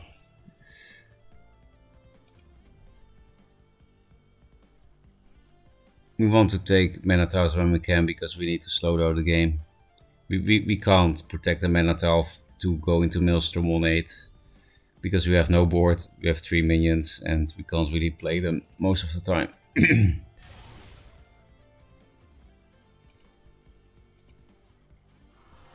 This you can always play for board control slash don't dare to hit or face, because this goes back into your deck anyway after it's removed. Okay, these are combo pieces, but we need Forger and Keeper more so. So that's also a good reason to play out, what's his name? Centraps, to find those pieces. Concold is cheat.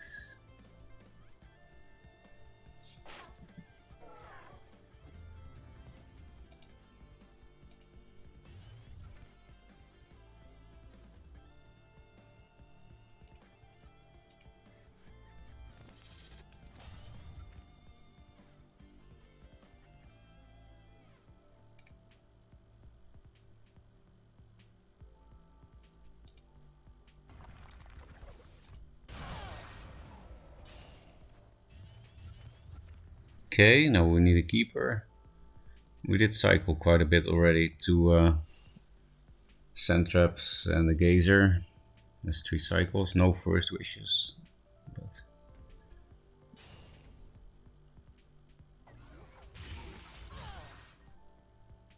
Archon, that's a no fun card against this deck. At least we have a Siphon.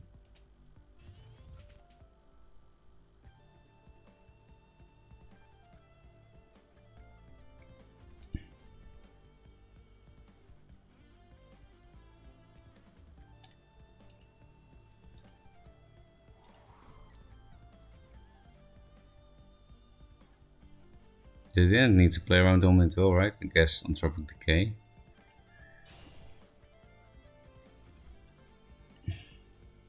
I just have to draw 2 cards.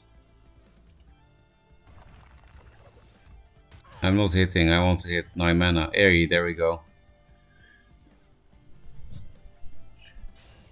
Maybe we really can make it to 9. Not if they have a Hard Sister, but... Oh, another Archon, okay. Pretty boring. We do have another Siphon. Maybe we can actually do it. Why are they at 15? We didn't do anything. They dealt with the only minion we had.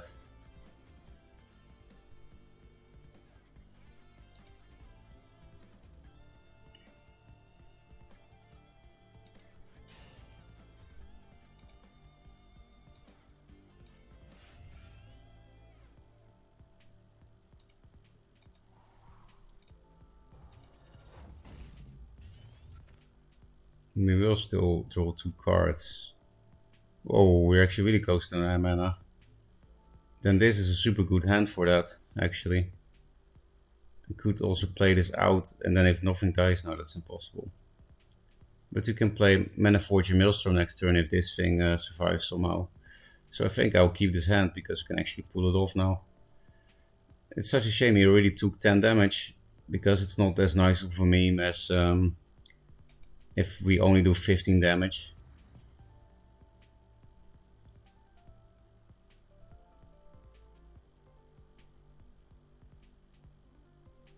Not too likely we die this turn, because they already played a Hard Sister, and they would need 2. Actually, that's not even lethal. That's 16. Double Hard Sister. So don't think we can die, which means just the Forger has to survive, that's all. What's that? Like the Drake spell?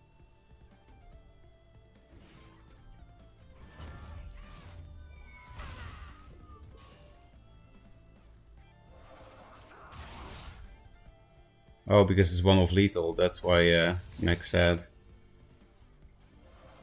It was a pretty complicated set of turns, but because they went face, I would think they're dead.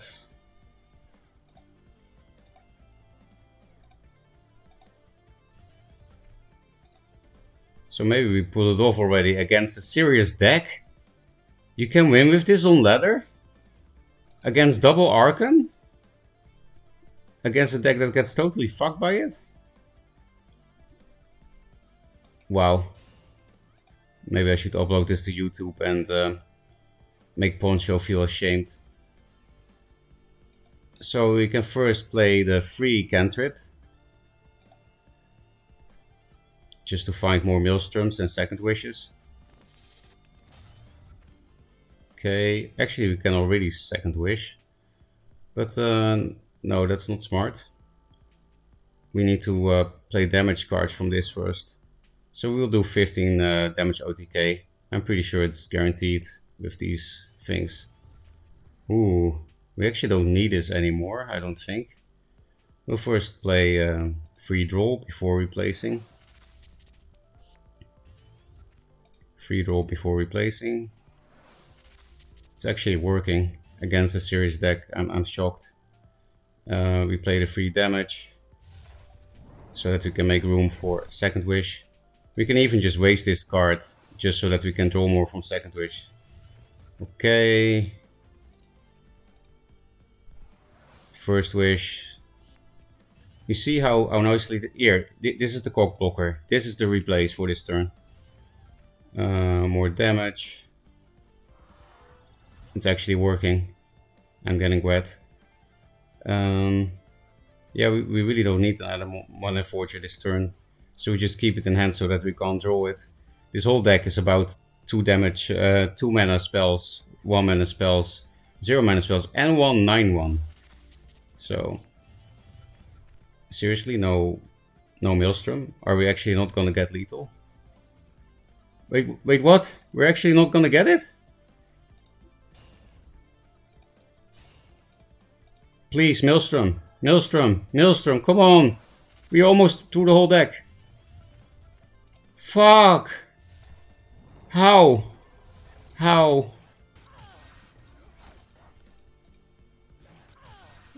How? I'm actually sad. Oh, that's just unlucky. We had so many draws, so many cantrips, and replaces because of Maelstrom.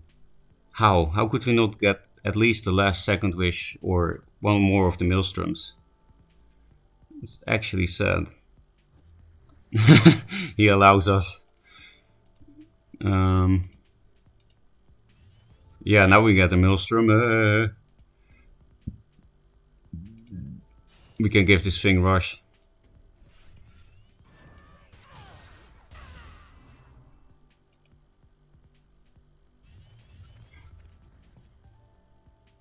We can replace this because he's behind our back. This is also 2 free damage if you're not on 1 life.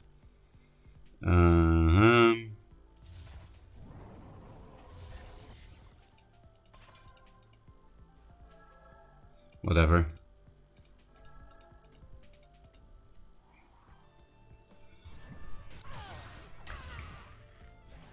I think he has some sense now of what this deck is about. But so sad that we didn't actually pull it off, even though it's a friendly. Combo Zulais on chance. Yeah, it's a horrible deck. But I knew that from the start.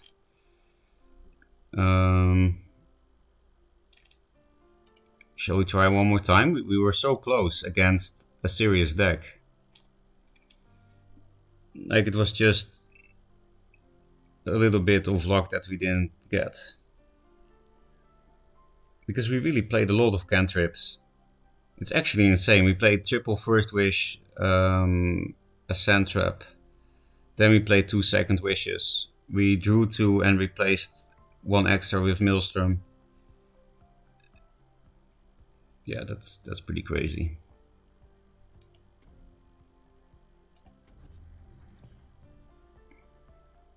I'm also just surprised that we survived until then.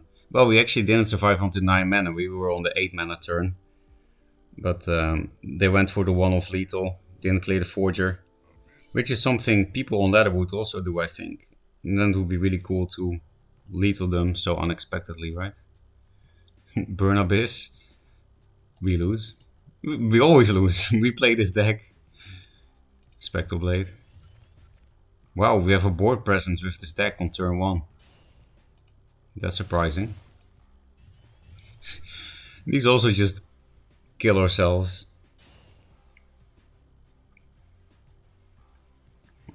Like even faster before. We're not gonna win, I don't think.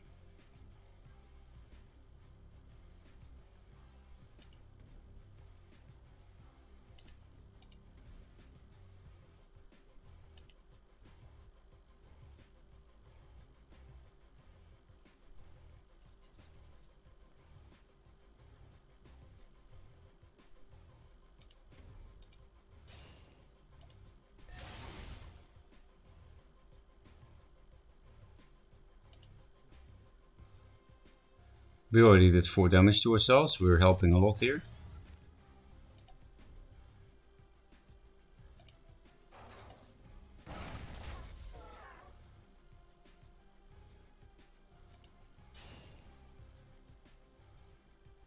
We can draw 2 cards, but I'll replace the Maelstrom. So far away. This might be the worst deck I've ever created, but at least it has the most Mimi OTK in the game, I think. Only Maelstrom, spells from 0 to 2 mana, 3 Keeper, 3 Gazer, 3 Forger.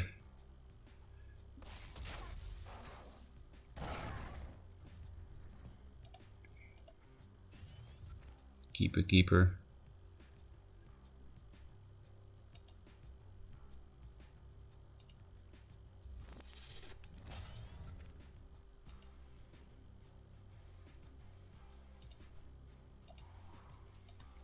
Spectral Blade me. What? Did you see that? This thing got an attack buff for a short time when I played Russias. For a very short time. It had green attack from my Russias and it's dispelled. Some spaghetti looming in there.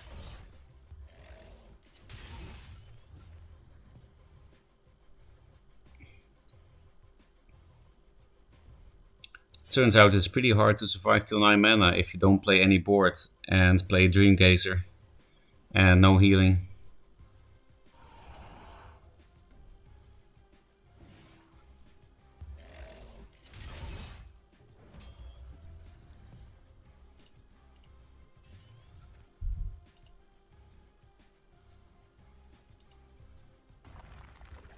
It's not even good value.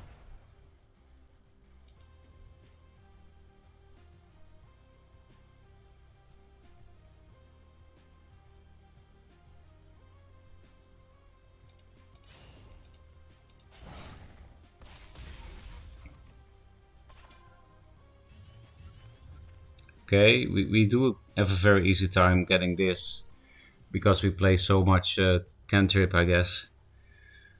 But there's no way for us to survive every time. And the one time we did, and we dispelled both Archons, we just didn't get it.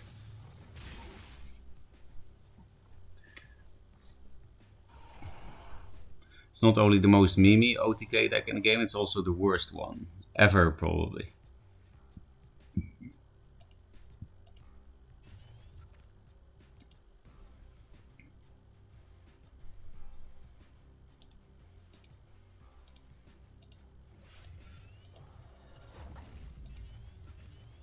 Could have just wasted this for 2 draws. But yeah, I guess we're slowly communicating to Poncho that there is something about this combo that we want, right? We play this every game. He's giving us more time.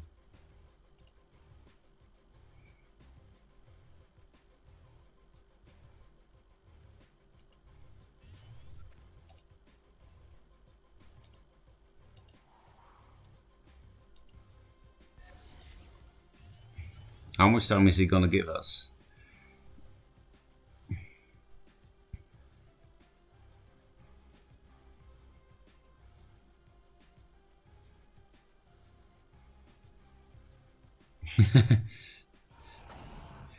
Hey, we can maybe pull it off now.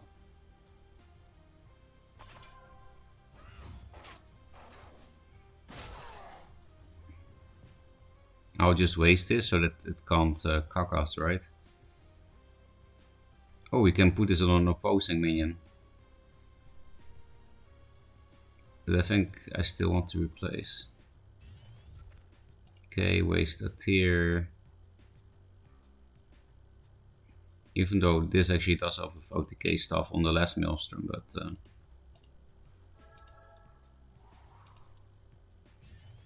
let's see if we can do it with Poncho's help.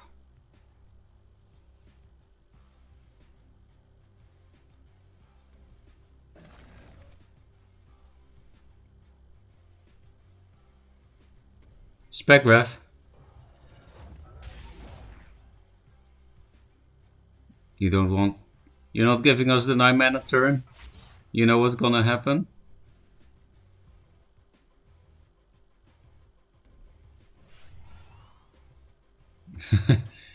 Player owned Fury. He knows what is gonna happen, but he likes it.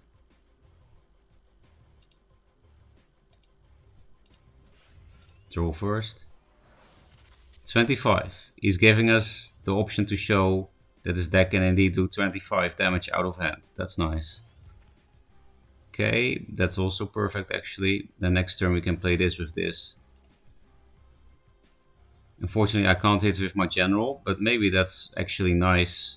Then we can show that we can even do 25 damage without a general, because this deck can.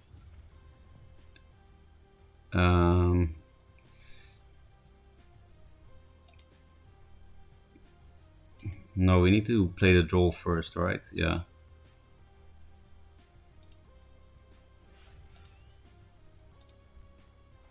So that we can't get what we replaced. That's the cocker. So this is what we replace. Okay, nice.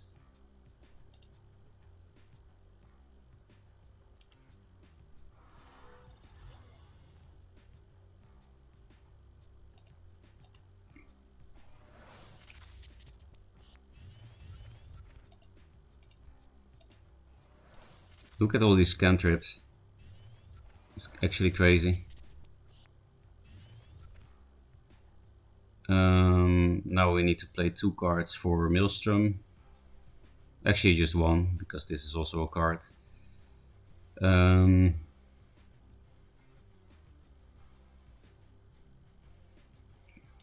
guess I'll just rush us.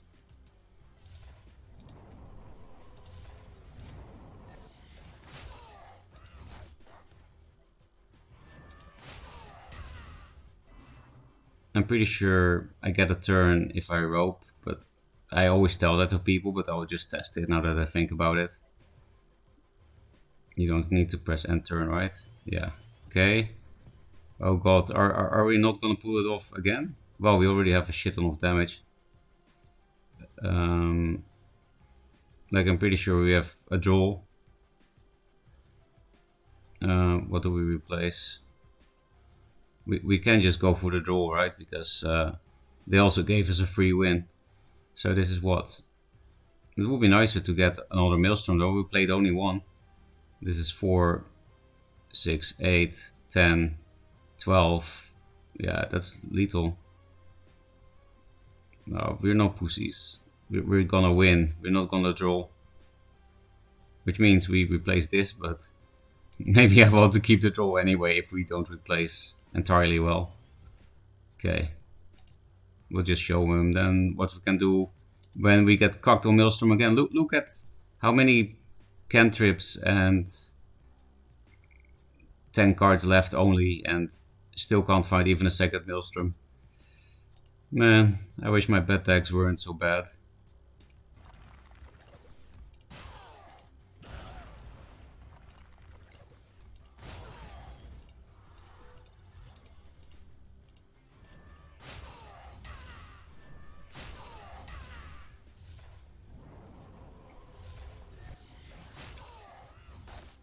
So yeah, there's a draw. And you know, if we weren't at 1 HP, then we could have already hit before the Maelstrom turn. But that was actually pretty cool, right? So if you're listening, Poncho, thanks for giving us the showcase.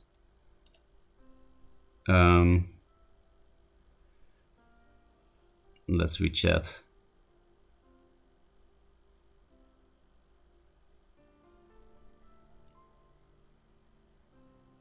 What mag list is this? Nice meme. I'm pretty sure the ambitions were just like, oh, I already read this.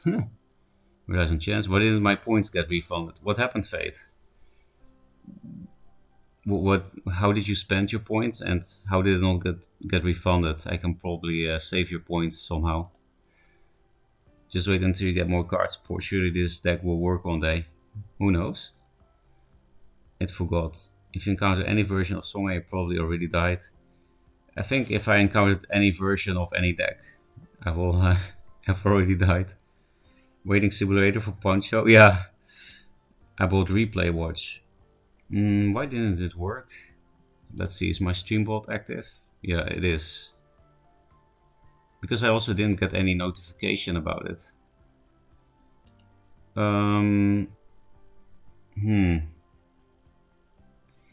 Is Streamlabs like it doesn't work with points or something?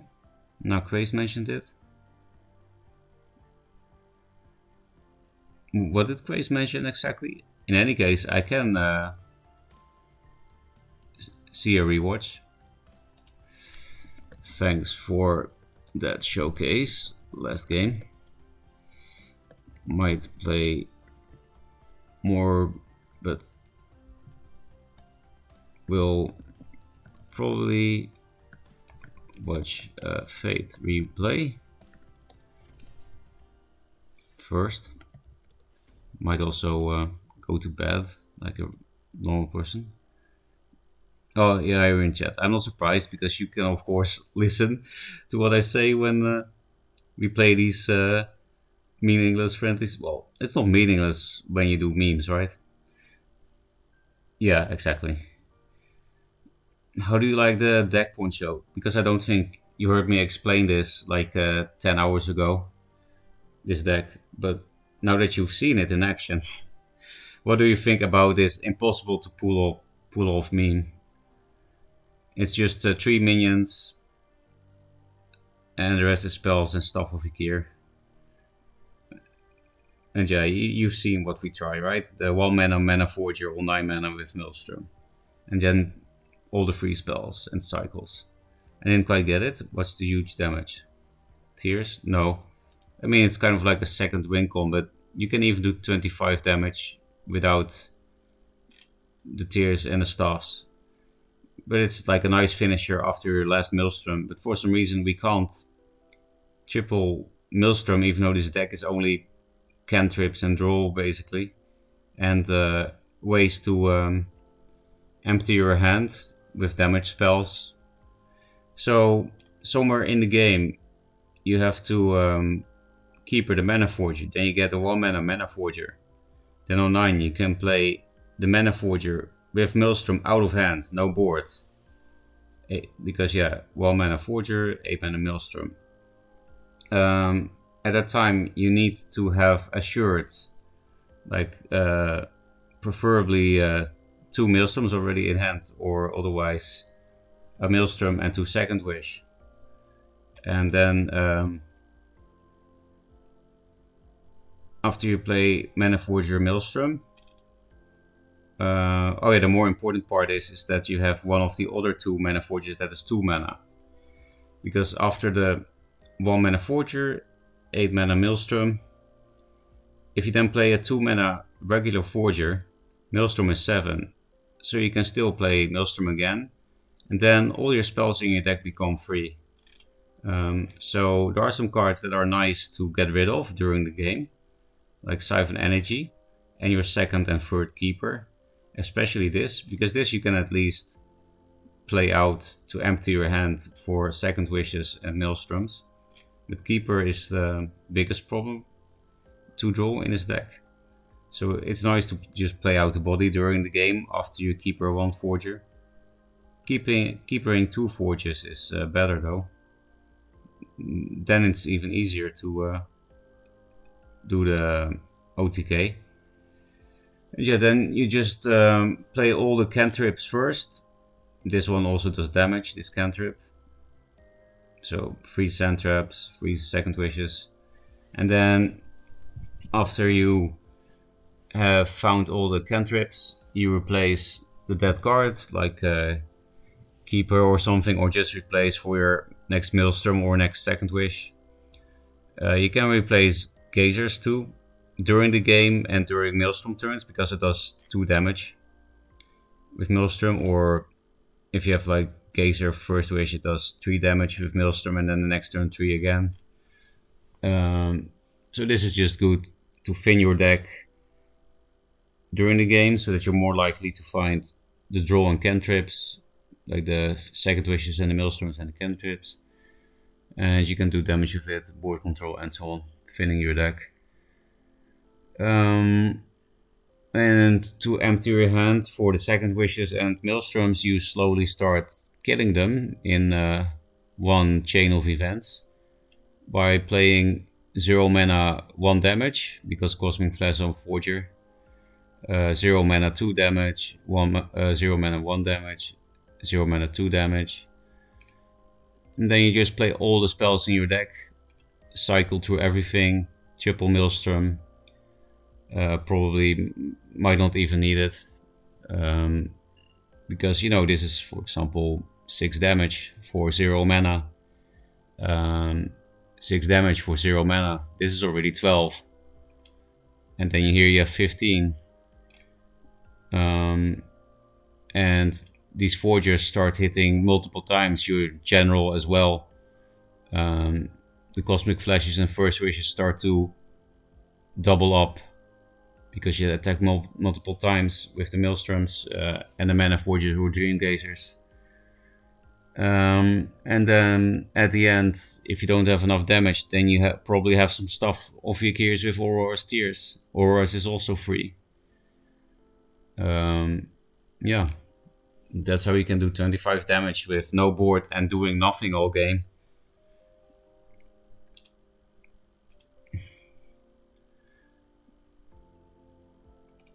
Let's read chat and probably look at the replay from Fate. Or Fate, did you mean that Craze mentioned that he refunded the replay watch and didn't get it? Isn't it damage the Mana Forges with buffs? Yes, they do a lot of damage. The Mana Forges with Cosmic Flash and First Wish. Especially if you chain Maelstroms, because you know they attack multiple times. So then it's also important that you find as many buffs for the first turn. Had to AFK for 2 hours, came back, focus, still streaming. How's it going? It's 6 AM here now, so I'm actually insane, as we already knew. And I played some friendlies against Poncho. We both were memeing pretty hard, because yeah, I'm number 1 on the ladder now, Platinum, so I can never play again, right? Of course I'm gonna play again at some point, but I'm so insane today from the sleep deprivation and the weird dating situation and many other things. What is time when there's Duelyst? Congrats. Do you sleep normal hours anyway?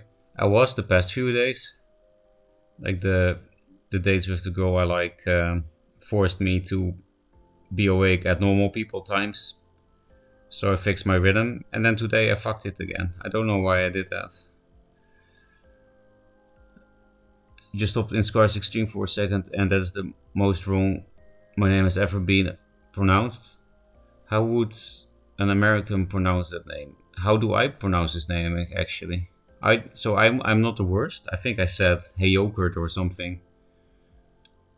If I would say it in a Dutch way, it would be Haokeret, which doesn't sound like it should. You say hey Jokert or Haokeret? How did Skarsik say it? What decks were good today? Let's see. Do friendlies go here? Yeah. Actually, didn't lose as much as I thought, but Poncho gave us some free games, so very nice of you. Makes us look less bad to people that don't know what was going on.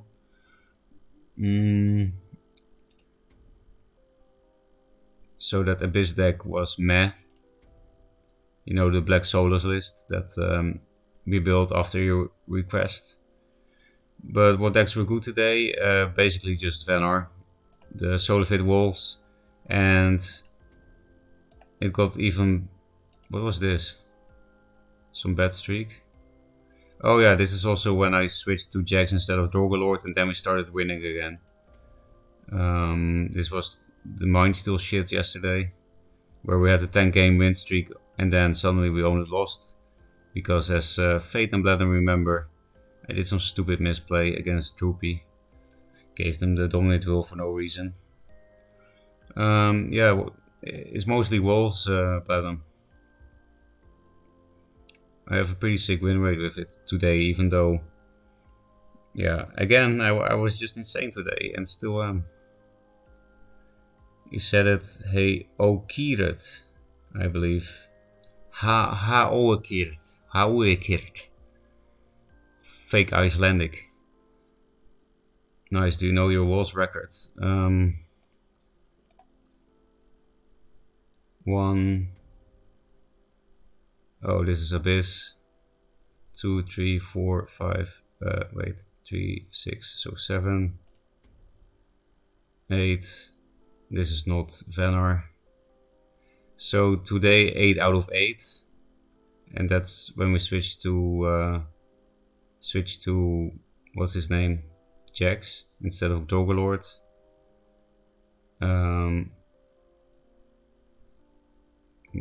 Did we do that here? I don't remember when we switched to Jax, but I'm pretty sure. Yeah, it was the first time that I lost to Decoy, so I was like, was creep, of course. So I was like, oh fuck, fuck this Dorgalord, I'm going Jax. Then we never lose to creep. So 8 out of 8.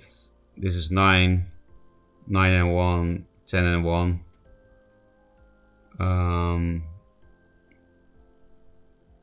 12 and 1. 12 and 3. 13 and 3. I'm too tired, man. I swear I can count 15-3 or something. 15-4, 16-4. 18-4. This is all Magmar bullshit. And here we had a 14-game win streak with Venar, I think. Oh, maybe not that much. 9. No, it was 14. You see, there was also 14 game win streak with that list. But that was still with Dorgalord. But then we suddenly started losing with the Dorgalord list, which didn't really happen. And then after I lost to Decoy, maybe I switched to Jax, I think. And things went okay again.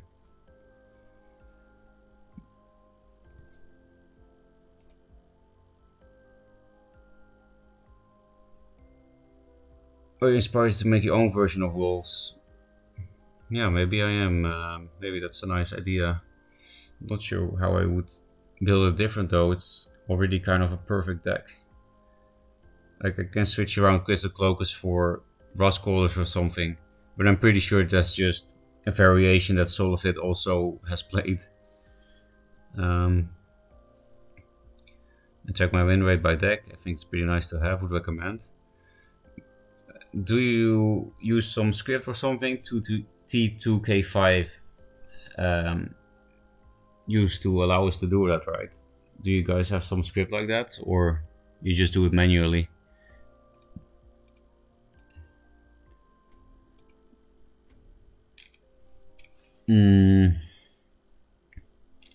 If I were to change something, I think the only cards that are up for change are the Cloaker and the Bear. I think the rest of the deck is kind of perfect. Maybe Gravity Well. Nah, I think Gravity Well is actually also necessary. I think it's just these two cards that are flexible.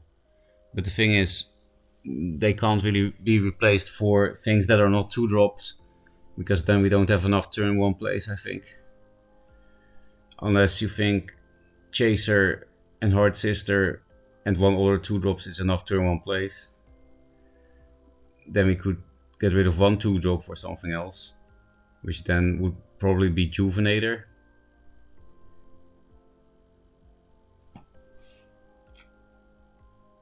or Juvenator, Archons, or play Jax and Dorgalord. That would be pretty cool.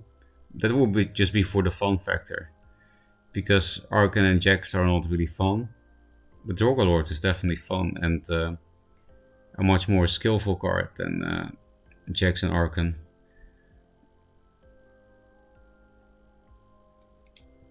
So yeah, that will be fun. But it kind of doesn't make sense to cut a Vesper to play Dorgalord. And Jax is definitely better than Dorgalord. Not in every matchup, but yeah, we started losing to Creep suddenly after the 14 game win streak. So yeah, then we went to Jax.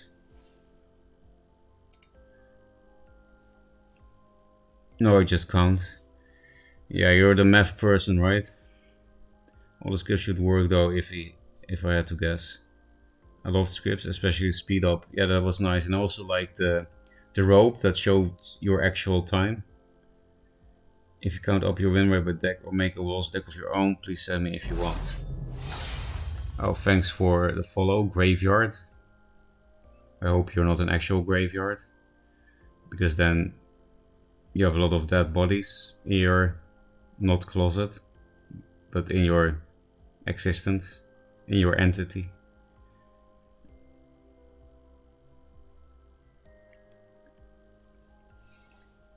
What would we do for an own walls? So Rustcaller, Juvenator would be nice. Archon, Tree, Dorgalord. Yeah, Tree would also be really fun. I guess Tree is the more flavorful addition that patches up weaknesses in the deck, because Dorgalord is the other flavorful one, but doesn't really patch up weaknesses. It can be very nice for like undispelling or pseudo healing Vespers, especially Glacial Elemental. That's really cool. Repositioning your Glacial Wells, doing damage with them without having them die, which you do with Razorback. Yeah, Dorgalord is really cool, but I don't think it really patches up weaknesses like the tree does. And Archon would also patch up more than Dorgalord, I think, just because it's a big body, and we don't have that in the deck. We don't really have big bodies, just the 5/5 from the mountains. That's all. And against Control Mag, I think he kind of needs big bodies to summon out of range and Hard Sister in.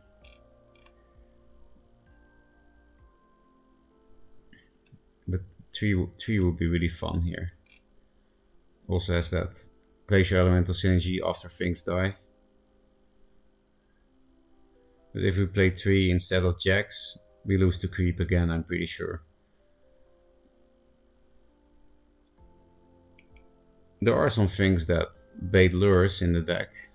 Mostly Elemental and Fenrir, I guess. Maybe sometimes Cloaker or Bear. And then we can also just Hard Scissor it back. So 3 is probably playable, but it comes a little bit late, right? 7 mana against Creep. Then I can just go face with Novas or something.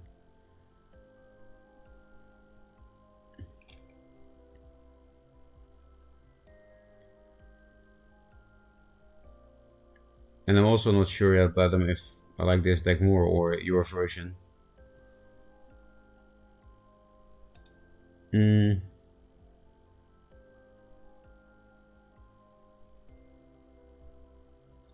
Flavorful Dance Game winning only, please.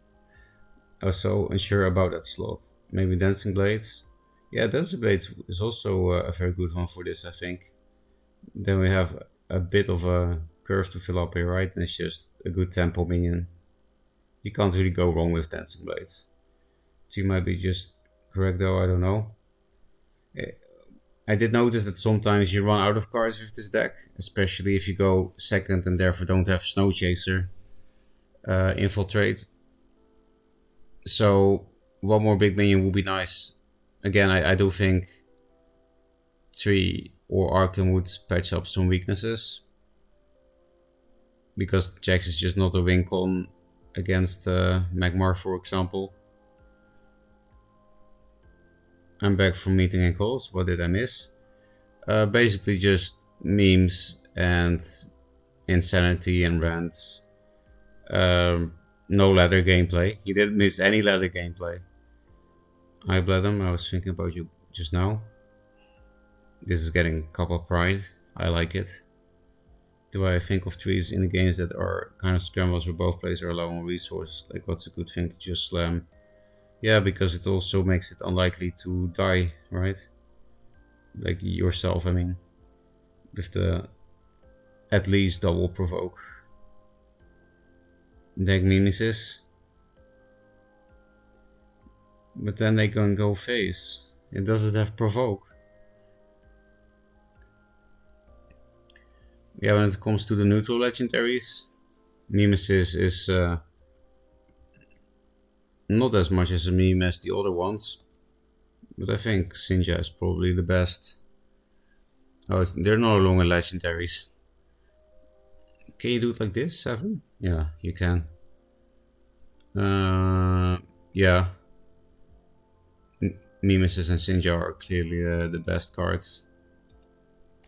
Some people will probably say Pandora, but at least Pandora is the only other slightly playable one. But I would always rather play one of these cards. And then I think Sinja is just the best neutral 7-drop, I think. Quite easily. It's like Dancing Blades on crack. This thing actually does look like it uses some crystal math with like these crystal claws and this grey skin. And the fact that everything got crusty. Like you see this crusty crap shit. The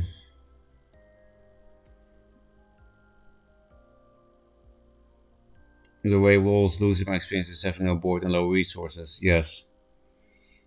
Like hard to get to Snowball again. I've wondered about Pandora too, because that's a card that you can run away and slam and will win the game on its own. But then I would rather play Dark Nemesis, because that wins the game on its own much faster and doesn't die to Plasma Storm, which your deck is obviously very weak to. It also has immediate value. I don't think Pandora has immediate value. It's possible for both bodies to be removed. Also wondered about Rogue Warden. Oh, that's funny, with Gravity Well. Rogue.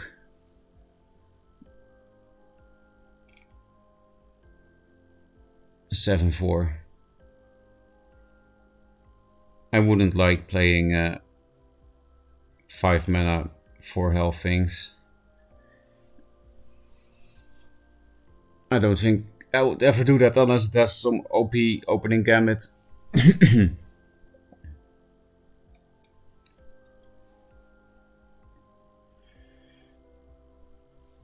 And in the 8 is Chimera. That's useless.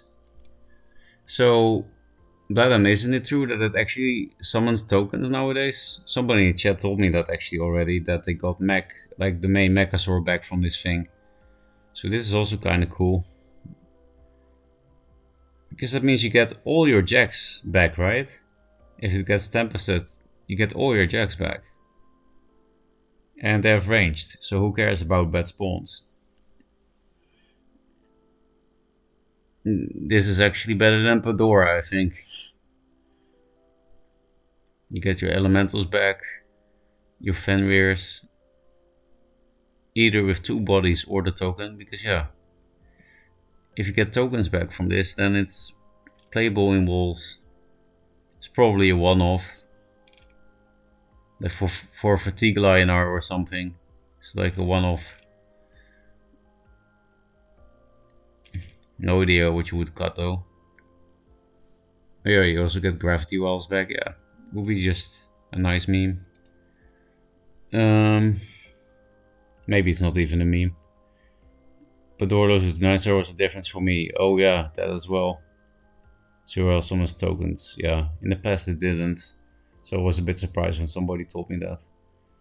I like Pandora more than Dark Nemesis because I feel like both win if they don't get answered immediately, but Nemesis loses to one Hailstone. Yeah, in the Venom Mirror, Pandora is better, I agree. But you just play Jax in a Venom Mirror to win. And then I care more about Magmar, which can answer everything very easily. But Dark Nemesis is something they can't answer if you play around net select.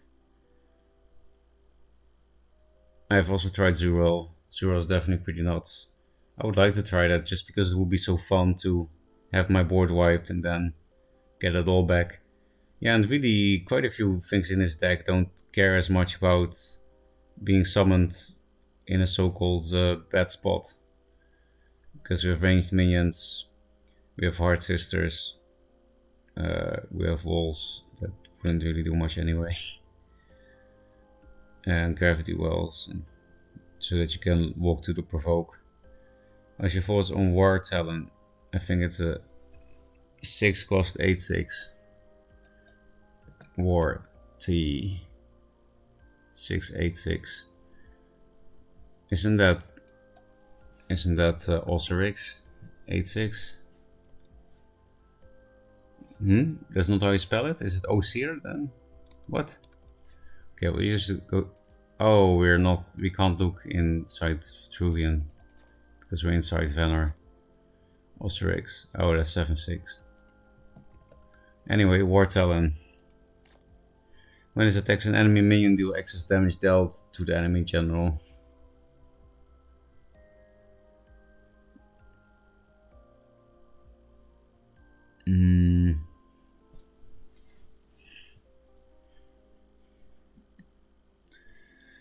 Clearing board while dealing face damage is cool, I guess. But 6 health doesn't seem that great for a 6 drop. Like, the Abyss one at least has a Death Wish. And Death Wish is hard to deal with for some decks. Mostly Abyssian itself, Linar. Songai too if they don't play OBS, and that's common. And I guess Vet, yeah, there is Siphon, but they can't really remove a 6/6 out of range, so. War Talent doesn't seem good, but you can test it though.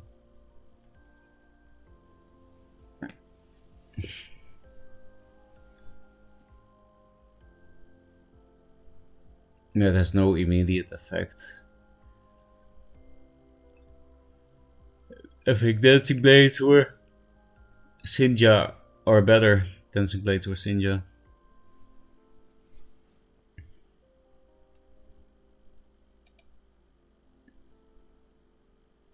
So if people think of Zero as a spell, well, you also get a 9/7 flyer in the corner.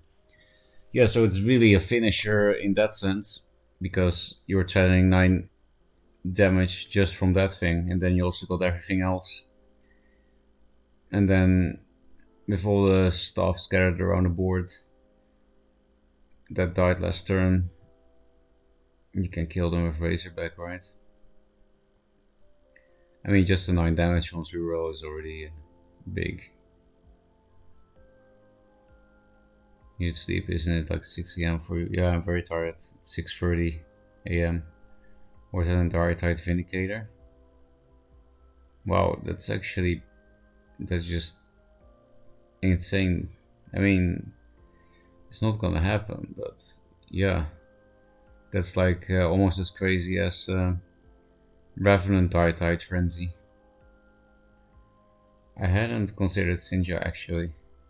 Yeah, it's just a Dancing Blades on crack, like I said, so I don't see how you could go wrong with Sinja. I played it a bit in the first network test in my bad control Venar list with Crispy Wisps. Then you do, of course, play the healing 6, because otherwise Sinja is useless in a Vanner, which is kind of weak to face.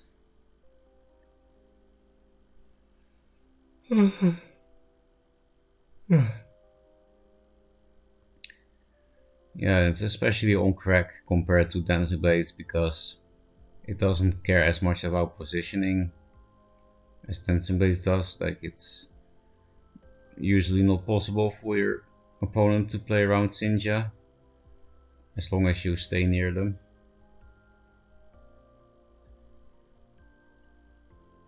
If Vanar only had good healing, you could just kill an Archon by Sinja, take 7 to the chin with your general.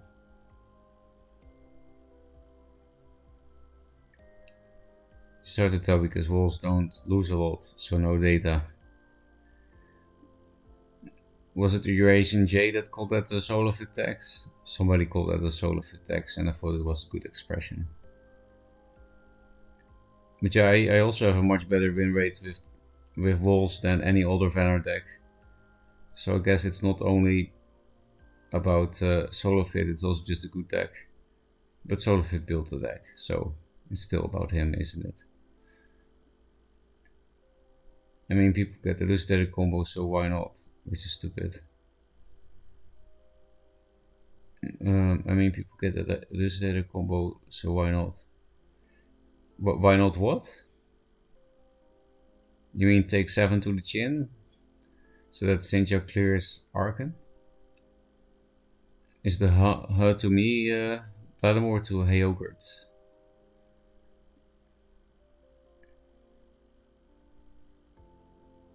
Is it the combo just ends the game? Yeah, you're dead. 8 mana, you're dead. And it's pretty silly because the Magmar doesn't really need to do anything onto 7, just play a net select here and a Plasma Storm there, just play like 1 card per turn, one removal per turn. And then maybe you have them down to 5 HP on 8 mana, but it doesn't matter. You die. No, I'm talking about Talon. Oh, you mean the Talon Dark Tide Frenzy? Really? Yeah. You're right though, because that's also a 4-card combo. Yeah, it's comparable to Elu combo. If the opponent has a board. Problem is though, people play around Mecanter, so they'll also play around accidentally play around Vindicator, Flash, War, Talon, Dark Tide. Also because I didn't hear the Solofit command. What did I say? Oh, that somebody said like, someone on Discord said like, oh, the Vanner Walls comes with the Solofit tax. And then I said, well, maybe it's not just Solofit tax, but Walls is actually good because for me, Walls are also much better than any other Vanner deck. And then I said, oh, it actually Solofit built the Walls Vanner deck, so it's still about him. It's still a Solofit tax.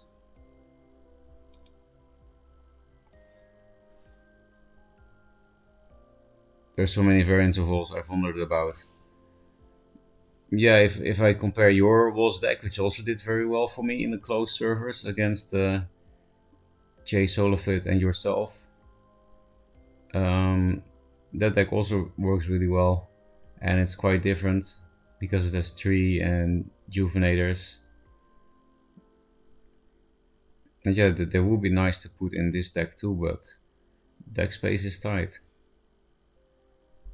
MonkaS and humans also doing well with it, I think.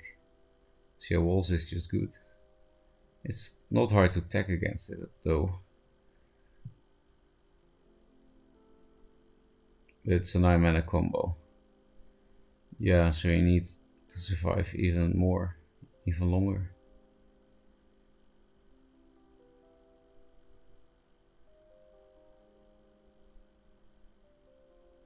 One was about Cold Barrier 2 in Walls. Crazed Grace, you're still here, right? You're the cold biter guy. You just don't like walls, but Grace tried cold biter in a bunch of places. I think one-off cold biter is really strong. I really don't like one-offs of cards that you think are strong, or one-offs that are answer cards. I think one-offs is more for like cards that you literally only play once in the game. Like, what's his name? Magmar Spiral Technique. Become a 10-10, that thing.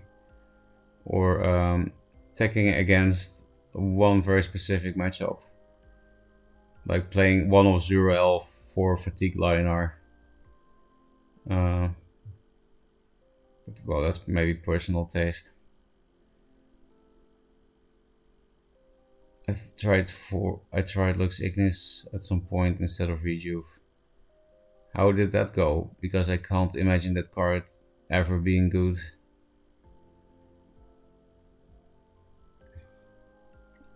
Two 3 feels like that card unless you're Venerate Abyss. But crazy, isn't it true that double Cold Biter makes your general a Macanter? So you need to run 3 so that you have a higher chance of becoming a Macanter that doesn't hit phase. So it's not a Macanter. One moves against everyone because no one plays around it, yeah. I also never play around it. Short type elucidated direct type decks have not been as common. Yeah, I didn't see any until today because Draggle is back to 2-draw. Well, maybe. No, Jay said Draggle did play in 2-draw, but he just wasn't well known. So yeah, he is back to it. He's kind of playing a 1-draw deck that he used to play. Basically only play rush minions with greater fortitude, and that's kind of it. So just 4-head Magmar. But yeah, he was playing Dark Tides as well. You can immediately come back if they stack on you. Yeah. I tried to aggro Abyss, but maybe not representative. And they had all the differences. I should try again. I mean, Abyss has a decent matchup against this deck, I'm pretty sure. I do remember Jay saying that Solofit said that Grasp of Agony Ambition decks are the hardest matchup for him with Wolves. Maybe it was fake news though. I at least didn't lose with Venar until we queued into some creep decks. And then when I switched to decks, I also was fine against them.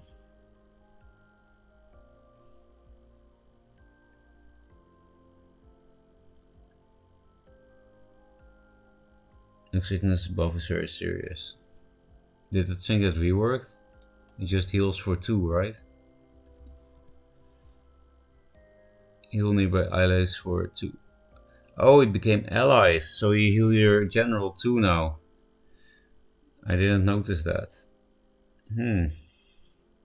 I still can't imagine it being good, but that's a cool buff. I also really like this buff, which is also quite subtle if you read the card text too quickly, then you probably don't notice it. That now, when it heals damage, heal your general for the amount of 12. It used to just heal 2 for every hit, but now if you buff it, like I don't know, Mark of the Solitude, then it heals 5 every hit. Which is pretty cool.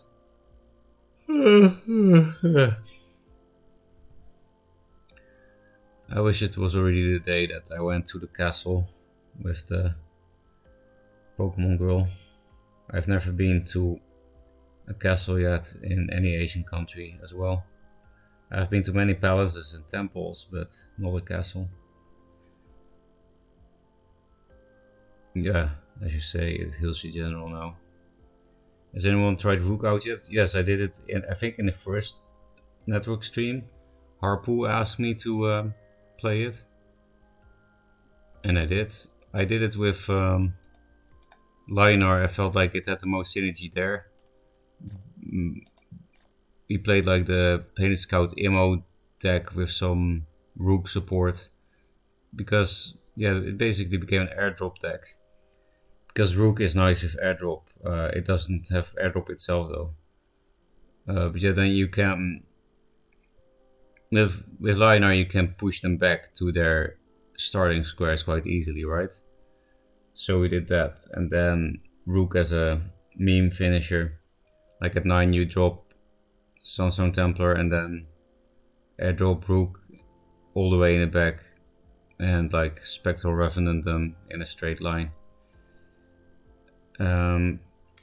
And you, because you also played the Planar Scout Immo combo, you could also play it at 8 mana with Planar Scout in the back and then put Rook next to it.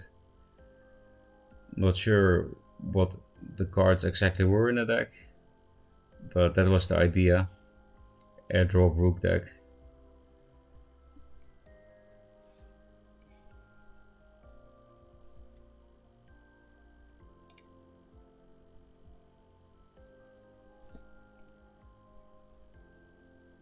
Otherwise you of course replacing Jove, this makes no sense. Well, I thought maybe you wanted something more proactive, but it's actually not even more proactive. It's a fucking 2/5.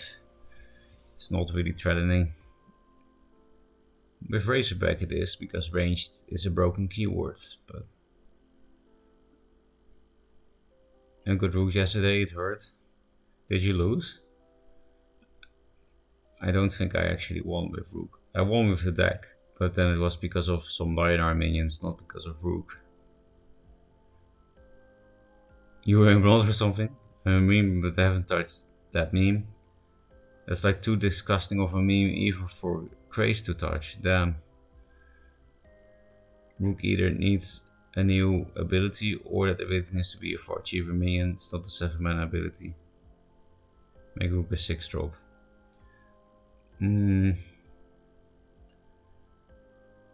Well, at the very least they could buff it so that it walks through provoke. I didn't test it exactly, but I remember seeing in a game, I think it was Niv, right?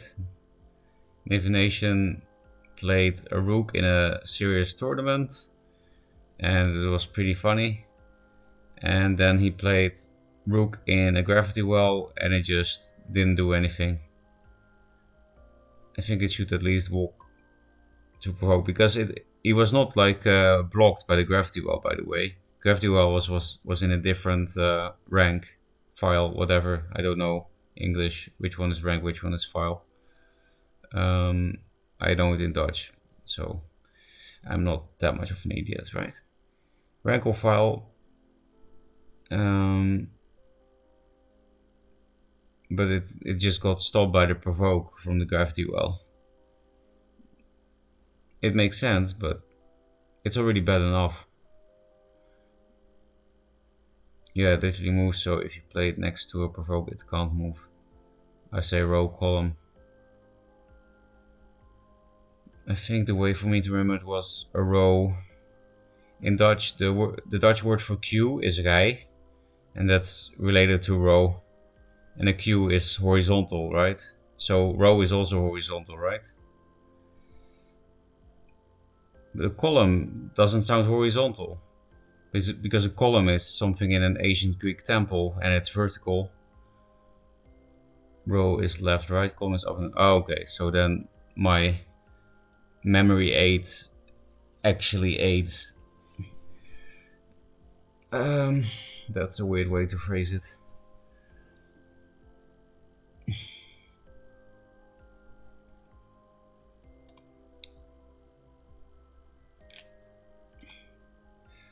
People that were looking for gameplay today must have been bored out of their mind for 4 hours now or something. When did we play a real game for the last?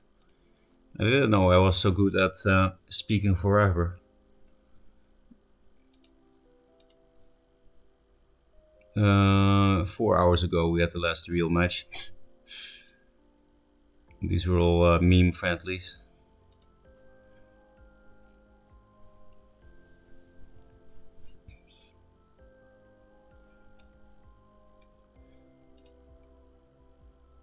Duelyst equivalent of React Andy. Yeah, maybe I should steal monkaS card.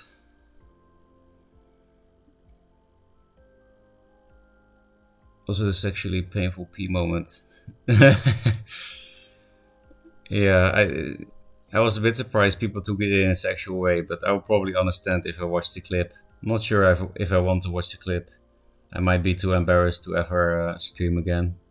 Maybe I'll just disappear and come back under a Smurf name with a voice changer. Does anyone watch Kid Boga? Like, you know, that kind of voice changer would work pretty well, I think.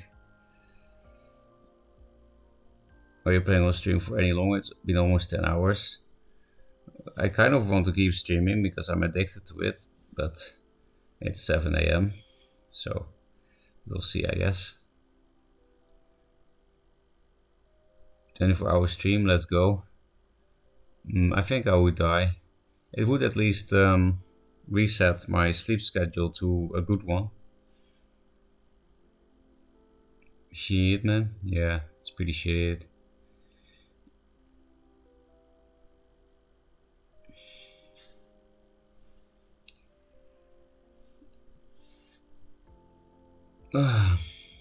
Perfect way to reset. Yeah, perfect way to reset. As in going back to God, right? Going back to your maker, meet your maker. I'm not religious, by the way, in case. I find it very hard to imagine anyone takes anything serious in his stream anymore after today, but just in case.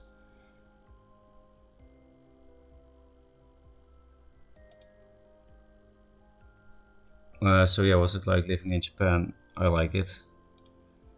The food is great, and I would say the other two big plus points for me are that Japanese people just can't be hooligans. Like they can't be the kind of people that randomly destroy a bus stop for no reason, or that smack somebody on the street because they drank. Like Japanese people drink, but they don't smack people when they do it. Not on the street anyway. And they don't really bother you. You know, they just don't do annoying, stupid shit. That's really nice. In general, people are just not stupid here. That's just nice. What else? Well, oh yeah, the other point was there is really a lot of stuff to see. So I live in Kyoto. It has 1.5 million inhabitants, but there is more to see here than in my entire country when it comes to cultural events. And my country is almost 80 million people nowadays. There's quite a lot of stuff to see in my country too, considering how small it is. But Kyoto, just every street has some temple with history that's at least 1,000 years old. It seems like I saw so many crazy things, like the Nembutsu statue. What is the official name again? I will actually post a picture in chat, like a link, because I'm not really set up to stream my browser anymore. I did it when there was no Steam Duelyst, but because that statue is actually insane. It's 11th century, I think, but it looks like modern art.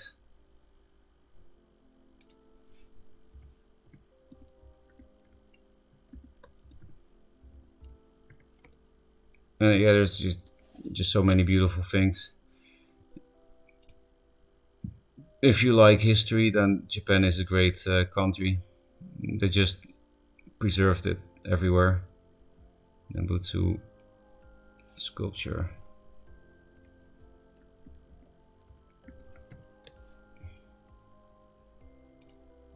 And it looks so realistic too. The sculpture I'm talking about. Copy image link.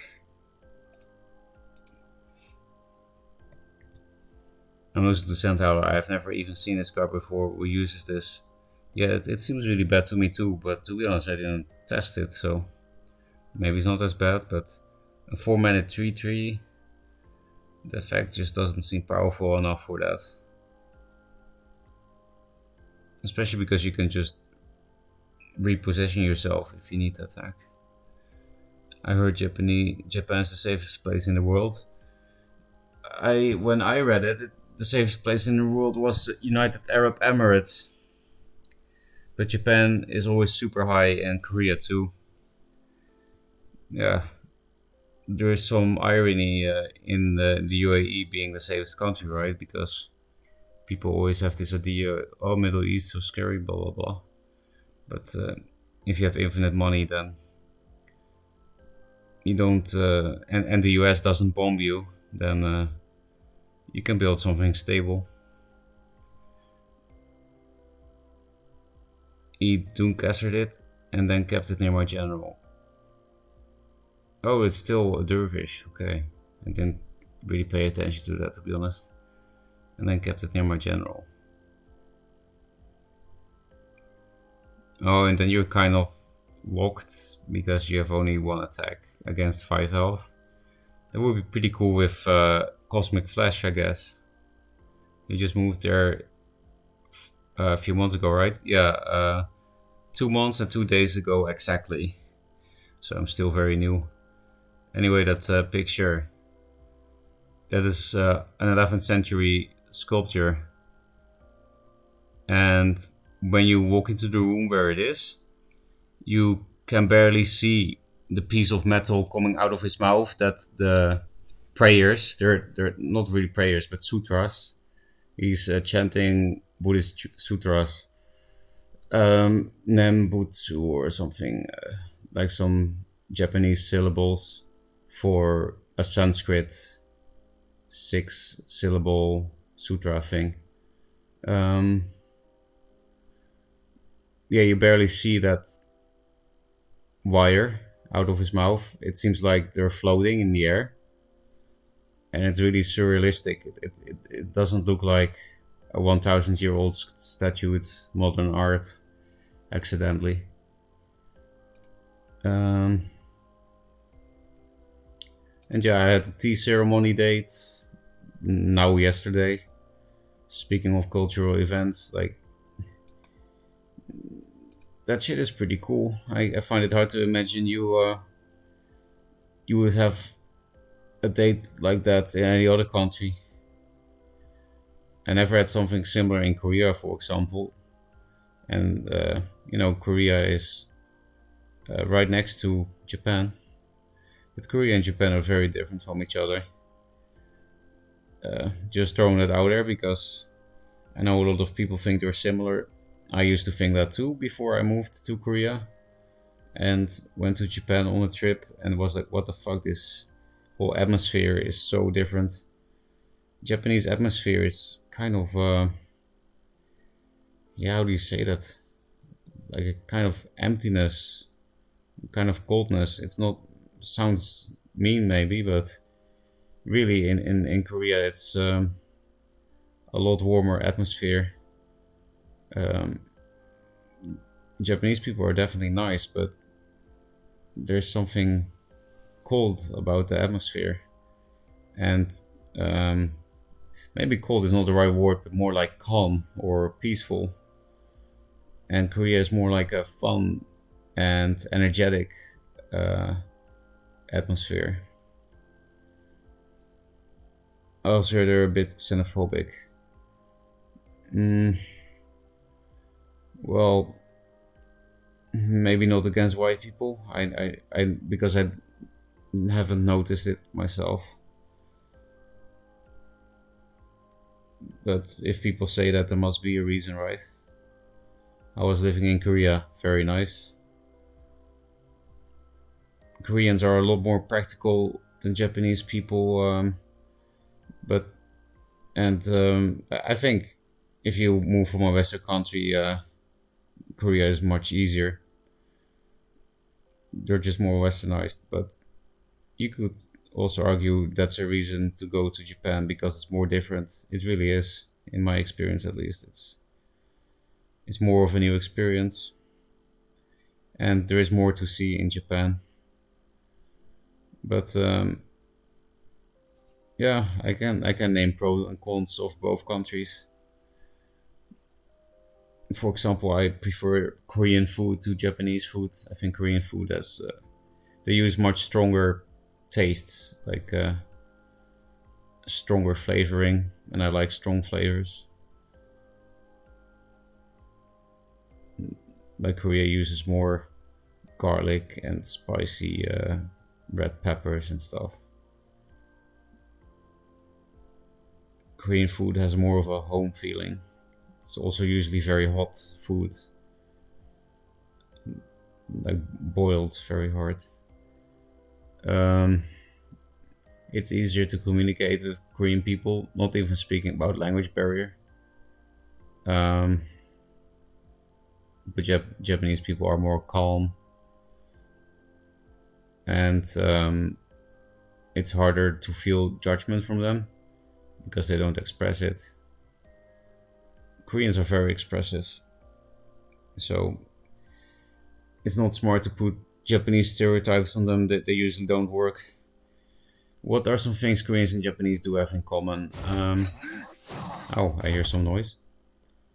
Thanks for the raid Kira. How was your stream? How is rent there?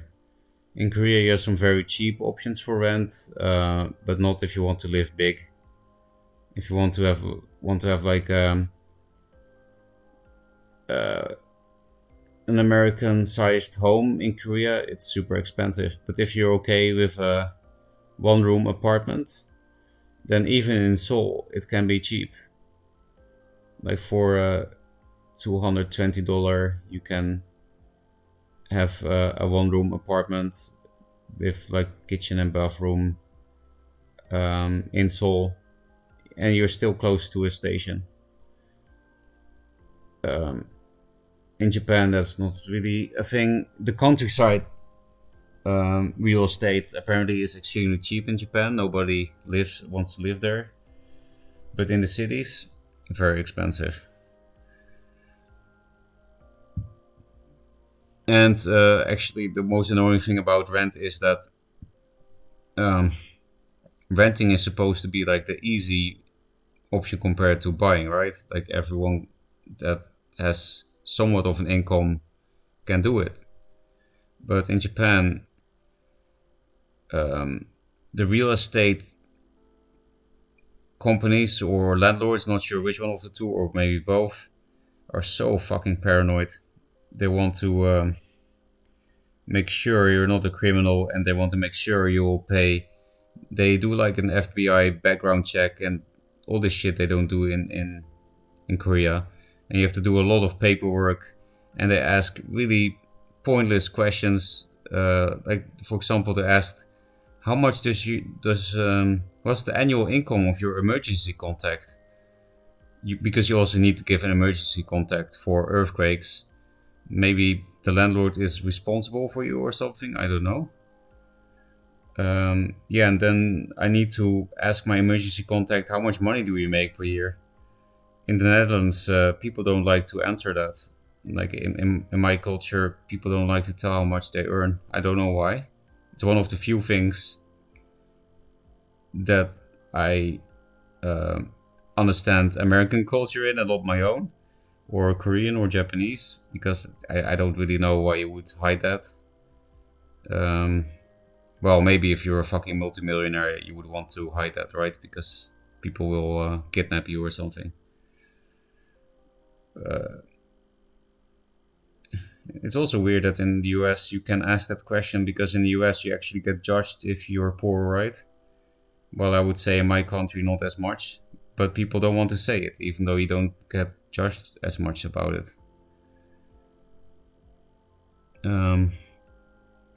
Are you hitting? Oh wait, let's keep up with chat properly. Do they use 5 spice a lot in Japan and mostly see it in Taiwanese food? I don't know what 5 spice means, so probably they don't do it in Japan. in general, there's not much spice in Japan. They're probably the most sweet food eating people in Asia. Well, maybe in Southeast Asia, where they use fruits in cooking. Like in Thailand, they use mango in dinner dishes and stuff. Maybe they have some similar sweet taste, but Koreans don't have much of a sweet tooth. Japan has it much more. Welcome to the number one Duelyst dating advice now channel. How may Ferocca help viewers today? Ferocca will share his wisdom about Duelyst if you ask. Well, I'm becoming some kind of customer service center. But I actually feel like I talk more about my own problems though. You know, it would be pretty rude to be the kind of psychologist to ask money for a session. Just talk about your own problems.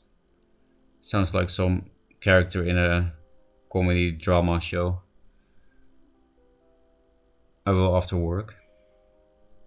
I thought you already hit as crazed, but I guess that was for the last month one. I think it's a Europe thing. It's kind of the same here too.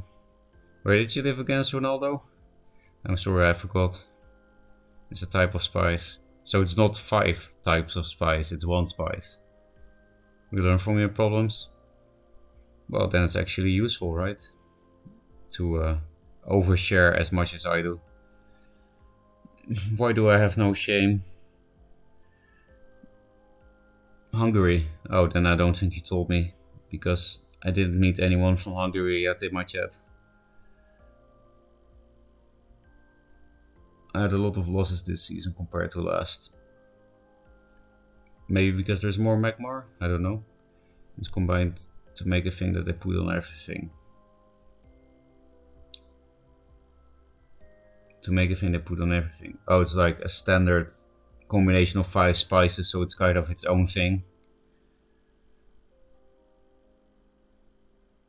I've never been to Hungary, but people always say Budapest is beautiful. That's all they say about Hungary, to be honest.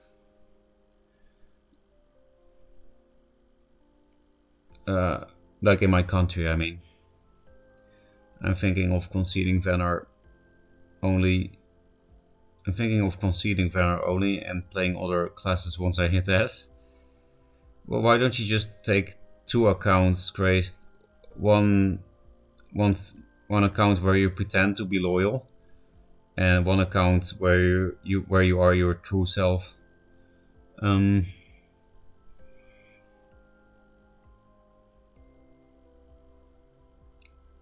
Was Chris Grace, did you play Duelyst before Venom was added? If so, what faction did you use to play? I started this game in the alpha, where Venom was the worst in the game. Yeah, Harpo, you probably remember that Venom was not in the game. When I joined, Venom was already in the game, but it was considered total trash. Like, absolutely unplayable. It is? Do you live in Budapest? Your true self, Jesus? Was it too hard of a roast, Bladden? Was it too harsh? Well, Craze knows I'm not serious, right? Yeah, I remember, and I remember them stealing Mana Burn from Magmar. That I do remember. I was there when the greatest Duelyst piece of history happened. The biggest piece of justice. Biggest piece of... This English, man. This English skill. My heart is broken. The first Magmar nerf. I didn't know you liked Magmar that much, Crazed, but you're showing your true self yet again. It was nice, I like spicy. Same.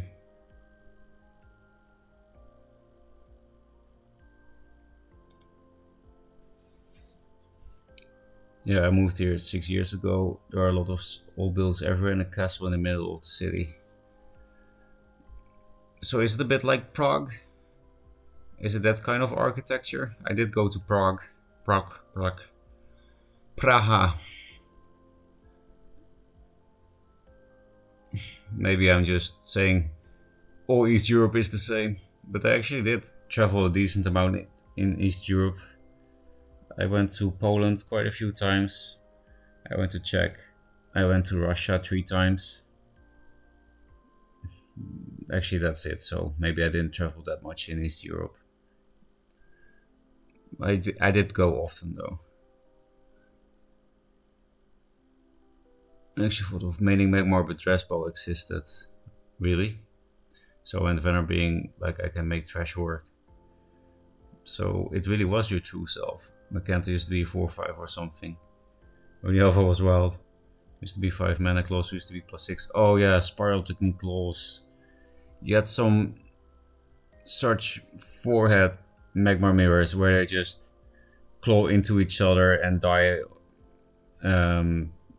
Like it's just who draws the 2 extra damage first to kill after the first few claw trades into phase. Those were really stupid games.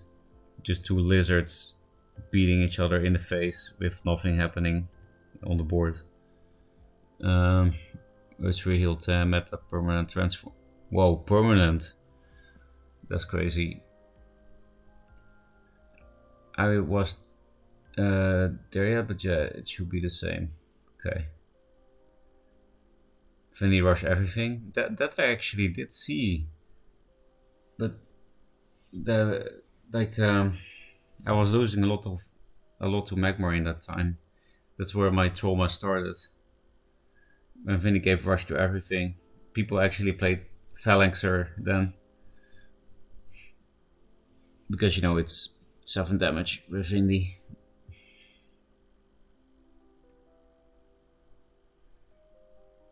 The great face races, Magical Claw Smack. Has anybody ever run a Doom deck? What kind of Doom?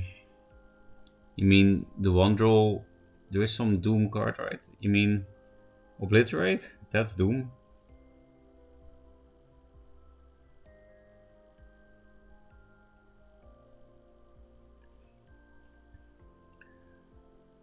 All the magical clauses make Earth surpass. No, the 9 cost called Doom. Oh yeah, that's definitely one draw. That's the Abyss spell, right? Or yeah, I think so. It's like in 3 turns you win the game or something, right?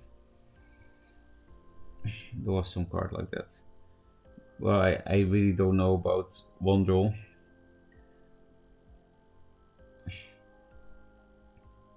There's a card called Doom that's an armament spell and you win the game in 3 turns, yeah. Okay, I did remember it correctly then.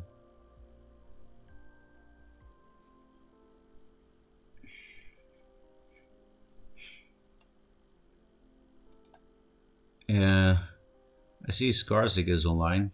Maybe I should just host him. Unless you guys just want to keep talking. Because I think I'm too tired to play games. Well, I'm not too tired to play games, but I will play very bad.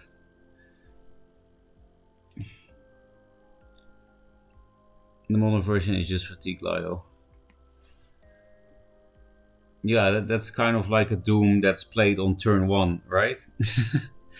The game is already over, but you still need to play 50 turns and die to fatigue.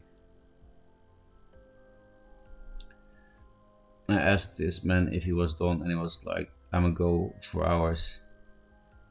That play is still good. Okay. Yeah, I have trouble closing the stream because I find it very fun to stream, so you should probably get some rest. You've been streaming for almost 10 hours, yeah. And I also streamed when I started streaming 10 hours ago. It was yesterday, and yesterday I also did a morning stream where I asked chat for help about, oh, I like this girl, I don't want to go on a date with someone else, and then I did anyway because chat gave me advice. Taking advice from Twitch chat. The real way to solve your relationship problems.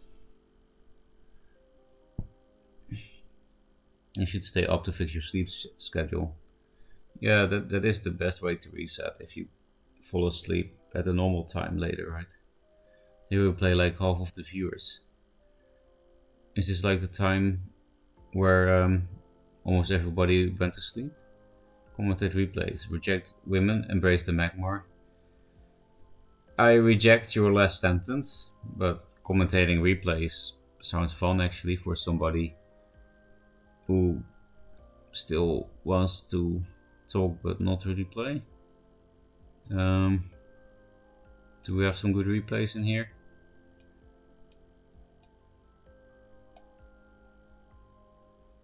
We can steal Scar's content. I think that's a real bro colleague thing to do, right? We can watch Solfit. He's not streaming yet, right? Because seriously, if he goes on, I will just raid him and watch until I fall asleep. Comfy alien music and Songhai ownage. Harpool, you're in a game. Should we just watch you? You're a frequent viewer, so why not? Why can't we? Oh, this is not how you watch games, do you? Yeah, you do it here. Idiot.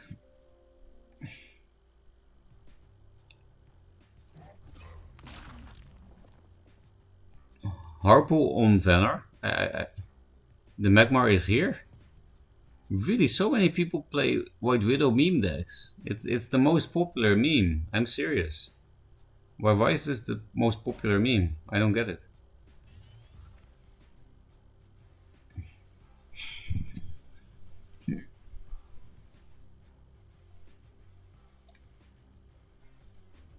Do my last match with Solofit. Okay, we'll do that after this game. Can you look at some of mine? Yes. Check my latest game. Okay, we have 3 people's replays. That's nice. Then we know what to do.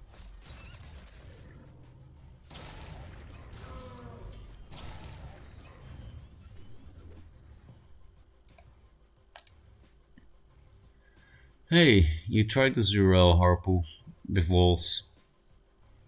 How is it working out for you?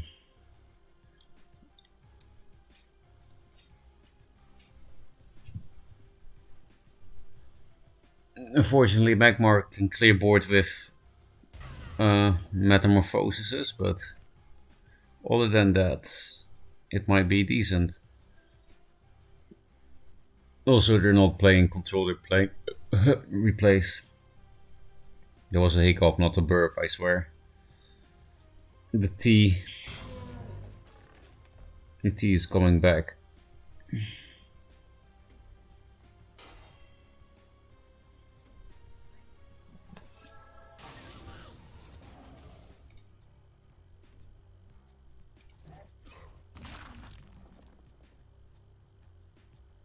I'm tilting my way back to R3. You mean like Diamond 3? Or you mean S rank, rank 3? Because I didn't see you number 1 or 2. I'm number 1, Carol. I am. It's because of Joseki MMR, but still. I keep killing everyone before we get to 9 mana. That sounds like a mech control problem, but you're playing Vannar.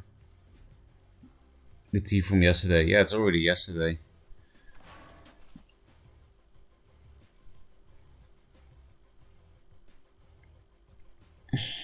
Yeah, Diamond 3, okay. How do you untilt? I sometimes have problems with that. Bladden said like play some mid-range abyss, like really brainless. Maybe you can try that advice from Bladden 2 months ago, 4 months ago, I don't know.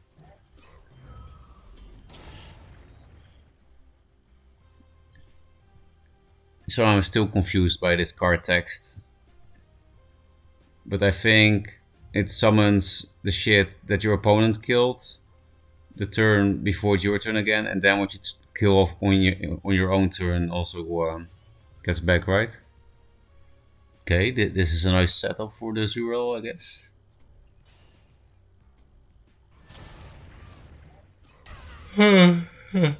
Sorry. Oh, yeah. I'm tired, man. It's good that I'm not playing.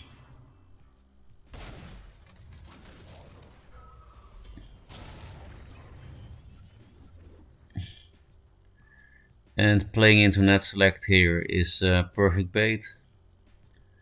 You just play Zero after.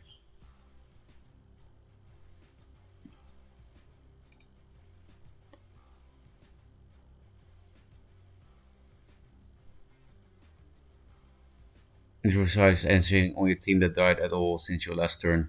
Yeah, but that's the thing. Since your last turn is not clear for me in Duelyst. I don't know what a turn is in Duelyst. Is a turn one player's turn or is a turn A, B? When you read card text in Duelyst, I don't find that very clear, but maybe it's just my brain. Because the first time I played New Zurel in the first server test, I killed off my locusts on purpose. Then it was their turn, then it was my turn, and I played the Zurel and I thought I would get them back. I didn't.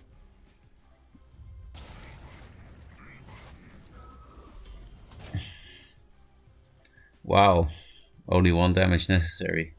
You have it. Well, not if he hits it. Okay. Top deck Hard Sister, please. I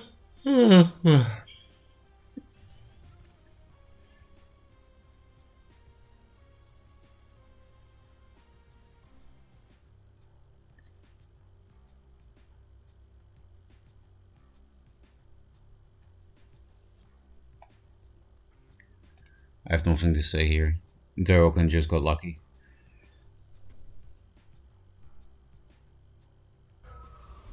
That was the funniest thing. At least it was entertaining. Since you had your action, okay. Plane sleep is like trying to fly a plane half asleep. Yeah, except you don't kill 200 people. Which is a pretty nice thing, I would say.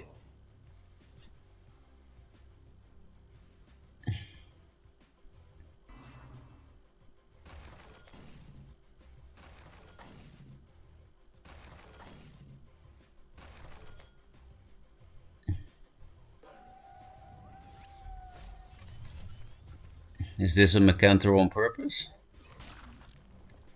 Or did he already play 3? I don't know. I didn't really pay attention that much, to be honest. Bone Reaper? That's a healthy Mecantor.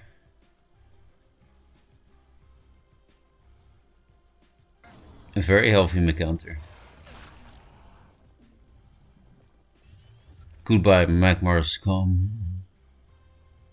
What? What died? Harpo just doesn't care. He just wants to meme. I respect it.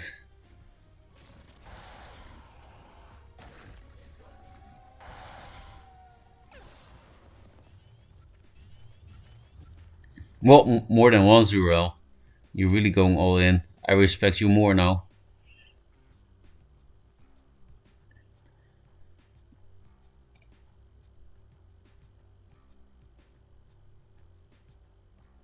Should you run in your 2 things first? You mean into the Bone Reaper like he did?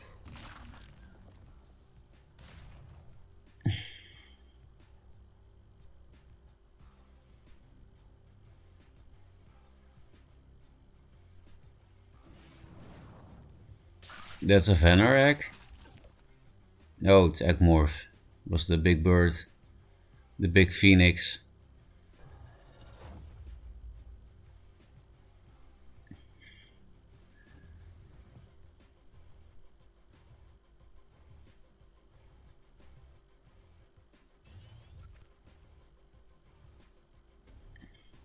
Okay, enough memeing. Harpo also just wants to win. That's also something I can respect. So much respect. So we had 3 people that wanted us to show something.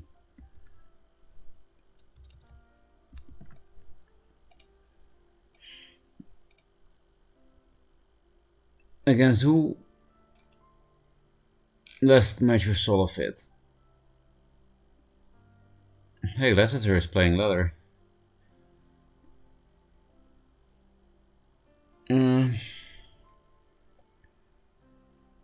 This one.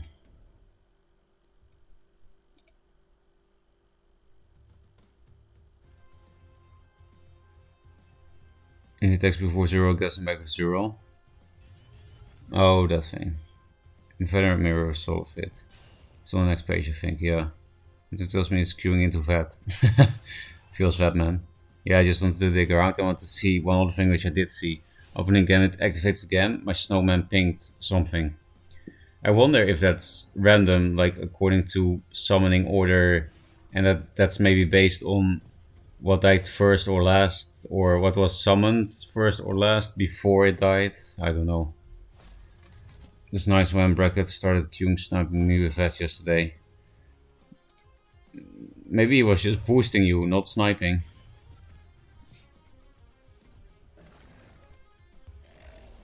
Which means you're now an illegal criminal.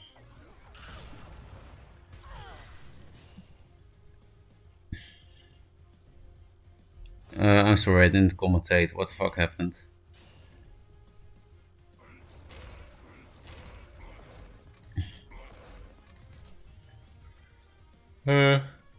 Well, I was surprised you win this game after such a passive 4-mana turn. Oh, I think I know how you win. You have 2 jacks in hand in a Venom Mirror.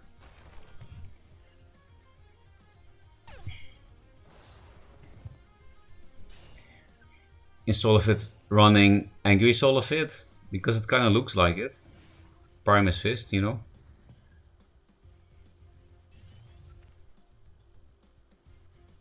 I'm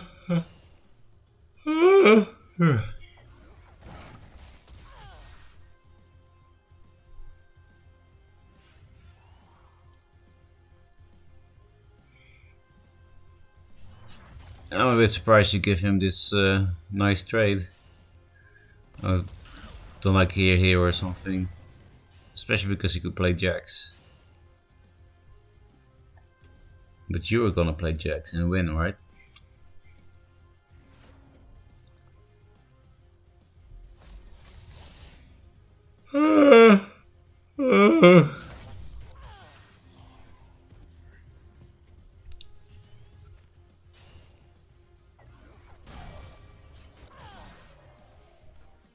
You have double Razorback as well. It's more complicated than that, okay. Streamer dying, yeah.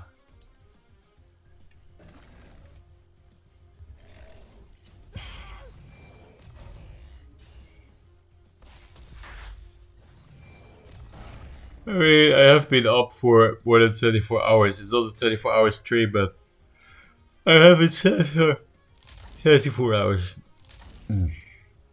Yeah, it's more complicated, I see, Christ. Actually dealt with jacks. It really looks like Angry Solofit.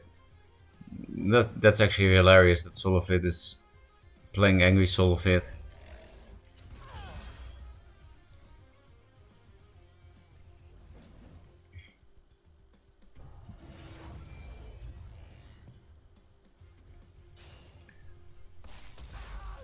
Yeah, and more jacks dies. A lot of jacks dies. Don't tell me you're actually gonna win a Venom Mirror with Arcan instead of jacks, even though you played 2 of jacks and 1 Arcan. That would be some, you know, how the pseudo-intellectuals would, how the pseudo-intellectuals would say it would be a paradigm shift, Christ. A paradigm shift.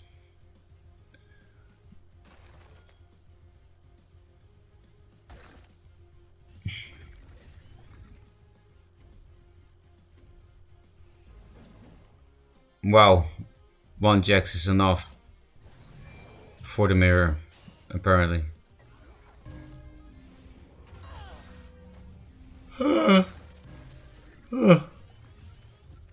Oh.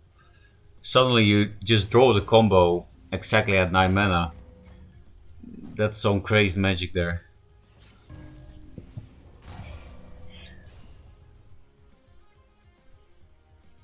How many do you play of the Spirit of the Wild combo cards? Just 3 cryo, 1 displacer or something? Or how many spirits?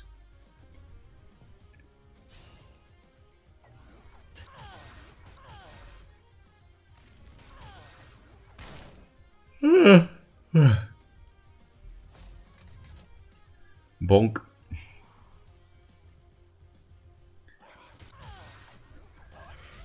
Fun fact, Arctic Displacer is the perfect minion to trade into an Ironcliffe Guardian.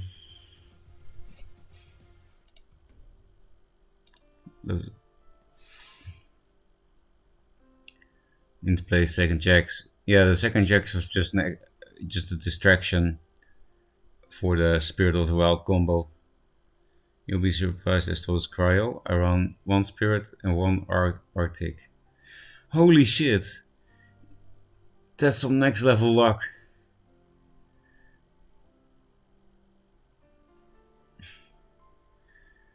I do remember when we were looking at some of your deck craze that I did propose. In what deck was that? That I was like, put just 1 Displacer and 1 Spirit of the Wild. But I'm pretty sure then I said with 3 cryos. And then you only need 1 of Spirit of the Wild. Because you have kind of 4 Arctic Displacers. But you just went the combo and drew it at the end of your turn on your 9 mana turn. Your 2 1-offs. Nice.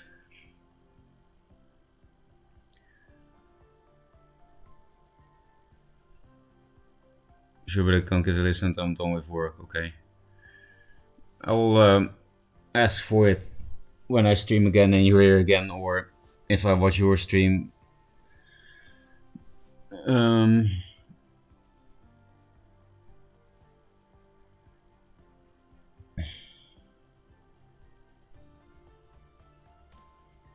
Screenshotting, sending to Solar right now,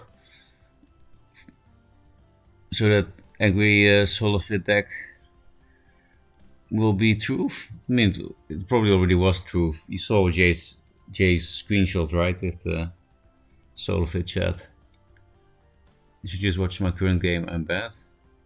Wasn't there another game you wanted me to watch of yours, Yogurt? And your want your username? New username? Isn't that you? You wanted me to watch a game, right? Which one?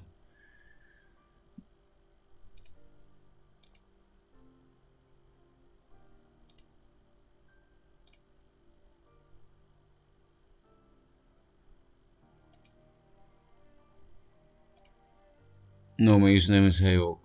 Oh, I was talking to Andom for the new username. But we can watch your game first, doesn't really matter.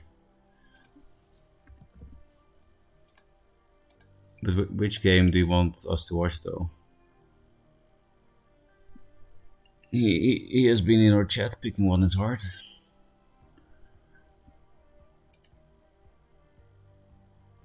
No, that's okay.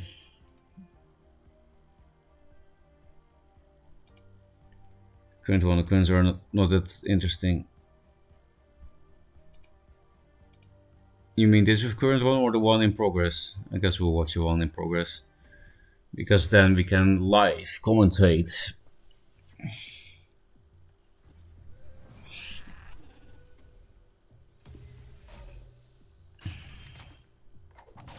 I like Kashrai.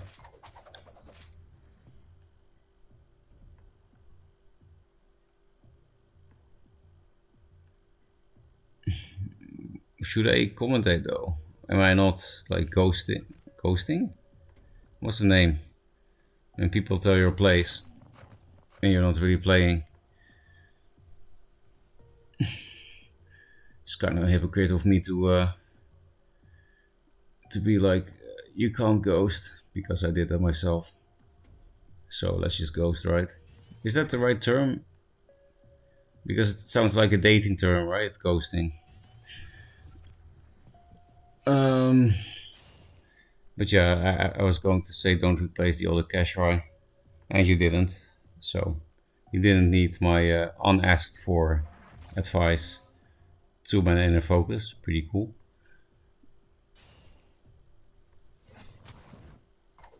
Kashrai always shows wrong mana.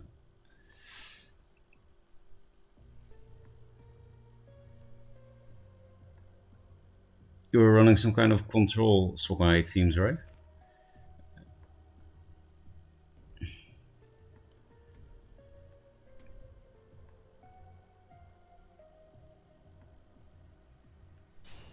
You have a bit of an awkward hand this turn.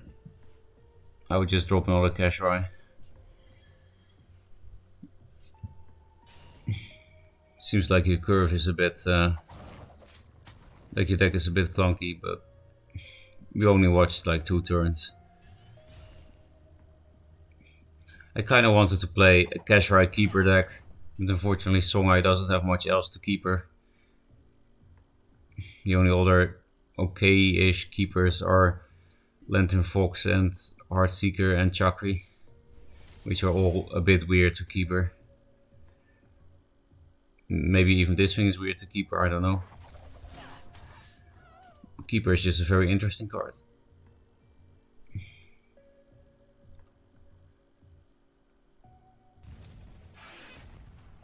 Nice. Kashrai OP against Songhai.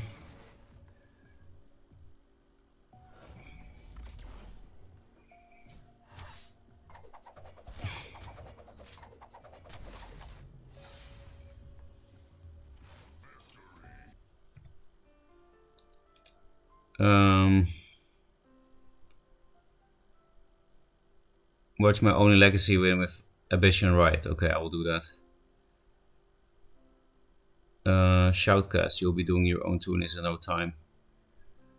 Well, I'm not gonna organize tournaments when Fate is still doing them. He's very good at them, I think. But if you mean like be a co-commentator or something, yeah, sure, why not? I would like to try at least. I did it a tiny bit with Nick Laren. I did like 3 videos with him on his channel. Ghosting is both. It's both dating and video gaming. Just trying out this deck. I don't really know what's in it. So yeah, we will watch your new username. Legacy game. How do you see that? Oh, here. Your last legacy game, you said? Last one?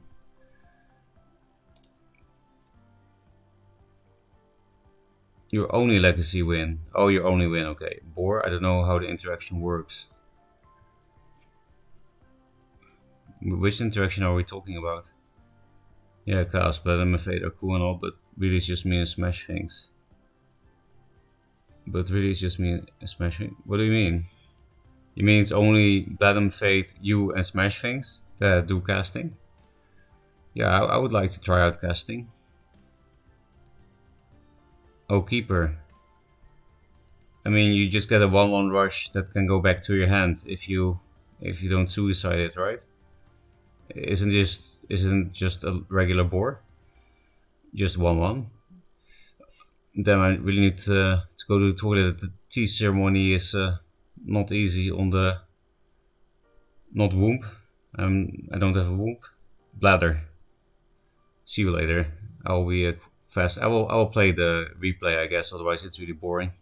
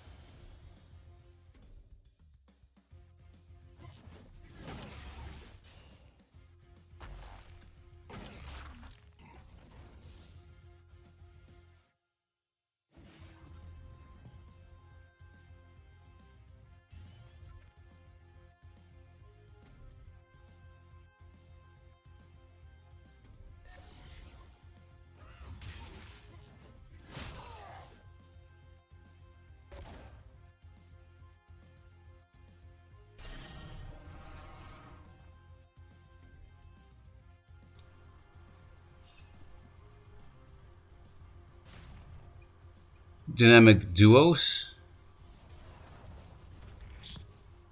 I mean, I didn't say I would cast alone, right?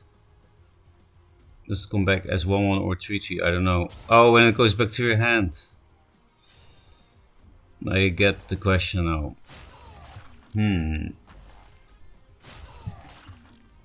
Yeah, that's a good question.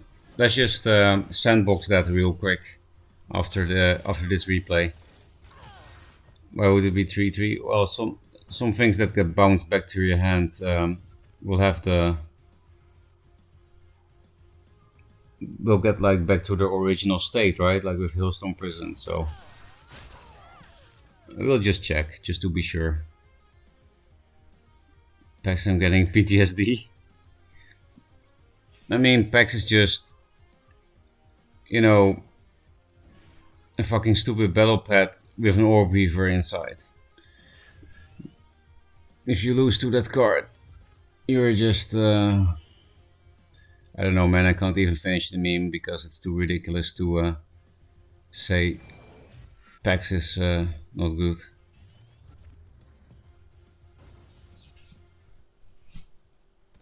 A 6/6? You can't win world championships with that thing.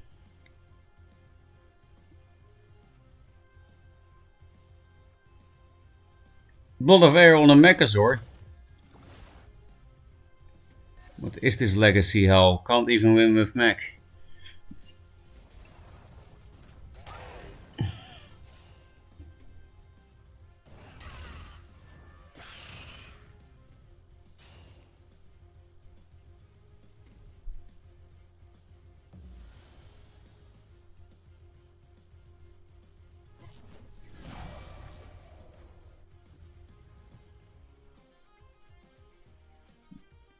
Right of the Joseki.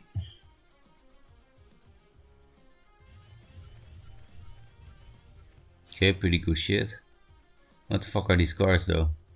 Alter Rex. Actually good meal. Not meal, but mill. You can't actually reach the... Oh, you can have a 3-drop.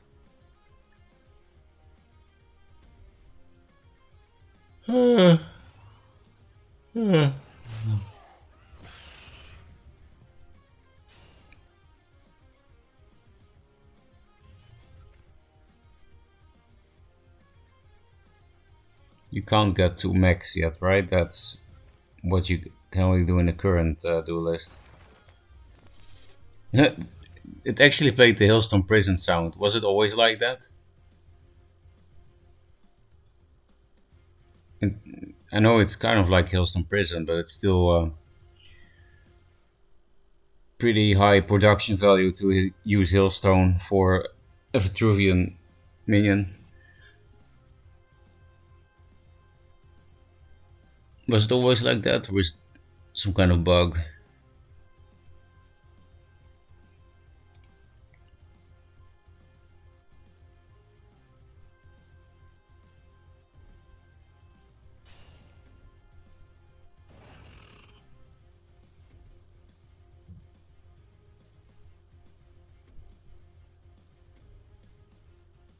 How did Bone of Air beat Mechasaurus anti-spell targeting?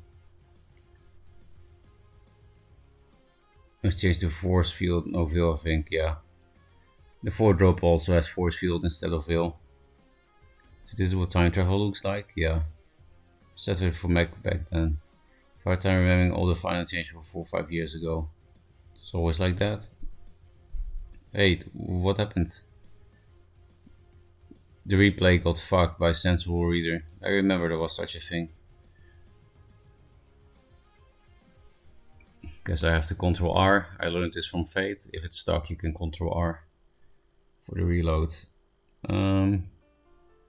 What is the next thing we will watch? Was there something else that we needed to watch? Maybe just keep creeping on Harpoon.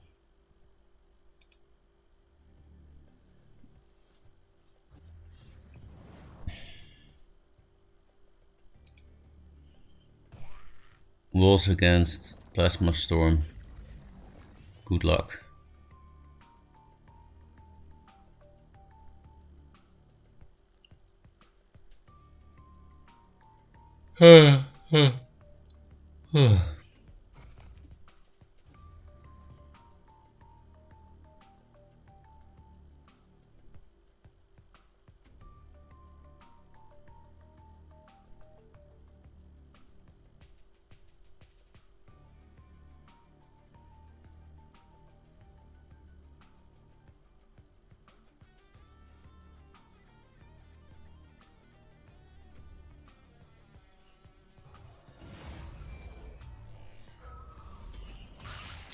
I also won a few games ago by playing Jax against the Plasma Storm Spirit Harvester deck. Hopefully you also get lucky, Harpool.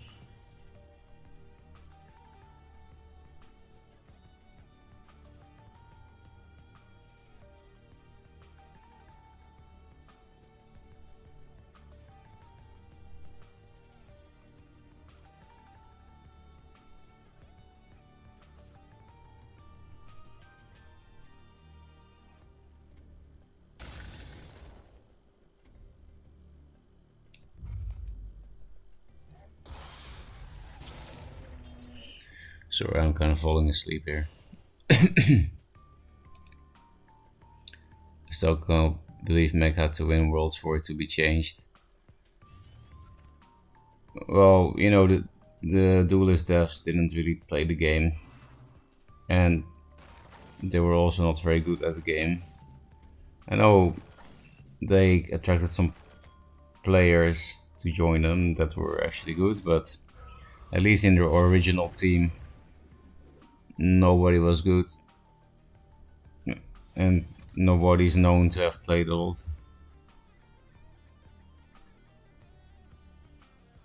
Never draw my crystals. I don't understand.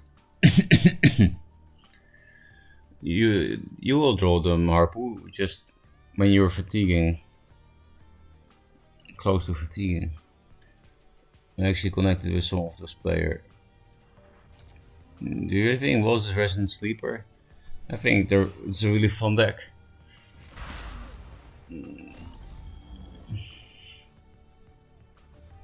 Spirit Harvester, easy.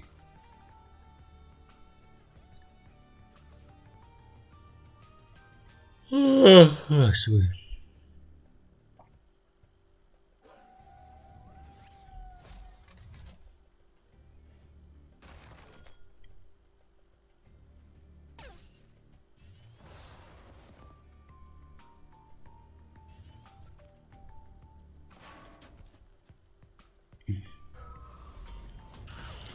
Oh, I'm really almost falling asleep. I'm not close to them. Trump, half full, Firebat. Well, with Firebat you could speak even though you're not close with him because he actually liked Duelyst. Don't think the others liked it, but Firebat was quite open about. Like he gave an interview even with, I don't know, was it Grinch or something? I don't know. He had an interview with a community figure about maybe Unopro actually on YouTube about what he thought was good and bad about Duelyst.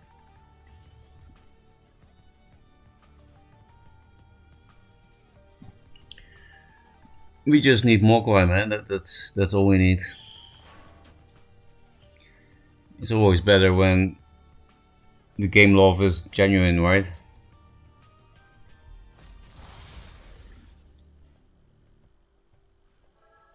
No, you hope to get a faster so. Imagine that I would actually cast a game like this, like in a tournament.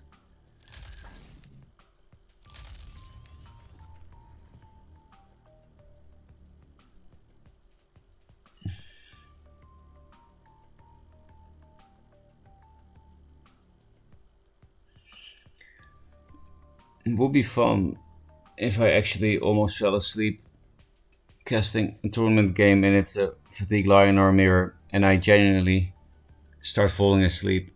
No acting.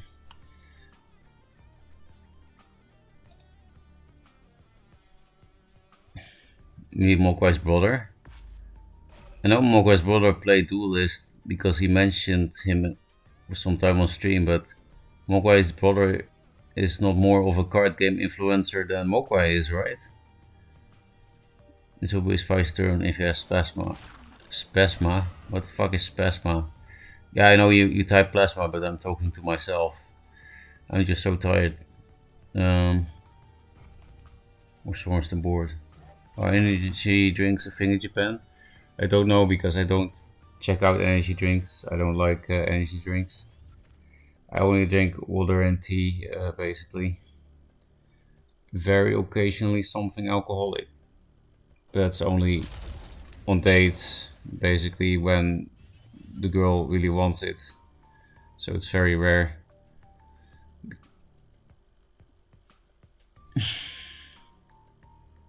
He was on my Team Wars team. He made for true, but I don't think he does content creation. I think he's a male model. Yeah, then why would we need Mogwai's brother if he doesn't do content creation? I mean, it's nice to have +1 player, I guess.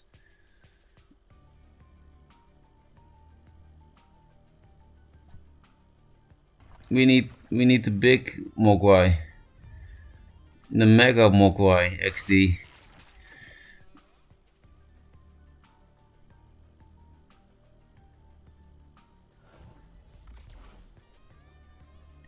We missed some nice Zurel memes. Well, you guys probably didn't, but I wasn't really looking.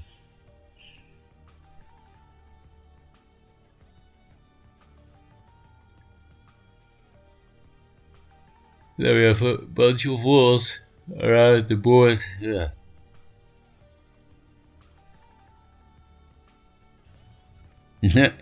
Told you, Harpo. You will draw your wisps.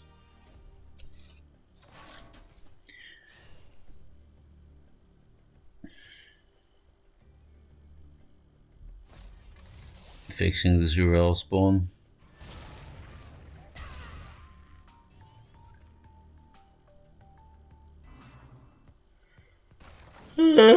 Yeah.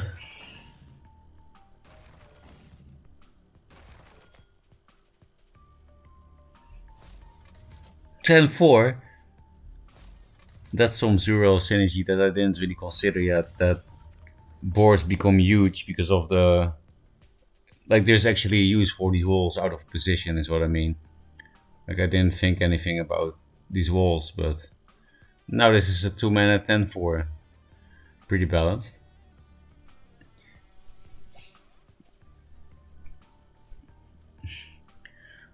Harpo, what did you cut to put in the Zurels? Because so far... Well, you also have Crystal Wisps, so maybe your list is just different. Yeah, if you play Zurel, you play Wisp, right? It's more fun.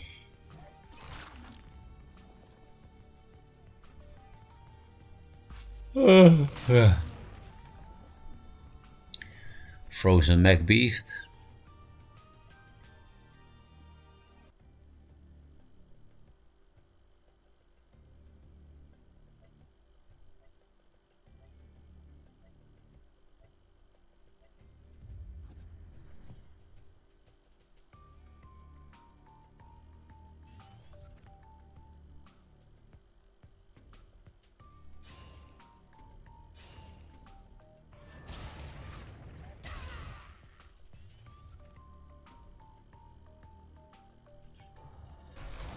More Zurels. Another 10-4 boar.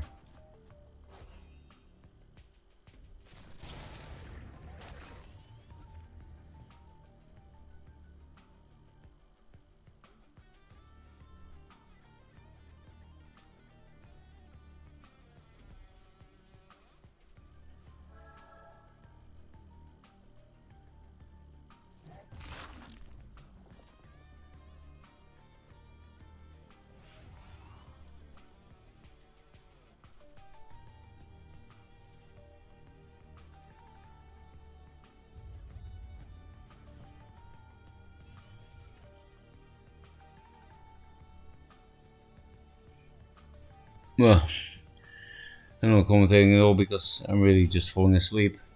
It's been over 24 hours. Oh, I tried to tab out and I pressed escape instead. I think monkaS too evolved Riot for his career. Yeah, probably. I think he was casting the Legends of Runeterra World Championship, but it could be mistaken. That's cool. He's currently responsible for the Marvel Snap game. Hollywood always crushing my dreams. I cut Hailstones and Chrome Golds. I also don't have Hailstones and Chrome Golds in my deck though. I have Aspect of the Fox and Cryos. Well, I'm saying I, but it's Solofit's deck, right? Maybe I should check if Solofit is streaming, so that I can go to sleep with some comfy alien music stream. Nope, no alien music stream.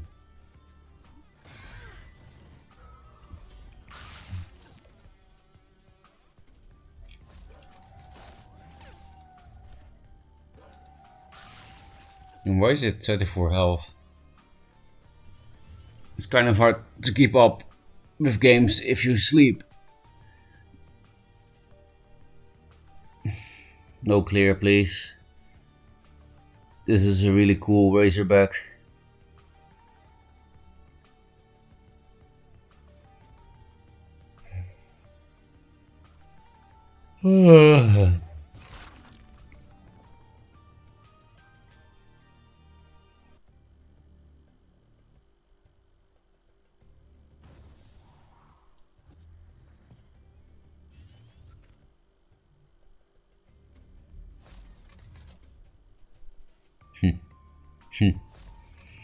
Double.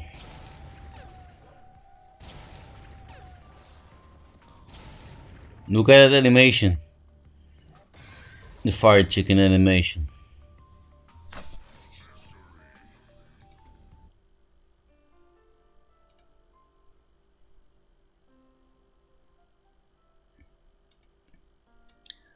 Who else are we gonna watch before we do an accidental 24-hour stream because I fall asleep in front of the computer and you just have 10 hours of snoring?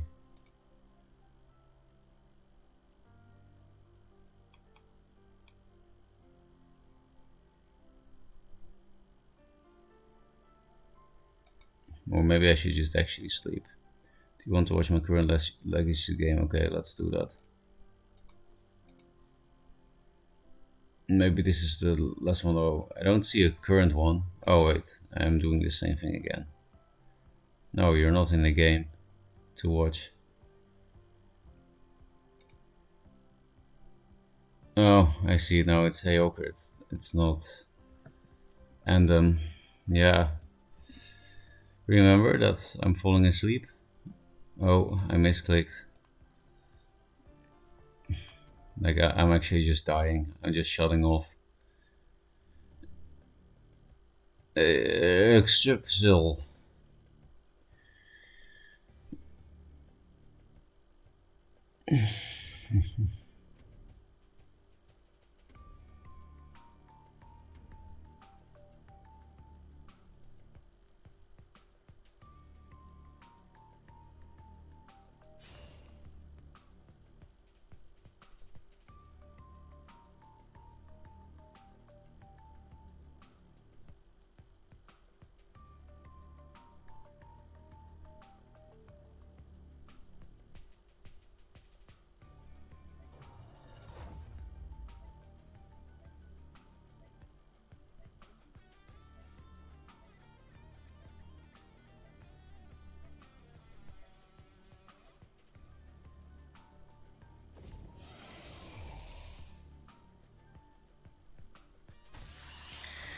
Man, I really have to watch out.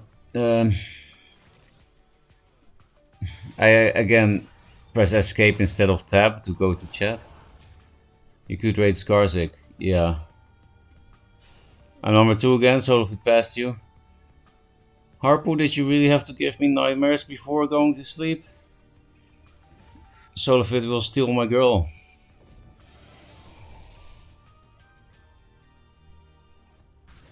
I wish I had an ironclad in my hand. Ironclad. It dispels when it dies. I have some memory. I like the game where it currently is legacy. I like the game where it currently is legacy. Duelyst was cancelled. Oh, I get it now. Yeah, I also prefer current Duelyst. Like the Dreamslov True Draw. Speaking of Dreamslov, but yeah, I'm just gonna have nightmares now about being number 2. I now have 1. Oh, I should pay better attention. Where is it? Somewhere on the board? It died. Is this thing still 2-5? I guess it's a 0-0 now because I was hovering over it and it died.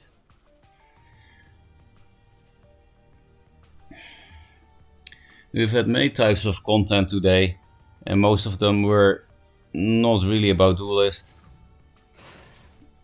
Like the last hour content is about me almost falling asleep, I guess.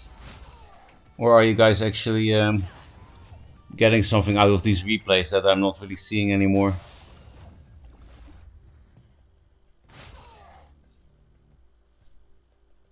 I'm getting murked. Is this you? Yeah. They have only 2 cards, but it's 1 draw, so everyone only has 2 cards all the time. Doesn't really mean anything. Oh, they're also playing 6 attack Sarlacc.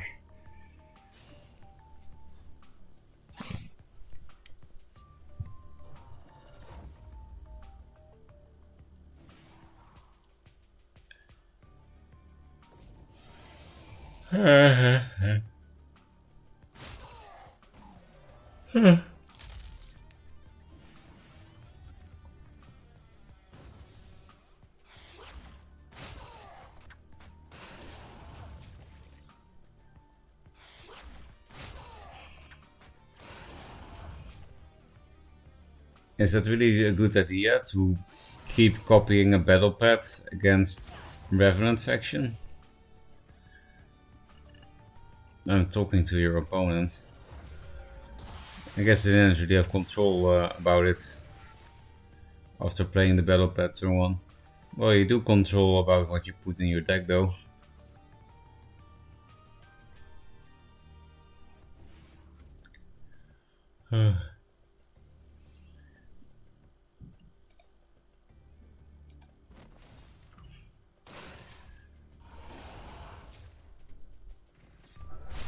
Enjoyment, okay. Lower quality content than usual, to be honest. I'm actually happy to hear that, Button. Because if that wouldn't be the case, then, you know, then what is my awake content? If that's not better than now, then I would be very concerned. Revenant is like bad energy, isn't it? I think it's 8 mana. Don't know if it's bad, maybe. Bro, I'm glad I quit. What the fuck am I looking at? Mitron.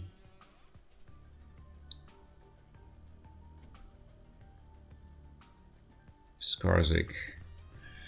Skarzik is cool. I'll just type the raid in advance because I'm not gonna survive much longer. It's just something I've noticed from screenshots in Discord and from replays and streams. Okay, you better type fast, Harpool, so that I can actually reply. I already conceded, but make all battle pads move. Seems like those fond of the legacy mode mostly just enjoy this a bit social thing and watching infinite minions.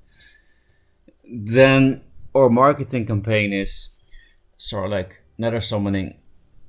That does the same thing, especially in the mirror. We saw it with Waggy earlier today. Or yesterday, I don't know. I don't have a sense of time anymore. Seems like those fond of... Oh, I just read that. I think it's time for Skarzik raid. I will keep my thank yous concise. So thank you for watching and sleep well.